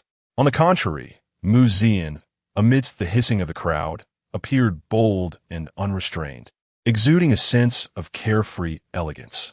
Especially at the moment of putting pen to paper, the grand momentum was particularly eye-catching. For a moment, Mr. Dongshan seemed to see a shadow of an old friend. As time passed under the sparse moonlight, more and more students gathered in the boat. Especially after hearing that Mr. Dongshan was present, some famous scholars also flocked over. Seeing this, Lu Zhengping's heart grew even more anxious. His mind became somewhat chaotic, hesitating with each stroke. In contrast, Mu Zian had not paused to think for even a second since picking up the brush. In response, Someone immediately mocked, writing poetry and lyrics without thinking for a second. What a show-off. Just look at how Lu Gongzi weighs every stroke. Such poetic talent requires refinement. We students need to learn from Lu Gongzi. That's right. Poetry emphasizes tone and antithesis. Every word can determine the excellence of a poem. This person writes so casually, it seems he won't produce anything good. After all, Lu Gongzi is one of the top ink masters in our capital. Besides the third young master of the Pei family, I can't think of anyone who could surpass him. Amidst countless jeers, Mu Zian remained unfazed, as if he had already immersed himself in his own world. The moonlight spilled down like water. The speed of Mu Zian's writing grew faster and faster. Standing on either side of Mu Zian, Ning Hongshun and Lu Rushi looked at the rice paper, their lips moving as they silently recited the poetry on it. Just halfway through, both women's lips unexpectedly slowed down in unison. They exchanged glances and saw shock reflected in each other's eyes. Just as everyone was still mocking, Mu Zian finished the last stroke and casually tossed the brush away. The brush landed in the lake with a crisp splash. Mu Zian leaned forward, lightly blowing on the paper surface, then smiled. The onlooking student scoffed, "Is that it? He probably doesn't even know how to rhyme. Forget it. How could we expect a reckless brat who knows nothing to produce anything worthwhile? Ridiculous." Mr. Dongshan and several famous scholars nearby also frowned in unison. After all, less than a third of the incense had burned. What good work could be produced in such a short time? It will be nothing more than a sham. Seeing this, Mr. Dongshan couldn't help but remind, "Young man, isn't there still time to revise?" Mu Zian stood with his hand behind his back, a faint smile on his lips. Not a word will be changed. As soon as he finished speaking, a burst of fireworks shot up over the river, the brilliant light shining like another sun in the sky, dimming everything around it. Lu Jingping sneered coldly. "If I were you, I would quickly cover my face and leave to avoid humiliation later." Mu Zian did not respond, merely looking at him as if he were a fool. Lu Jingping felt a sense of frustration and stepped forward, saying, "I have also finished my poetry. I hope Mr. Dongshan will provide commentary." Mr. Dongshan, seeing this, also asked, "There's still time. Why engage in such a contest of egos?" Lu Zhongping clasped his hands and said, "To be honest, Mr. Dongshan, I had this poem in mind long ago, originally intended for the mid-autumn poetry meeting to compete with the third young master Pei. However, today I am fortunate to meet Mr. Dongshan, and I do not wish to hide my talents. Therefore, I hope Mr. Dongshan will provide commentary, so that this reckless fellow knows that the path of literature has no bounds." Mr. Dongshan nodded at his words, and then took the manuscript from Lu Jingping's hands. Drunkenly drinking, dividing the shadow of the osmanthus, casually wandering to visit the vast cold, shaking the cup to invite the jade rabbit, lowering my gaze to admire the ice plate, the Milky Way gathering brightness and darkness, the waves of clouds surging like giant torrents, on this night of humanity. Both man and moon are round. After completing the poem, everyone felt as if they were floating in the vast cold, transcending the mundane. Lu Gongzi is truly talented. We are ashamed of our inferiority. Perhaps only the third young master Pei can compete with him. The crowd did not hold back their praise, and Mr. Dongshan smiled. Stroking his beard, the shadow of the osmanthus divides under the bright moon, dreaming of leisurely wanderings in the palace of the vast cold. It has a sense of transcending the secular. The last line about the bright moon during the festival is the finishing touch. This poem could be considered an excellent work. What do you all think? Several famous scholars around nodded in agreement. Lu Gongzi's literary talent is outstanding. Hearing this, Lu Jingping felt a wave of relief, then looked at Mu Zian with disdain, saying, "I have a generous temperament. If I leave now, I can still save some face." However, the only response he received from Mu Zian was a cold snort. "Noisy. Such poetry is simply an affront to my ears." This remark immediately provoked the crowd's anger. However, Mu Zian merely waved his hand. The gust of wind from his wide sleeves blew the rice paper off the table, and it landed precisely in Mr. Dongshan's hands. Mu Zian snapped open the golden folding fan hanging at his waist and smiled. "I hope Mr. Dongshan will provide commentary." Seeing Mu Zian's confidence, Mr. Dongshan was momentarily unsure whether this person was a clueless fool or a truly talented individual? With such doubts, Mr. Dongshan's gaze fell on the rice paper in his hand. Instantly, the previously noisy surroundings fell silent. All the students were now waiting for Mr. Dongshan's evaluation, eager to ridicule this reckless brat who didn't know his place. However, in the next moment, Mr. Dongshan seemed to freeze in place. His body trembled involuntarily, and his eyes were filled with disbelief. The famous scholars standing beside Mr. Dongshan spoke up. This kind of reckless fellow doesn't deserve any leniency. Mr. Dongshan, please read it aloud for everyone. That's right. I also want to hear what this person has the confidence to be so arrogant. Under the crowd's urging, Mr. Dongshan took a deep breath, then looked at Mu Zian as if seeking his consent. Under the dim lights, Mu Zian smiled and nodded. Seeing this, Mr. Dongshan straightened his back and spoke loudly. This poem is titled Water Melody. Chapter 57. The greatest scholar of all time. Upon hearing this, the students immediately began to discuss among themselves. The Shui Jiao Gu Tu is a poetic form, originally consisting of 95 characters in a double chant style, with the first section having 9 lines of 4 even tones and the second section having 10 lines of 4 even tones. From this structure, countless variations can be derived, making it one of the 12 classic poetic forms in the world. Lu Xingping sneered, "What a fade." However, before Lu Xingping could continue, the high-pitched voice of Mr. Dongshan resonated throughout the area. When will the bright moon appear? I raise my glass to ask the blue sky. I do not know what year it is tonight in the heavenly palaces. Suddenly, the once noisy boat fell silent. The renowned scholars surrounding Mr. Dongshan were also completely stunned. Mr. Dongshan did not pause for a moment and earnestly recited the poetry on the rice paper in his hand according to the rhythm. His speed was not fast, and his voice was not loud, but everyone present could hear him clearly. I wish to ride the wind and return, but I fear the jade towers and crystal palaces are too high and cold. Dancing to play with the clear shadows, how is it like in the mortal world? All present were the top scholars of the Great Li dynasty, representing the pinnacle of its literary circle. By the end of the first half of the poem, everyone had already felt the magnificent meaning within the words. The Great Way is simple, without any complicated metaphors, although it is a poem about the moon. Apart from the beginning, the moon is not mentioned again. The flowing water seems to slowly unfold the celestial palace within the bright moon. The line "I wish to ride the wind and return" feels like a small stream merging into a great river or the sea, a powerful, ethereal, and distant sensation rushing towards them.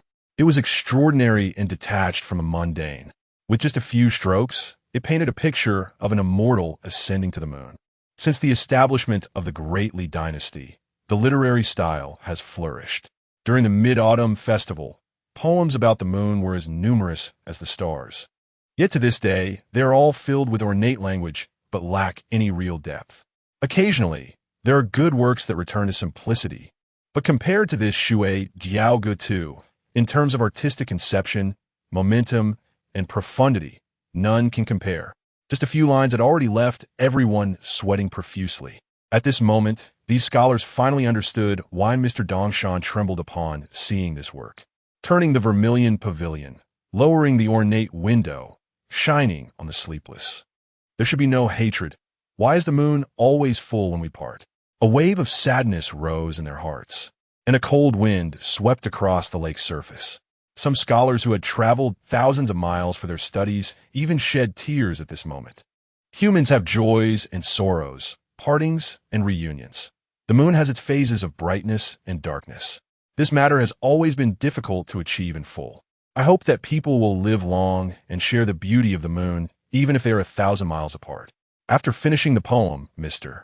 Dongshan reluctantly repeated the line, I hope that people will live long and share the beauty of the moon, even if they are 1,000 miles apart. Silence. Complete silence. Everyone seemed to be immersed in the sorrow of being unable to meet their loved ones.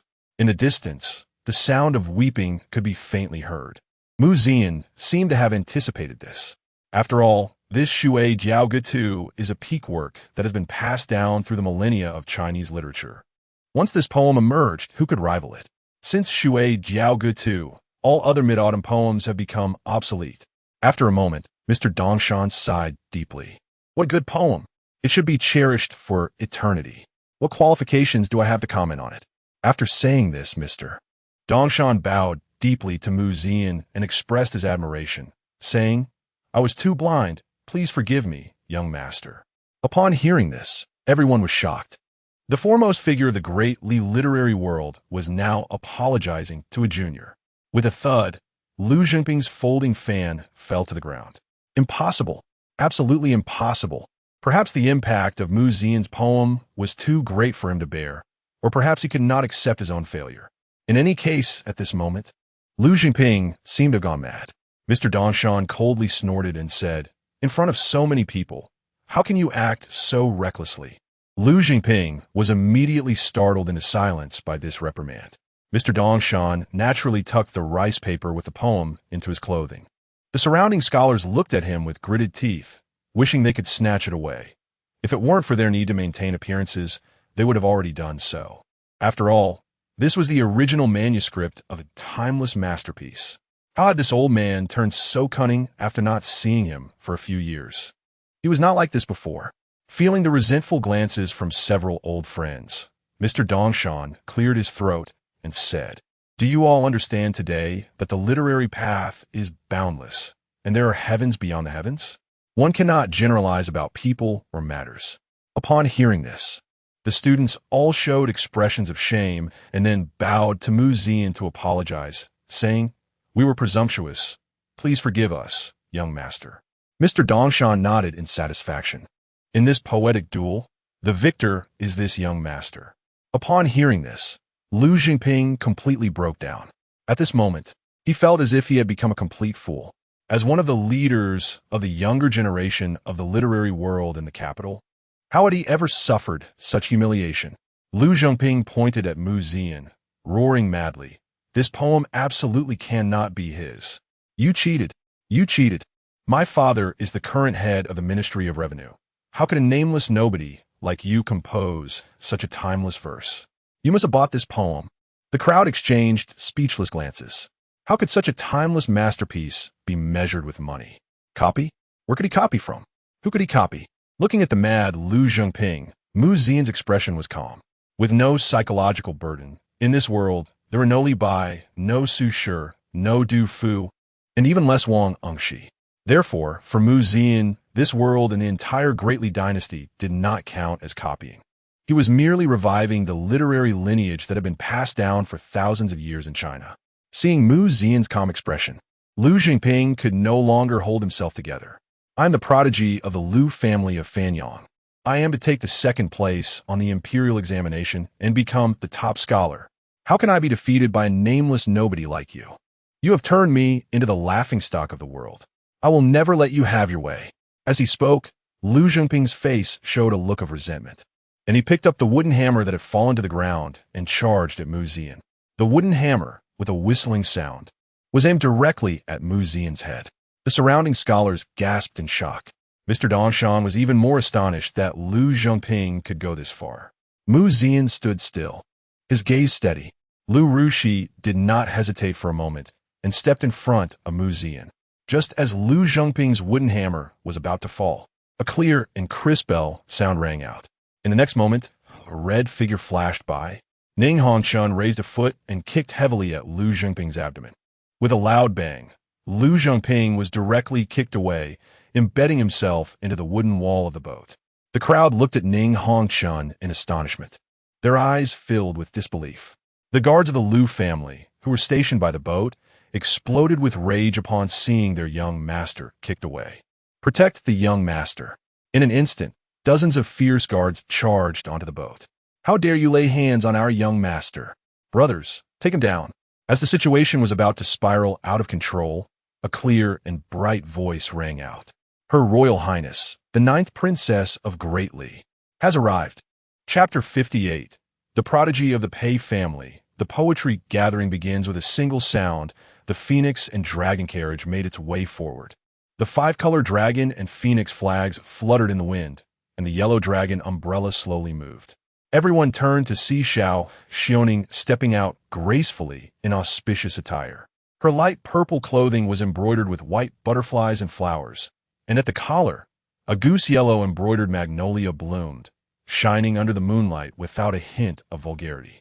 Her brocade robe accentuated her extraordinary nobility. Zhao Yun's beauty lay in her dignified, graceful, and noble demeanor, like a magnolia that one could admire but not touch. Upon seeing her, the crowd bowed and greeted her. "We pay our respects to Her Royal Highness, the Ninth Princess." Zhao Yun raised her jade-like arm and softly said, "Please rise. This poetry gathering is meant for us to celebrate the literary world of our Great Li together with esteemed scholars. There's no need for formality." "Thank you, Your Highness." Zhao Yun scanned the surroundings and suddenly noticed Lu Jingping still embedded in the wooden wall, frowning involuntarily. The venue for the poetry gathering was a place of elegance. What was going on? Seeing this, Mr. Dongshan hurriedly stepped forward to explain the situation to Zhao Yun. Upon hearing that Lu Jingping, out of jealousy, intended to harm someone, Zhao Yun coldly remarked, "As a student of the Great Li, how could one break the law?" At this moment, Lu Yongping had already been pulled out from the wooden wall by the guards. Once he regained his senses and saw Zhao Yun, he immediately broke into a cold sweat. "I beg for Your Highness's forgiveness. I was momentarily confused." Lu Jingping, kneeling on the ground, felt immense fear. Having heard about the incident involving the fifth young master of the Pei family, if he offended this young lady, not only would he be in trouble, but even his father's position could be at risk. Fortunately, Zhao Yun had just arrived and did not wish to disturb the atmosphere of the gathering, merely reminding him coldly, "In this poetry gathering, victory and defeat are determined by literary talent. One must learn to accept the stakes. Do you understand?" "I understand," he replied. Zhao Yun turned to Mr. Dongshan and asked, "I'm also curious, what kind of poetry could make Mr. Dongshan praise it so highly? May I have a look?" Mr. Dongshan was taken aback for a moment, then reluctantly pulled out a neatly folded sheet of rice paper from his sleeve. "Please take a look, Your Highness." Zhao Yun slowly unfolded the rice paper, her ruby lips slightly parted, and upon just one glance, she exclaimed, "What beautiful words! Which young master composed this? I would love to meet him." Hearing this, Mr. Dongshan quickly glanced in the direction of Mu Zian. However, at this moment, Mu Zian and the two ladies, Lu Rushi and Ning Hongchun, had already vanished without a trace. "Hey, where did that young master go?" The crowd began searching, but could not find Mu Zian. Mr. Dongshan, seeing this, felt regretful. Such timeless verses, and I forgot to ask for his name. Although Zhao Yun felt a bit disappointed, she quickly comforted him, saying, "There's no need to worry. As long as he is still on this boat, we will surely meet again. But at that time, I will trouble Mr. Dongshan to introduce me." "How could I dare?" At this moment, Mu Zian had already floated into the second boat with the two ladies beside him.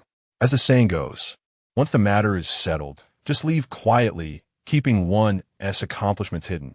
The poem in his hand, Shui Diao Ge Tu, made Zhao Yun love it more as she naturally folded the rice paper and, under Mr. Dongshan's expectant gaze, calmly tucked it into her sleeve.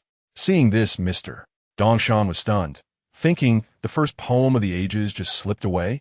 Several old friends beside him exchanged glances, revealing expressions of schadenfreude. Zhao Yun's appearance marked the official beginning of this grand poetry gathering. Just then, accompanied by the sound of water splashing, a surprised voice called out from the shore, "Look, it's young Master Pei San." The crowd turned to see a beautifully decorated small boat breaking through the waves.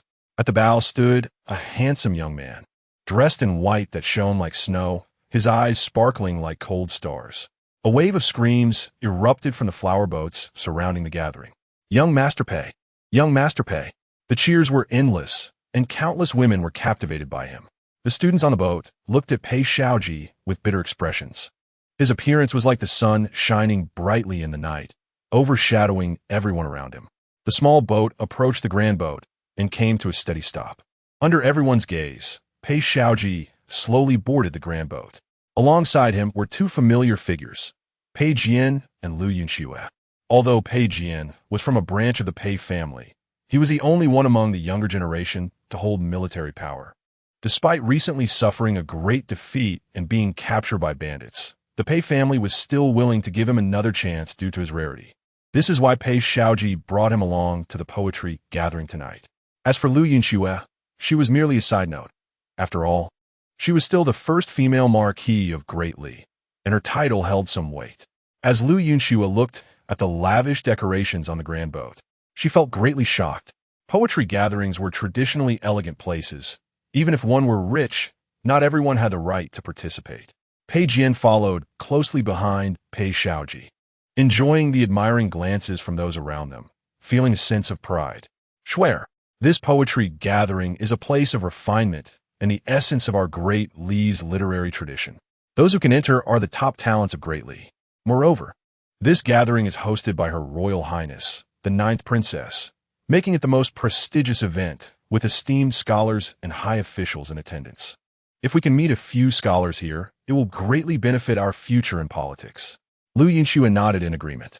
Since returning from the Battle of Luzhou, she had become practically invisible. Those who used to curry favor with her had disappeared overnight. The court's rewards had not been forthcoming, and now her family had fallen into a predicament. Coming here with Pei Jian was also to increase her influence in the capital and seek a way out of the current situation. Young Master Pei San is indeed a leading figure among the younger generation of Great Li's literary world. This kind of prestige is unmatched. Pei Jian chuckled, unable to suppress his pride. Of course, Xiaoji is the prodigy of our Pei family, and he will surely secure the top position in the upcoming imperial examination. The family has already discussed this. Once Xiaoji claims the top spot, we will seek to marry him to Her Royal Highness, the 9th Princess. If the two are united, the influence of our Pei family in Great Li will soar, and our current troubles will be resolved. As he spoke, Pei Jian's expression turned resentful. Our current predicament is all because of that useless Mu Zian. If it weren't for him, I would have already made a name for myself after the Battle of Luzhou. If that waste dares to show up at this poetry gathering today, Xiaoji will definitely let him know what it means for a firefly to compete with the moonlight. Chapter 59. Talents compete for the top. As Pei Jianji's murmurs faded, a cold voice from the front echoed. This poetry gathering is hosted by the 9th Princess. You, a mere warrior, should not disturb the elegance here. I was not asked to bring you here to embarrass me. Pei Xiaoji, 2 years younger than Pei Jianji, treated the latter like a servant. In his eyes, Pei Jianji was nothing more than a useless person. This disdain for warriors stemmed not only from his inherent bias, but also from the suppression of their bloodline. Pei Jianji fell silent at these words, while Lu Yunxue, seeing her beloved being reprimanded like this, immediately expressed her discontent. Jianji is a valiant general in the army. How can you humiliate him like this? Pei Xiaoji sneered in response. A valiant general? To me, he is just a waste. The Pei family lost face in the Battle of Luzhou because of you. If not for the family's connections, he would have already been dismissed and exiled to the frontier. Lu Yunxue wanted to argue further, but Pei Jianji pulled her back. Xue, let us not say more. Hearing this, Lu Yunxue felt a surge of anger. In her memory, Pei Jianji was a true man who could traverse the grasslands without fear. How could he appear so timid in front of a younger generation now? There was no semblance of a great man's demeanor. At this moment, seeing Pei Jianji's obsequious demeanor made Lu Yunxue recall Mu Zian's image on the battlefield of Luzhou, valiantly fighting in all directions. She suddenly realized that ever since she parted ways with Mu Zian, everything around her had changed. It felt as if she had fallen from the clouds to the depths overnight. Taking a deep breath, Lu Yunxue suppressed her frustration. As the saying goes, Heaven's great responsibilities are given to those who must first suffer hardship. At this moment, all Lu Yunxue could do was comfort herself like this. The sounds of greetings around them continued, and Pei Xiaoji's appearance brought the poetry gathering to a climax. Student Pei Xiaoji pays respects to Her Highness, the 9th Princess. Pei Xiaoji bowed, his every action displaying Confucian elegance. Zhao Yun responded politely, I look forward to seeing your great works at tonight's poetry gathering. The two exchanged words, directly ignoring Pei Jianji and Lu Yunxue, who had come along. Mr. Dongshan stepped forward and said, Your Highness, the time has come. Today's poetry gathering can begin. Zhao Yun looked around, but did not see Mu Zian, feeling puzzled. However, time was of the essence, and there was no room for delay. With a wave of her hand, a eunuch approached, carrying a wooden tray. Today's poetry gathering emphasizes the meeting of literature. However, as the saying goes, there is no first in literature and no second in martial arts. Since it is a poetry gathering, there should be some embellishments. Whoever stands out tonight and claims the top position will receive this. As she spoke, Zhao Yun lifted the red cloth covering the wooden tray. In the next moment, a cluster of crystal-clear, purple grapes lay quietly inside. Everyone was momentarily stunned, but soon someone exclaimed, "It's actually Lioli grapes." Such treasures can only be found in the royal treasury. This bunch is worth 10,000 taels of gold. The crowd gasped in shock. Mr. Dongshan stroked his beard in admiration. The ninth princess's generosity is truly extraordinary. Seeing this, Pei Xiaoji smiled and stepped forward, cupping his hands. Today's poetry gathering is to showcase the prosperity of our Great Li. It is a fortune for the country to have a talent like the ninth princess. I am willing to contribute an additional 100,000 taels of silver as embellishment. Pei Xiaoji smiled at the ninth princess.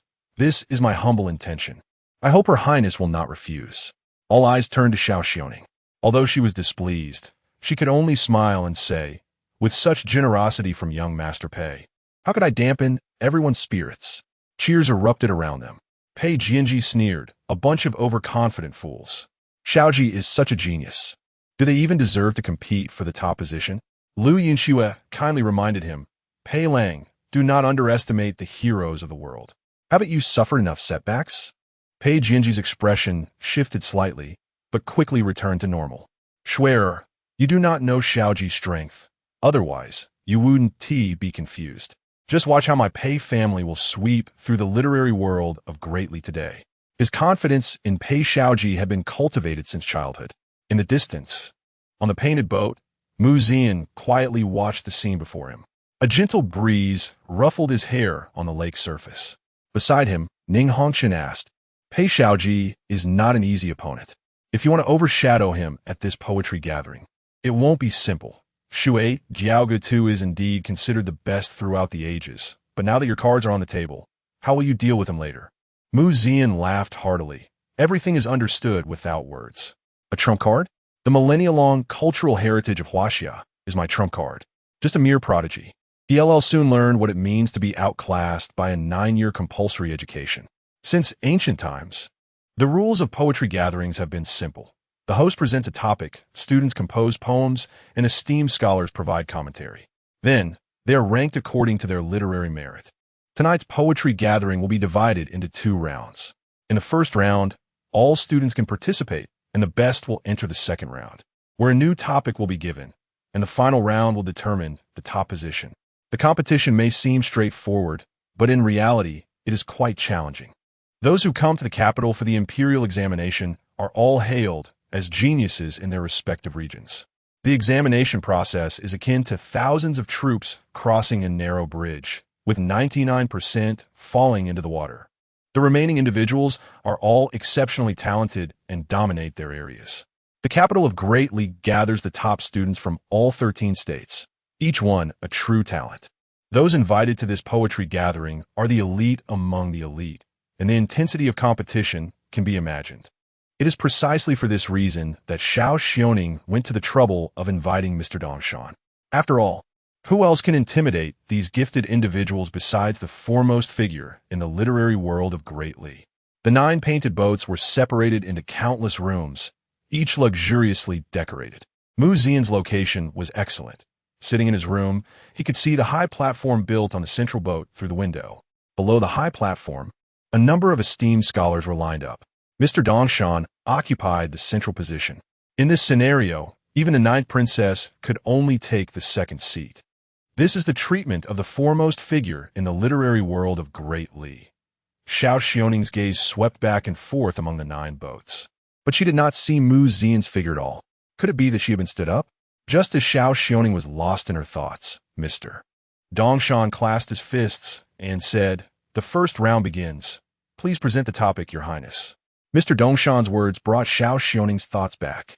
After pondering for a moment, she said, "Not long ago, the Duke of the State led troops to quell the Luzhou rebellion, defeating 100,000 bandits with 30,000 men, and personally beheaded the former Chu General Gong's son, exterminating 3,000 Chong cavalry. This battle showcased our national prestige and is truly remarkable. Therefore, the topic for the first round of poetry is the battlefield. Chapter 60, Rivalry. As Zhao Yun's voice fell, a renowned scholar stepped forward to write the title on the flag with a brush. Then, a servant hung the completed flag on the tall flagpole behind him. The flag fluttered in the wind, and all the students on the boat could clearly see it. At the bow of the boat, a robust woman in palace attire struck a copper gong forcefully. Ding! The sound of the gong resonated across the land. The first round of the poetry meeting began, titled Battlefield, with a time limit of 3 incense sticks. When the incense burns out, put down your pens. As the palace maid's voice faded, the once lively boat instantly fell silent. All the students attending the poetry meeting tonight knew that this was their chance to become famous. As long as their work was favored by a great scholar, they could avoid years of detours. For a moment, the only sounds on the boat were the rustling of pens. On the main ship, Zhao Yun felt a bit bored and took out the manuscript of Water Melody from her bosom to savor it again. However, after reading it several times, she found the handwriting somewhat familiar, yet she could not recall where she had seen it before. Nearby, several renowned scholars began discussing who would win the poetry meeting tonight. In the top room of the boat, Zian was leisurely listening to the music coming from the boat's interior. He was keeping time with the rhythm, appearing quite content. Beside him, Ning Hongchun leaned against the window, watching the incense in the burner slowly burn away. "Aren't you going to write, young master?" Zian did not even lift his eyelids. "No rush, there's still time." Lu Rushi handed a peeled grape to Zian's mouth. Pei Xiaoji was no ordinary person. He was a top disciple of the contemporary literary leader Gu Shiji in the capital and the foremost literary figure of the Qinghe Pei family. Today, everyone said he could take the top prize at the poetry meeting. Hearing this, Zian laughed confidently and said, "As long as I'm here, he won't take first place." As the first incense stick burned halfway, a crisp voice rang out on the boat. "Young Master Pei has submitted his work." A handsome young scholar quickly walked to the central platform, holding a manuscript. The surrounding students stopped writing and turned their attention to him. As expected of young Master Pei, he has already completed his poem in such a short time. Such talent is something we can hardly match. At this moment, in the compartment where Pei Xiaoji was, dozens of scholars had gathered. These people were Pei Xiaoji's supporters and friends. Among them was Lu Jingping. Young Master Pei's manuscript is truly exquisite. To produce such a high-level piece in just half an incense stick is something we can only admire from afar. Indeed, no one in the world can match young Master Pei's talent. I believe the top prize at today's poetry meeting will undoubtedly go to him. The cheers and applause from those around him rose and fell, and Pei Xiaoji smiled and returned the gesture. As scholars, we should let our work speak for itself. I also look forward to everyone's great works at today's poetry meeting. Although Pei Xiaoji's words seemed humble, the pride in his expression was unmistakable. His gaze fell on Zhao Yun under the moonlight, and the greed and longing in his eyes nearly overflowed. Zhao Yun's beauty was unmatched in the world. In Pei Xiaoji's view, no one else was worthy of her except himself. Just when Pei Xiaoji thought his work would surely impress Zhao Yun, he found her gaze fixed on a manuscript in her hand, with his own work left lonely by the side. Seeing this, Pei Xiaoji tightened his grip on the fan, but still wore a warm smile as he asked, "Do you all know who wrote the manuscript in the hands of Her Royal Highness, the Ninth Princess?" The people in the compartment exchanged glances and shook their heads. Lu Jingping immediately stood up and said, in response to young Master Pei, "The draft in the Ninth Princess's hand was written by an unreasonable madman." Madman? Lu Jingping then exaggeratedly recounted the previous events to the others. That Water Melody is a timeless masterpiece that certainly cannot be created by a wastrel. The depth of thought and the balance of tones in the poetry can only be achieved by someone who has immersed themselves in poetry for many years. And that person is barely 20, a wastrel, and a libertine. How could he possess the talent to create such poetry? If I'm not mistaken, this person must have spent a fortune to hire someone else to write it for him, just to gain fame at the poetry meeting. It's a pity that all of you have been deceived by this person today, which has caused me great distress." As he spoke, Lu Zhongping bowed deeply to Pei Xiaoji and said, "I am incompetent for not uncovering this person's hypocritical facade, which has led to Her Royal Highness, the Ninth Princess, being deceived by him. I ask young Master Pei to help restore the clarity of our De Li literary lineage." Seeing this, Pei Jianji immediately seized the opportunity to step forward and said, "Xiaoji, you are the leader of the younger generation in the capital's literary circle. How can such despicable people be allowed to act wantonly? We must let him know that these petty tricks are beneath the stage, and in the face of absolute strength. All small tactics are futile." The people in the room were also stirred by anger at his words and immediately clasped their fists in agreement. "We ask young Master Pei to restore clarity to our capital's literary circle." Pei Xiaoji's gaze swept over Lu Zhongping, who lowered his head even further, feeling somewhat guilty. Although he knew Lu Zhongping's words must contain some deceit, the fact that this madman's poetry had caught Xiao Xioning's attention meant he had to take action. "Rest assured, everyone, Pei Xiaoji, will definitely reveal this scoundrel's hypocritical facade in front of the Ninth Princess and will not allow such despicable characters to pollute the literary lineage of De Li." The crowd in the room responded with loud cheers. Young Master Pei is righteous. As time passed, more and more manuscripts were submitted. At this moment, the third incense stick had already burned down to the end. With a gentle breeze brushing by, Mu Zian, who was meditating with his eyes closed, suddenly opened his eyes. "Bring me a pen."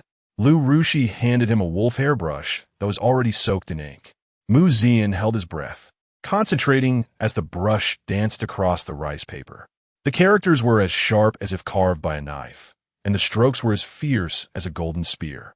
From start to finish, it was done in one breath, and he blew on the ink to dry it.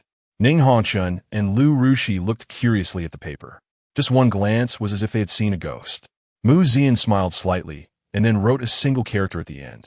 At this moment, below the platform, a group of renowned scholars was discussing passionately. The battle attire faded, bones like dry wood, 1,000 miles of smoke and fire right in. The vast desert swallows the sun and moon. The ancient city withers, old Qin-esque bones. Banners still roll with the color of wind and cloud. The light of the sword in the box shines like 10,000 rays. A lonely grave buried with rusty armor. Phosphorescent fire lights up the lonely platform at night. Mr. Dongshan, this poem by young Master Pei can be said to be full of talent. In just a few strokes, it vividly depicts a desolate battlefield scene. Today, this first round will surely be dominated by this poem. Mr. Dongshan nodded at these words. Although Pei Xiaoji is a scholar who has never been on the battlefield, to write such a frontier poem is not easy. It is indeed an excellent work. What does Her Royal Highness think? Zhao Xioning smiled gracefully. How can I compare to the esteemed seniors in the way of poetry? Everything is up to you gentlemen to decide. Hearing this, everyone smiled and said, "Your Highness is too humble. Who doesn't know you are a famous talented woman in the capital? However, young Master Pei does have talent, and compared to the works of other students, his is still slightly superior. If so, why not declare this poem as?" Before the words could finish, a servant rushed in holding a manuscript. "Please wait, there's one more poem." Everyone turned their heads, only to see that the last incense stick had just burned out. With no time to spare, although there was one more poem at the end, everyone did not hold much hope for it. After all, Pei Xiaoji's poetry is already top-notch, and having one more piece won't make any difference. An elderly man over 60 took the poem. The others didn't pay much attention, and Mr. Dongshan said, "Since everyone has no objections, then this poem by Pei Xiaoji shall be considered the best." Just as his words fell, the elderly man who had just received the poem suddenly stood up and shouted, "Hold on." His voice trembled slightly, causing everyone present to look over. Even Zhao Xioning's gaze was drawn to him. Seeing this, Mr. Dongshan stroked his beard and smiled. "If Mr. Lu has any good poetry, please recite it quickly. Why keep us all in suspense?" Upon hearing this, the crowd became curious, for Mr. Lu was known for his emotional stability and rarely appeared so flustered. Mr. Lu took a deep breath and said, "This is a 7-character quatrain. Please listen. Beautiful grapes and fine wine in a night-glowing cup." As the first line was spoken, Everyone felt it was quite innovative and structurally exquisite, but such straightforwardness could not be considered a masterpiece. Before anyone could ponder, the next line rang out. "Want a drink?" The Peepa urges on the horse. The crowd, which had been laughing, suddenly fell silent. With a pause and a rush, a stillness and movement, these two short lines instantly paint a scene of soldiers bidding farewell over drinks before heading to battle. The once delicious wine now carried a hint of bittersweetness. At that moment, Mr. Lu's voice suddenly rose high. Drunkenly lying on the battlefield, "Do not laugh at me." With a boom, everyone felt their minds go blank. In just 7 words, they heard feelings of sorrow, grandeur, romance, and carefree spirit. The people present looked at each other, seeing the word shock reflected in each other's expressions. Mr. Lu took a deep breath and finally recited, "Since ancient times, how many have returned from battle?" Emotions were intermingled, yet not chaotic, sorrowful, yet not lacking in carefreeness. The atmosphere in the room became tense, and Mr. Dongshan exclaimed, "Another timeless masterpiece. Who is the author of this poem?" Everyone's gaze turned to Mr. Lu. Hearing this, Mr. Lu looked closely and saw that at the bottom of the Xian paper, only the character Mu was written. Chapter 61. The Frog in the Well Observing the Moon in the Sky. Mu. The renowned scholars present fell into deep thought. Is there a talented person with the surname Mu in the capital? Everyone shook their heads. They had never heard of such a person. Mr. Dongshan said, "There are countless talented individuals in the world, and many a pearl has gathered dust. How could we have heard of them all?" Upon hearing this, everyone agreed. At this moment, none of the attendees had considered that the talented person they spoke of, who was a pearl gathering dust, was none other than the one who had once caused a city full of peach blossoms for a single person, Duke of the State, Mu Zian. After all, prior to this, Mu Zian's reputation had been that of a frivolous young master with no academic skills. How could he possibly be related to the title of a talented person? Just as everyone was curious about who this talented person with the surname Mu might be, Zhao Yun suddenly stood up and walked to Lu Gong, softly asking, "May I have a look?" She took the paper from Lu Gong's hand, and her gaze scrutinized it closely. The handwriting was identical to that of the Water Melody song. Her eyes fell on the last character Mu. At that moment, Zhao Yun finally remembered where she had seen this handwriting before. It was in a letter of triumph from Lu Zhou. At this instant, an absurd and ridiculous thought suddenly emerged in Zhao Yun's mind. Could the person who wrote these lines and poems be Mu Zian? Unbelievable, but it seemed to be the only answer at the moment. "Your Highness, what do you think of this poem?" Mr. Dongshan's words interrupted Zhao Yun's contemplation. She forcibly suppressed her doubts and looked at everyone, affirmatively stating, "A timeless masterpiece, renowned for eternity." These simple 8 words astonished everyone present. Mr. Dongshan couldn't help but laugh out loud. First there was the Water Melody song, and now this piece. It has been worth the trip, truly worth it. At this moment, everyone present could already imagine how much of a stir the literary world in the capital would be in after tonight's poetry gathering. The sound of a gong echoed through the boat. Someone shouted from the main boat, "The rankings are revealed." This news spread like waves in the sea, rippling across the surrounding boats. The poetry rankings had been posted, and students who still felt they had a chance had already rushed to the announcement area. On the deck, Pei Xiaoji, surrounded by a crowd, stepped forward. Upon seeing Pei Xiaoji, the crowd greeted him and praised. The top position in the first round belongs to young Master Pei. Naturally, young Master Pei is the pride of this generation. Who would dare to compete with him? The praises continued unabated, and Pei Xiaoji maintained his usual calm demeanor. With a hint of confident smile, just as everyone was congratulating him, a sudden exclamation came from the crowd. "Incredible! Absolutely incredible! How could there be such a shocking talent in the world? After decades of hard study, when will I ever catch up? With someone like this in the realm of poetry, we have no place to advance." The lamentations echoed around. Hearing this, Pei Xiaoji felt inexplicably puzzled. Although he was now recognized as the top figure in the literary world of the capital, the disdain among scholars throughout history left him feeling that even his best work could not elicit such laments. Seeing this, Pei Jian quickly stepped forward to disperse the crowd gathered around the rankings. Pei Xiaoji made his way through the crowd to the ranking list, then looked up. He saw his name prominently at the top of the list. However, above all the names, there were 4 lines of poetry. From a distance, they resembled a mountain peak and its base. Although he was at the top, he was still merely the base. Looking closer, Pei Xiaoji murmured the lines. Grapes and fine wine in a luminous cup, wishing to drink, the Pipa urges on horseback. Drunkenly lying on the battlefield, do not laugh. For how many returned from ancient wars? Upon finishing the 4 lines, Pei Xiaoji felt as if he had been struck on the head, nearly fainting. His eyes widened, and his body trembled uncontrollably. In his bewilderment, everything before him seemed a bit blurry. At that moment, Pei Xiaoji felt like a frog in a well gazing at the moon above. A wave of powerlessness surged within him. Looking at the signature, the 3 characters young Master Mu appeared particularly arrogant.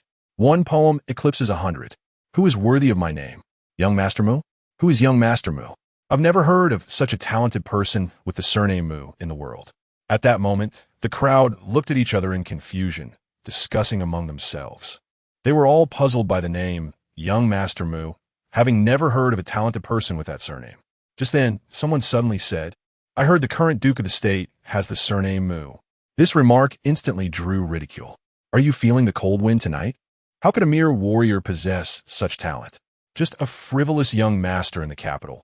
How could he create such an exquisite work? In my opinion, this must be a renowned scholar who has long battled on the frontiers. At this moment, Yunxue in the crowd felt a flicker of doubt in her heart.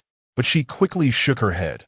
Anyone capable of creating such timeless lines must be a great scholar. How could Zian possess such talent? It was merely a coincidence of the same surname. There were so many people with the surname Mu in the world. At this moment, Pei Xiaoji, regaining his senses, felt a surge of anger rising within him. He absolutely would not allow anyone to surpass him in the realm of poetry. He was the rare prodigy of the Pei family in a century, the future top scholar. The earlier shock and daze made him feel even more humiliated. He crushed the folding fan worth 1,000 taels in his hand. The previously warm smile disappeared, replaced by a fierce expression. Looking around, Pei Xiaoji shouted, Who is young Master Mu? I am Pei Xiaoji. Please come forth and meet me. As his voice fell, the surroundings fell silent, with only the gentle lake breeze blowing the flickering candlelight on the boat. At this moment, Xiao Xiaoning and Mr. Dongshan arrived together. Pei Xiaoji's fierce demeanor made those around him tremble, quickly making way. Seeing that no one responded, Pei Xiaoji's expression grew even more ferocious, like a wolf ready to pounce on its prey. Seeing this, Pei Jian immediately stepped forward and shouted, Who dares to disrespect the Pei family? I will make you have no place to stand in this capital. The students around him involuntarily took a few steps back, fearing they would be caught in the crossfire. Xiao Xiaoning observed this scene, her brows furrowing. The Pei family's tyranny had reached such a level. The surrounding students were as fearful as wolves. Just as Xiao Xiaoning was about to step forward to reprimand, a voice filled with playful mockery rang out from afar. The Pei family? What a joke. Everyone present was shocked. Someone actually dared to openly insult the Pei family in front of so many people. Was this person seeking death? Pei Xiaoji turned his gaze toward the source of the voice. Upon hearing it, Yunxue's expression changed. She was too familiar with that voice. Xiao Xiaoning, who was about to step forward, silently halted, a smile emerging at the corner of her mouth. Pei Xiaoji and Lu Jingping felt that the voice was somewhat familiar. The boat swayed. The lights flickered along with it. Suddenly, a firework shot up into the sky, exploding in the heavens. The dazzling light illuminated the surroundings as bright as day. At this moment, everyone finally saw the figure hidden in the darkness, with sword-like brows and phoenix-like eyes, dressed in a long robe that flowed to the ground, exuding an air of scholarly elegance. What a person like Jade on the road, a gentleman unmatched in the world. Lu Zhengping's voice trembled as he pointed at that figure and shouted, Pei. Young Master Pei, is this madman? Pei Xiaoji looked gloomy and asked coldly, Who are you? As the words fell, he wiped the makeup off his face with one hand, and with a snap, opened the folding fan in his other hand. A gentle breeze blew, moving the long hair at his temples, and under the gaze of the crowd, his thin lips curled slightly. His voice was not loud, but everyone could hear him clearly. The Duke of Dali, Mu Zian. Chapter 62. For Women and a Play Mu Zian? Is he the Mu Zian who turned 30,000 into 100,000? The Duke of the State who pacified Luzhou? At this moment, all eyes were focused on Mu Zian. The moonlight poured down like water, and Mu Zian, dressed in a long robe with a folding fan, looked like a celestial being. Behind him stood Ning Hongchun, blooming like a rose, and Lu Rushi, as proud as a cold plum, standing side by side. Pei Jianji, upon seeing Mu Zian, could not hide the hatred in his eyes and immediately questioned, "This is a place of elegance. How could you be here?" As soon as he finished speaking, a cold voice from Zhao Yun came. "The Duke of the State is invited by me. Does General Pei have an opinion?" Pei Jianji was instantly rendered speechless. Zhao Yun walked up to everyone, looked at Mu Zian, and smiled as she asked, "Is your clothing still fitting?" Mu Zian cupped his hands and replied, "An extra inch is too much, a lack of an inch is too little." The exchange between them created a somewhat subtle atmosphere. Even the dullest person could see that the relationship between Mu Zian and Zhao Yun was definitely not ordinary. As they chatted, Zhao Yun's gaze fell on the two women behind Mu Zian. After sizing them up, she smiled and asked Mu Zian, "Duke Mu, aren't you going to introduce these two young ladies?"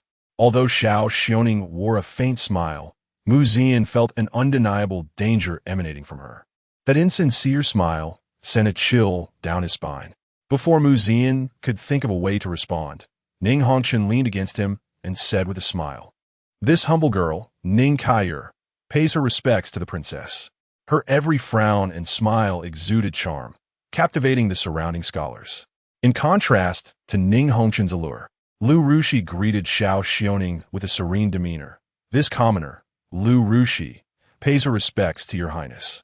Though her tone was respectful, Lu Rushi remained dignified, showing no signs of being flustered or subservient in front of the ninth princess. In terms of beauty, both Ning Hongchun and Lu Rushi were absolutely not inferior to Zhao Yun. With three women gathered together, the onlookers wished they could grow three pairs of eyes, watching the intimate banter between Mu Zian and Zhao Yun. Among the crowd, Yunxue felt a surge of unnameable anger. Initially, she had a tinge of guilt for abandoning Mu Zian, but now, witnessing him surrounded by three stunning beauties, that guilt vanished without a trace. No wonder Mu Zian severed ties with me so decisively.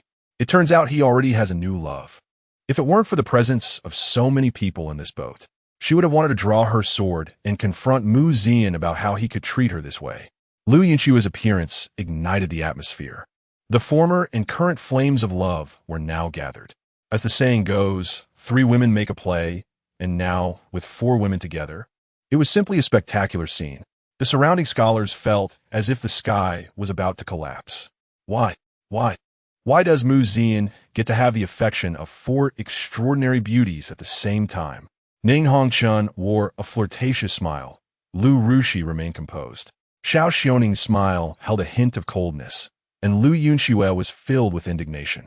Sandwiched between 4 women, Mu Zian felt a tingling sensation on his scalp. At that moment, Zhao Yun pulled out 2 pieces of poetry from her sleeve and looked at Mu Zian, asking, "The Water Melody and Cool Prefecture lyrics, if I'm not mistaken. These are both from Duke Mu's hand, right?" As soon as she spoke, the entire boat was shocked. Everyone's gaze turned to Mu Zian. Under the bright moonlight, Mu Zian smiled confidently and asked, "How about it? Do you like them?" As soon as this was said, it was as if a drop of water fell into hot oil, instantly causing an explosion. Everyone looked at Mu Zian in disbelief. 2 immortal verses came from the same person. Who would believe this? Who could believe it? Upon hearing Mu Zian's affirmative answer, Lu Yunxue felt as if struck by lightning. Staring blankly at Mu Zian, it was as if she was dreaming, but unfortunately, it was a nightmare, even though she had been denying it in her heart. The confident and certain gazes from Zhao Yun, Dongshan Xiansheng, Ning Hongchun, and Lu Rushi told Lu Yunxue that this was not a dream. It was the truth. The man she had ridiculed for being inept in both literature and martial arts was now making a powerful return in the most dazzling manner. All the scholars present erupted in exclamations, directing admiring, envious, and astonished glances at Mu Zian. Meanwhile, Pei Xiaoji, who was supposed to shine, was left ignored in the corner. For the first time, Pei Xiaoji, who had grown up in the spotlight, felt what it was like to be overlooked, to be relegated to a supporting role. Watching the woman he considered a forbidden fruit laugh and converse with another man, even competing for his attention, a surge of anger rose from the soles of his feet to his heart. Seeing that all the attention was on Mu Zian, Pei Xiaoji felt he was going to go mad with jealousy. Witnessing his own glory being snatched away by Mu Zian, he coldly said, "A chicken can never become a phoenix. Do you all really believe that an unlearned person could create such immortal verses? This poetry must have been bought." Pei Xiaoji glared at Mu Zian and said viciously, "Although I don't know where you bought your poetry, in my eyes, you will always be a waste." Before Pei Xiaoji could finish his words, a crisp sound echoed as Mu Zian slapped him away. Under the candlelight, half of Mu Zian's face was hidden in darkness, his eyes cold as he stared at the fallen Pei Xiaoji and said, "What do you think you are? You dare to comment on me?" In that moment, everyone felt as if the air around them had dropped several degrees. Ning Hongchun looked at Mu Zian's cold, arrogant demeanor, and a hint of blush appeared on her face. Her slender, fair legs couldn't help but rub together. This sudden scene left everyone present dumbfounded. Pei Jinji snapped back to reality and angrily yelled at Mu Zian, "You actually dare to act against my Pei family?" Before he could finish, Mu Zian turned to look at him. His icy gaze startled Pei Jinji into a stupor. The painful memories from the celebratory banquet resurfaced. Pei Jinji felt his face begin to ache again. Pei Xiaoji was insane. He had suffered such a great humiliation.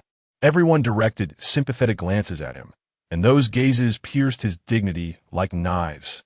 Pei Xiaoji's eyes turned bloodshot, and the broken folding fan in his hand pierced into his palm, blood flowing down his hand. Seeing this, Pei Jinji couldn't help but swallow hard. He had never seen Pei Xiaoji in such a state. Suddenly, Pei Xiaoji laughed, but this smile carried a hint of madness. Pei Xiaoji slowly stood up, his blood-red eyes fixed on Mu Zian as he enunciated each word. "Mu Zian, if you are a man, dare to duel with me in poetry tonight. If I lose, I will withdraw from the literary world and never participate in the imperial examinations again. If you lose, you will kneel and apologize to me." As soon as the statement was made, everyone gasped in shock. Betting one's future was simply beyond the realm of madness. Ding dong. Congratulations to the host for triggering a choice. Choice 1. Refuse the poetry duel. Reward: 100,000 taels of silver. Choice 2. Agree to the poetry duel. Reward: 1 telescope x1 ding dong. Please make your choice. Mu Zian curled his lips in disdain as he looked at the now somewhat mad Pei Xiaoji, saying, "Future? Dignity? The stakes are too low." Mu Zian narrowed his eyes slightly and continued to speak to the almost insane Pei Xiaoji. "How about we gamble our lives?" Chapter 63. Betting life. The cold wind howled, and the world was in shock. The originally noisy pleasure boat suddenly became quiet. The only sound that echoed around was Mu Zian's cold and chilling voice. "Ding dong. Congratulations to the host for making a choice. The system reward has been issued." Pei Xiaoji, who had originally been fuming with anger, was stunned in place after hearing Mu Zian's words. Betting life? Even a madman thought Mu Zian was crazy. Seeing the surprised expression on Pei Xiaoji's face, Mu Zian sneered and asked, "What's wrong? Afraid? I thought the first genius of the Pei family would be tougher than this. Is that all you've got? Not brave enough to bet? Then why shout so loudly?" Mu Zian's words were like poison, directly attacking Pei Xiaoji. Everyone watching fell into silence. Pei Xiaoji's eyes turned red, and the blood dripping from him stained his white clothes. Xiao Xiaoning was also shocked, and the classmates who had come with Pei Xiaoji were all silent as well. Crazy. They are all crazy. Pei Xiaoji betting his future was beyond their expectations. And what about Mu Zian, the esteemed Duke of the Great Li, a real power general of the 4th rank? Among the nobility of the Great Li, he was a prominent figure, a favored minister of the emperor, one person beneath 10,000, the first among the younger generation of the Pei family, a literary leader known throughout the capital since childhood. Moreover, he was the direct disciple of the contemporary leader of the literary world, Gu Shiji, the true first son of the Great Li aristocracy. His future was to top the imperial examination and hold a first-rank official position. Now, Mu Zian wanted to bet his life against Pei Xiaoji in front of everyone. This was essentially a declaration of war, a fight to the death. Pei Xiaoji's eyes revealed a fierce light. Seeing this, Mu Zian coldly laughed and said, "Afraid? Then just go home and cry like a dog." Mo Xian pressed on relentlessly, not giving Pei Xiaoji any room to retreat. If he backed down now, he would become a laughingstock in the capital from this night on.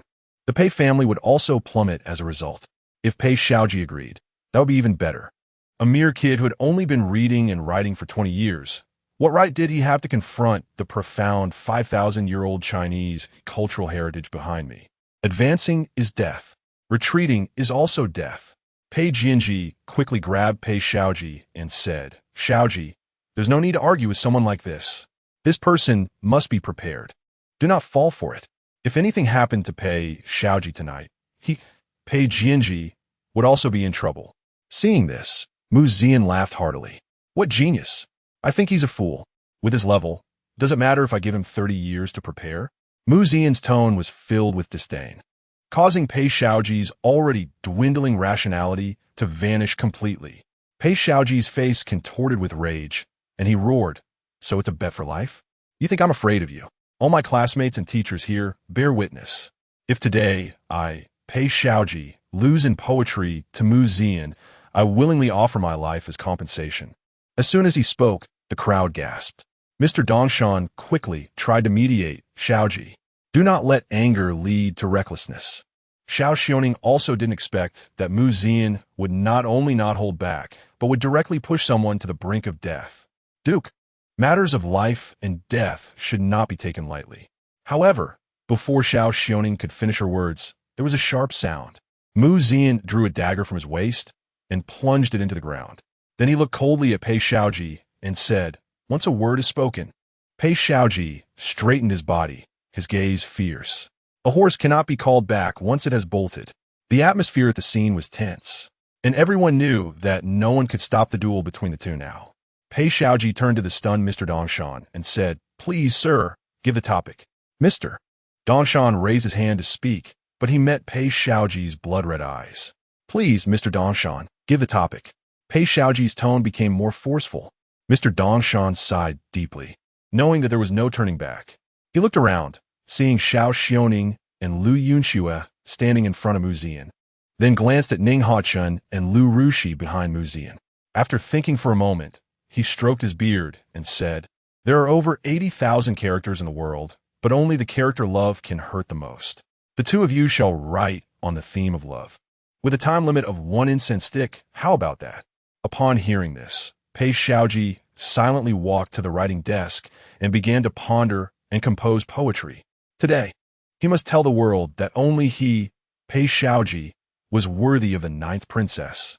Mu Zian shook his sleeves and looked around, smiling as he asked, "Writing poetry without wine, isn't that lacking in chivalry? Someone, bring the wine." The one in charge of the boat's drinks was the current most prominent courtesan of the Great Li, Xie Yao, known as the Jade-Faced Fox. "In my Ting's Huxuan, we gather the finest wines from across the world. What kind does the Duke prefer?"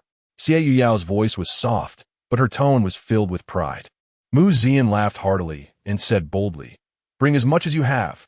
Pei Jianji sneered upon hearing this. The wine at Ting's Huxuan had at least 100 varieties.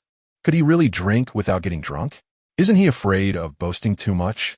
Mu Zian sneered contemptuously. Just because you can't do it doesn't mean others can't. The ridicule from 2 months ago was now returned in full. Pei Jianji's face turned red in an instant. Xie Yao covered her mouth and smiled, her charm fully displayed. "The Duke is indeed impressive. Ladies, what are you waiting for? Serve the Duke's wine." As soon as Xie Yao finished speaking, a fragrant breeze swept in. Over 100 elegantly dressed women approached, each holding a wooden tray with a cup of wine. Mu Zian picked up a cup and drank it down. The wine was rich and fragrant, but not too strong. Compared to the beer of later generations, it was on par. "How much beer can you drink? Don't ask about my capacity for wine, just point to the sea." One cup after another. The crowd watched in shock as the cups filled the writing desk. At this moment, Mu Zian's face was slightly flushed, his demeanor graceful, and just as he was in high spirits, the incense had burned halfway. Yet, Mu Zian showed no signs of writing. Seeing this, Pei Shaoji coldly laughed and said, "I hope when you fulfill your promise later, you could be just as carefree." The scholars who had come along were now exchanging glances, looking at Mu Zian in a half-drunken state. Could it be that he intended to feign drunkenness and give up? Just at that moment, Pei Shaoji put down his brush. "My poem is done. Everyone, please appreciate." Saying this, Pei Shaoji began to recite. "If the long river understands the world's hatred, the sea should know the alliances of the world. An ailing tree can hardly shelter the phoenix. A solitary reed roots adrift. Having missed the stars and turned into eternal night, what harm is there in wildfires facing the remnants? I know this thing has little strength, yet I fear the lingering warmth cannot be fully protected." As soon as the poem was finished, it instantly sparked a wave of applause. In such a short time, he managed to produce such verses. The couplets were neatly matched, and the rhythm rose and fell. Lu Zhengping immediately praised. "The language is splendid, and the emotions are deep. Truly, Pei Gongzi, it is indeed commendable." Pei Shaoji revealed a cruel smile, drew the dagger that was stuck in the wooden board, and ominously looked at Mu Zian and said, "It's your turn." Chapter 64. 1,000 years in a drunken stupor, unaware of being a guest in a dream. Mu Zian glanced at Pei Shaoji with disdain and said, "What are you in a hurry for? Waiting to be reborn?" After saying that, he finished another cup of wine. The students around began to discuss among themselves. Lu Zhengping crossed his arms over his chest and coldly laughed, in my opinion. That poem and that verse must have been bought with money. Now that he has no ink in his belly and can't come up with anything, he wants to get by pretending to be drunk. Upon hearing this, Pei Jianji immediately chimed in loudly. "That's right. It is well known that Mu Zian has never published a single poem in the capital. So how could he possibly come up with 2 timeless verses overnight? That poem must have been bought from somewhere else." Zhao Yun frowned at this and coldly said, "Can this princess give you money, and you could buy these 2 timeless works? Moreover, it's only halfway through the time. How can a way of poetry and verse be accomplished in one go? This is blatant favoritism." This immediately piqued the interest of those around them. Mr. Dongshan also spoke up. "There is still plenty of time. Why rush?" Ning Hongye raised a cup of wine and offered it to Mu Zian, smiling. "My master is a great talent. How can you mediocre people understand?" When the enjoyment reached its peak, Mu Zian directly sat on the table. "Fine wine, beautiful women, gentle breeze, bright moon. How wonderful!" Mu Zian's wild and unruly demeanor made Xie Yuyao's heart flutter, and her cheeks involuntarily flushed.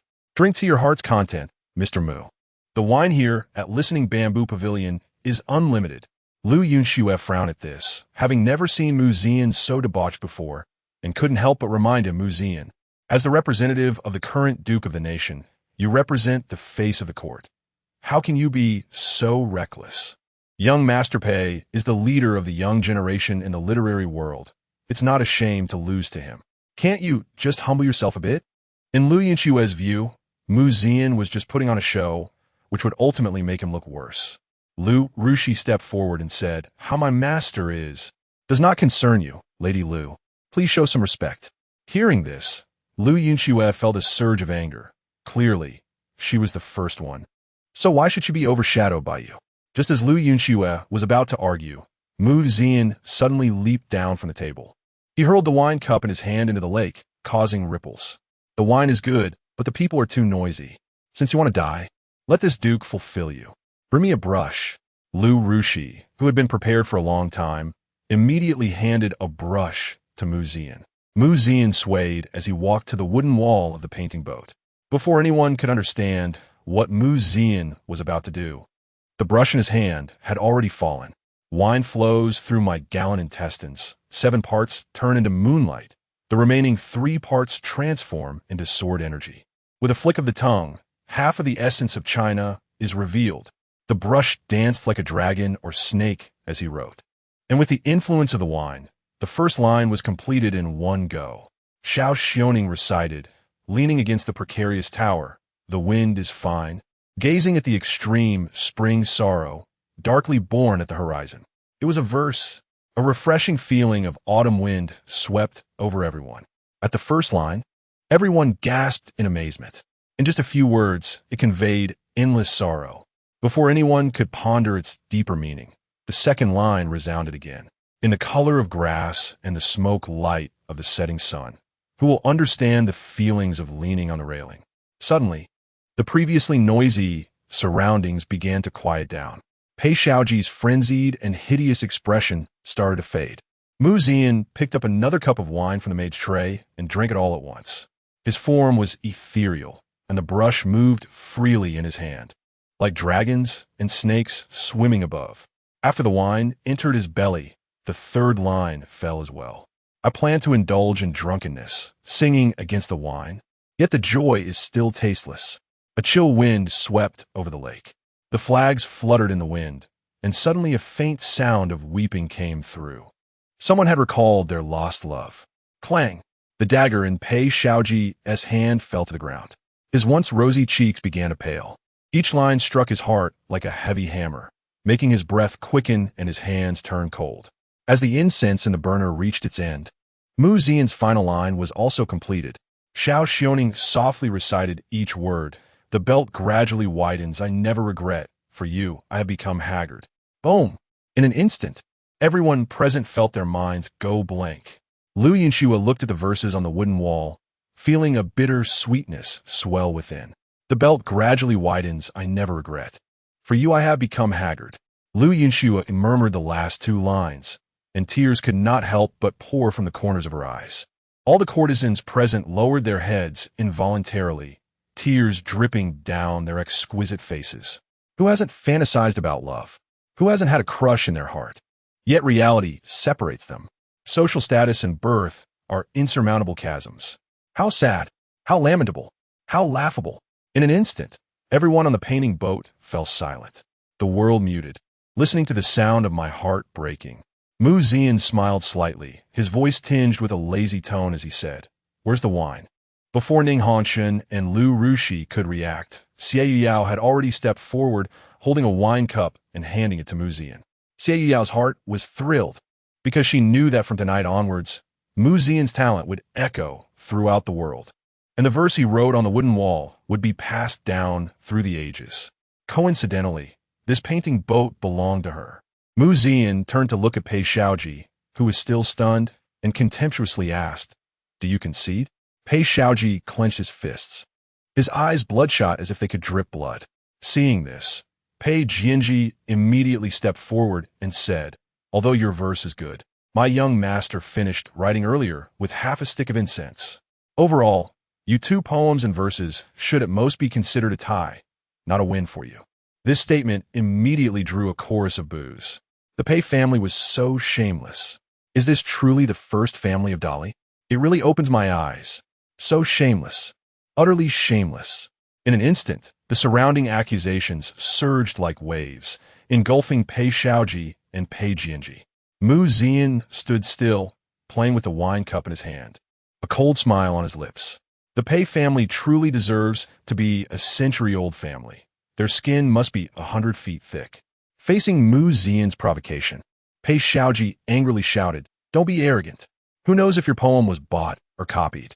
You're only in your 20s. How could you possibly have such deep feelings?" As soon as Pei Xiaoji's words fell, everyone's gaze suddenly fell on Yunxue. They recalled how Yunxue had publicly humiliated Zian on the day of her triumph. Suddenly, everyone pieced together the significance. In an instant, all present cast sympathetic and pitying glances at Zian. It was well known that the Duke of the Nation was deeply affectionate. Who would have thought it would be this profound? I even mocked him. I truly did not treat him as a person. In an instant, Zian transformed from an ignorant and arrogant madman into a deeply affectionate man wounded by love. As the saying goes, the deeper the love, the deeper the hurt. Moreover, this verse was a case of repaying malice with kindness. You hurt me, yet I still silently love you, further highlighting Zian's greatness as a person. Just as everyone was still lamenting Zian's deep feelings, suddenly a loud laugh echoed. Copied? Yes, I did copy it. Chapter 65. Famous works like Falling Rain. Poetry shakes the world. Mu Zian's voice suddenly stunned everyone present again.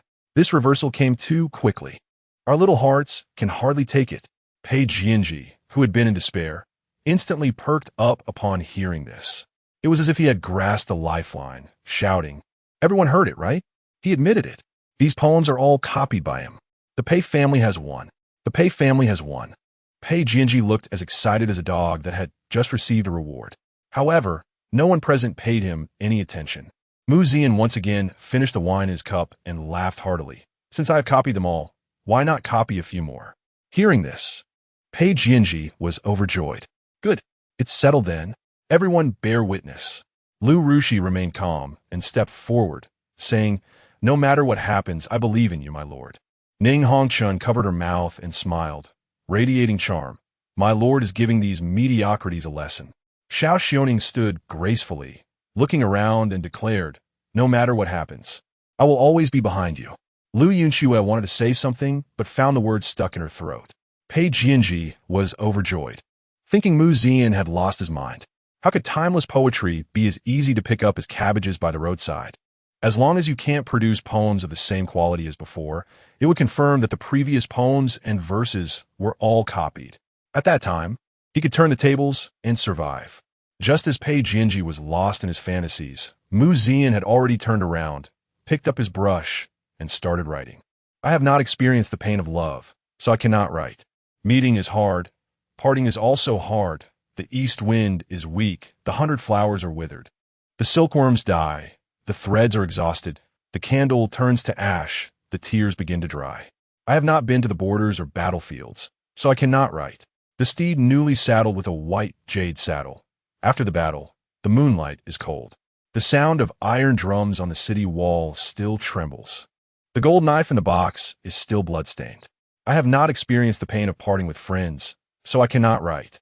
The morning rain in Weicheng moistens the light dust. The guest house is green with new willow colors. I advise you to drink another cup of wine, for there are no old friends beyond Yangwan. I have not experienced parting with my beloved, so I cannot write. The slanting light at dawn pierces the vermilion door. Last night, the west wind withered the green trees. Alone, I ascend the tall building, gazing at the endless road. I wish to send a colored letter and a piece of paper. The mountains are long, the waters wide. Where to find you? I have never experienced the pain of a country shattered, so I cannot write.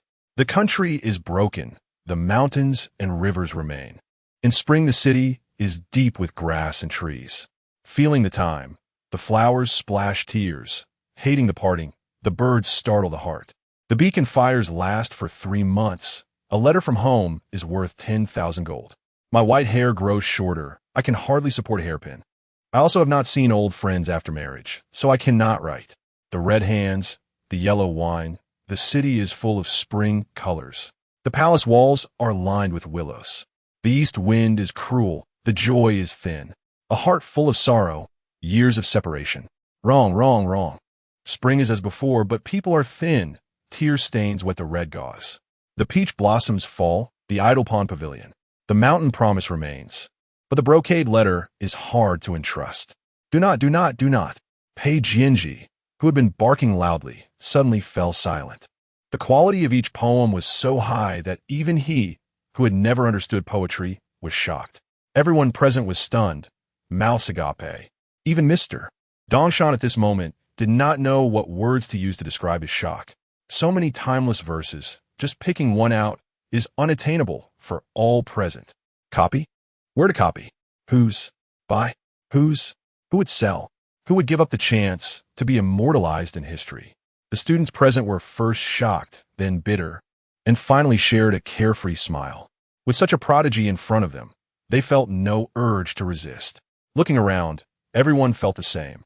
Zhao Yun murmured, repeatedly reciting the verses. Her gaze swept over Ning Hongchun and Lu Rushi. In a moment, it seemed she realized something. A brilliantly blooming flower naturally attracts countless bees. Since she cannot stop him from attracting butterflies, why should she think of monopolizing him? Being able to share even a little is already a great fortune. With this thought, Zhao Yun's gaze fell on Lu Yunxue. For a moment, she even felt a bit of sympathy for her. Once there was a flower that bloomed solely for her. yet she rejected it. Now this flower shines again in another way, yet has no relation to her anymore. In an instant, Zhao Xiaoning felt lucky because at least she still had something. With a crisp sound, Mu Zian threw his brush to the ground. The clear sound startled everyone awake. Pei Xiaoji slumped to the ground, his face completely turned pale. Mu Zian stood with his hands behind his back, looking down at him, and asked, "Do you still need me to copy some more?" Mu Zian's voice was like that of a devil in hell, driving Pei Xiaoji into madness. "Impossible! Impossible! Are you human or ghost? Are you human or ghost? Ah, my head hurts! My head hurts!" Pei Xiaoji clutched his head, screaming madly. In that moment, his worldview completely collapsed. His once proud talent was worthless in front of Mu Zian. His greatest pride was shattered under Mu Zian's feet. His once famous reputation was completely crushed by Mu Zian. From the clouds to the 18th layer of hell, Pei Xiaoji shouted madly. Mu Zian sneered and kicked a knife that glimmered coldly in front of Pei Xiaoji. Seeing the knife, Pei Xiaoji was immediately frightened and retreated. The next moment, a smell of urine filled the air. Everyone looked over, shocked to find that the esteemed disciple of the Literary Alliance in the capital had actually wet himself. Be they genius or mediocrity, emperor or commoner, everyone is equal in front of death. At this moment, Pei Xiaoji completely went mad. He crawled up from the deck, shouting, "I am the Pei family's once-in-a-century genius. A prodigy.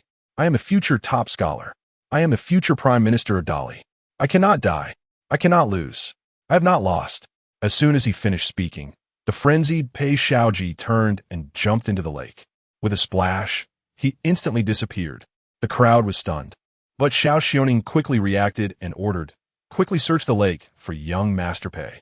We absolutely cannot let anything happen to him." Pei Jianji was also frozen in place. His mind filled with only two words, "It's over." Watching Pei Xiaoji jump into the lake, Mu Zian laughed heartily. The Pei family? Just a joke. Saying this, Mu Zian drank the last cup of wine in his hand and then fell backward. Yunxue instinctively wanted to step forward to support him, but was quickly seized by Ning Hongchen. "My lord's matters do not require the help of a noble lady. You should go comfort your young lover. He seems about to fall apart." Ning Hongchen's words were as if poisoned. Xie Yuyao collected the last cup used by Mu Zian and licked her lips, smiling as she said, "Exactly 1001 cups, Duke of the State. How fierce. If you don't mind, I happen to have a private room at Tingzhu Pavilion, and I know a little about sobering up methods." Ning Hongchen and Xie Yuyao exchanged glances, both silently coming to a judgment. A match of equals. Fortunately, at this moment, Zhao Xiaoning stepped forward and displayed the aura of a legitimate queen. "First, send the Duke of the State back to his residence. You two take good care of him. I will report this matter to my father truthfully. If anything happens, I will bear the responsibility, so you need not worry." Xie Yao exclaimed in regret, crossing her legs, realizing that her method of sobering up would not be useful for the time being. The poetry gathering on the boat ended in a way that surprised everyone. No one knew what kind of upheaval this night would bring to the entire world. Chapter 66. Dynamics from all sides. Tonight's departure from the capital is destined to be extraordinary. Among the martial artists, a true poetic immortal has emerged. The genius of the Pei family went mad and jumped into the lake to commit suicide. All the scholars aboard the painted boat were sent into a state of mental breakdown by Mu Zian. The ninth princess openly showed favoritism towards Mu Zian, and the two secretly developed feelings for each other. Poems about moonlit nights, frontier ballads, parting sorrows, and love wounds. Each one is enough to resonate through the ages. Yet tonight they emerged all at once. The information was overwhelming.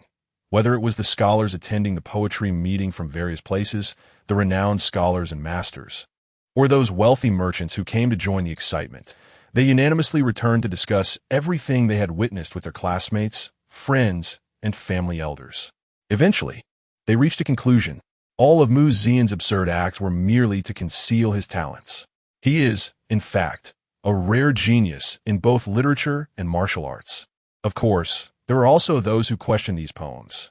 After all, the emotions expressed in Mu Zian's verses were inconsistent, and the styles varied greatly, creating a stark contrast. It was as if one person had instantaneously split into countless individuals.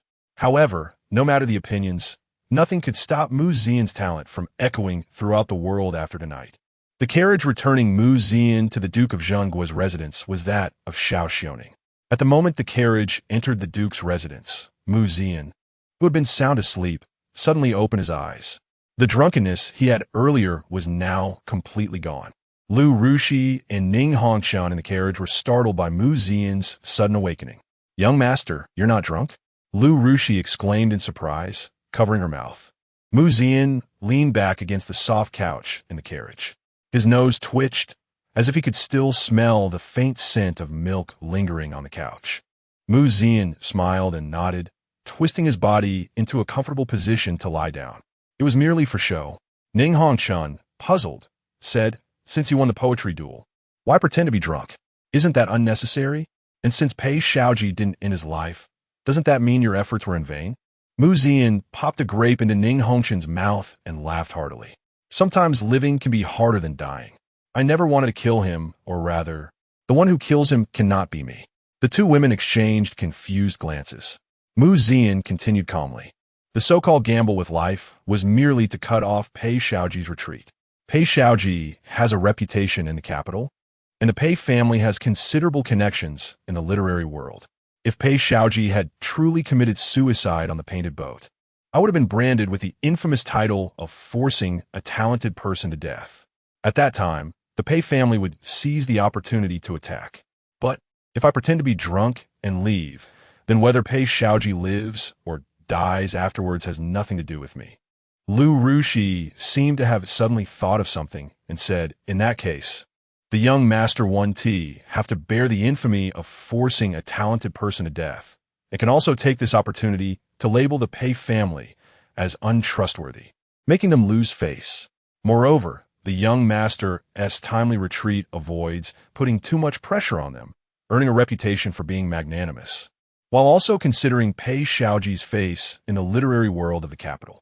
The young master is advancing by retreating, completely turning the Pei family and this incident into a joke in the capital.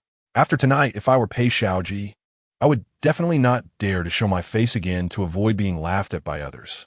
In this way, winning the top spot in the imperial examination would be a pipe dream, and the young master would have fulfilled the emperor's order, without forcing Pei Xiaoji to commit suicide. The young master has also made a statement to the literary world of the capital. The Pei family not only cannot blame the young master, but they also need to thank him for sparing Pei Xiaoji's life. This bitter fruit can only be swallowed by themselves. The young master's move truly kills 3 birds with 1 stone. Mu Zian on the soft couch showed a slightly awkward expression. Did he really think of all this at that time? He stretched lazily, a glint of cold light flashing in his eyes. It's just collecting a little interest for now. The real show is yet to come. In the Yangxin Hall of the palace, the poems written by Mu Zian were now placed on the Emperor of Dali, Zhao Yu's desk. The more he looked, the more the smile on Zhao Yu's face grew. The Pei family has always held themselves in high regard, and Pei Xiaoji was their next generation's chosen head of the family. Yet tonight, he was actually forced to flee into the lake, making them a laughingstock. Once these poems spread throughout the world, the Pei family would completely become a joke among noble families. Over the years, the Pei family had intertwined with various factions in the court, and this incident would serve to curb their arrogance. Eunuch Chao, standing nearby, echoed, "It's all thanks to your Majesty's discerning eye. If it weren't for your Majesty's appreciation of the Duke of Zhengguo, even a prodigy would find it hard to showcase their talents. The imperial examination hasn't even begun, and the Duke of Zhengguo has directly cut off the Pei family's hopes of winning. This blow is rather harsh. If it were according to the Pei family's character, how could they swallow this? Should we remind the Duke of Zhengguo to be cautious?" Zhao Yu shook his head and smiled. The poetry duel was proposed by Pei Xiaoji, and it was also Pei Xiaoji who agreed to the gamble with life. In the end, he still refuses to take responsibility. Mu Zian did not force him to death. He fled into the lake of his own accord. So the Pei family can only accept this loss. At this point, a glint of cold light flashed in Zhao Yu's eyes. "I have heard that Pei Xiaoji has already been rescued from the lake." Eunuch Chao nodded, "Reporting to your Majesty." The Royal City Department has sent word that Pei Xiaoji has just been sent back to Qinghe overnight. Xiao Yu picked up the poems he had copied on the desk and examined them closely under the candlelight. After all, Pei Xiaoji's incident occurred at the poetry meeting held by the little ninth princess on the painted boat. Go to the imperial physician's room and fetch some herbs for cold and fever to send to the Pei family. Yunxue bowed and said, as you command. The next morning, the front of the Duke of Zhengguo's residence was surrounded by scholars. Mu Zian's reputation as a poetic immortal had become widely known after a night of fermentation. Countless students, excited after hearing Mu Zian's poems, rushed to pay their respects. Furthermore, numerous carriages nearly blocked the street where the Duke of Zhengguo's residence was located. Inside the carriages were the daughters of noble families, all gathered here wanting to meet Mu Zian. Servants holding invitations squeezed to the front, shouting, "The legitimate daughter of the Zhao family of Dali presents an invitation to meet the Duke of Zhengguo today." Miss Zheng from Jizhou has long heard of the Duke's great reputation and has specially arranged a banquet in the heavens to invite the Duke for a chat. The Jiang family from Hedong, the Wu family from Yinping, the Lu family from Jiangnan. Various noisy voices intertwined, making it even more bustling than a market. Some servants even fought to squeeze forward. At the front gate, Jia Xu was busy and sweating profusely. None of those who came were ordinary people. If they weren't from a prestigious family, they were sons of high-ranking families, making socializing quite troublesome. Fortunately, Zhao Yun stood proudly with a spear in hand, exuding a chilling aura that made the scholars too afraid to approach, thus preventing anyone from charging in. However, at this moment, the Duke of Zhengguo's residence was extremely quiet, as Mu Zian was deeply concentrated on writing an official document. The top of the document prominently displayed 4 large characters: Reform of the Imperial Examination. Chapter 67. The Reform of the Imperial Examination and the Movements of the Pei Family Currently. The Imperial Examination system of the Great Li still appears to be in its infancy. In addition to the regular examination process, there exists a public recommendation system. Public recommendation refers to the ability of officials in the court to recommend candidates for the imperial examination as a way to serve the country. Although the intention is good, over the years, this system has become distorted and turned into a tool for the powerful families to manipulate the examination. While it seems to be a selection based on merit, in reality, before the candidates even reach the examination, the outcomes have already been divided among the noble families. Those who remain are mostly the children of high-ranking officials or those connected to the influential families.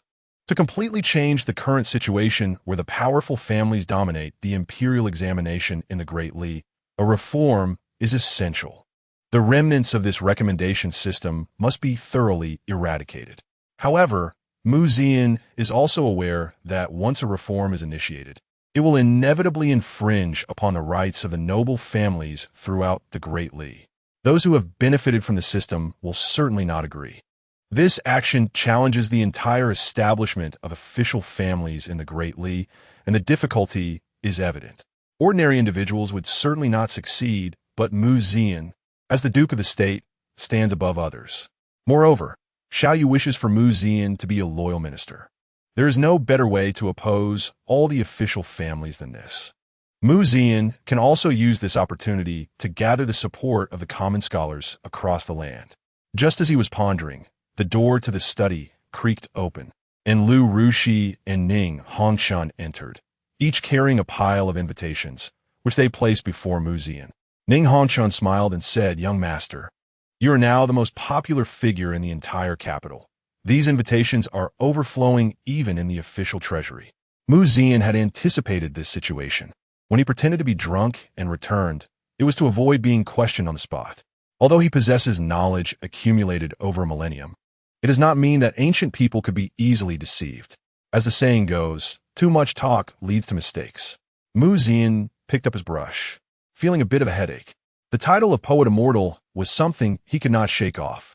He instructed Mr. Zhao to say that he had overexerted himself last night and needed to recuperate for a few days due to his role as one of the examiners, which made it inappropriate for him to have too much contact with the students. Lu Rushi conveyed Mu Zian's message to Jia Xu. Nevertheless, in the following days, visitors continued to come one after another. Not only that, but the level of visitors was also rising. Many lords and high officials were inquiring whether Zian had a favored woman, all wanting to send their daughters to the Duke of the State's residence. After all, Zian was currently in a position of great prominence, holding military achievements and a reputation as a poet. His face practically screamed talent, and marrying into such a family would promise an unlimited future. For a time, the noble families in the capital were scrambling to get to the Duke's residence, nearly breaking down the threshold, until this matter reached Zhao Yu's ears, who saw that the son-in-law he had hoped to secure was about to be snatched away by others. Zhao Yu waved his hand and immediately issued an order to sternly reprimand those trying to compete for his son-in-law. Unfortunately, the effect was minimal, although it did reduce the number of suitors formally visiting the Duke's residence, allowing Zian to enjoy a few quieter days to focus on his documents. As the days passed, another shocking piece of news erupted. Pei Xiaoji had gone mad. Ever since that night at the poetry gathering, when he was rescued after throwing himself into the lake, Pei Xiaoji had been suffering from high fever due to typhoid. He was rushed to the Pei family in Qinghe for treatment, but no matter how many doctors were called, it was all in vain. After 7 days of high fever, Pei Xiaoji was on the brink of death. It was only when the imperial physician arrived at the palace that he managed to save Pei Xiaoji's life. Although he was saved, he had become foolish and dazed. Moreover, he was extremely irritable, often injuring others in fits of rage, a stark contrast to his previous gentle demeanor. He even set fire to the Pei family's library in the middle of the night. The fire spread, and had it not been discovered in time, the entire Pei family would have been engulfed in flames. The once proud son had turned into a violent madman, which left many people feeling deeply saddened. Although Pei Xiaoji's situation was tragic, no one blamed Zian. After all, Pei Xiaoji's previous act of cowardice in escaping into the lake had already caused many to look down on him. Now, with his drastic change in temperament, it further solidified perceptions of his narrow-mindedness. The reputation of the Pei family also plummeted as a result. In just half a month's time, the younger generation of the Pei family, Pei Xiaoming and Pei Xiaoji, had one dead and the other mad. Even for a top-tier family like the Peis, facing such a situation was enough to drive them to the brink of collapse. However, Zian had left them with no incriminating evidence. At this moment, the Qinghe Pei family was shrouded in gloom. A young man dressed in a long gown was shouting indignantly. He was none other than Pei Xiaoqing, the current eldest son of the Pei family. Although Pei Xiaoqing was the eldest son, he was not the legitimate heir, being born of a concubine. However, he was adopted by the main wife at a young age and grew up alongside Pei Xiaoji, holding a significant position in the family. Father, how can we let this matter pass? My third brother is the pride of our Pei family. Now he has been driven mad by that Zian. Mother cries day and night. She is about to cry her eyes out. Moreover, Xiaoming's body is still warm. Father, if we do not seek revenge, how will the world view our Pei family? As soon as Pei Xiaoqing finished speaking, a stern voice echoed. As the eldest brother, how can you be so reckless? Do you not know that haste makes waste when facing such matters?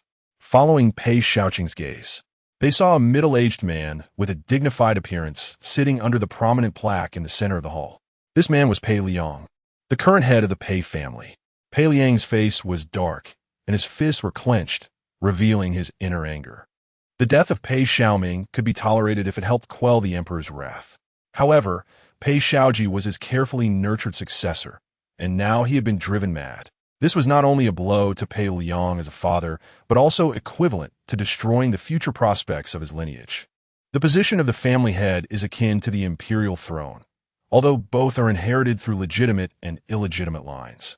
How many thrones in 1,000 years have been inherited by the rightful heir? The struggle for the family head is similarly determined by merit. Originally, Pei Xiaoji, as the strongest of the Pei family, held sway over all branches of the Pei clan. As long as he won the top position in this imperial examination and married a princess, followed by some maneuvering, Pei Xiaoji would undoubtedly be appointed to a high office. At that time, the entire Pei family would surely make significant progress.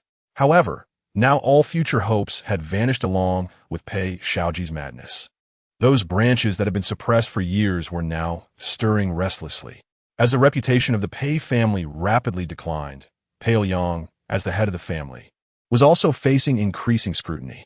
Just as the atmosphere in the hall became tense, a servant hurriedly rushed in from outside. Seeing this, Pei Liang furrowed his brow. What is happening that is causing such a panic?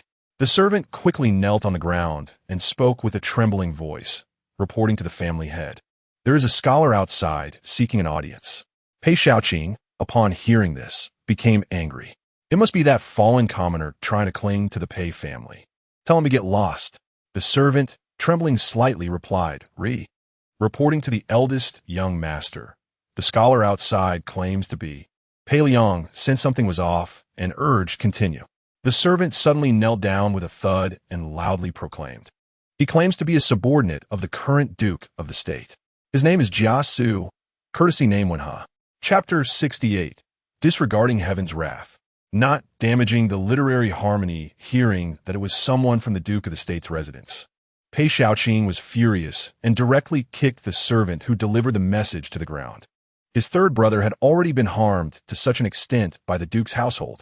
How could they still have the face to come here? As he spoke, Pei Xiaoqing drew his sword from his waist, ready to rush outside in anger. Come back. Aren't you embarrassed enough? Pei Liang's sharp rebuke startled Pei Xiaoqing, leaving him frozen in place. He was caught in an awkward situation, unable to advance or retreat, his face turning red. The surrounding servants and maids all lowered their heads, not daring to meet his gaze, fearing they would become a target for his anger. Pei Liang slowly stood up as the head of the Pei family. His ability to maintain composure was naturally exceptional, even when facing the Duke of the State's household, which had driven his son to madness. He still managed to put on a nonchalant expression. Go and invite Mr. Jia over, he instructed. The servant nodded and hurriedly left, fearing that if he was slow, he would be cut down by the young master. Pei Xiaoqing threw his sword to the ground and turned to ask in confusion, Father, the Duke's household has pushed my third brother to this point. Why should we still meet with them? Pei Liang shot Pei Xiaoqing a glance and coldly snorted. Pushed? Who pushed him? Everyone saw at the poetry gathering on the boat that it was your brother who jumped into the lake to escape. If it weren't for the Duke's broad-mindedness, your third brother would have been dead by now. Zian's actions in retreating to advance have placed our Pei family in a precarious position. Such strategic maneuvering is no less than that of his father. Pei Liang's eyes darkened as thoughts flashed through his mind. Could it be that matter has been exposed? But then Pei Liang shook his head. That matter was too significant, and even the current emperor could not uncover clues so quickly. Just as Pei Liang was lost in thought, a crisp sound of footsteps approached from outside.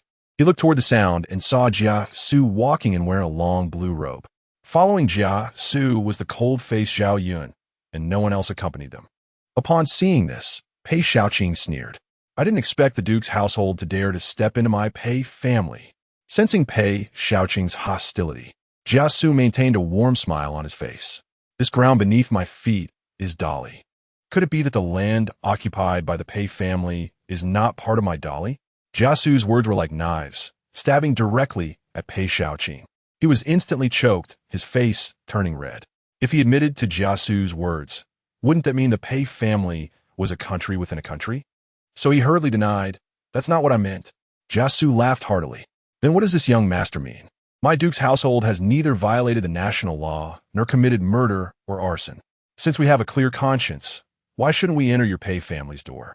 As he spoke, Jia Xu's voice turned cold, his gaze piercing like two cold stars directed at the increasingly flustered Pei Xiaoqing. Is it that your Pei family looks down upon the Duke's household? Are you belittling my Duke? These words caused Pei Xiaoqing to break out in a cold sweat.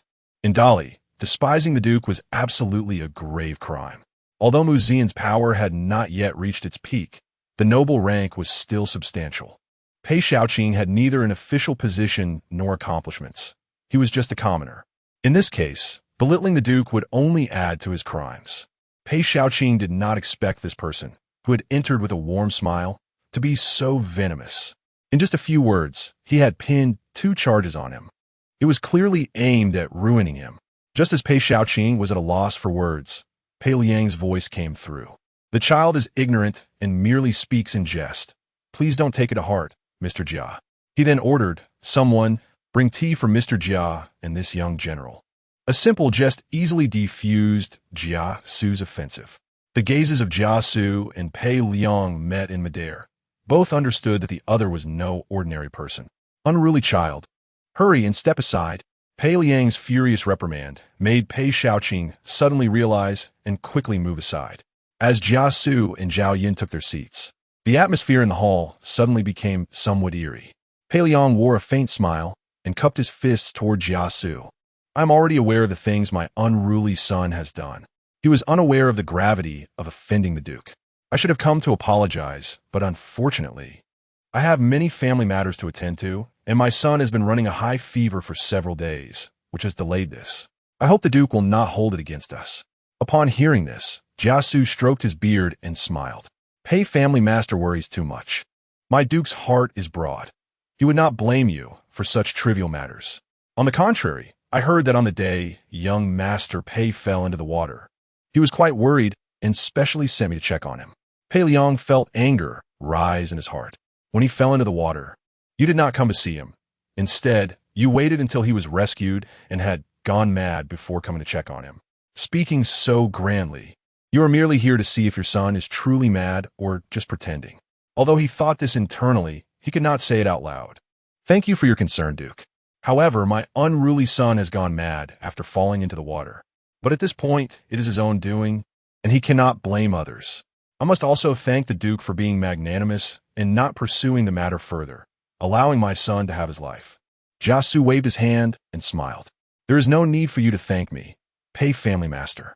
My Duke has specially entrusted me to bring a gift for young Master Pei, which I need to present to him in person. Pei Liang's smile faltered. My unruly son is in poor spirits and may offend the esteemed gentleman.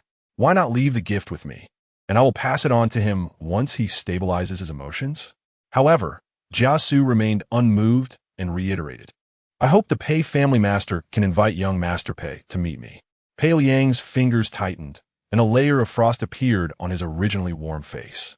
Jia Xu's actions were tantamount to slapping his face. What you say is indeed domineering. What if I do not summon him? Even a clay figurine has some temper, let alone someone like Pei Liang who had long held a high position. In the face of the aura emanating from Pei Liang, Jia Xu showed no signs of being affected at all. The Duke has stated that this item must be delivered into young Master Pei's hands. If I cannot see young Master Pei today, then I will have to force my way in. Jia Xu's voice was very calm, but the arrogance and boldness contained in his words were unmistakable. Pei Xiaoqing, hearing this, instantly became furious. Do you think my Pei family is a place where you can act recklessly? As Pei Xiaoqing's words fell, a flurry of footsteps sounded around them. Numerous guards armed with clubs rushed in from all directions, watching Jia Xu with hawk-like eyes. Pei Xiaoqing sneered. The laws of Dali state. Those who invade private residences may be killed without guilt. Jia Xu picked up the teacup on the table, blew away the foam, took a sip, and then seemingly casually asked, Zilong, do you remember what the Duke said before he left? Zhao Yun slowly stood up, looking down at the servants in the courtyard with disdain, and coldly said, the Duke stated, those who dare to block shall be killed without mercy. Chapter 69. Aggressive as Zhao Yun's voice fell, the hall fell silent. The bone-chilling killing intent was unabashed. The powerful aura made them involuntarily take a few steps back. His pair of phoenix eyes swept around, looking at everyone as if they were mere ants. Although Pei Xiaoqing felt anxious inside, the dignity of a noble family prevented him from retreating. Attack! As soon as Pei Xiaoqing's voice fell, before the guards could charge, a shadow fell from the sky, and Zhao Yun had already landed in front of Pei Xiaoqing. He raised his hand and squeezed, directly grabbing Pei Xiaoqing's neck. With a slight pull of one arm, he lifted Pei Xiaoqing off the ground. All of this happened in the blink of an eye, and by the time the surrounding guards reacted, Pei Xiaoqing was already struggling in midair. Protect the young master, a guard shouted, and immediately numerous guards and servants holding clubs rushed forward. In the crowd, Zhao Yun stood proudly. With a casual throw, he directly tossed Pei Xiaoqing out. Catch the young master. Before the words fell, there was a loud bang. Pei Xiaoqing, who was thrown away, crashed down onto a group of people. Zhao Yun transformed into a streak of light, weaving through the crowd. His fists were like the wind, and his kicks fell like rain. In just a moment, the servants and guards outside the hall were sprawled on the ground in disarray. Zhao Yun stood tall, stepping on Pei Shaoqing's chest. Sitting in his original position, Jia Xu calmly put down his teacup and smiled. Is this the Pei family's way of receiving guests? Pei Liang looked at the fallen guards and servants before him, his eyes filled with fury. Humiliation, naked humiliation. The commotion in the hall quickly attracted many Pei family members and renowned scholars who had come to visit. Many of these scholars were well-known figures in the literary circles of the capital. After all, in recent years, the Pei family had a good reputation in the scholarly community, especially with a prodigy like Pei Shaoji. The intricate web of relationships in the court meant that there were many scholars eager to attach themselves to them. As soon as the crowd entered the hall, they saw the scene before them and immediately became furious. Where did this madman come from to dare act so recklessly in the Pei family? An insult to culture. An insult to culture. To harm someone's servant in broad daylight. Do you not fear the law? Jia Xu showed disdain on his face, having no good attitude towards these people who only knew how to curry favor with the powerful. Pei Liang stood up and coldly snorted, "Go bring Shaoji here. I want to see what kind of scheme Jia Xu is up to." Now the entire hall was filled with Pei family's relatives and friends. As long as Jia Xu did anything out of line today, he could use this opportunity to attack Zian and vent his anger. Before long, a hunched, disheveled figure was brought out from the backyard. The crowd gasped in shock. Who would have thought that the once spirited genius, Pei Shaoji, would now be in such a state? From a distance, he looked like a man in his 70s or 80s.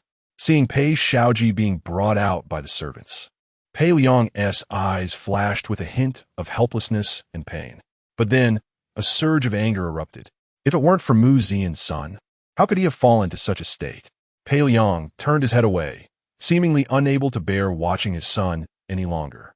If the Duke of the State has something to hand over to Shaoji, please feel free, Mr. Jia.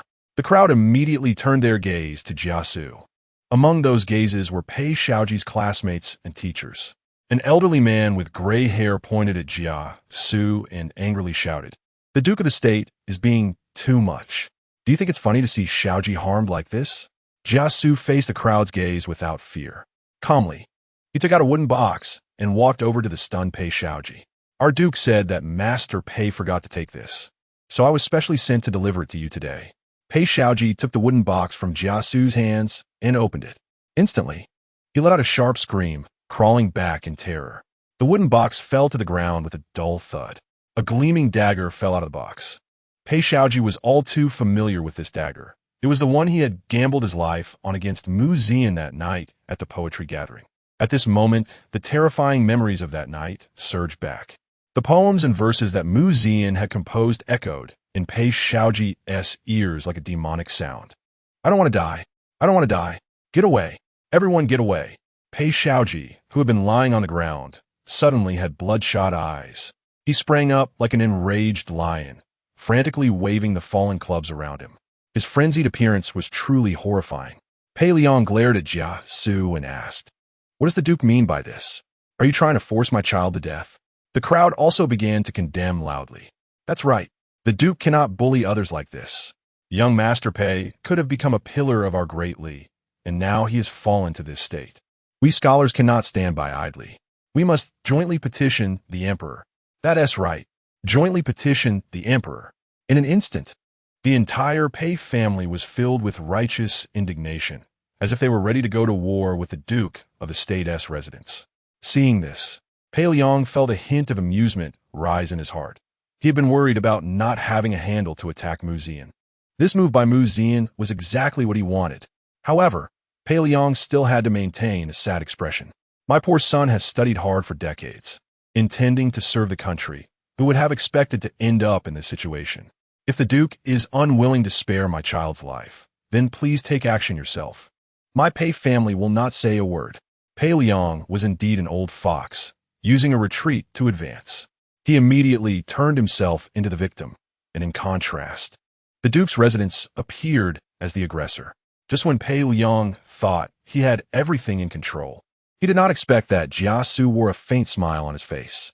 The Duke's gift of this dagger is not to force Master Pei to death, but to use this object to warn him that the path of literature does not lie in jealousy and fighting.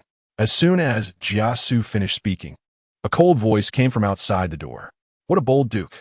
Do you think that just by writing a few poems, you could despise all the scholars in the world? The onlookers parted to make way for a narrow path.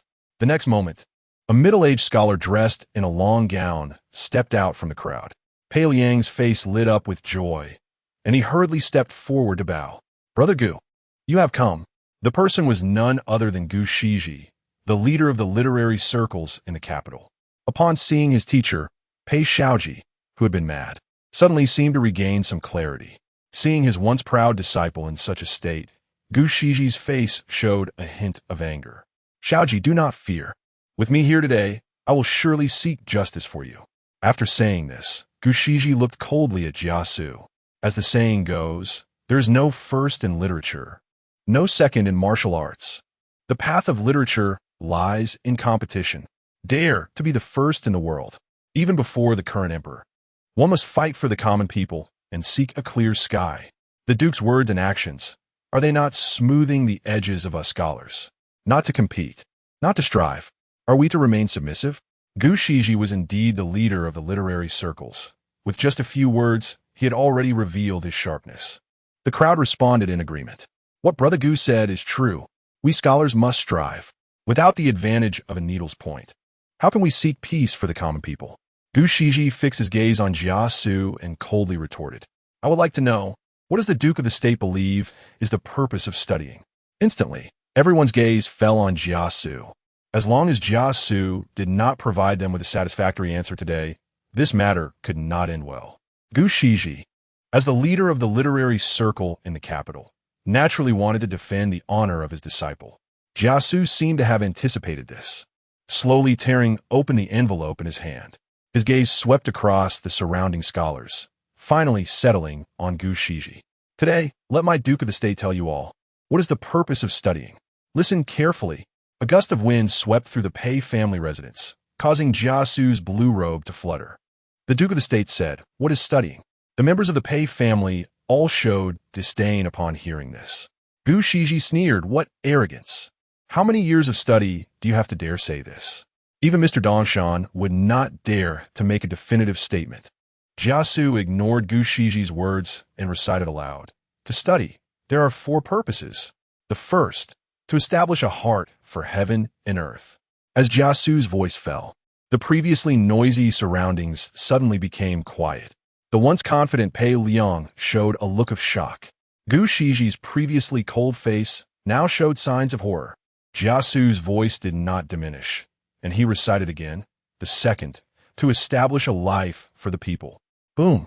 These 2 short sentences struck the hearts of everyone like a heavy hammer. At this moment, some scholars trembled all over. Just these 2 sentences had already reached a height they could not aspire to. A trace of panic finally appeared on Gu Shiji's face. Pei Liang felt something was wrong and immediately shouted in anger, stop talking. He had a premonition that if Jia Xu finished speaking, the consequences would be unimaginable. However, Zhao Yun stood alone in front of Jia Xu. The chilling aura around him made no one dare to approach. Jia Xu's gaze was like lightning, sweeping over everyone. The third, to inherit the teachings of the past sages. Gu Shiji's face turned completely pale.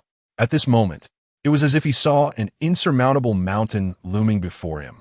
At this moment, Gu Shiji finally felt the helplessness and despair that Pei Shaoji had faced in front of Mu Zian. Pei Liang felt his body go cold. He had miscalculated.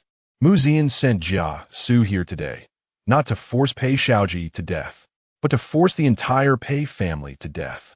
On this scorching summer day, everyone felt as if a chilling wind was blowing around them. Jia Xu looked up and finally said loudly, the 4th, to open peace for all generations. His voice was like a great bell, continuous and unending. The 4 sentences of Mu Zian were like a giant hand slapping down, making everyone present feel breathless. Pei Liang spat out a mouthful of blood and fell backward. The Pei family. It is in danger. Chapter 70. The calm before the storm, looking at the stunned crowd. Jia Xu smiled slightly. For all the scholars in the world, the impact of these 4 lines was no less than that of an atomic bomb. Ha ha ha. I didn't expect that after 30 years of hard study, I would not have unraveled the true mystery within. The Duke of the State truly awakens the dreamer with a single word. That's right. The aspirations of scholars were indeed like this back then. To establish the heart for heaven and earth, to establish the destiny for the people, to carry on the teachings of the sages, and to open peace for all generations. How delightful! How delightful! My life is finite, but learning is infinite. The way of reading is within this. In an instant, a burst of hearty laughter echoed throughout the Pei family. Everyone present felt as if they had cleared the fog and seen the light. Those scholars who wanted to cling to the Pei family were now blushing with shame. A thin Confucian stepped forward and bowed deeply. Please thank the Duke of the State for me. From now on, I will take these 4 lines as my guiding principle, to read for heaven and earth, for the people, for the sages, and for all generations. After speaking, this person bowed towards the waning Pei Liang and then turned to leave with big strides. At this moment, everyone present was inspired, recalling their original intention of studying. With the first person's turn, the scholars left in droves like fish crossing the river. Pei Shaoqing, seeing this, was furious and said, Good, good, good, you ungrateful wolves. My Pei family has taken such good care of you, and you want to abandon us today? The departing Confucian turned around and coldly said, The Pei family monopolizes the imperial examinations. Who would be willing to bow down if not forced? Now that the Duke of the State has found a way forward for us, then it's fine if we don't take these official positions. At worst, we can return home to write and educate the people, which is not a bad thing. That's right. We will all go. Pei Shaoqing's face turned cold. He picked up the sword on the ground and shouted, I want to see who dares to leave. Everyone paused, glaring angrily. Did the Pei family still want to confine us scholars? Seeing the situation slip away, Pei Liang seemed to have all his strength drained. Hubit Yusong, get out of the way. Do you want to plunge my Pei family into a place of injustice? After saying this, Pei Liang's gaze turned to Jia Xu, who stood under the plaque that read Zhang de Guangming. The Duke of the State truly has great skills. With just a few words, he has undermined the foundation of my Pei family. However, the people of the world are bustling for profit. Today they left, and tomorrow others will come knocking. Jia Xu smiled silently and stood up to walk outside.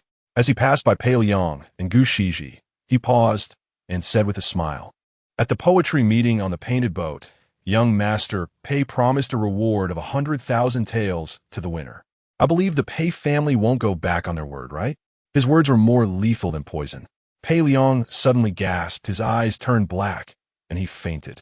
Jia Xu laughed heartily and left with Zhao Yun, leaving the Pei family members in stunned silence. Gu Shiji looked at the fainted Pei Liang and then at the curled up and mad Pei Shaoji, sighed deeply, and turned to leave in disappointment. As the scholars who clung to the Pei family departed, the 4 lines spoken by Mu Zian quickly spread throughout the capital. The entrance of the Duke of the State's residence, which had been quiet for a few days, became lively again. Inside the Duke of the State's residence, Jia Xu explained everything that had happened with the Pei family. It seemed that from this day forward, the Pei family's reputation would be completely ruined. Mu Zian put down his pen. The Pei family had operated in the court for many years. This was merely the first step to severing an arm. Saying this, Mu Zian shifted his gaze to the memorial on the table regarding the reform of the imperial examination. This was the true killer move to sever their roots. The reform of the imperial examination was not an easy task, and Mu Zian naturally understood that. But some things had to be done. At night, the Yangxing Palace in the royal palace was brightly lit. Zhao Yun frowned at this moment, because in front of him lay the memorial for the reform of the imperial examination submitted by Mu Zian. Zhao Yun never expected that he was merely thinking of having Mu Zian try to limit the Pei family through this imperial examination. But Mu Zian now intended to cut off the roots of the aristocratic families entirely. Zhao Yun could already imagine the shock the court would face if this memorial was leaked tomorrow. Just then, Zhao Xioning, dressed in palace attire, walked in from outside. Greetings, father. Seeing Zhao Xioning, the fatigue on Zhao Yu's face dissipated considerably. Little Nine, why have you come? Zhao Xiaoning approached with a hint of a smile. Today, for lines of maxims spread in the capital, I found them interesting, so I hurried to deliver them to father. With a wave of her hand, a young eunuch immediately stepped forward to hand a piece of rice paper to Zhao Yu. On the rice paper were the 4 lines of Hung Chu. Zhao Yu took the rice paper and looked closely, and the next moment, his expression tightened. Who wrote these 4 lines? Such ambition. It was written by the Duke of the State. Zhao Yu was taken aback. He never expected Mu Zian not only to possess such poetic talent, but also to have such grand aspirations. Zhao Yu's gaze fell on the memorial on the table. At this moment, looking at the 4 lines in his hand and recalling the reform of the imperial examination in the memorial, even as the Emperor of Dali, Zhao Yu had to admire the scale of Mu Zian's plans. Suddenly, Zhao Yu's gaze fell on Zhao Xiaoning. Little 9, what do you think of Mu Zian? Hearing her father mention Mu Zian, a blush suddenly appeared on Zhao Xiaoning's cheeks. The Duke of the State is both cultured and martial. He is a pillar of the nation. Hearing this, Zhao Yu felt helpless. His daughter hadn't even married yet and was already showing signs of leaning toward someone else. Zhao Yu did not say much, but handed the memorial on the table to Zhao Xiaoning. Take a look. Zhao Xiaoning took the memorial and began to read it carefully. Zhao Yu stood with his hands behind his back. Mu Zian's actions were tantamount to making enemies of all the aristocratic families in the world. The risks were evident. Those who are too rigid are prone to break. I once promised your mother to protect you for a lifetime. If you wish, I can help you find another husband, ensuring you live a safe and prosperous life.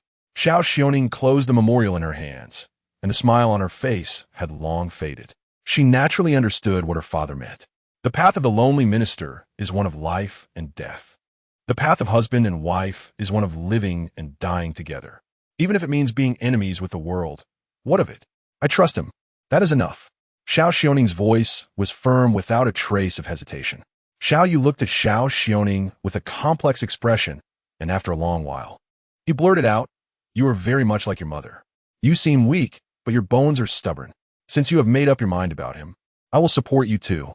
Tomorrow morning's court session, I will announce your marriage to Mu Zian. But you must understand, as your father, I can protect you for a time, but I cannot protect you for a lifetime. How to walk the future path depends entirely on you." Zhao Xiaoning solemnly bowed to Zhao Yu. "Thank you, father, for your support." The daughter swears to never regret. Chapter 71. The Malpractices of the Imperial Examination. Sharp tongues and wit as the first ray of sunlight pierced through the night, countless officials had already gathered in front of the palace gates in the capital. The morning court was not as depicted in later dramas, where the emperor sat on his dragon throne with a row of officials standing before him, taking turns to report. In reality, the morning court was akin to a morning meeting before work in modern companies.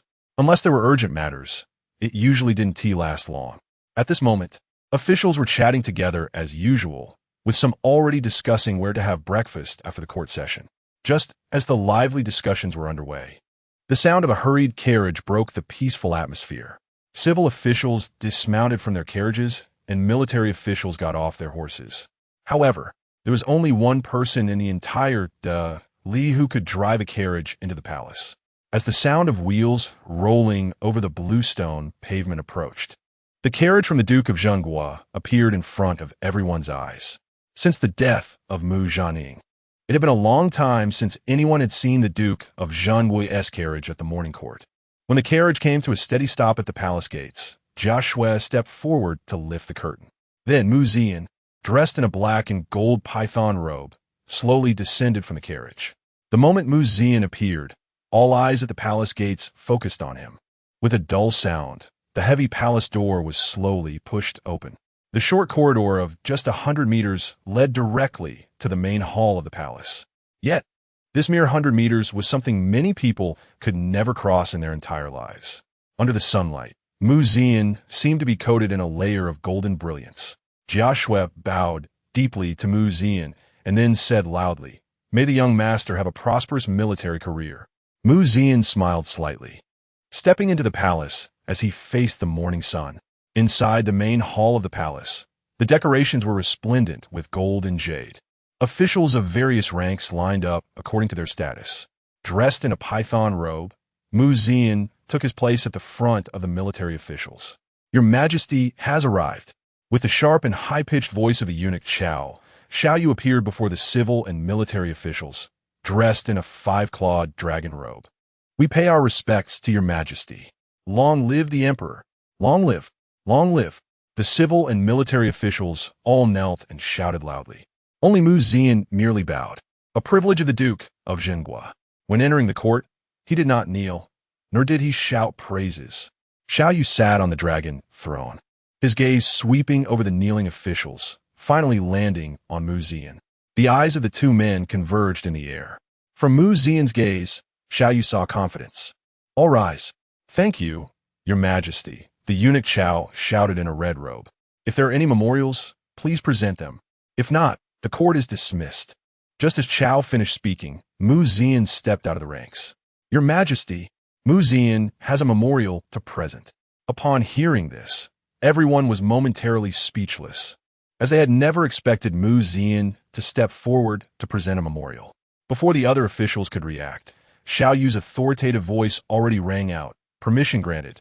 Zian bowed and then presented the memorial he had prepared long ago. He then spoke, "I report to your majesty. The imperial examination should be for selecting talents to assist the emperor. However, upon reviewing the imperial examinations over the years, the talents chosen are superficial, lacking practical abilities. 80% of the successful candidates do not even distinguish between grains. How can such knowledge help the court govern the world and educate the people? The imperial examination has long been a mere formality. Those who pass are all from noble families, while the commoners are left behind, with rampant malpractices in the examination, turning the examination halls into money-making schemes. Moreover, some students even become lackeys of the noble families just to pass the examinations. What is the point of maintaining such an imperial examination? Therefore, I boldly suggest that your majesty abolish the old system and draft a brand new imperial examination system. As soon as these words were spoken, the entire hall fell silent. The officials, who had been dozing off, were now staring at Zian with wide eyes. Zhao Yu handed the memorial to the eunuch Zhao, who then read it aloud with interest. The system of the imperial examination is riddled with problems, particularly with the public recommendation being the most severe. Noble families monopolize the paths for candidates, and many unworthy individuals are unaware of their lack of virtue. Factions form within the court, leading to a decline in the exam atmosphere. Those in power manipulate the imperial examination, while the petty individuals openly bribe to seek public recommendation for success. Talented and ambitious individuals sigh in despair, but dare not speak out. As a result, there are no commoners among the top ranks in the court, and no gentry among the lower ranks. Fairness and justice have become a joke. Favoritism and corruption have become the norm. I believe that the way to select talents should follow Confucius's teachings of universal education and equality. Therefore, I suggest first abolishing the public recommendation system, and then, based on the 4 books and 5 classics, adding subjects such as engineering, mathematics, agriculture, and medicine. Zhao read on for a long time, and the various reform measures in Zian's memorial left all the officials sweating profusely. At this moment, they all had a single thought in their minds. Has Zian gone mad? As Zhao's voice fell, the court was silent. Zian's reform measures could not be described as bold. They were simply reckless. The Minister of Personnel, Gong Jingming, had an exceptionally grim expression. The imperial examination had always been overseen by the Ministry of Personnel, and Zian's memorial was essentially rubbing their faces in the dirt. He was directly accusing them of forming cliques and engaging in corruption. Gong Jingming was also a senior official from the 3 dynasties of the Li, fundamentally a conservative. Hearing Zian's words, he could not help but step forward, saying, "Your Majesty, the words of the Duke of Zhenghua are pure nonsense. The imperial examination system of our dynasty has been in place for 100 years. How can it be changed so easily? We scholars study the teachings of sages. Engineering, agriculture, medicine, and mathematics are all trivial matters. If they participate in the imperial examination, would it not be a desecration of the sages?" As soon as this was said, the court erupted with voices of agreement. That's right. The laws of our ancestors must not be changed. The Duke of Zhenghua's actions shake the foundation of a nation. In an instant, the entire court was in an uproar. Xiao Yu did not expect such a strong reaction from the officials. Amidst the surrounding outcry, Zian stood proudly, seemingly unaffected. Seeing this, Xiao Yu slammed the imperial table and coldly declared, "Silence. This is the court, not a street market." The previously noisy hall fell silent immediately. Xiao Yu looked at Zian and asked again, "Duke of Zhonggua, do you have anything to say?"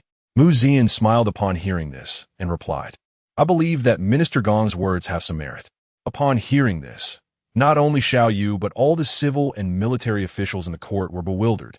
Everyone was confused about what Zian was really trying to achieve. Xiao Yu frowned, as he knew Zian would not easily back down. Sure enough, just as everyone was puzzled, Zian quietly took out another memorial from his bosom and then loudly declared, "I still have a memorial to present. I request your majesty to abolish the position of the prime minister and establish a cabinet." Chapter 72, The Theory of Demolition. Transferring contradictions, the hall was so quiet that a needle dropping could be heard. Gong Zhengming, who had originally wanted to continue speaking, was left stunned in place. At the front of the civil officials, Du Yuheng, who was closing his eyes, feigning sleep, opened them. A mix of 3 parts astonishment and 7 parts confusion flashed in his eyes. He wondered if he had misheard something. Weren't they discussing the imperial examination? How did it suddenly turn into a fire burning at his own head? Sitting on the dragon throne, Xiao Yu's expression also froze. No, this wasn't how the script was supposed to go. The leap in logic was just too great, just as everyone in the court was in a daze. Zian spoke loudly. Since all the esteemed officials in the court believe that the imperial examination system cannot be changed, the factional struggles will inevitably intensify over time. The prime minister, being second only to the emperor in wielding great power, if entangled with factions, will surely lead to biased governance. Therefore, I request your majesty to abolish the position of prime minister and establish a cabinet. The so-called cabinet would be composed of capable officials selected from the 6 ministries. The supervisory ministry, the left grand inspector, and other court departments, directly appointed by your majesty and directly under your majesty's jurisdiction. All officials serving in the cabinet would be called grand scholars of the cabinet, and cabinet officials would hold positions without power, with the highest rank being only the 5th grade. Cabinet officials could participate in discussions of national affairs, ultimately decided by your majesty, and then implemented by the 6 ministries. This way, it could fulfill the responsibilities of the prime minister while preventing those in power from having the final say, fundamentally reducing the potential for ambiguous governance caused by factional alliances. As soon as these words were spoken, everyone present was left dumbfounded. The reason for such shock was that all the officials in attendance realized that Zian's words were not mere arrogance. They were concrete policies that could actually be implemented. Who among those in power does not aspire to be the prime minister and rule the world? However, there's only one prime minister in the entire Dali. Why would it be your turn? Thus, for 90 of officials, the competition for the prime minister's position was merely a run. But if the cabinet system were established, it would mean that there would suddenly be several prime minister-like positions available, although the power would be slightly less than that of the prime minister. The opportunities would be abundant. As long as everyone worked hard, there would be a chance to experience the role of a prime minister. Just this point alone was enough to drive those idealistic officials, who were limited by their qualifications and ranks, into a frenzy. Not only that, but the eyes of the 6 ministers in the court also suddenly lit up. In the prime minister system, the 6 ministries were subordinate to the prime minister. But if a cabinet were established, the cabinet would only have decision-making power, while the execution power would rest with the 6 ministries. The two would exist at a relatively equal level, which would directly elevate the status of the 6 ministers. It would no longer be a one-sided situation of the east wind overwhelming the west wind. At this moment, Xiao Yu was also deep in thought on the dragon throne. Throughout history, imperial power and prime ministerial power have always been mutually restraining. The prime ministerial power could even intervene in imperial power. Looking at history, the position of prime minister has been favored by usurpers. It was common to see emperors being deposed or established. Therefore, imperial power and prime ministerial power have been in a constant struggle for dominance, with both sides having their victories and defeats. Although there have been many renowned and virtuous prime ministers in history, one thing can be confirmed, no matter how the prime ministerial system is adjusted. The contradiction between prime ministerial power and imperial power can never be reconciled. However, if the cabinet system proposed by Zian were adopted, it would directly reclaim the powers of the prime minister. For imperial power, this would undoubtedly be an unprecedented enhancement. At this moment, the court fell into a strange silence. The civil officials exchanged glances with their colleagues, seemingly discussing the feasibility of abolishing the prime minister and establishing a cabinet. Only the current prime minister, Du Yuheng, had a grim expression. Du Yuheng pondered repeatedly. He felt that he had not offended Zian. When the Duke of the State was re-established, he even personally went to support him. Why was this guy stabbing directly at his lungs on his first audience? At this moment, Zian stood proudly in the center of the hall, seemingly having anticipated the current situation. As Mr. Lu Sun said, the nature of the Chinese people always emphasizes compromise. For example, if you think this room is too dark and want to open a skylight, everyone would definitely not allow it. But if you advocate tearing down the roof, someone would come out to mediate and be willing to open a skylight. This is the famous theory of demolition. Currently, the reform of the imperial examination and the abolition of the prime minister are in a similar situation. Reforming the imperial examination is like opening a skylight in the dark room of Li. The officials and families accustomed to the darkness would certainly not agree. However, if I propose abolishing the prime minister and establishing a cabinet, it would be equivalent to directly tearing off the roof of this dark room. In comparison, the reform of the imperial examination is merely a trivial matter. Moreover, since ancient times, imperial power and prime ministerial power have been the primary focus of the struggle between civil officials and the emperor. Only by dividing enough power from the emperor can these civil officials ensure their stable positions. Right now, the cabinet system proposed by Zian conveniently helps the emperor strengthen central authority and weaken the power of civil officials. Although these civil officials understand the benefits of the cabinet system, they would absolutely not agree easily. Because without the prime minister, civil officials would be equivalent to losing a sword that could restrain the emperor. The reason why Emperor Hongwu Yuanzhang was able to abolish the prime minister was also because of the previous mistakes made by Hu Weiyong, who had led to the execution of more than 30,000 people, which terrified these civil officials and ultimately led to the abolition of the prime minister position. However, the current prime minister of Li, Du Yuheng, not only had no crimes, but was also quite reputable in the world. Therefore, the suggestion made by Zian to abolish the prime minister and establish a cabinet could not possibly succeed in a short time. But the reason for bringing it up was to transfer the contradictions arising from the reform of the imperial examination to the conflict between prime ministerial power and imperial power. Du Yuheng took a deep breath and then stepped forward. Your Majesty, I believe that I have been too hasty in my response to the Duke of the State's words. The prime minister is here to assist the monarch in governing the world. How can we easily abolish or establish such a position? However, I do think that the reform of the imperial examination proposed by the Duke of the State has some merit. The current public recommendation system has indeed become distorted. Among the candidates in our dynasty, 9 out of 10 are from noble families. And if this continues, there will indeed be issues with factionalism. The commoners have no chance to rise, and the noble families dominate the court. How can one understand the hardships of the people? How can one educate the masses?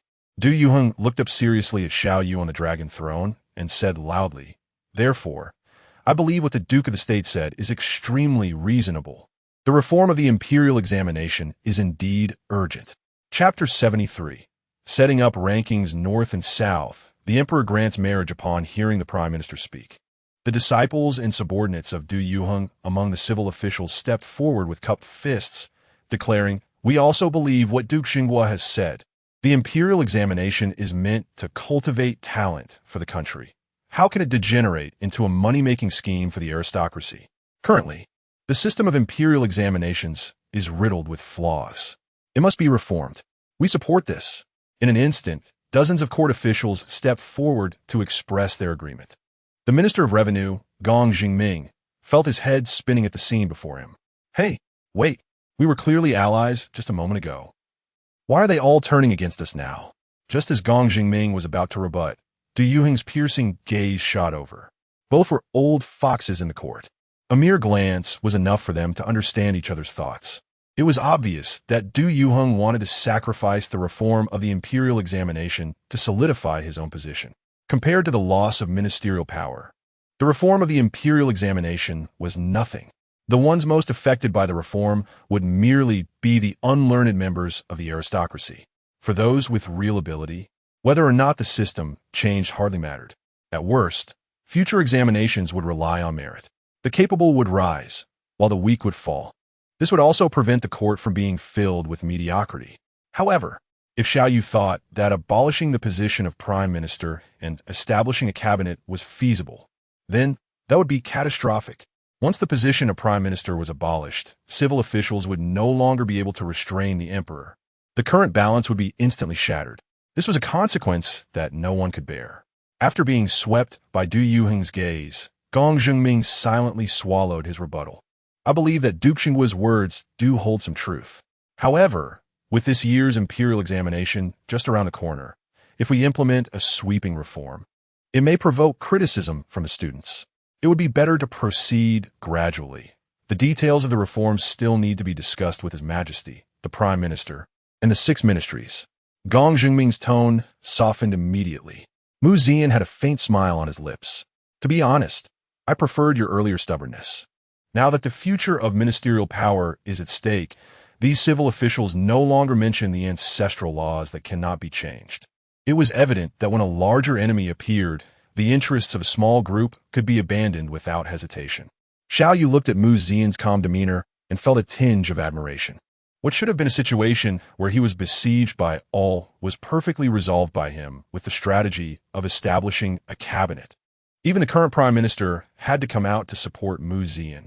After all, everyone understood that if Zian's goal of reforming the imperial examination was not met, who knew what other tricks he might have up his sleeve? Abolishing the prime minister's position and establishing a cabinet was already enough to shake the foundations of the civil officials. Though Zhao Yun was very excited internally, he still had to maintain a facade of helplessness, though he couldn't suppress the smile at the corners of his mouth.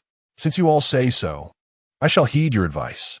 The flaws of the imperial examination have indeed reached a point where they must be reformed. Let it be decreed that starting today, the system of imperial examination recommendations shall be abolished. As for the strategy proposed by Duke Xinguo, it will be discussed by the 6 ministries. As soon as Zhao Yun's voice fell, Zian spoke again. I have another suggestion.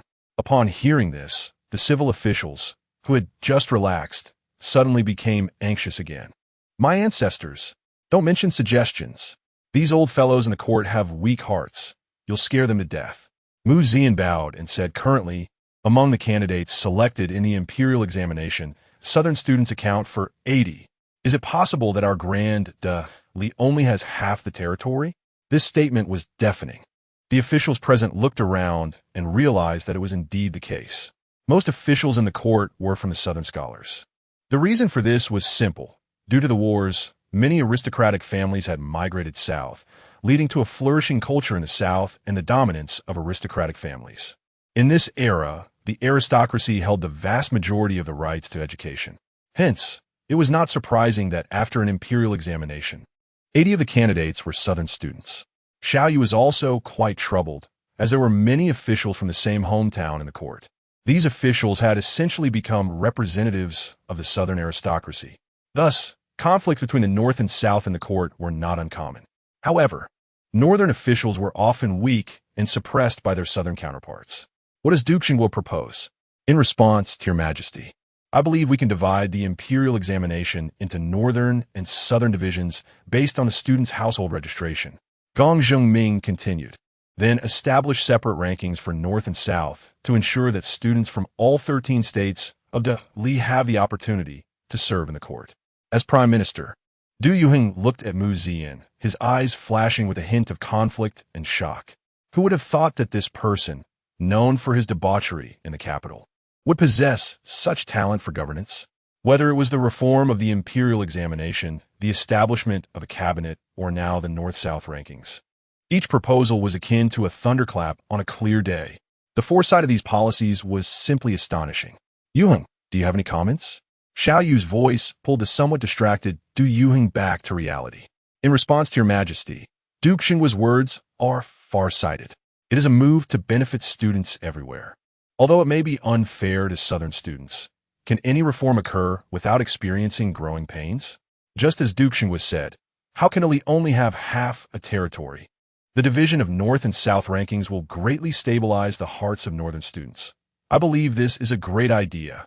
Upon hearing this, Zhao Yu couldn't help but laugh heartily. Although he hoped that Mu Zian could act as a loyal minister, he was also worried that Mu Zian's rigidity would make him enemies everywhere. Unexpectedly, Mu Zian had such political acumen to easily dissolve the original deadlock. Moreover, Zhao Yu could already imagine that once the proposal for North and South rankings spread throughout the land, Mu Zian would hold a significant position in the hearts of Northern scholars. With this thought in mind, Zhao Yu slowly stood up and said, "If that's the case, then let it be done as Duke Xinghua suggested. This time, the imperial examination will be divided into Northern and Southern examination halls based on household registration, and we will establish separate rankings for North and South. Furthermore, I allow for the number of candidates selected in this imperial examination to be doubled." Upon hearing this, all the officials knelt and bowed, exclaiming, "Your Majesty is wise." Clearly, Zhao was in a very good mood. Not only did he resolve the situation of the imperial examination being controlled by the aristocracy, but he also took the opportunity to suppress the Southern aristocracy and win the hearts of Northern scholars. Truly a threefold benefit. Zhao Yu found himself liking Mu Zian more and more. How had he not noticed before that Mu Zian was such a good match for his daughter? Thinking of Mu Zian's current popularity in the capital, Zhao Yu immediately made a decisive decision. By the way, today I also have something to announce to the world. Zhao Yu cleared his throat, and Chief Eunuch Chao immediately stepped forward, unfurling the prepared edict. By the grace of heaven, the Emperor decrees, I rule the world with people as the foundation and harmony as the most valued. Now that peace reigns across the seas and the people are at ease, my heart is greatly comforted. In this prosperous era, I think of the principle of family and country being interconnected. Marriage is the beginning of human relationships, the foundation of family, and concerns the rise and fall of the state. Duke Xinghua, Mu Zian, has been loyal for generations, born into a family of wealth and culture, proficient in both literature and martial arts, making him my right-hand man. My daughter, Xiao Xioning, is elegant and gracious, gentle and virtuous, and is indeed a worthy match. I see that the two of them are a perfect match. Thus, I grant the marriage. They shall soon unite in a lasting bond. Upon hearing Chief Eunuch Chao's words, Mu Zian stood frozen in place. What? Is happiness coming so suddenly? Just then, the system's voice rang out again. Ding dong. Congratulations to the host for triggering a choice. Choice 1. Reject the marriage grant and pursue your own love. Reward. A pair of South Sea Night pearls. Choice 2. Agree to the marriage proposal and marry the princess. Reward. A pot of 6-ingredient Romania pills for kidney deficiency. 1 pill is stronger than 6. Please make your choice, host. Chapter 74. Seizing nobility and demoting officials in the Grand Hall. Everyone's gaze fell upon Mu Zian. Who didn't know that the current 9th princess was the apple of the emperor's eye? Although there had long been whispers of feelings developing between the two in the capital. Whispers were just whispers and could not be taken seriously. However, at this moment, the emperor had directly announced their marriage in the Grand Hall, making it a done deal. Mu Zian bowed and said, "Your subject thanks your majesty for the great favor." Ding dong. Congratulations to the host for making a choice. The system rewards have been distributed. On the dragon throne, Zhao Yu laughed heartily upon hearing this. Send an imperial decree to the astronomical bureau. Let them choose a good day for the wedding. Yes, your majesty, replied the officials. With Zhao Yu's departure, the morning court session officially came to an end. The officials dispersed, returning to their own offices. Today's court meeting was indeed full of twists and turns. All the officials who exited the Grand Hall let out a sigh of relief, wiping the sweat from their foreheads. Just as Mu Zian was about to leave, he heard Du Yuheng's voice from behind. Lord Xinghua, please wait.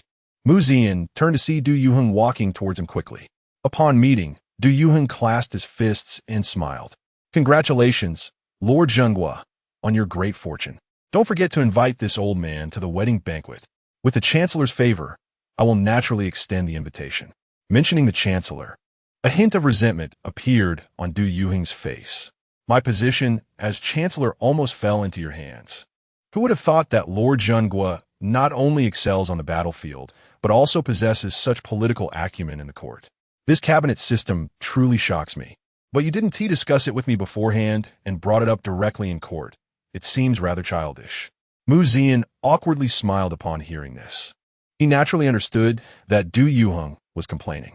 I beg the Chancellor's forgiveness. It is my first time attending court, and I indeed spoke without thinking. Du Yuheng stroked his beard and replied, It is a great virtue for Lord Zhenghua to have such a heart for the country.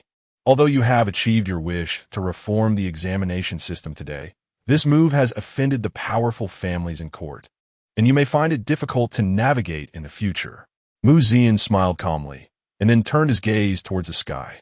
Historically, all reformers have faced bloodshed and sacrifice. It must start with our generation. If we fear wolves in front and tigers behind, we are destined to achieve nothing. I, Zian, have never wished to be an ordinary person. Those who block my path will be killed. Those who obstruct me will be destroyed. I want this world, wherever the sun and moon shine. It is all the territory of Li. Zian's voice was not loud, but to Du Yuheng's ears, it sounded like thunder. It wasn't until Zian's figure disappeared from his sight that he came back to his senses, a complex emotion flashing in his eyes. Under the grand hall, Du Yuheng's eyes narrowed slightly as he murmured, The sword hangs over the head. The sword hangs over the head.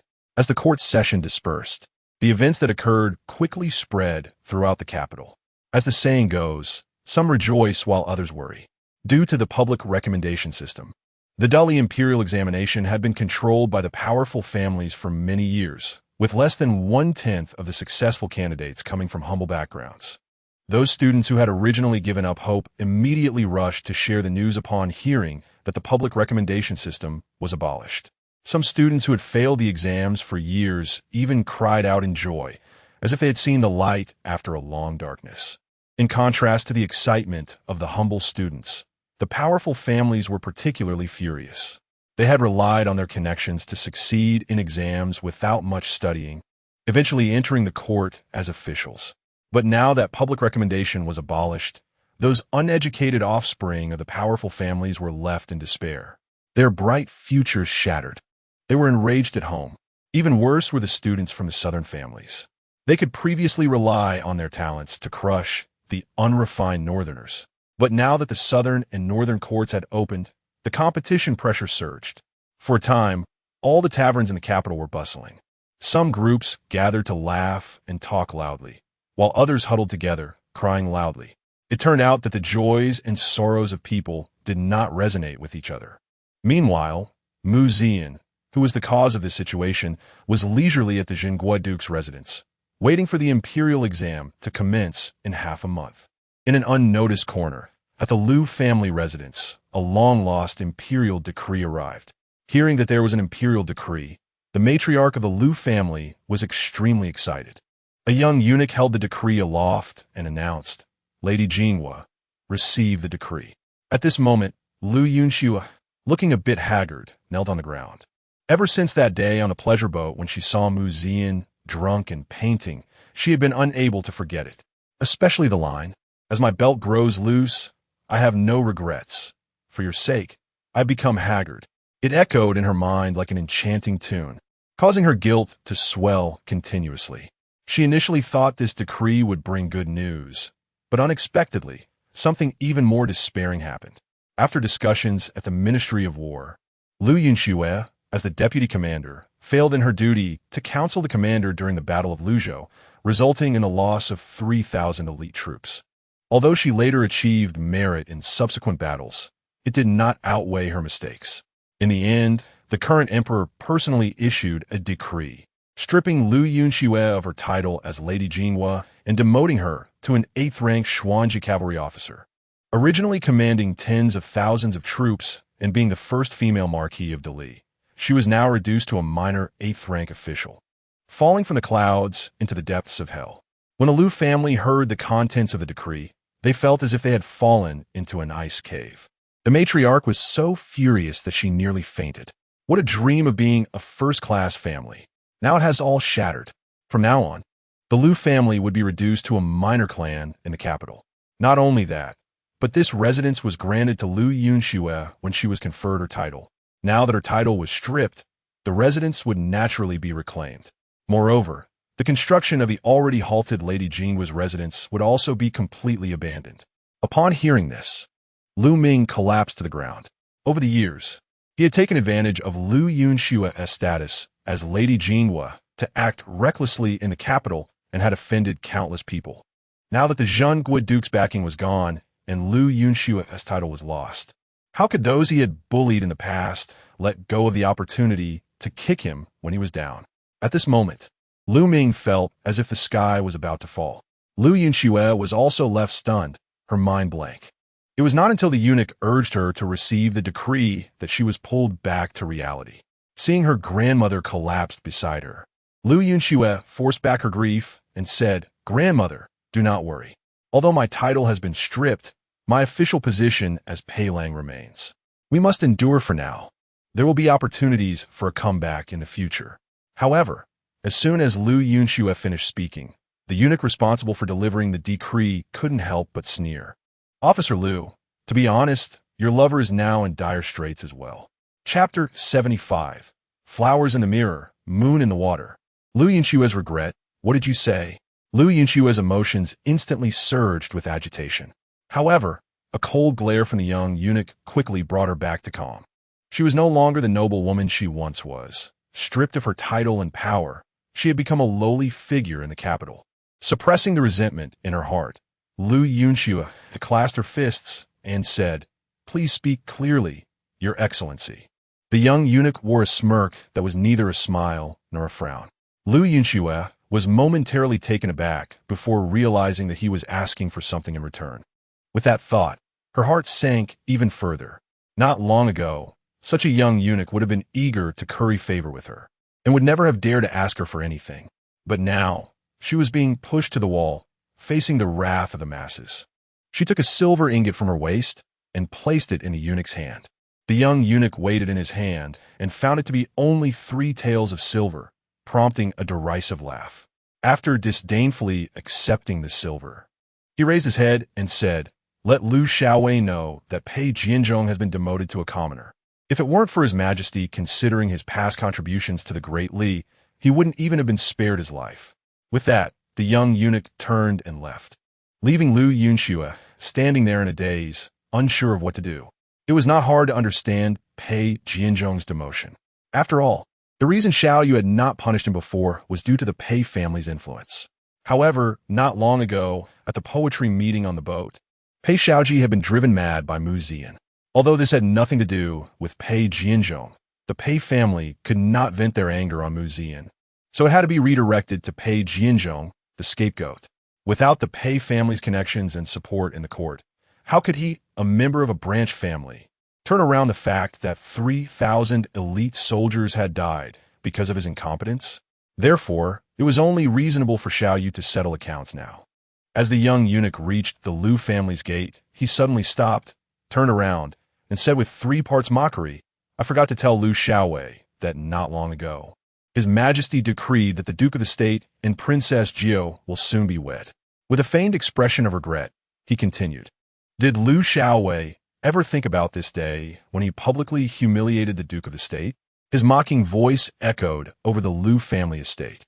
At that moment, Lu Yunxue's grandmother felt a surge of suffocation, pointing at Lu Yunxue and scolding, "If it weren't for your obstinacy back then, would our Lu family have ended up like this? Look at Mu Zian, whom you disdain. He is now a duke. He is a 4th-rank general with real power, brave and invincible on the battlefield, and talented in literature. And look at the husband you chose. He has been demoted to a commoner. What a waste. He is not even worth calling a waste. I truly don't understand how you could have fallen for such a person." Lu Yunxue's grandmother's breathing grew more labored. She recalled how, when Lu Yunxue was betrothed to Mu Zian, no one in the capital dared to disrespect the Lu family. Yet now, even a mere eunuch dared to mock them for their bribery, which was an immense shame. Not only that, but now the house they lived in would also be reclaimed. The once glorious family had instantly become like stray dogs. How could the Liu family, accustomed to a good life, accept this easily? How could she hold her head up in the capital from now on? The more she thought about it, the angrier Yunxue's grandmother became. She extended a trembling hand, pointing at Yunxue, and said, "All the hard-earned achievements from 3 years of war have been lost in an instant. In this capital, the lowest rank you could fall to would be a 7th rank official, and you, a mere 8th rank minor official, are barely worth anything. The monthly salary you earn isn't even enough to rent a doghouse here. And pay Jianzhong, what kind of pay family member? I thought he was impressive, but in the end, he became nothing more than a stray dog on the roadside. I see him as a disaster. Ever since you got involved with him, nothing good has happened. If you still recognize me as your grandmother, then you must sever ties with this waste immediately." At that moment, the rage within Yunxue's grandmother seemed ready to spill over. She recalled how comfortable life used to be. The Liu family was thriving, just a step away from becoming one of the top families in the Great Li. However, ever since Yunxue broke up with Zian, the Liu family had only declined. Now, they had directly become the laughingstock of the capital. Some things are only understood after they are lost. At this moment, Yunxue couldn't take in her grandmother's insults at all, as the young eunuch's words echoed in her mind. Was Zian really going to marry Princess Jia? Why? Why would he? Was it wrong for her to pursue her own love from the start? Seeing that Yunxue was still in a daze, her grandmother shouted angrily, "What are you still doing here in a daze? Hurry and plead with Zian to help us. Do you really want to see our whole family sleeping on the streets?" Coming to her senses, Yunxue, though stripped of her title, still felt a deep-rooted pride that wouldn't allow her to bow her head. "You want me to beg him? That's impossible. Bamboo can be burned, but not broken in its integrity. Jade can be shattered, but not altered in its purity. Even if I starve to death outside, I will never beg Zian. Grandmother, you should rest for now. I will handle this matter myself." With that, she turned and left, ignoring her grandmother's calls and curses. On the empty street, Yunxue walked in a daze. After a moment, she stopped. She had unknowingly arrived at the entrance of the now-abandoned Duke of the State's residence. The cold wind howled as night fell. Looking at the building that had once received so much of Zian's effort, Yunxue's heart was filled with mixed emotions. If this residence had been completed, it would have surely been the most beautiful mansion in the entire Great Li. Yet now, everything had become a mere illusion. The biting cold wind made Yunxue hug herself tightly. She felt no sorrow over losing her title or her official position. However, for some reason, hearing the young eunuch say that Zian was going to marry Zhao Yun made her heart feel heavy. She recalled the days when the peach blossoms fell all over the city, only to earn her a smile. When she set out for battle, Zian had seen her off for 100 miles, reluctant to part. He even went so far as to obtain the tiger talisman for her. On the battlefield, it was Zian who personally arranged for supplies and ensured they arrived on time, regardless of how far or winding the roads were. Yet, despite his silent efforts and hard work, she not only failed to appreciate him, but also publicly humiliated him in front of the entire capital when she returned victorious. At this moment, Yunxue finally understood how foolish her actions had been. But there is no medicine for regret in this world. Some people once missed are missed for a lifetime. Chapter 76. Night unreaped since the reform of the imperial examination. The number of scholars gathering in front of the Duke of Jinghui's residence has only increased. However, Zian did not show his face to avoid being labeled as forming cliques for personal gain. After all, almost all the noble families in the entire Li despised Zian at the moment. Zian understood the principle that a tree that stands out will be felled by the wind. In recent days, he had been too prominent, which inevitably led to resentment against him. In the study, a detailed blueprint of the divine armed crossbow lay on the table in front of Zian. The so-called crossbow is essentially a bow with arms. The reason the Qin dynasty was able to unify the 6 states was significantly due to the role of the crossbow. A normal archer can shoot only about 50 steps, but the range of the Qin crossbow can reach 200 steps.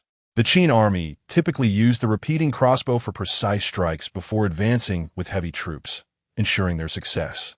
The divine arm crossbow is the pinnacle of crossbows, with an effective killing range of up to 300 steps. In the 4th year of the Shaoxing era of the Southern Song, the Jin army commander Wanyan Zongbi, Jin Wuzhu, launched a total assault against the Southern Song army and civilians defending the Xianren Pass with 100,000 troops, believing victory was assured. However, to his surprise, the Jin cavalry, which he prided himself on, was shot down by the divine arm crossbow, leaving them chilled to the bone. Even the so-called invincible iron floating pagoda was turned into a spiked iron hedgehog by the divine arm crossbow. The Southern Song was able to fend off repeated assaults by the Jin dynasty thanks to the divine arm crossbow, which demonstrates its extraordinary capabilities. Just as Zian was deeply engrossed in his research, the sound of a door opening interrupted his thoughts. He turned to see Zhao Xiaoning in a white robe, standing at the door, her ethereal presence resembling that of a fairy that had descended into the mortal realm. For a moment, Zian was somewhat mesmerized. Cough, cough. A light cough broke the silence as Lu Rushi walked out from behind Zhao Xiaoning and looked at Zian with a hint of mischief in her eyes. Young master, the 9th princess has come to visit. Seeing this, Zian awkwardly smiled and hurriedly invited Zhao Xiaoning inside. Although the two had already confirmed their engagement, this kind of situation of being married first and loving later was something Zian had never experienced, even in 2 lifetimes. Fortunately, Lu Rushi was a well-educated and sensible woman. After escorting Zhao Xiaoning into the room, she turned and left. Zhao Xiaoning's gaze was drawn to the blueprint on Zian's desk, and she couldn't help but ask, "What is this?" Zian stepped forward and replied, "This item is called the Divine Arm Crossbow." Hearing the title of princess, a hint of pride and displeasure flashed across Zhao Xiaoning's face. Zian quickly realized and nervously called out, "Xiaoning?" Upon hearing this, Zhao Xiaoning's cheeks flushed with a tinge of red, but her smile was sweet. "You've been researching this thing instead of going out these past few days?" Zian nodded and explained, "This divine arm crossbow has a range that exceeds the best bows and crossbows in Li by 100 steps. If 2 armies face each other, I can shoot the enemy from 100 steps away while they cannot reach me, thus gaining the upper hand before the battle even begins. If our Li soldiers are equipped with this crossbow, their combat effectiveness will be greatly enhanced." As he spoke, he gestured over the blueprint. Zhao Xiaoning stood by with a smile, her gaze soft and watery as she looked at Zian, although she wasn't interested in military matters. Seeing Zian so excited made her heart happy as well. As the saying goes, beauty is in the eyes of the beholder. This applies to both men and women. At this moment, Zian had a grand plan in mind, to create a special forces unit in Li. Although Li seemed peaceful on the surface, it was surrounded by wolves. A specially trained special forces unit would be a significant advantage in this era. However, creating such a unit that transcends the times would require massive investment. Relying solely on the Duke of Jingwu's residence would not suffice, and training private soldiers would easily arouse the emperor's suspicion. Thus, Zian turned his attention to Zhao Xiaoning. As the most beloved daughter of Zhao Yu, Zhao Xiaoning was undoubtedly the richest woman in Li. With this thought, Zian sighed and said, "The divine arm crossbow is just an appetizer. I plan to train a special forces unit for Li." "Special forces?" Zhao Xiaoning looked puzzled. Zian patiently explained, "Special forces are military units tasked with carrying out special missions, such as infiltrating the grasslands for intelligence or assassinating enemy leaders. They must be the elite of the elite, even stronger than the troops trained by my father, and they must all be cavalry." Zhao Xiaoning was slightly surprised upon hearing this. She knew that the Zian was already the top combat unit in the world. To be stronger than them was beyond her imagination, especially as cavalry. Li faced a shortage of horses, which was a dilemma all Central Plains dynasties encountered. Training such elite soldiers would certainly require a considerable investment. Zian nodded and replied, "That's right. A qualified special soldier must not only be skilled with bow and horse, but also capable of taking on 10 enemies alone. Only in this way can they survive in extremely harsh environments. Special forces are like a hidden weapon, able to turn the tide of battle at critical moments. As the kings of the battlefield, It costs at least 30 taels of silver a year to train one cavalry soldier. According to my plan, training a special soldier will cost at least 100 taels of silver a year. Before Mu Zian could continue, Zhao Xiaoning smiled and looked at him. You want to borrow money? Mu Zian was taken aback, his words caught in his throat. As the most talented woman in Li, Zhao Xiaoning was naturally quick-witted and had discerned Mu Zian's intentions in just a few words. Although his thoughts had been exposed, Mu Zian nodded calmly. Zhao Xiaoning seemed to ponder for a moment, appearing somewhat conflicted. Seeing this, Mu Zian awkwardly scratched his head and said, "This matter isn't particularly urgent." However, as soon as he finished speaking, Zhao Xiaoning looked up and said, "Over the years, the Zhongrenfu has given me about 5 million taels of silver in salary. Coupled with the land, deeds, and shops under the princess's name, as well as the gold, silver, and jade that my father rewards me with, I should be able to gather 10 million taels for you." Mu Zian. Just as Mu Zian was stunned, Zhao Xiaoning smiled and continued. However, the name Special Forces is a bit too straightforward. Since this Special Forces unit operates at night and does not follow the marching system, how about calling it Night Unreaped? Chapter 77. The Liquor Business, the Imperial Examination opens, Night Not Collected. Just as Mu Zian emerged from his shock, he repeatedly muttered this name. Indeed, compared to military code names like Fanjin, Wujuan, and Shinji, the term special seemed too straightforward. All right, let's call it Night Not Collected. Looking at Zhao Xiaoning, who was curiously surveying everything in the study, Mu Zian felt a surge of emotion. 10 million taels was undoubtedly a significant amount, even for a princess. The fact that Zhao Xiaoning could decisively produce such a sum demonstrated her trust in him. Mu Zian naturally couldn't take advantage of Zhao Xiaoning, so he stepped forward and said, "Xiaoning, I happen to have a business proposition that I'm not sure if you're interested in." Zhao Xiaoning asked curiously, "Business?" Mu Zian nodded and proceeded to explain the details of the distilled liquor. Although he had thought about running the liquor business himself, the complexities involved were too great. Many liquor shops in the capital were backed by noble officials, and the relationships among them were intricate. As a member of the nobility, if he were to monopolize the liquor business alone, he would inevitably offend many people, effectively severing his ties with the nobility. However, Zhao Xiaoning was different. She represented the royal family. Mu Zian confidently stated, "As long as this distilled liquor comes to market, it will definitely sweep across the world. At that point, it will be a business that earns thousands of gold a day." Zhao Xiaoning pondered for a moment, and based on Mu Zian's brief words, she had already concluded that this distilled liquor had great potential. If it were to be promoted across the world, even exported to the northern grasslands, the tax revenue it would bring to the court would be immense. I will invest in technology for 50% of the profits. The remaining 50% you can dispose of as you wish. As soon as Mu Zian finished speaking, the originally smiling Zhao Xiaoning suddenly replied, 50% is too much. I can only give you 10%. Mu Zian, who was still contemplating his business blueprint, was taken aback. It was clear he was stunned by Zhao Xiaoning's words and instinctively countered, "No, 40%. Zhao Xiaoning immediately followed up, 30%. Mu Zian felt a bit annoyed and said, 35%, or else we won't cooperate.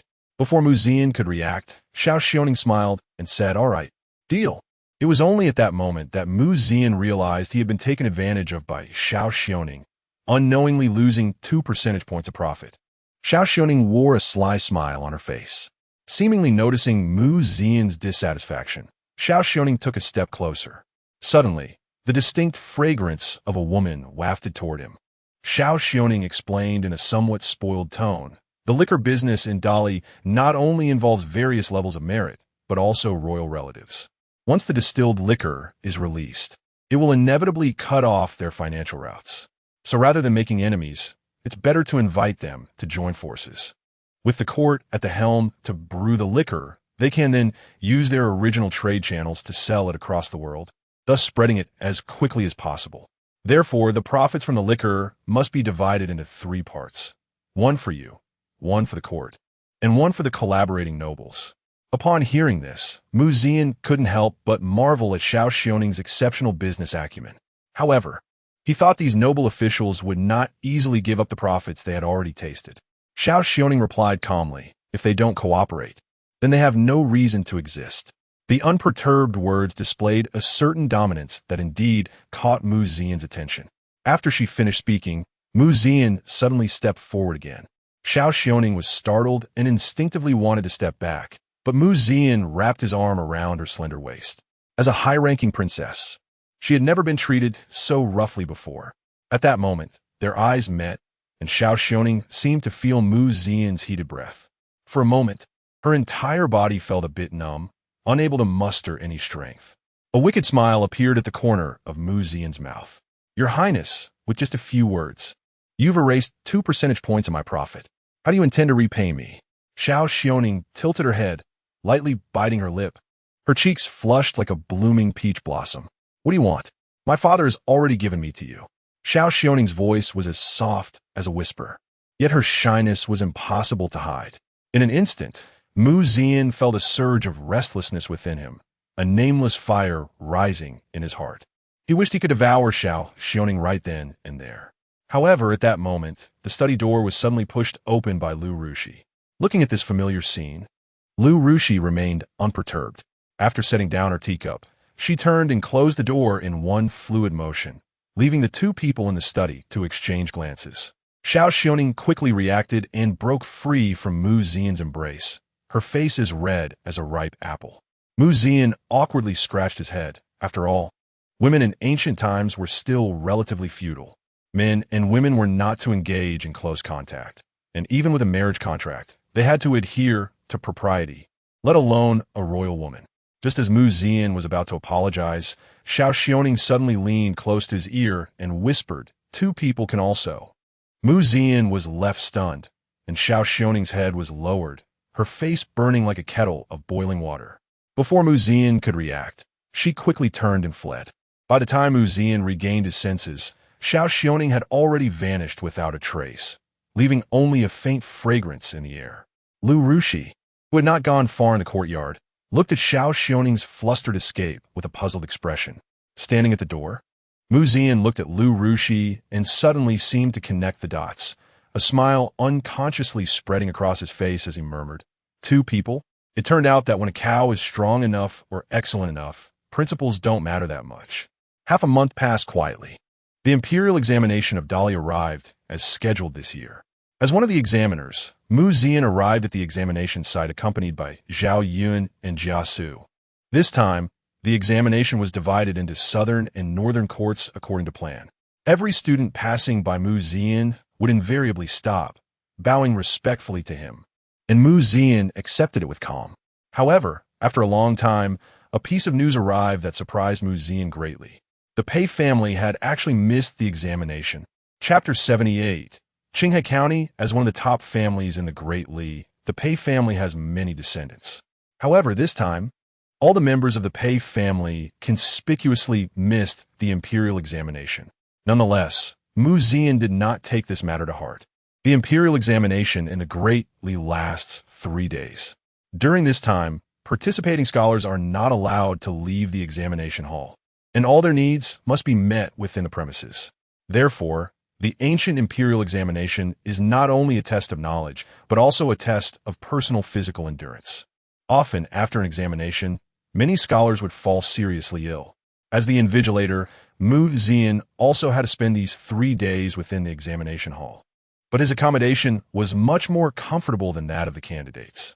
The 3 days quickly passed, and Mu Zian successfully completed his invigilating duties. Next, it was time for the main and deputy examiners, including the Minister of Justice Sun Ning, the Deputy Minister of Revenue Li Ping, and the Deputy Minister of Rights Zhao Onghua, to review the examination papers. Just as Mu Zian returned to the Duke of State's residence, Zhao Xiaoning arrived with a shocking piece of news. Pei Xiaoji had died. The night before the examination began, the mad Pei Xiaoji accidentally fell into a lake and drowned while beating a maid. The prodigy, once full of hope for the entire Pei family, exited the scene in such a hasty manner. This was precisely why all the disciples of the Pei family were absent from this imperial examination. Upon hearing this news, Mu Zian remained calm, with no waves in his heart, and he felt no surprise at all. Ever since Mu Zian learned that the Pei family was behind the plot to harm his father, the The Pei family had already been marked for destruction. The last time Zian sent Jia Xu to pressure Pei Shaoji, Jia Xu, as a representative of the Poison Masters, perfectly demonstrated what it meant to kill without bloodshed. When his father passed away, the Pei family hypocritically came to offer their condolences. Naturally, Zian would not miss this opportunity. Zian summoned Jia Xu and Zhao Yun and took a carriage straight to the Pei family in Qinghe. Qinghe County is only 20 miles from the capital. Upon arriving in Qinghe, they saw the entire county draped in mourning. Every household had white silk hanging at their doors, and from a distance, it looked like a field of scattered graves swaying in the wind. Seeing this, Jia Xu could not help but comment, for the death of one person. The whole county hangs white silk. The Pei family is indeed domineering. Zian remained silent and simply opened the carriage curtain to look out. As the undisputed local tyrant of Qinghe County, the Pei family's arrogance was evident. To them, the common people were merely their private property. The bluestone pavement was covered with a thick layer of paper money, and the cold wind rustled the white paper lanterns hanging from the eaves, producing a muffled sound. Upon seeing the Duke of State's carriage, the surrounding citizens dressed in mourning automatically stepped aside. The entire county was eerily quiet, like a ghost town. As the carriage passed the county office, a sudden, anguished voice cried out, my daughter, please, great Lord of the heavens, let the Pei family spare my daughter." The carriage slowly came to a stop. Through the curtain, Zian saw an unkempt old woman kneeling at the entrance of the county office, repeatedly bowing her head. The blood oozing from her forehead stood out starkly against the scattered paper money on the ground. A few burly bailiffs at the county office looked at the old woman with cold smiles and said, "In Qinghe County, you want to sue the Pei family? You should take a look at whether you are worthy." A bailiff with a face full of flesh kicked the old woman away. "Get out of here. Our county lord said that if you dare to cause trouble again, you'll be thrown into the jail for punishment." The old woman, who had been kicked to the ground, gritted her teeth and crawled toward the steps of the county office, her murky eyes seemingly unable to see the way ahead. The path she crawled left behind 2 horrifying trails of blood. "Please, I only have this one daughter." Inside the carriage, Zian's face turned cold, and a surge of anger rose within him. Seeing that the old woman still would not leave, the burly bailiff instantly became furious. He pulled out a whip from his waist and stepped forward, shouting angrily, "You damn old beast! Today, I'll see if I can't beat you to death." Who doesn't know that Qinghe County is the Pei family's territory? Your worthless daughter killed the Pei family son. You still want to live? Today, I'll send you and your daughter to the underworld to reunite. With a loud crack, the bailiff's whip struck the air. The other bailiffs burst into laughter, saying, "Good brother, if we kill this old beast, we can go to the Pei family to collect a reward." The burly bailiff grinned wickedly. The surrounding citizens stared blankly at the scene before them, yet not one dared to speak up. It was as if they had long grown accustomed to everything happening before their eyes. In the next moment, the burly bailiff swung the whip heavily toward the old woman crouched on the ground. The old woman curled up, her face already showing despair. Just then, Zian said coldly, "Zilong." Before the words fell, Zhao Yun, who was responsible for driving the carriage, transformed into a streak of light and dashed out. The tacit understanding between Zian and Zhao Yun needed no explanation. Zhao Yun had witnessed everything and could no longer contain the anger in his heart. The bailiff's whip came down, but did not strike the old woman. As everyone focused, they saw a tall and handsome man blocking in front of her. It was none other than Zhao Yun. The whip swung by the burly bailiff was firmly grasped in Zhao Yun's hand. The bailiff was taken aback, then pulled hard. However, no matter how much strength he used, the whip did not budge an inch. The bailiffs on the steps laughed, saying, "I say, brother, can you do it or not? Don't delay us from collecting our reward and going to drink with the flowers." Seeing this, the burly bailiff's face turned vicious. "Where did this blind dog come from? How dare you provoke me?" After saying that, the bailiff directly drew his knife and chopped toward Zhao Yun's hand that was holding the whip.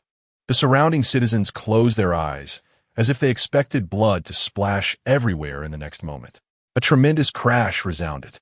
No blood stained the ground, covered with white paper, The citizens snapped back to reality and stared blankly at the entrance of the county office. They saw that the previously arrogant, burly bailiff had been kicked by Zhao Yun and sent flying. His large body crashed through the county office's door, shattering it. Inside the office, the ground was littered with fallen leaves, and the plaque with the 4 words "Bright Mirror" hanging high was covered in dust. The surrounding citizens stood frozen. The old woman, lying on the ground, looked around in confusion. Suddenly, a crisp sound of footsteps approached. The old woman's murky eyes saw a figure walking slowly in the blazing sunlight. Zian stood before the county office, the sunlight seemingly casting a golden glow upon him. A gust of wind swept through the office, clearing the dust from the plaque. The 4 large characters became even clearer. Zian extended his hand to help the old woman up and smiled. "Shall I take you to the Pei family to get your daughter back?" Chapter 79. The Mortuary. Wax figure. In humanity, the old woman trembled as she looked at the young man in front of her and asked, "Can you really help me find my daughter?" Zian nodded. Everything was unspoken, yet understood. As soon as he finished speaking, a chaotic sound of footsteps came from within the yamen. In the next moment, numerous yamen runners armed with clubs surged out from the door, surrounding Zian, Zhao Yun, and Jia Xu. The leading yamen runner glared at the shattered door and the burly man lying on the ground, gasping for breath. He immediately drew his waist knife, his eyes cold as he shouted angrily, "Where did these thieves come from? Dare to injure someone at the county yamen?" Zian ignored the yamen runners and reached out to help the old woman up. Seeing himself being ignored, the leading yamen runner was instantly furious. "I'm asking you a question." As soon as he finished speaking, Zian shot him a cold glance. "Which is that one look?" The yamen runner was so frightened that he froze in place, his limbs stiffening. In that moment, he seemed to see a sea of corpses and rivers of blood in Zian's gaze. Zian stood with his hands behind his back, as if his spine could support the heavens and the earth. "When he Zilong, yes, those who dare to block my way, kill without mercy." Zian stepped forward, and the old woman followed closely behind. The surrounding yamen runners exchanged glances. The killing intent radiating from Zian materialized around him. At the end of the street stood the Pei family mansion, draped in white silk, silently looming. With each step Zian took forward, the yamen runners took a step back. The surrounding common people, witnessing this, inexplicably followed suit. One step forward, step by step closer. Zian's gaze was sharp, and his steps were steady. The crowd behind him grew larger and larger, flowing like a roaring river. Life is as fragile as an ant. When one stands with the ambition of a swan, life is as thin as paper, yet one should possess an indomitable spirit. Seeing the suffering of the world, how can one ignore it? He, Zian, is not a dupe poisoned by feudalism. He is a youth educated in the new China for 20 years. He grew up under the red flag. He is a practitioner of Mr. Ziren's idea of long live the people. He is a tough guy who forged his way through universities in other provinces, coming rain or shine. The books they read, I have read. The books they haven't read, I have also read. Throughout history, it only writes one sentence: uproot the strong and support the weak, protect the people. In front of the Pei family mansion, scattered paper money littered the ground. White soul banners and silk fluttered in the wind. Countless white paper lanterns hung on the walls. A layer upon layer of ashes from burnt paper money floated in the air. It was clearly broad daylight, yet inside the mansion it was eerie and terrifying. As a servant at the door stepped forward to block them, he was kicked away by Zhao Yun. Zian stepped into the Pei family mansion without any hesitation. Inside the mansion's mortuary, it was ominously silent, with only the flickering candlelight swaying in the wind. In the center of the hall stood a pitch-black coffin silently. Upon seeing Zian's arrival, the Pei family members kneeling on the ground all looked up. Cold and fierce gazes shot in from all directions, like countless venomous snakes lurking in the dark. Duke of the State? A hoarse voice came from the darkness. As the candlelight flickered, Pale Yang's face, appearing intermittently, came into view. At this moment, his face was gaunt and disheveled, and his once black hair had turned white overnight. It seemed he had aged 20 years in an instant. Pale Yang's face no longer held the previous confidence and composure, replaced instead by endless fatigue and desolation. He sat quietly beside the coffin, his bloodshot eyes fixed on Mu Zian. The two men's gazes met in midair. In the next moment, Pei Liang suddenly spoke. You know? This abrupt statement left everyone puzzled. Mu Zian did not speak, but the sharp killing intent in his gaze already conveyed the answer to Pei Liang. Pei Liang laughed, but the laughter was tinged with sorrow. No wonder. No wonder. Pei Liang's hand caressed the coffin beside him. So all of this was planned by you? Mu Zian remained silent. Pei Liang suddenly swept all the offerings before Pei Shaoji's coffin to the ground. Then he glared fiercely at Mu Zian and said, "Do you think this will destroy my Pei family?" Mu Zian calmly looked at the somewhat deranged Pei Liang. "How would you know if you don't try?" Their conversation was incomprehensible, but the murderous intent in their words made the already cold mortuary even colder. Xiao Ji, where are you? Mother has come to accompany you." A mad woman rushed out from the back hall. The several maids behind her could not hold her back at all. Inside the mortuary, as soon as the woman saw Mu Zian, she suddenly went berserk. "It's you. You forced my son to death. Return my son's life. I will kill you. I will kill you." Countless gathered common people outside the mortuary gasped at this scene. The mad woman was none other than the current mistress of the Pei family, Pei Liang's legitimate wife. Once the most esteemed woman in Qinghe County, with her son dead and her wife mad, his lineage's future was cut off. The dignified head of the Pei family had, overnight, become a lonely man.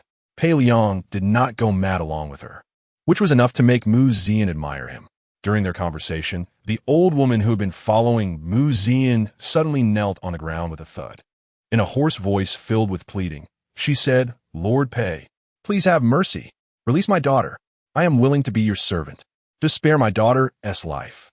Looking at the scene before him, Pei Liang suddenly laughed. He looked at Mu Zian with a hint of sarcasm and asked, "Does the Duke of the State want to help her?" "Unfortunately, you're too late." Mu Zian frowned, sensing something was amiss. "What do you mean?" Pei Liang slowly stood up and walked toward the compartment beside Pei Shaoji's coffin, saying as he walked, "She clearly could have saved my son with just a hand, but she watched my son sink into the water instead." As he spoke, Pei Liang's emotions suddenly became agitated. He tightly gripped the door curtain of the compartment and said fiercely, "A lowly maid. How could she watch her master die and do nothing?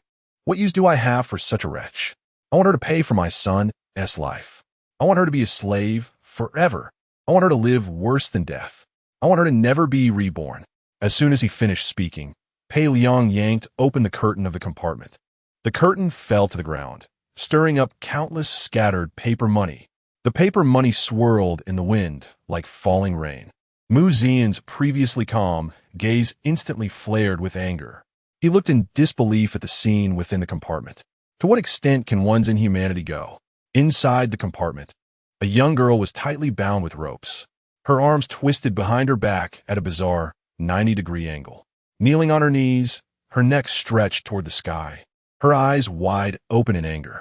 Wax oil was poured into her open mouth, and a candle flickered in the wind, illuminating the girl's pale cheeks, casting shadows that flickered. A cold wind howled in the mortuary. It was as if entering the depths of hell. Jia Xu, witnessing this, exclaimed in shock, "Wax figure." Chapter 80, Colluding Together.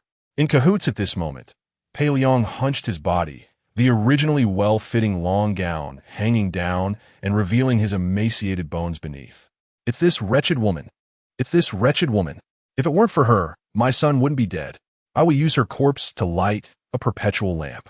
I will make sure this wretched woman never finds peace in her life." "Ha ha, ha ha." Pei Liang laughed. He laughed in madness, just like Pei Shaoji that day. Suddenly, Pei Liang turned his head and fixed a fierce gaze on Mu Zian like a wild beast. "Do you know how I made her into a wax figure? I bound her tightly, then drove steel nails into her joints, rendering her unable to move. What if she screamed in pain? In the end, I pried her mouth open and poured scalding hot wax directly into it. That feeling. TSK, TSK, TSK. It must be worse than death." A perverted smile appeared on Pei Liang's face as he vividly described his beastly acts. Mu Zian clenched her fists tightly, the coldness in her eyes almost palpable. The old woman, following Mu Zian, collapsed to the ground. She could not bear to imagine that the woman kneeling in the partition, made into a wax figure, was her own daughter.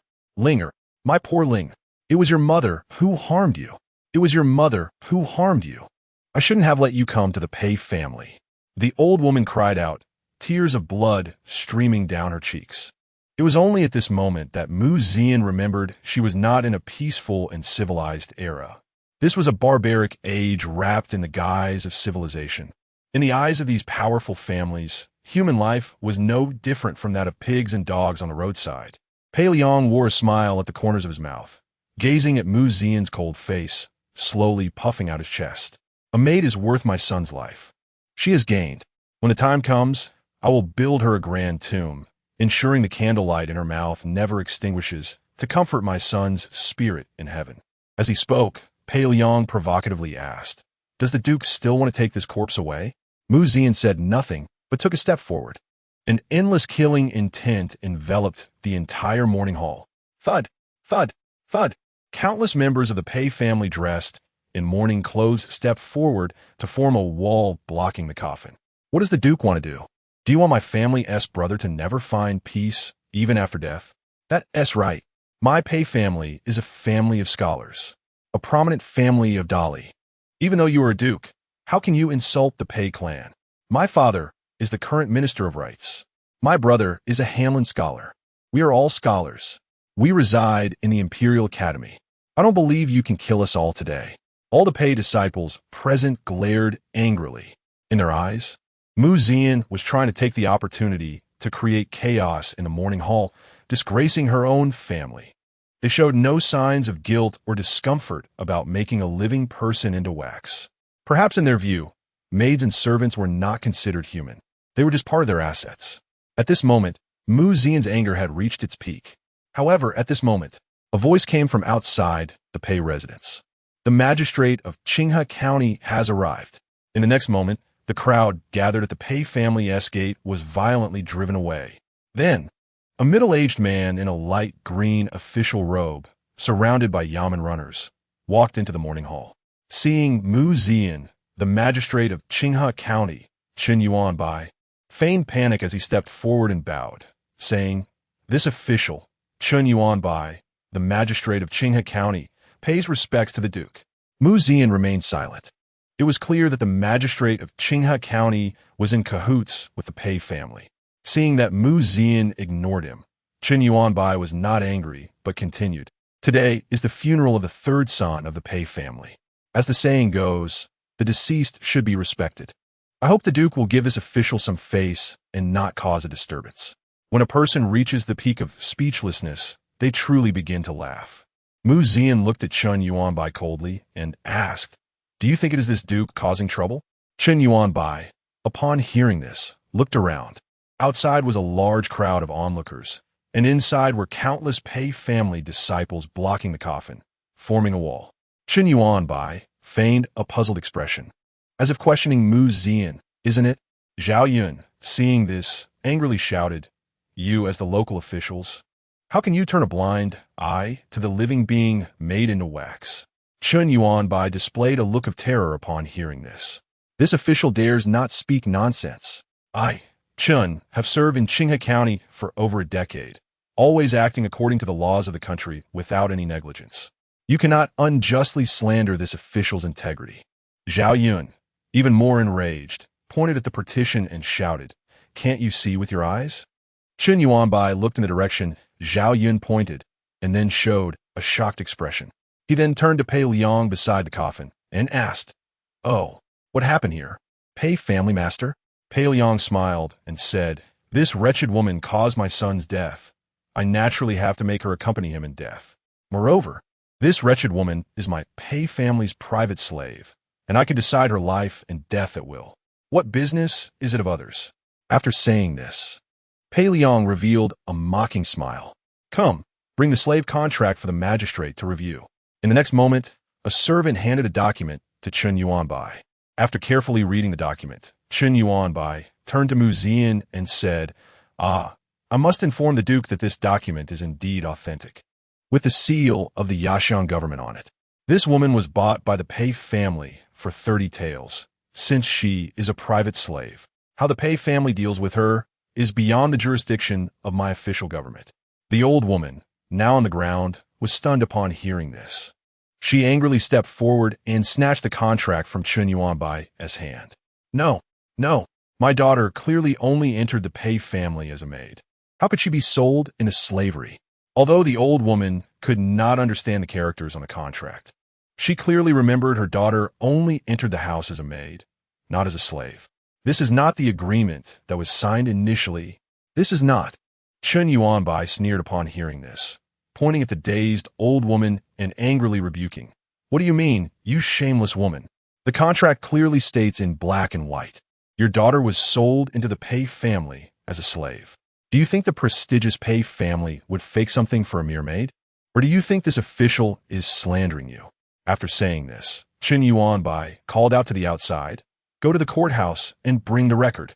This official must give the Duke an explanation today. Understood. Moments later, a yamen runner rushed in, sweating profusely, and handed over a copy of the contract. Chen Yuanbai took both contracts, compared them, and handed one to Mu Zian, saying, please take a look, Duke. This contract indeed has no issues.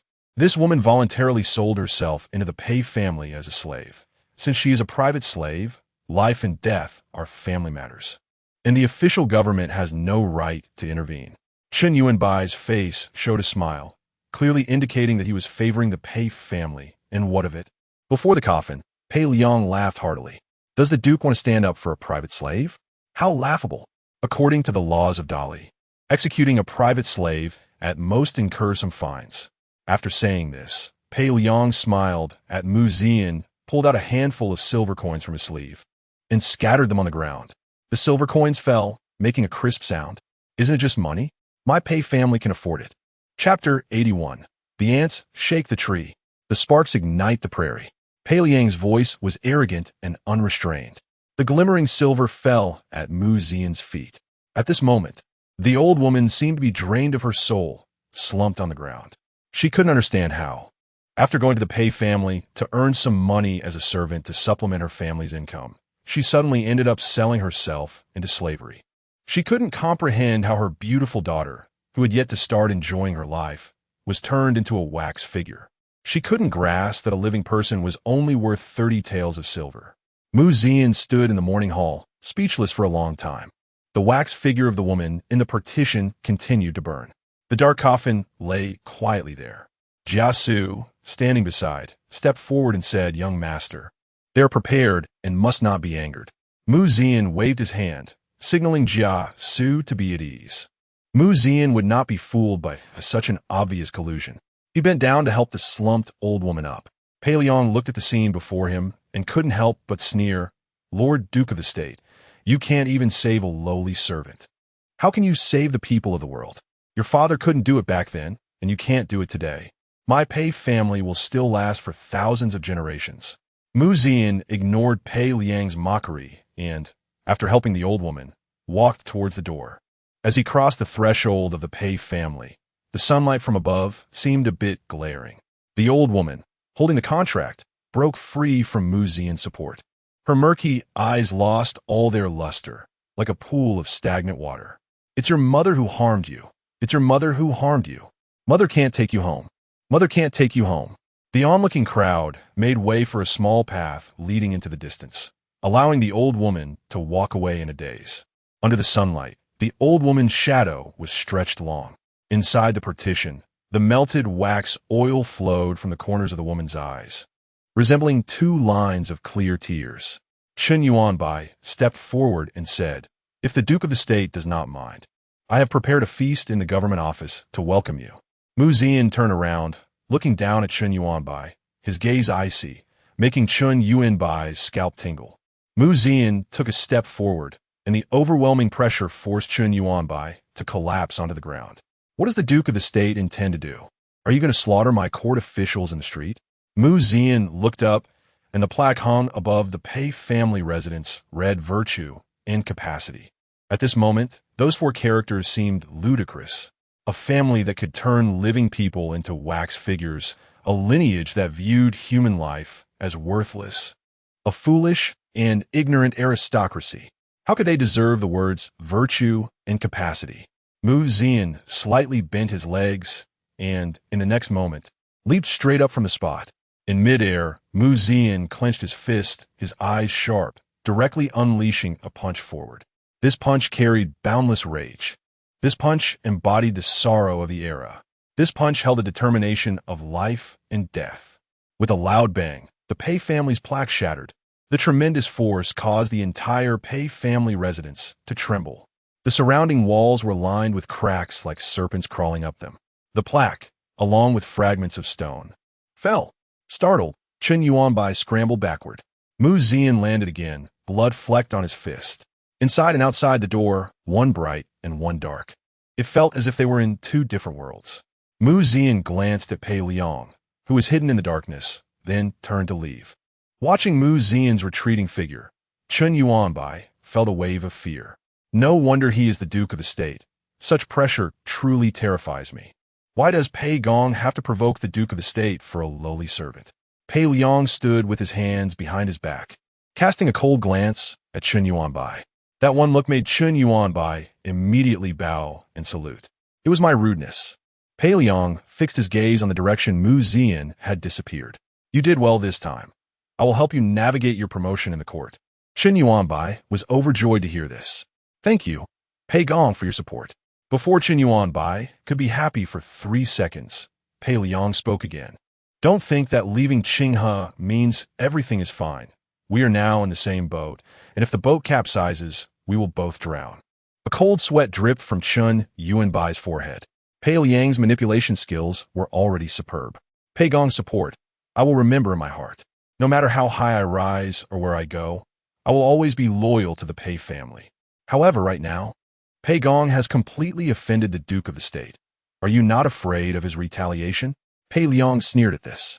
I want to see what other means Zian has to shake my Pei family. This towering tree.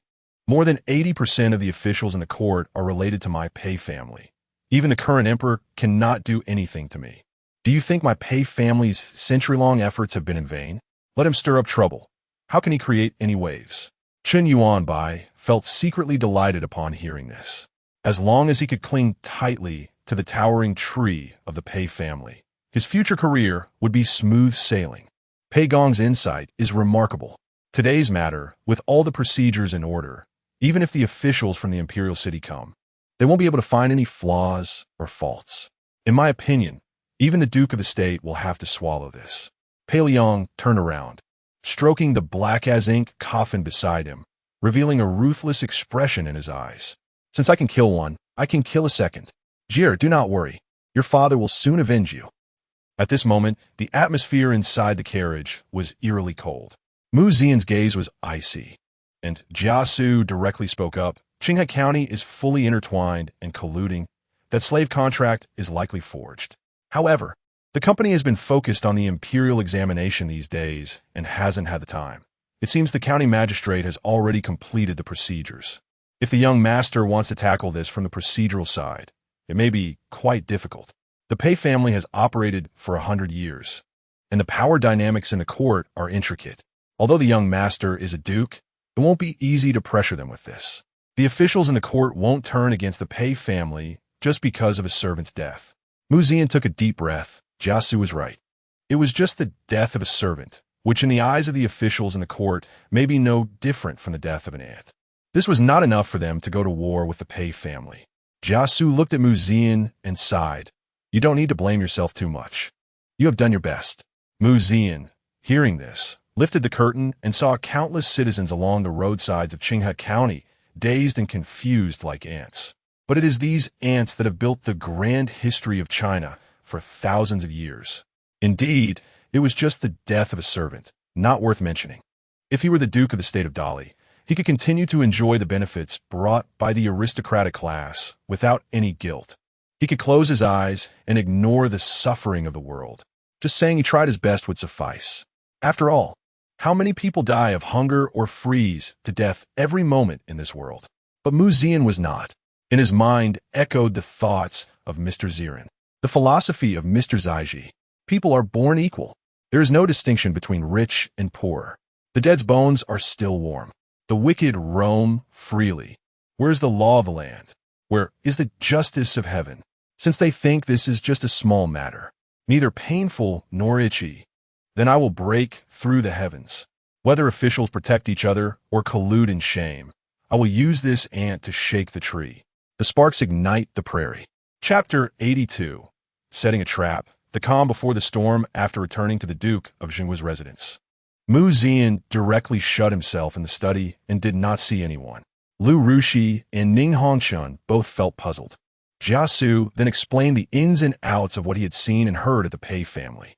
Upon hearing this, Lu Rushi showed a look of indignation. How could the prestigious Pei family commit such inhumane acts?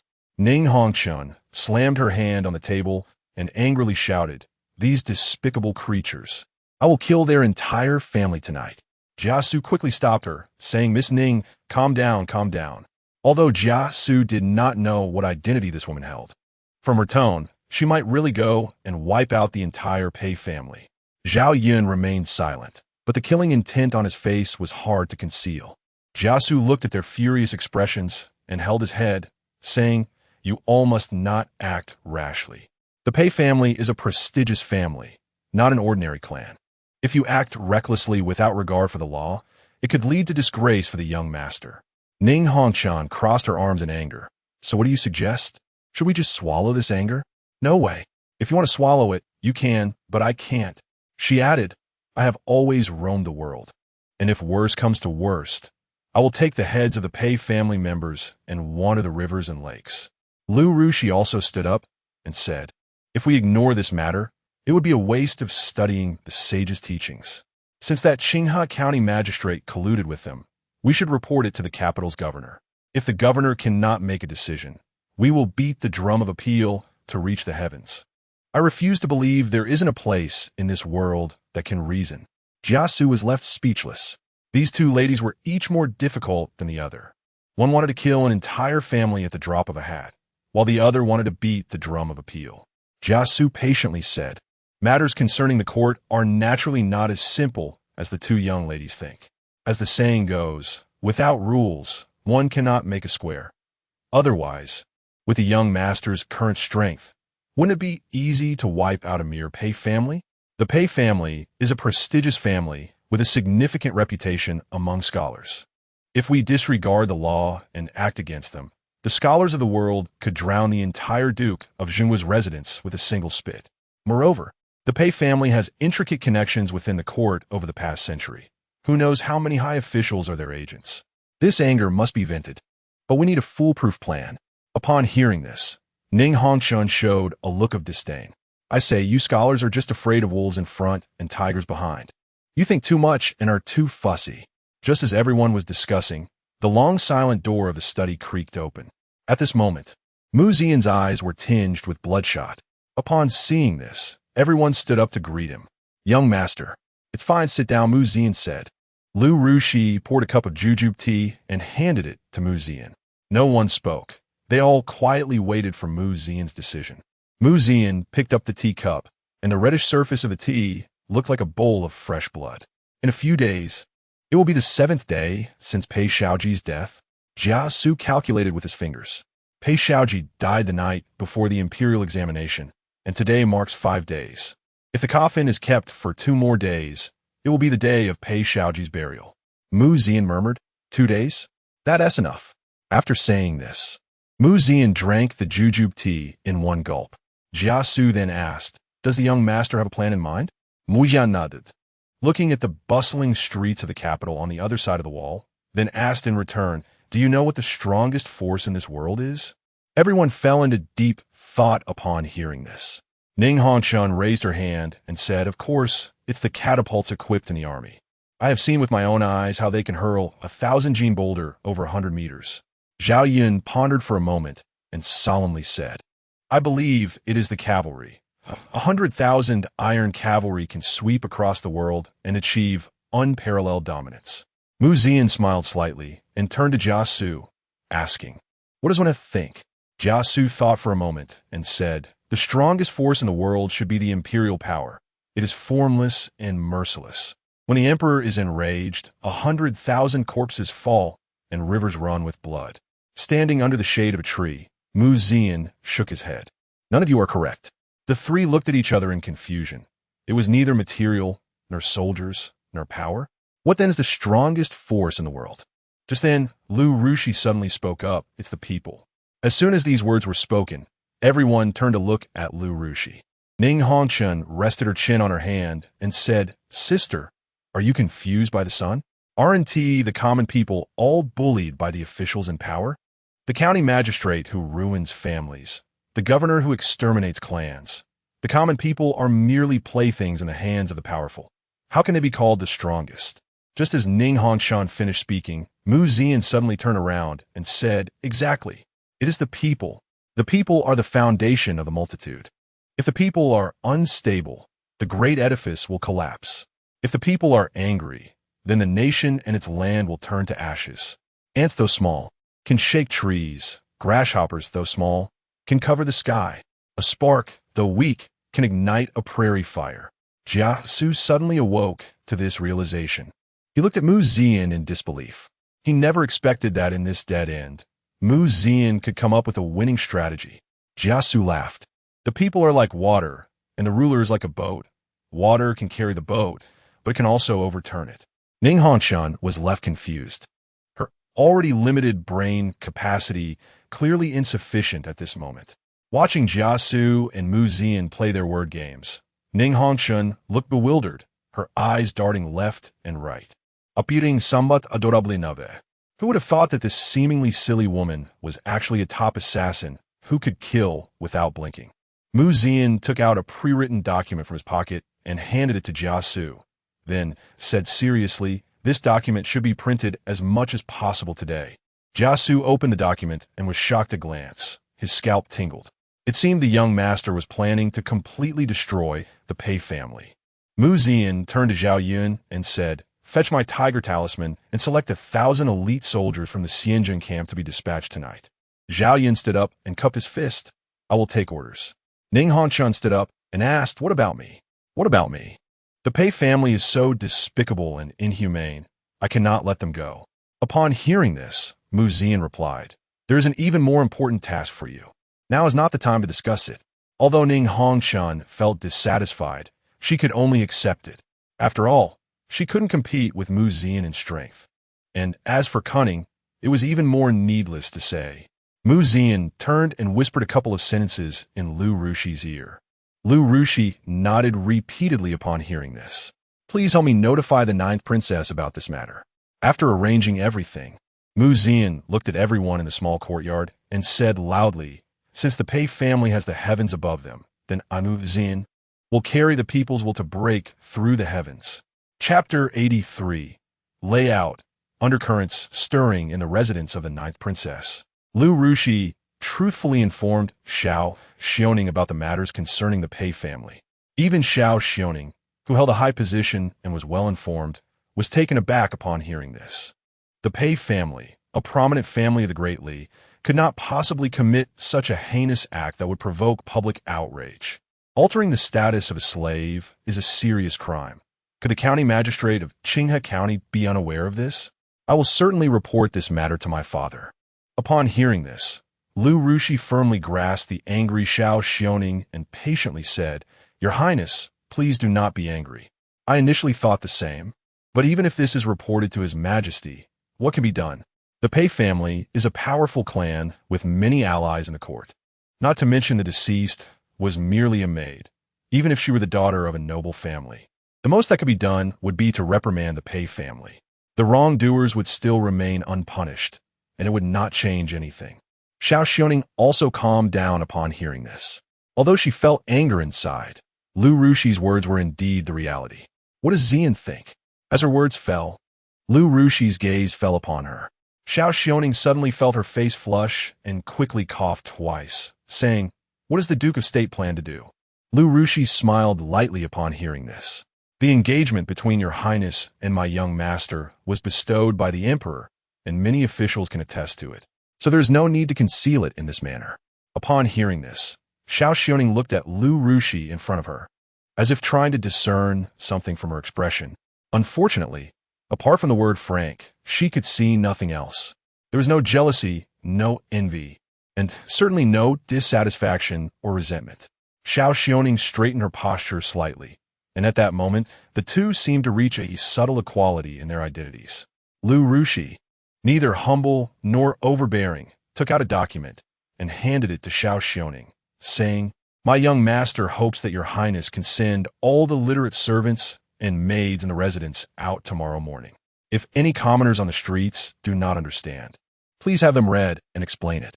Upon receiving the document and glancing at it, Zhao Yun's eyes revealed a look of shock. After a moment of contemplation, she looked at Lu Rushi earnestly and said, "All right, please relay to the Duke of State that I will not fail in this task." Meanwhile, in the Lu family residence, the haggard Lu Yunxue sat across from Pei Jian, who had already been demoted to a commoner, since being stripped of her title and rank. Lu Yunxue had thought a lot. A surge of regret constantly welled up within her. She recalled how she had mocked him for being neither accomplished in literature nor in martial arts. Now, she had witnessed Mu Zian's bravery in the battle at Luzhou. She had already appreciated Mu Zian's literary talent during the boat trip. A man who was both literary and martial was the dream husband of countless women. Yet, she had pushed him away. At this moment, Lu Yunxue still remembered that day on the city wall of Anping County, when Mu Zian's indifference and rejection felt as if they had never known each other. But the past was gone.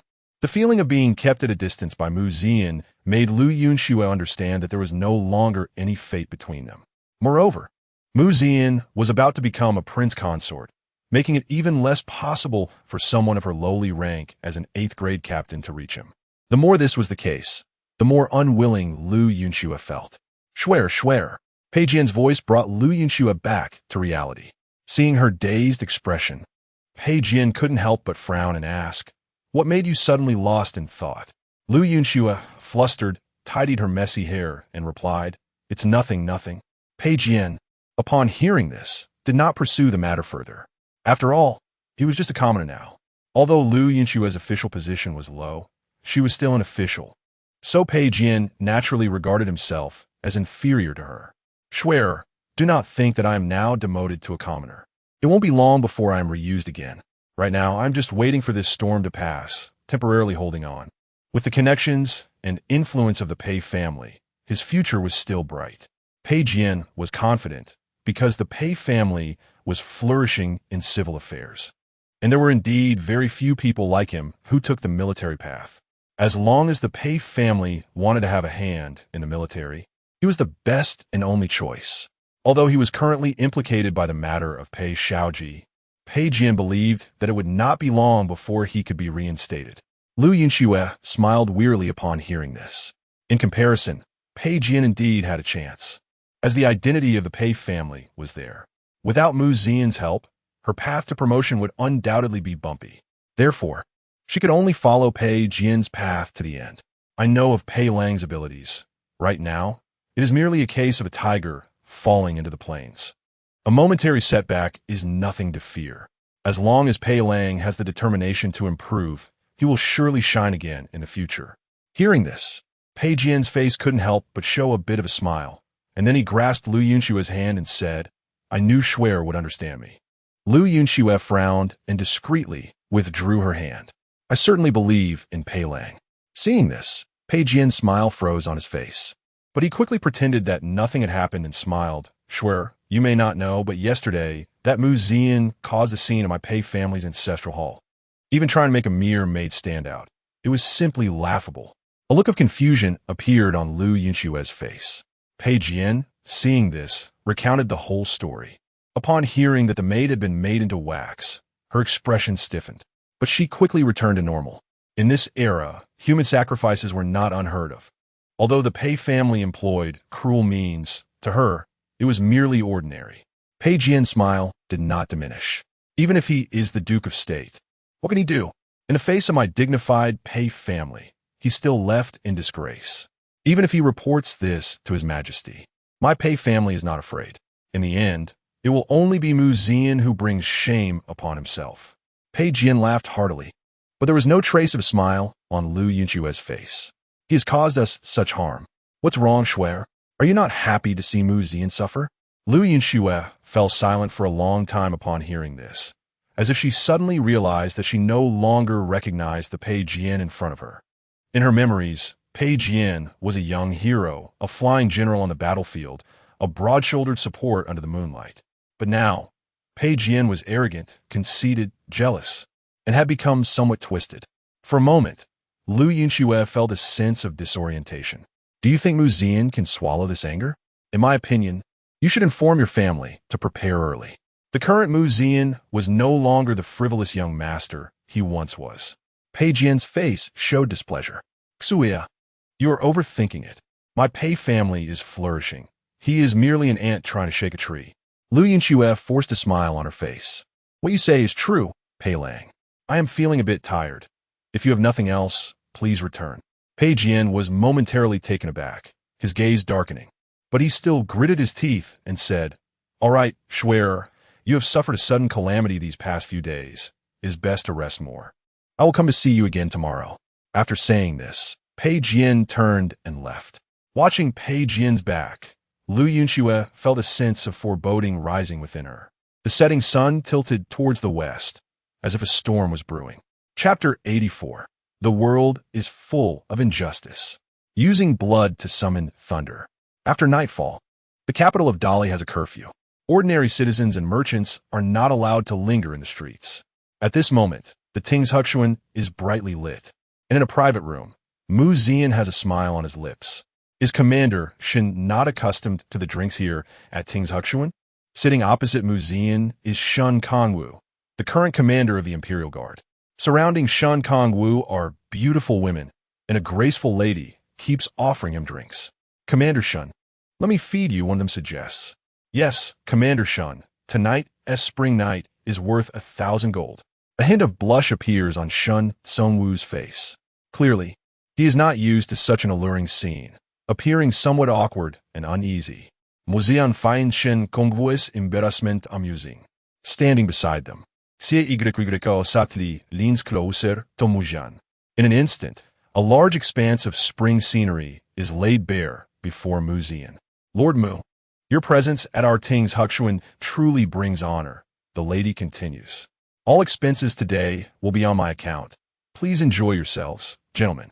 Hearing this, Zian playfully taps Xie Yuyao's delicate chin with a finger.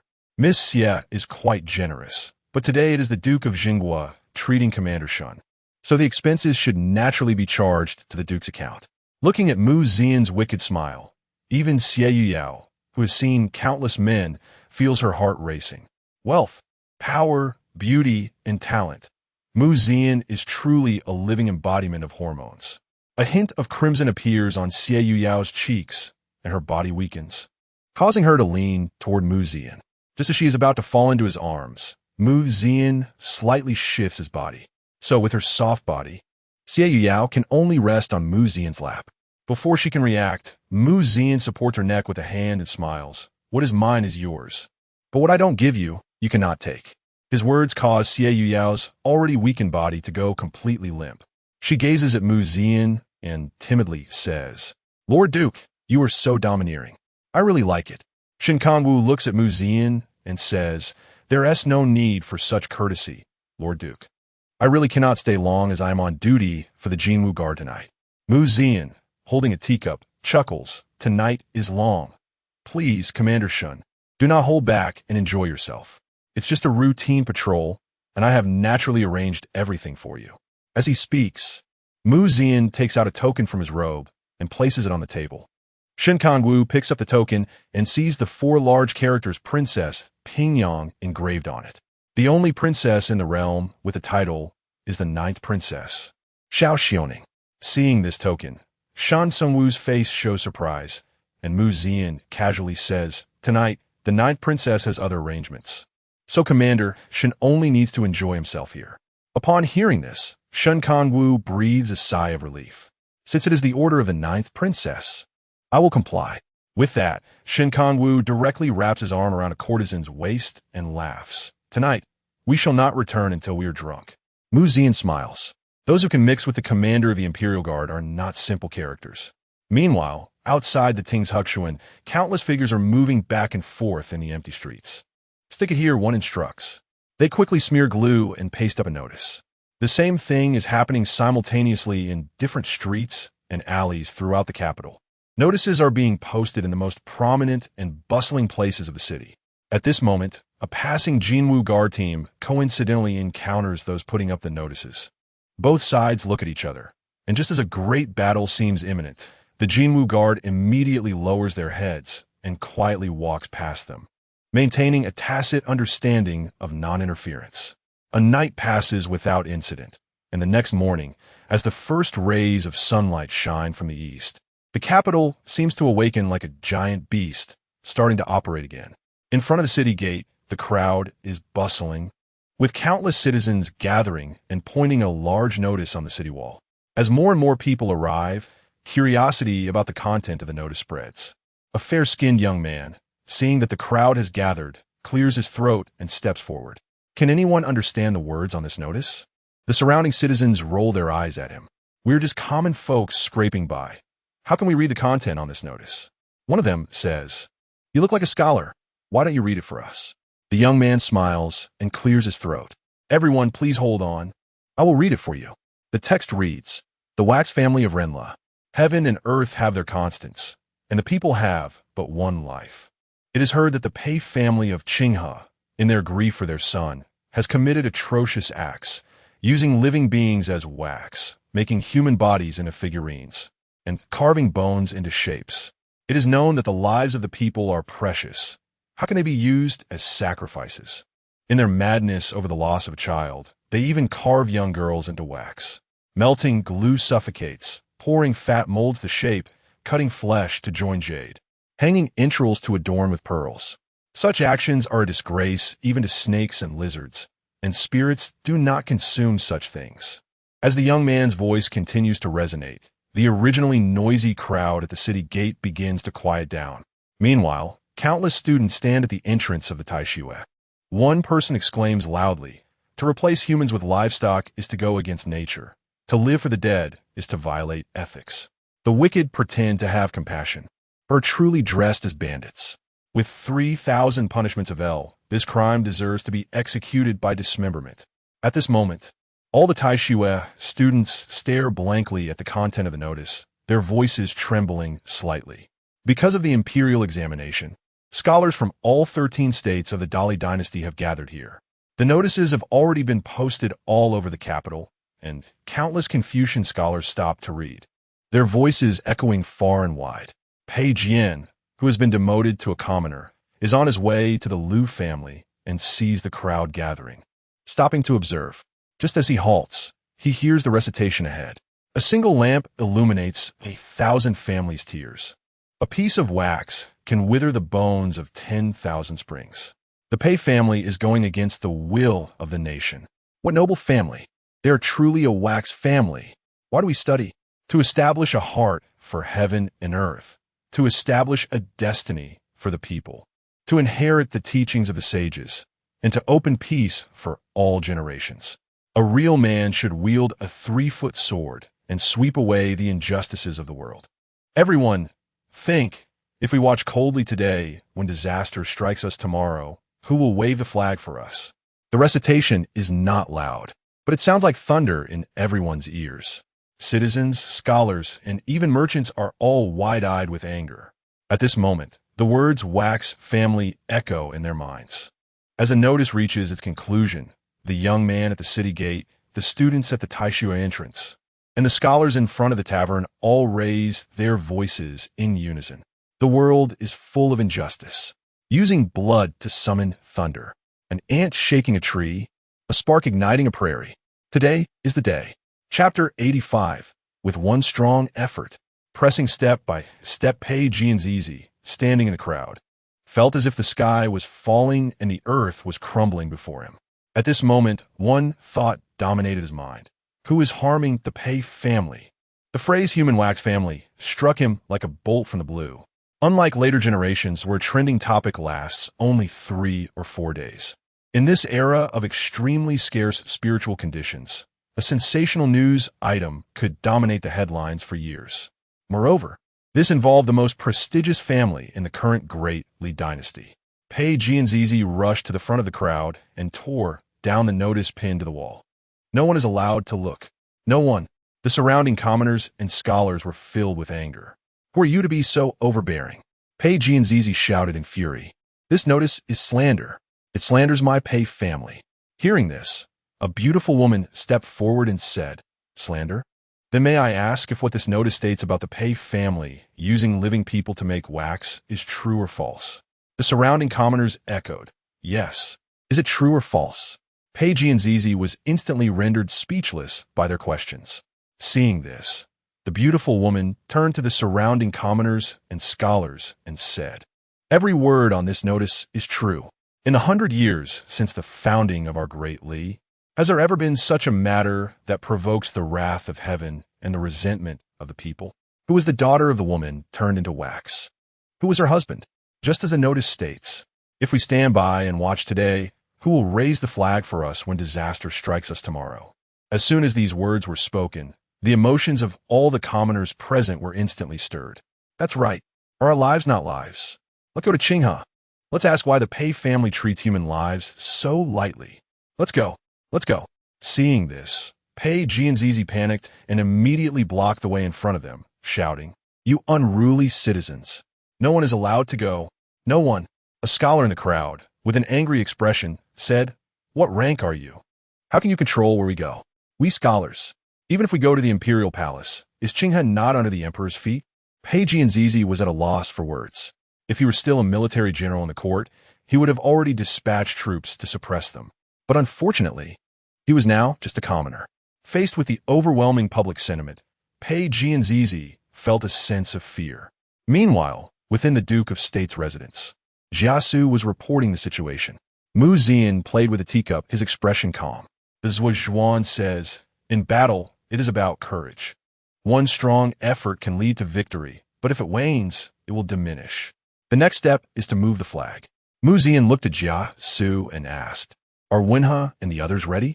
Jia Xu bowed and said, Miss Ning has been waiting impatiently. Zian set down the teacup and said, Action. In a courtyard of the Duke of State's residence, over 100 children gathered together.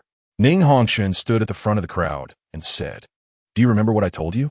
Over 100 children replied in unison, We remember. Ning Hongshan was very satisfied and said, Good. Whoever delivers the items will not only receive money, but also get candy as a reward from your sister. Great. With Zian's command the next moment, these dozens of children each mounted a cloth bag and rushed out through the back door of the Duke of State's residence. In no time, they disappeared into the streets. At this moment, Pei Jianzizi was still in a standoff with the scholars, neither side willing to yield. As the crowd grew larger, suddenly a clear and youthful voice shouted from the street, Selling newspapers. Selling newspapers. The Great Li has revealed the human wax family, using living people to make wax. The Pei family has lost all moral integrity. As soon as these words were spoken, they instantly attracted countless gazes. The method was worn out in later generations. But in this era where there was practically no news media, it was a devastating blow. A merchant approached and asked, Little boy, what are you shouting about? The boy smiled and said, Esteemed guest, I'm selling newspapers. Newspapers? The merchant looked puzzled. The boy calmly pulled out a square piece of Xian paper from his bosom and said, This is a newspaper, which records the recent strange and remarkable events in the world. The merchant, intrigued, asked, This item is quite novel, but how much does it cost? The young boy handed the newspaper to the merchant and said, Today is the first day of our newspaper's operation, so this copy is free. The merchant was delighted to hear this. Such a good deal exists in the world. Paper is a rare item in the Great Li. The merchant took the newspaper from the boy's hand and opened it to see the 8 large characters at the top. Qinghe Pei family, human wax family. With just one glance, the merchant's expression turned cold. The writing on the newspaper was simple and did not cite classics, so even he, a merchant who had not read much, could understand it. When he read about how the current Qinghe Pei family used iron nails to pin a young girl at her joints and then poured hot wax down her throat, his originally rosy cheeks turned pale in an instant, and he trembled before he vomited. After a moment, the merchant regained his composure and looked up to shout angrily, Shameless! How shameless! How can there be such a shameless family in this world? Heaven cannot tolerate this. Heaven cannot tolerate this. The same scene played out repeatedly throughout the capital. In an instant, The entire capital was in an uproar. The four words human wax family spread like a plague. Countless people gathered in threes and fives in the taverns, cursing at the Pei family. A single newspaper ignited the entire capital. The students of the Pei family in the Imperial Academy were directly criticized. For a time, the Pei clan became like a rat crossing the street, everyone shouting to hit them. At the same time, in a tea house, a storyteller dressed in a long gown set up the tea and was about to start today's chapter. Just then, a tall and handsome young man walked onto the stage and clasped his fists at the storyteller, saying, "Please tell this story today." The storyteller looked surprised and took the script from the young man's hand. After a brief glance, he was instantly captivated. After a long time, until he heard a wave of angry curses from below, did he come back to his senses. However, looking around, the young man had already disappeared without a trace, leaving a silver ingot in front of him. The storyteller discreetly tucked the silver ingot into his pocket. A young man dressed in luxurious clothes below impatiently said, "You keep telling the same few stories back and forth every day. Isn't there anything fresher? I'm getting calluses in my ears." The storyteller laughed and said, "Young master, you're in luck today. I happen to have a new script." The young man in luxurious clothing impatiently said, "Hurry up and tell it. If the story is not good, I'll smash your stall." The storyteller smiled, cleared his throat, and struck the table to say loudly, as the saying goes, "On the 10-mile flat lake, frost fills the sky, inch by inch of green, silk worries about the years. Alone looking at the moon, only envying the mandarin ducks, not envying the immortals." Today's story is called A Beautiful Ghost. Chapter 86, The War of Public Opinion. The Waves of Public Sentiment, The Butterfly Lovers, is a name given by later generations, while its source originates from Pu Songling's Strange Stories from a Chinese Studio, specifically the famous tale Nie Xiaoqian. At this moment, the storyteller is holding a script written by Zian, who has made some modifications to the original content. As the storyteller's voice rises, the originally noisy tea house begins to quiet down. This romantic love story between a scholar and a female ghost instantly captivates everyone present.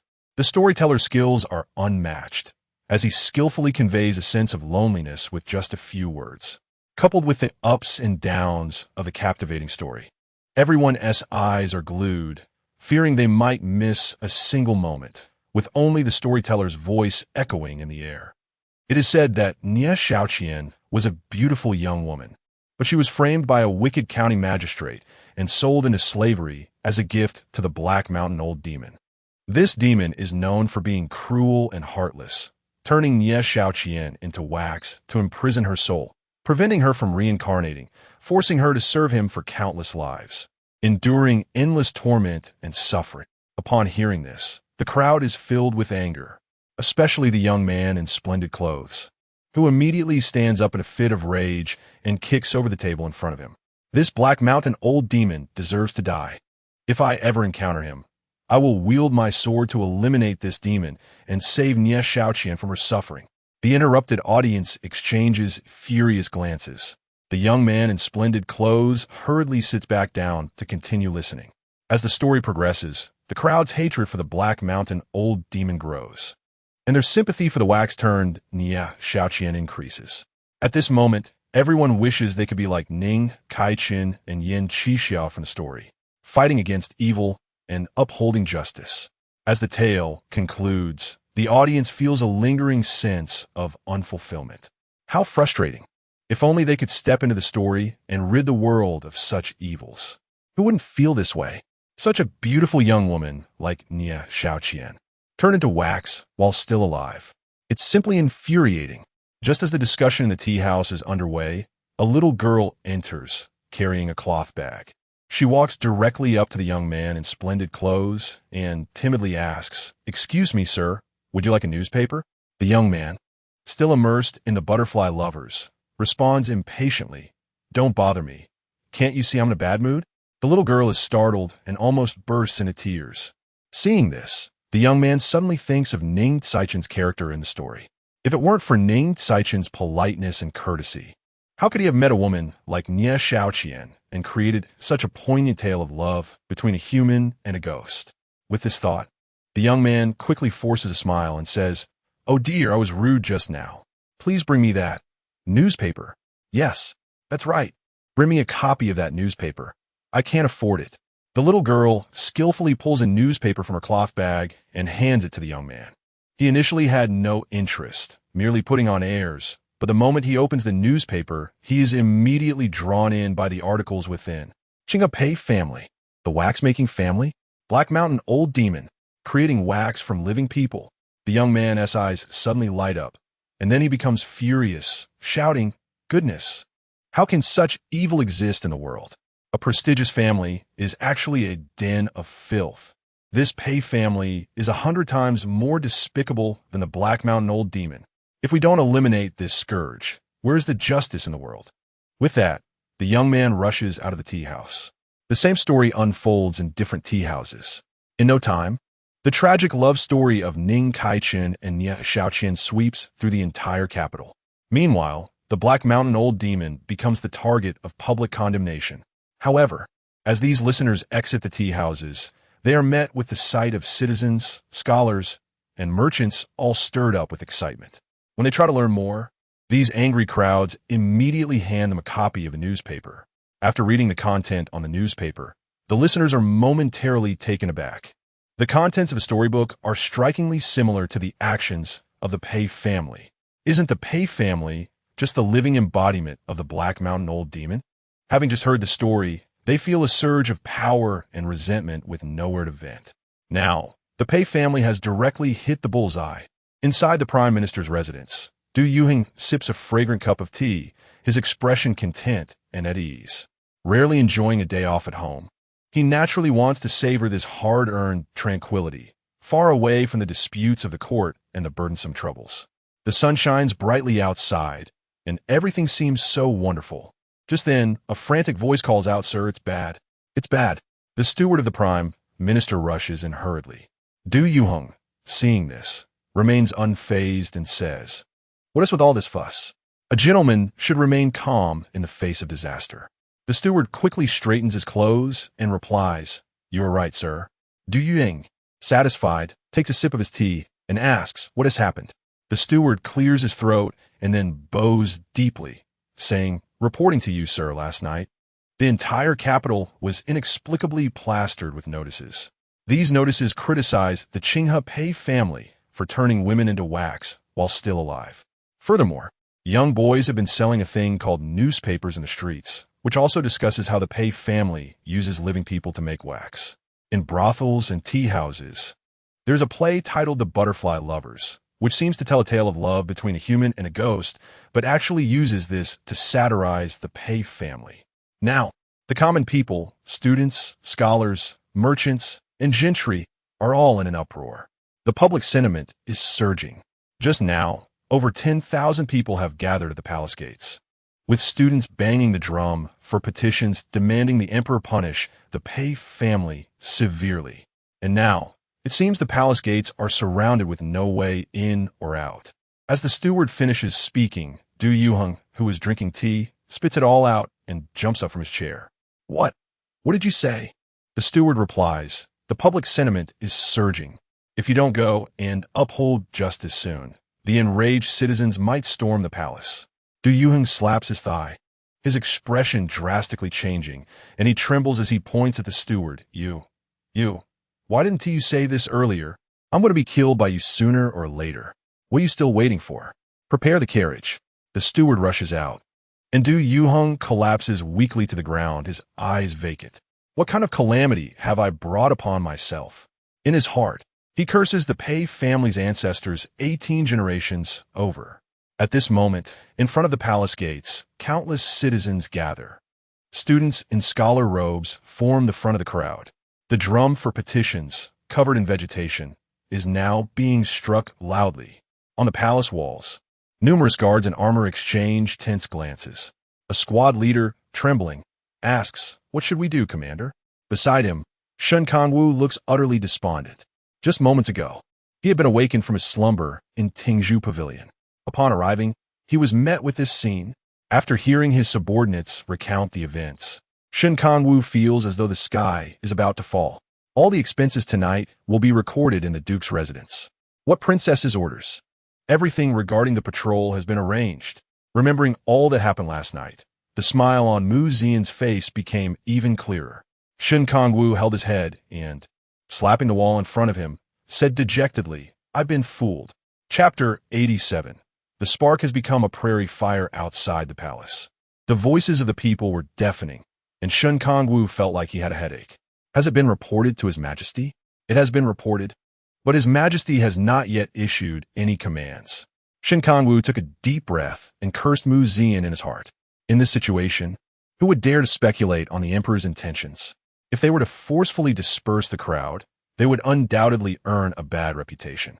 Moreover, among this group were not only commoners, but also scholars from all over the country. If they were harmed, it would come back to bite them. Shen Kongwu cursed again. The Pei family is truly despicable. At this moment, in the Yangxin hall of the palace, Zhao Yun was painting, while Zhao Xioning stood beside him, appearing very respectful. "Oomph, you two are so bold. The people's grievances are boiling outside the palace. What should I do?" Hearing this, Zhao Xioning quickly stepped forward, grabbing Zhao Yun's arm and smiling. "Father, there is no need to worry. This matter will not be difficult for you in the end. Besides, hasn't the Pei family always been a source of concern for you? This is a perfect opportunity to deal with them. The actions of the Duke of Jinghua are entirely for the sake of national law and righteousness." Zhao Yun pretended to be angry and said, "I still haven't married you off, and you're already so supportive of your husband. If you really marry him, what will happen then?" Zhao Xioning's cheeks flushed, but she still stubbornly replied, "This is all to restore justice to the world." Zhao Yun sighed deeply, feeling as though he had painstakingly grown a cabbage only to have someone take it away, and he was the one who handed it over. Meanwhile, the emotions of the people outside the palace grew even more intense. Just when it seemed that things would spiral out of control, a scholar in a blue robe stepped forward and spoke. "Fellow classmates and citizens, listen to me. The Pei family's actions are against the will of heaven and the people. But are we gathering here only to embarrass the emperor? There are laws for the country and rules for the family. Are we not rebelling by gathering here?" Upon hearing this, everyone turned to look at him. Someone asked, "What do you suggest we do? Should we just stand by and watch these evildoers get away with their crimes?" Many people echoed this sentiment. The blue-robed scholar smiled slightly. "Attacking the palace is a crime of rebellion.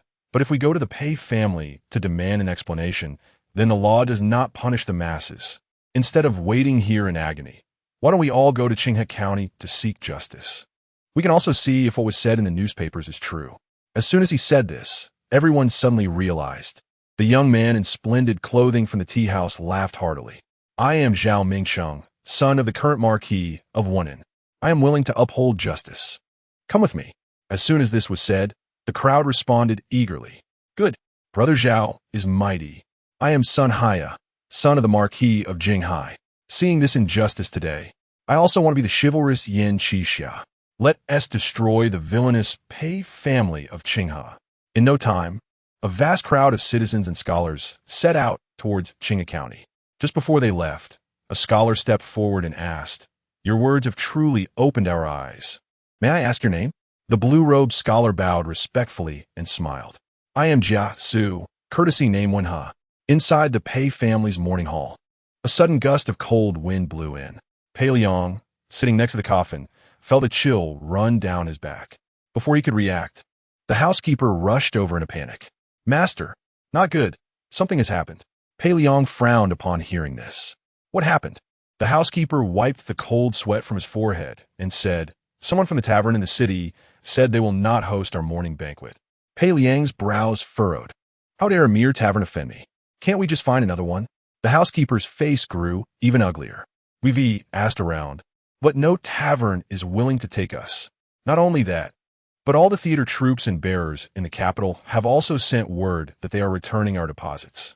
The third young master is to be buried tomorrow. I'm afraid it won't happen." Upon hearing this, Pei Liang's expression changed drastically. He kicked the housekeeper to the ground in fury. "This is outrageous. These lowly merchants dare to bully the Pei family." Just as Pei Liang was getting angry, a thin voice entered the morning hall. Pei Liang looked closely and then welcomed the visitor. "Brother Gu, why have you come? Tomorrow is the day of Jia Xu's burial. The visitor was none other than Gu Shiji, a leading figure in the literary circles of the capital. Gu Shiji's expression was cold. Seeing Pei Liang, who looked like a withered husk, he wasted no time and directly asked, "I heard that Lord Pei has made wax from living people. Is this true?" Pei Liang was taken aback and then dismissively replied, "It's just the life of a lowly maid." Gu Shiji frowned upon hearing this.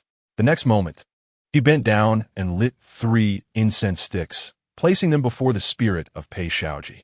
Pei Liang was bewildered. "Brother Gu, what does this mean? Is there a master-student relationship here?" Gu Shiji brushed aside Pei Liang's outstretched hand and coldly said, "From now on, let us sever ties.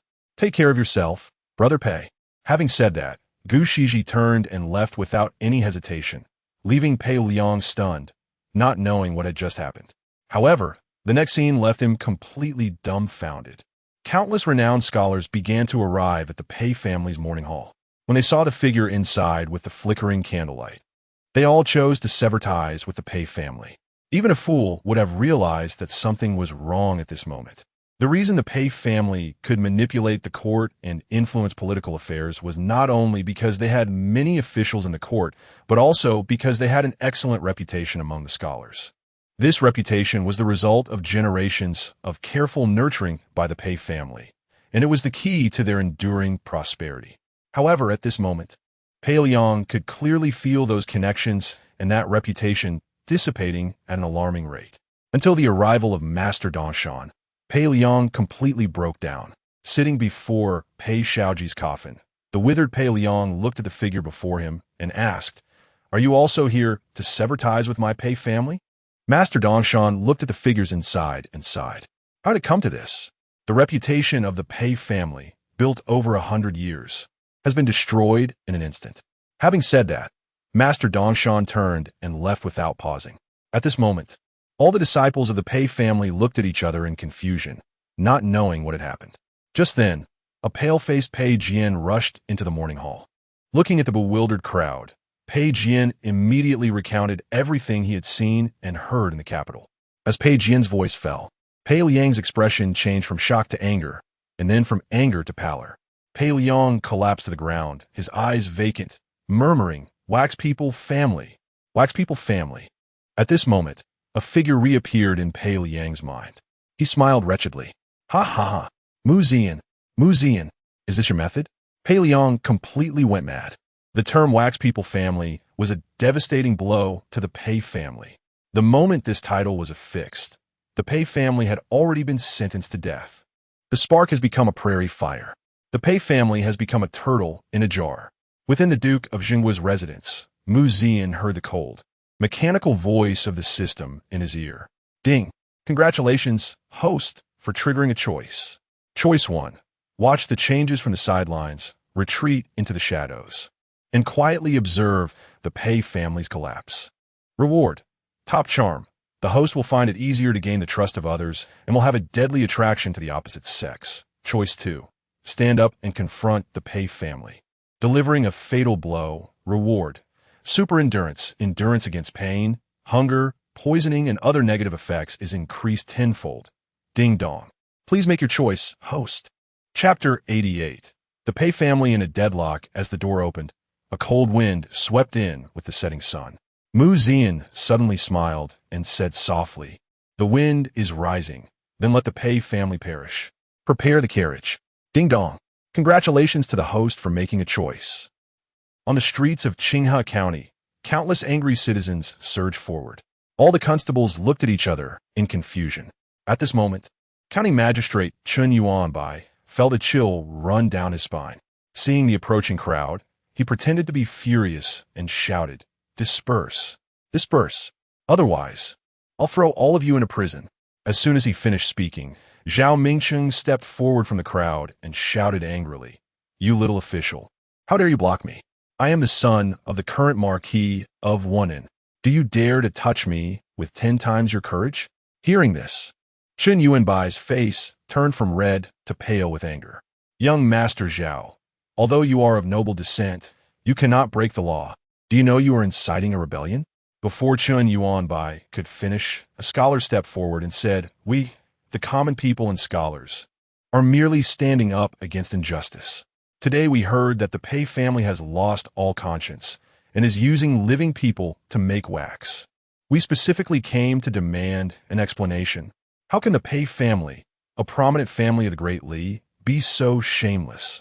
Under your governance, you not only fail to maintain peace, but also condone the Pei family's evil deeds.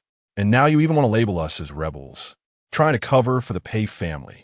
In my opinion, you deserve to be punished by law. Chen Yuanbai was instantly flustered. Don't slander me. This is defamation. Defaming this official. Zhao Mingchang sneered. It's mentioned in Ye Xiaoqian that the female ghost was persecuted by the local county magistrate, leading to her tragic end. I think this magistrate is no good either. He must be colluding with the Pei family. Perhaps the woman turned into wax was also persecuted by him. Everyone, let's rush into the Pei family, and we will see the truth with our own eyes. With Zhao Mingqing's command, countless citizens surged toward the Pei family like a tidal wave. The constables, who were already cowards, dared not stop them now. In an instant, the furious citizens had already rushed to the Pei family's entrance. A young man from the Pei family stepped forward and shouted angrily, "What do you rascals want?" As soon as he finished speaking, Zhao Mingcheng kicked him down to the ground. Then he charged ahead into the morning hall. Inside the dark morning hall, candlelight flickered. At that moment, Pei Liang was directing people to move the wax figure. However, he did not expect Zhao Mingcheng to burst in so quickly, and they collided right at the entrance. Clang! Startled, a servant dropped the wax figure, which fell to the ground. Then, under the force of gravity, it rolled down the steps to Zhao Mingcheng's feet. At that moment, Zhao Mingcheng locked eyes with the girl who had been turned into wax. First came fear, then an overwhelming rage surged forth. Good, good, good. The Pei family truly deserves the title of a prominent family of the Great Li, turning living people into wax. Truly worthy of the name Wax family. As Zhao Mingcheng's voice fell, countless citizens and scholars surged into the morning hall, looking at the fallen wax figure of the girl. Flames of fury erupted in everyone's eyes. Heaven cannot tolerate this.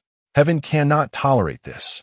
The Pei family has indeed gone mad to such an extent. At this moment, even Pei Liang, who was used to grand scenes, felt a bit flustered. What do you want to do? Don't you know that breaking into someone's home is a serious crime? My Pei family is a noble family. How dare you humiliate us? Seeing Pei Liang still being stubborn, Zhao Mingcheng roared angrily and kicked over the incense burner and offerings. Today, I will let you know why the flowers are so red. Just then, from the crowd, Jia Xu, who had come along, shouted without any change in expression. Just now, someone reported that the mother of the girl turned into wax has hanged herself. The dead mother is gone. The heavens are clear. How tragic. Do these noble families think they can bully us at will? Rush in and smash this wax family. As soon as his words fell, countless citizens rushed into the Pei family and began to smash and loot. The morning hall was instantly thrown into chaos. At that moment, a commotion of footsteps came from outside the Pei family. The next moment, countless soldiers surged in from outside. Stop right there. Seeing these soldiers, the citizens who were originally smashing and looting all stopped. Among the soldiers, a man in armor stepped forward with an arrogant expression, followed by Chen Yuanbai with a flattering face. General Su, look at these rascals. They are simply lawless. They even dare to attack the Pei family. In my opinion, these citizens are no different from rebels. The man called General Su was Su Hao, a deputy general of the surrounding military camp in Qinghai County. He had often received favors from the Pei family, and now that their master had been bitten, it was time to show his loyalty. Su Hao cleared his throat and immediately ordered, "These rascals! How dare they attack the Pei family? Arrest them all!" The surrounding citizens and scholars glared in anger. As a general of our Great Li, you don't think of serving the country, but instead act as a dog for the Pei family, bullying the common people. Are you not afraid of the law? In Qinghai County, the Pei family is the law. You rascals dare to talk about law in front of me. Moreover, you gathered to attack the Pei family, which is already a crime of rebellion. It is only natural for me to lead my troops to quell the rebellion. Gulme, arrest this mouthy scholar first. I see him as the leader of the rebels. As soon as Su Hao's words fell, A cold voice came from outside. According to the laws of the Great Li, a military commander who leads troops without the command of the emperor or the superior officer is considered treason and is to be executed, with the entire family punished.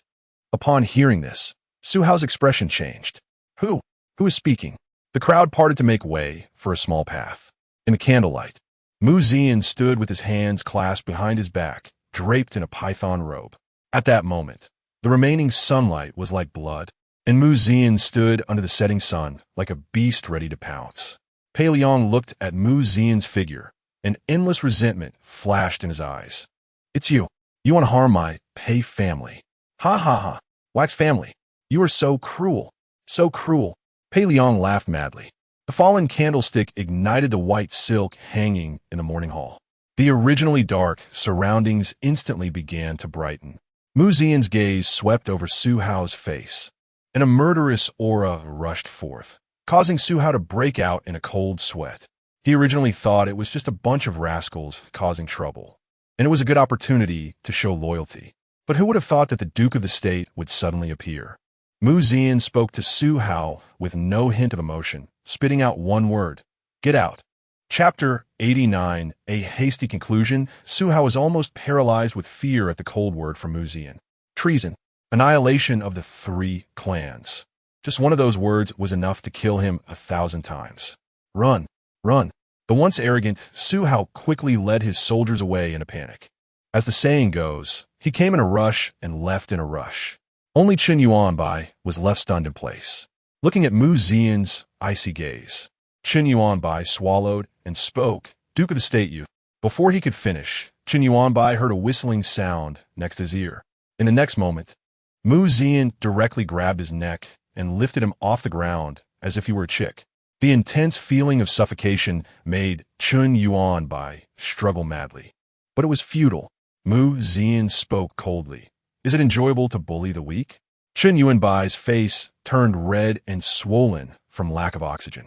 The killing intent emanating from Zian seemed to lower the surrounding temperature by several degrees. Pei Liang, who looked haggard, shouted at Zian, "Are you going to murder a court official?" Zian sneered, "Just a dog official." As soon as he finished speaking, there was a crack. Chen Yuanbai's neck was crushed by Zian. He casually tossed Chen Yuanbai's body, which rolled to the outside of the Pei family residence. The citizens of Qinghe County, who were watching, saw Chen Yuanbai's corpse being thrown out. Their previously dull eyes suddenly became clear. He is dead. That dog official is dead. Heaven has eyes. Heaven has eyes. Did you ever think about today when you harmed my father's life? You dog official. Ha ha.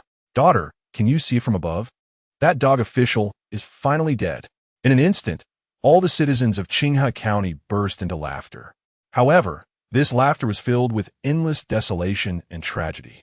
For years, the Pei family had ruled Qinghe County like local emperors. Anyone who had offended the Pei family would be arrested and imprisoned by Chen Yuanbai on various charges, followed by inhumane torture. Moreover, during years of disaster, the Pei family would force the citizens to sell their land through various means. Those who resisted would be beaten severely, and the worst would be killed on the spot. The land deeds were then compiled and delivered to the Pei residents by Chen Yuanbai himself. The entire Qinghe County had suffered for too long. Today, this dog official finally met his demise. The citizens of Qinghe County rushed forward and began to kick and punch Chen Yuanbai's corpse. In no time, his body was beaten to a pulp inside the Pei residence. Everyone was stunned to see Zian kill a county magistrate so ruthlessly. In the silence, someone suddenly shouted, "Not good, it's on fire! It's on fire!" At these words, the citizens in the morning hall rushed out. Outside, Zhao Yun had already assembled 500 elite soldiers to maintain order and prevent chaos. As flames erupted, the entire morning hall seemed to turn into a sea of fire. Before the pitch-black coffin, Pei Liang's face flickered in the firelight. The two exchanged glances amidst the flames. Suddenly, Pei Liang smiled tragically. "I never expected that my Pei family would ultimately be destroyed by your hands." Zian's expression remained unchanged. "The Pei family is destroyed by your own hands, by your arrogance, tyranny, and cruelty." Pei Liang laughed maniacally. You traded my Pei family's century-old legacy and reputation for a mere servant girl. Duke of the State, you truly have a good hand. The wax figures of the noble families. The wax figures of the noble families. Pei Liang's eyes turned bloodshot, revealing endless resentment. Seeing Pei Liang's insane demeanor, Mu Zian felt a twinge of sadness for him. Who else was involved in that matter? Mu Zian's cold voice echoed. The previously mad Pei Liang suddenly looked up, his gaze fixed on Mu Zian, revealing a mocking smile. Too many people want to kill your father. When your father personally supported that false emperor to ascend the throne, his hands were stained with the blood of all the noble families of Dali. Our Pei family was merely one of their knives. The entanglement is greater than you can imagine. Jia and I will be waiting for you in the underworld. Ha ha ha ha ha ha. Pei Liang laughed maniacally, as if he were the true victor at that moment. The flames in the morning hall burned hotter and hotter, the flickering light casting shadows on Mu Zian, making his figure appear and disappear. Did he win? On the surface, he indeed won. In just 2 days, he had used public opinion to incite the citizens to shatter the Pei family's century-old reputation. However, Mu Zian felt no excitement within him. All he felt was sorrow for this era. He could not save that innocent girl who had been turned into a wax figure. It was impossible for him to change this world by himself. The raging fire crackled loudly. Pei Liang laughed madly in the flames, and everything seemed to take on a tone of mockery. One Pei family had fallen, but there were still thousands upon thousands of Pei families in existence. At that moment, a hint of confusion appeared in Mu Zian's eyes. Just then, he heard a shout from outside. Turning his head, he saw countless scholars and citizens standing in line outside. Their gazes fell on Mu Zian through the flames. Thank you, Duke of the State, for upholding justice for the people of the world. In the next moment, all the gathered citizens bowed deeply. This bow was for the righteous path of the world. This bow was for the people as the foundation. As the flames flickered, Mu Zian's previously hazy eyes gradually became solid. Indeed, he could not change this era alone. But as long as he planted a seed, it could grow into a towering tree in the future. What he needed to do now was to dare to be the first for the world. In the firelight, Mu Zian couldn't help but recite, heavy rain falls on Yuyan, white waves surge, fishing boats outside Qinhuangdao. A vast ocean is nowhere to be seen. Where should I go? Memories stretch back 1,000 years. Wei Wu wielding his whip, eastward to the stone cliff, leaving behind remnants. The bleak autumn wind is once again, the world has changed. As his voice fell, Mu Zian's gaze became resolute. Yes, it must be a changed world. Mr. Ziran's thoughts gradually solidified in Mu Zian's mind. With a loud laugh, he cleared the gloom in his heart. Mu Zian threw back his head and laughed as he stepped out of the fire scene and into the crowd of citizens. Seeing Mu Zian turn to leave, Pei Liang felt a sense of humiliation. You won't kill me? You'll regret it. Mu Zian paused at the door and glanced back. There are people who want you dead more than I do. Since death is certain, why dirty my hands? With that, Mu Zian's figure vanished into the flames. Inside the morning hall, Pei Liang cursed while guarding Pei Xiaoji's coffin. However, all of this was swallowed by the firelight. The next morning, the once glorious Pei family was reduced to ashes by the raging fire. And on the beam of the Pei family hall, a hemp rope hung down. The once arrogant head of the Pei family now hung lifelessly. Chapter 90. Painting a big pie for the emperor when the news arrived. Mu Zian was already having tea with others in the Duke of Zhen's residence. Ning Hongchun, resting her chin on her hand, curiously asked, since the young master did not take Pei Liang's life, why did he still commit suicide? Jia Xu, who was nearby, smiled calmly and said, the struggle among noble families is just like the struggle for the throne. When the imperial power is weak, the feudal lords are strong. When they are strong, they will forcefully seize the palace. When the main line is weak, the branches will grow strong. When they are strong, they will usurp power. Since ancient times, those who have lost power have only one outcome, death. Pei Liang brought such a disaster to the Pei family. How could the elders of the clan allow him to continue his reckless behavior? Just as before the imperial examination, in order to appease the emperor's anger, Pei Liang decisively gave up his 5th son. Now, there is no value left in Pei Liang, so the most dignified exit for him is death. Ning Hongchun still looked puzzled. The dignified head of the Pei family just willingly died like this? Mu Zian set down his teacup and said softly, if he doesn't want dignity, naturally someone will help him maintain it. Just as the two were chatting, a sharp voice came from outside the Duke's residence. Imperial decree. As the voice fell, a eunuch in a red robe, Eunuch Chao, entered the Duke's residence holding the imperial edict. Upon seeing this, everyone knelt down. Mu Zian also bowed in respect.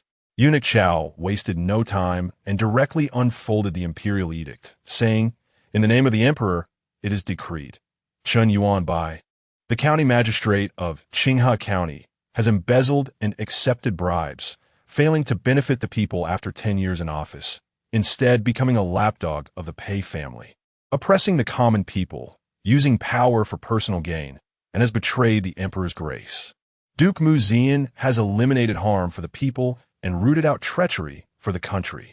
A reward of 100,000 taels of silver, 1,000 taels of gold, and several bolts of silk is granted. However, his actions do not comply with national laws. Merit is merit, and fault is fault. A punishment of 1 year's salary as a warning. If there's a next time, severe punishment will be enforced. This is the emperor's decree. Eunuch Chao looked at Mu Zian with a smile and said, Duke, please accept the decree. Mu Zian took the imperial edict and replied, thank you, your majesty. Stirring the common people, killing the county magistrate, and forcing Pei Liang to death. Any one of these charges could be enough to warrant execution. However, Zhao Yu let Mu Zian off lightly because Mu Zian had directly helped Zhao Yu resolve the major problem posed by the Pei family. With Pei Liang's suicide, the Pei clan's reputation in the scholarly circles was severely damaged.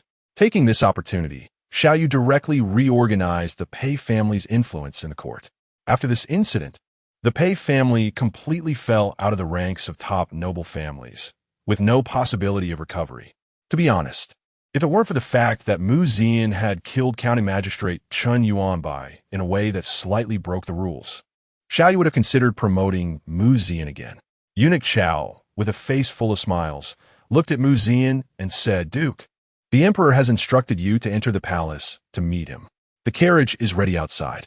Upon hearing this, Mu Zian did not hesitate, handing the imperial edict to Lu Rushi before following Eunuch Chao to the palace. Though the Pei family had been severely weakened, Mu Zian still needed to handle the aftermath of his actions. Since ancient times, it has been more important to guard against the people's mouths than to guard against floods. Right now,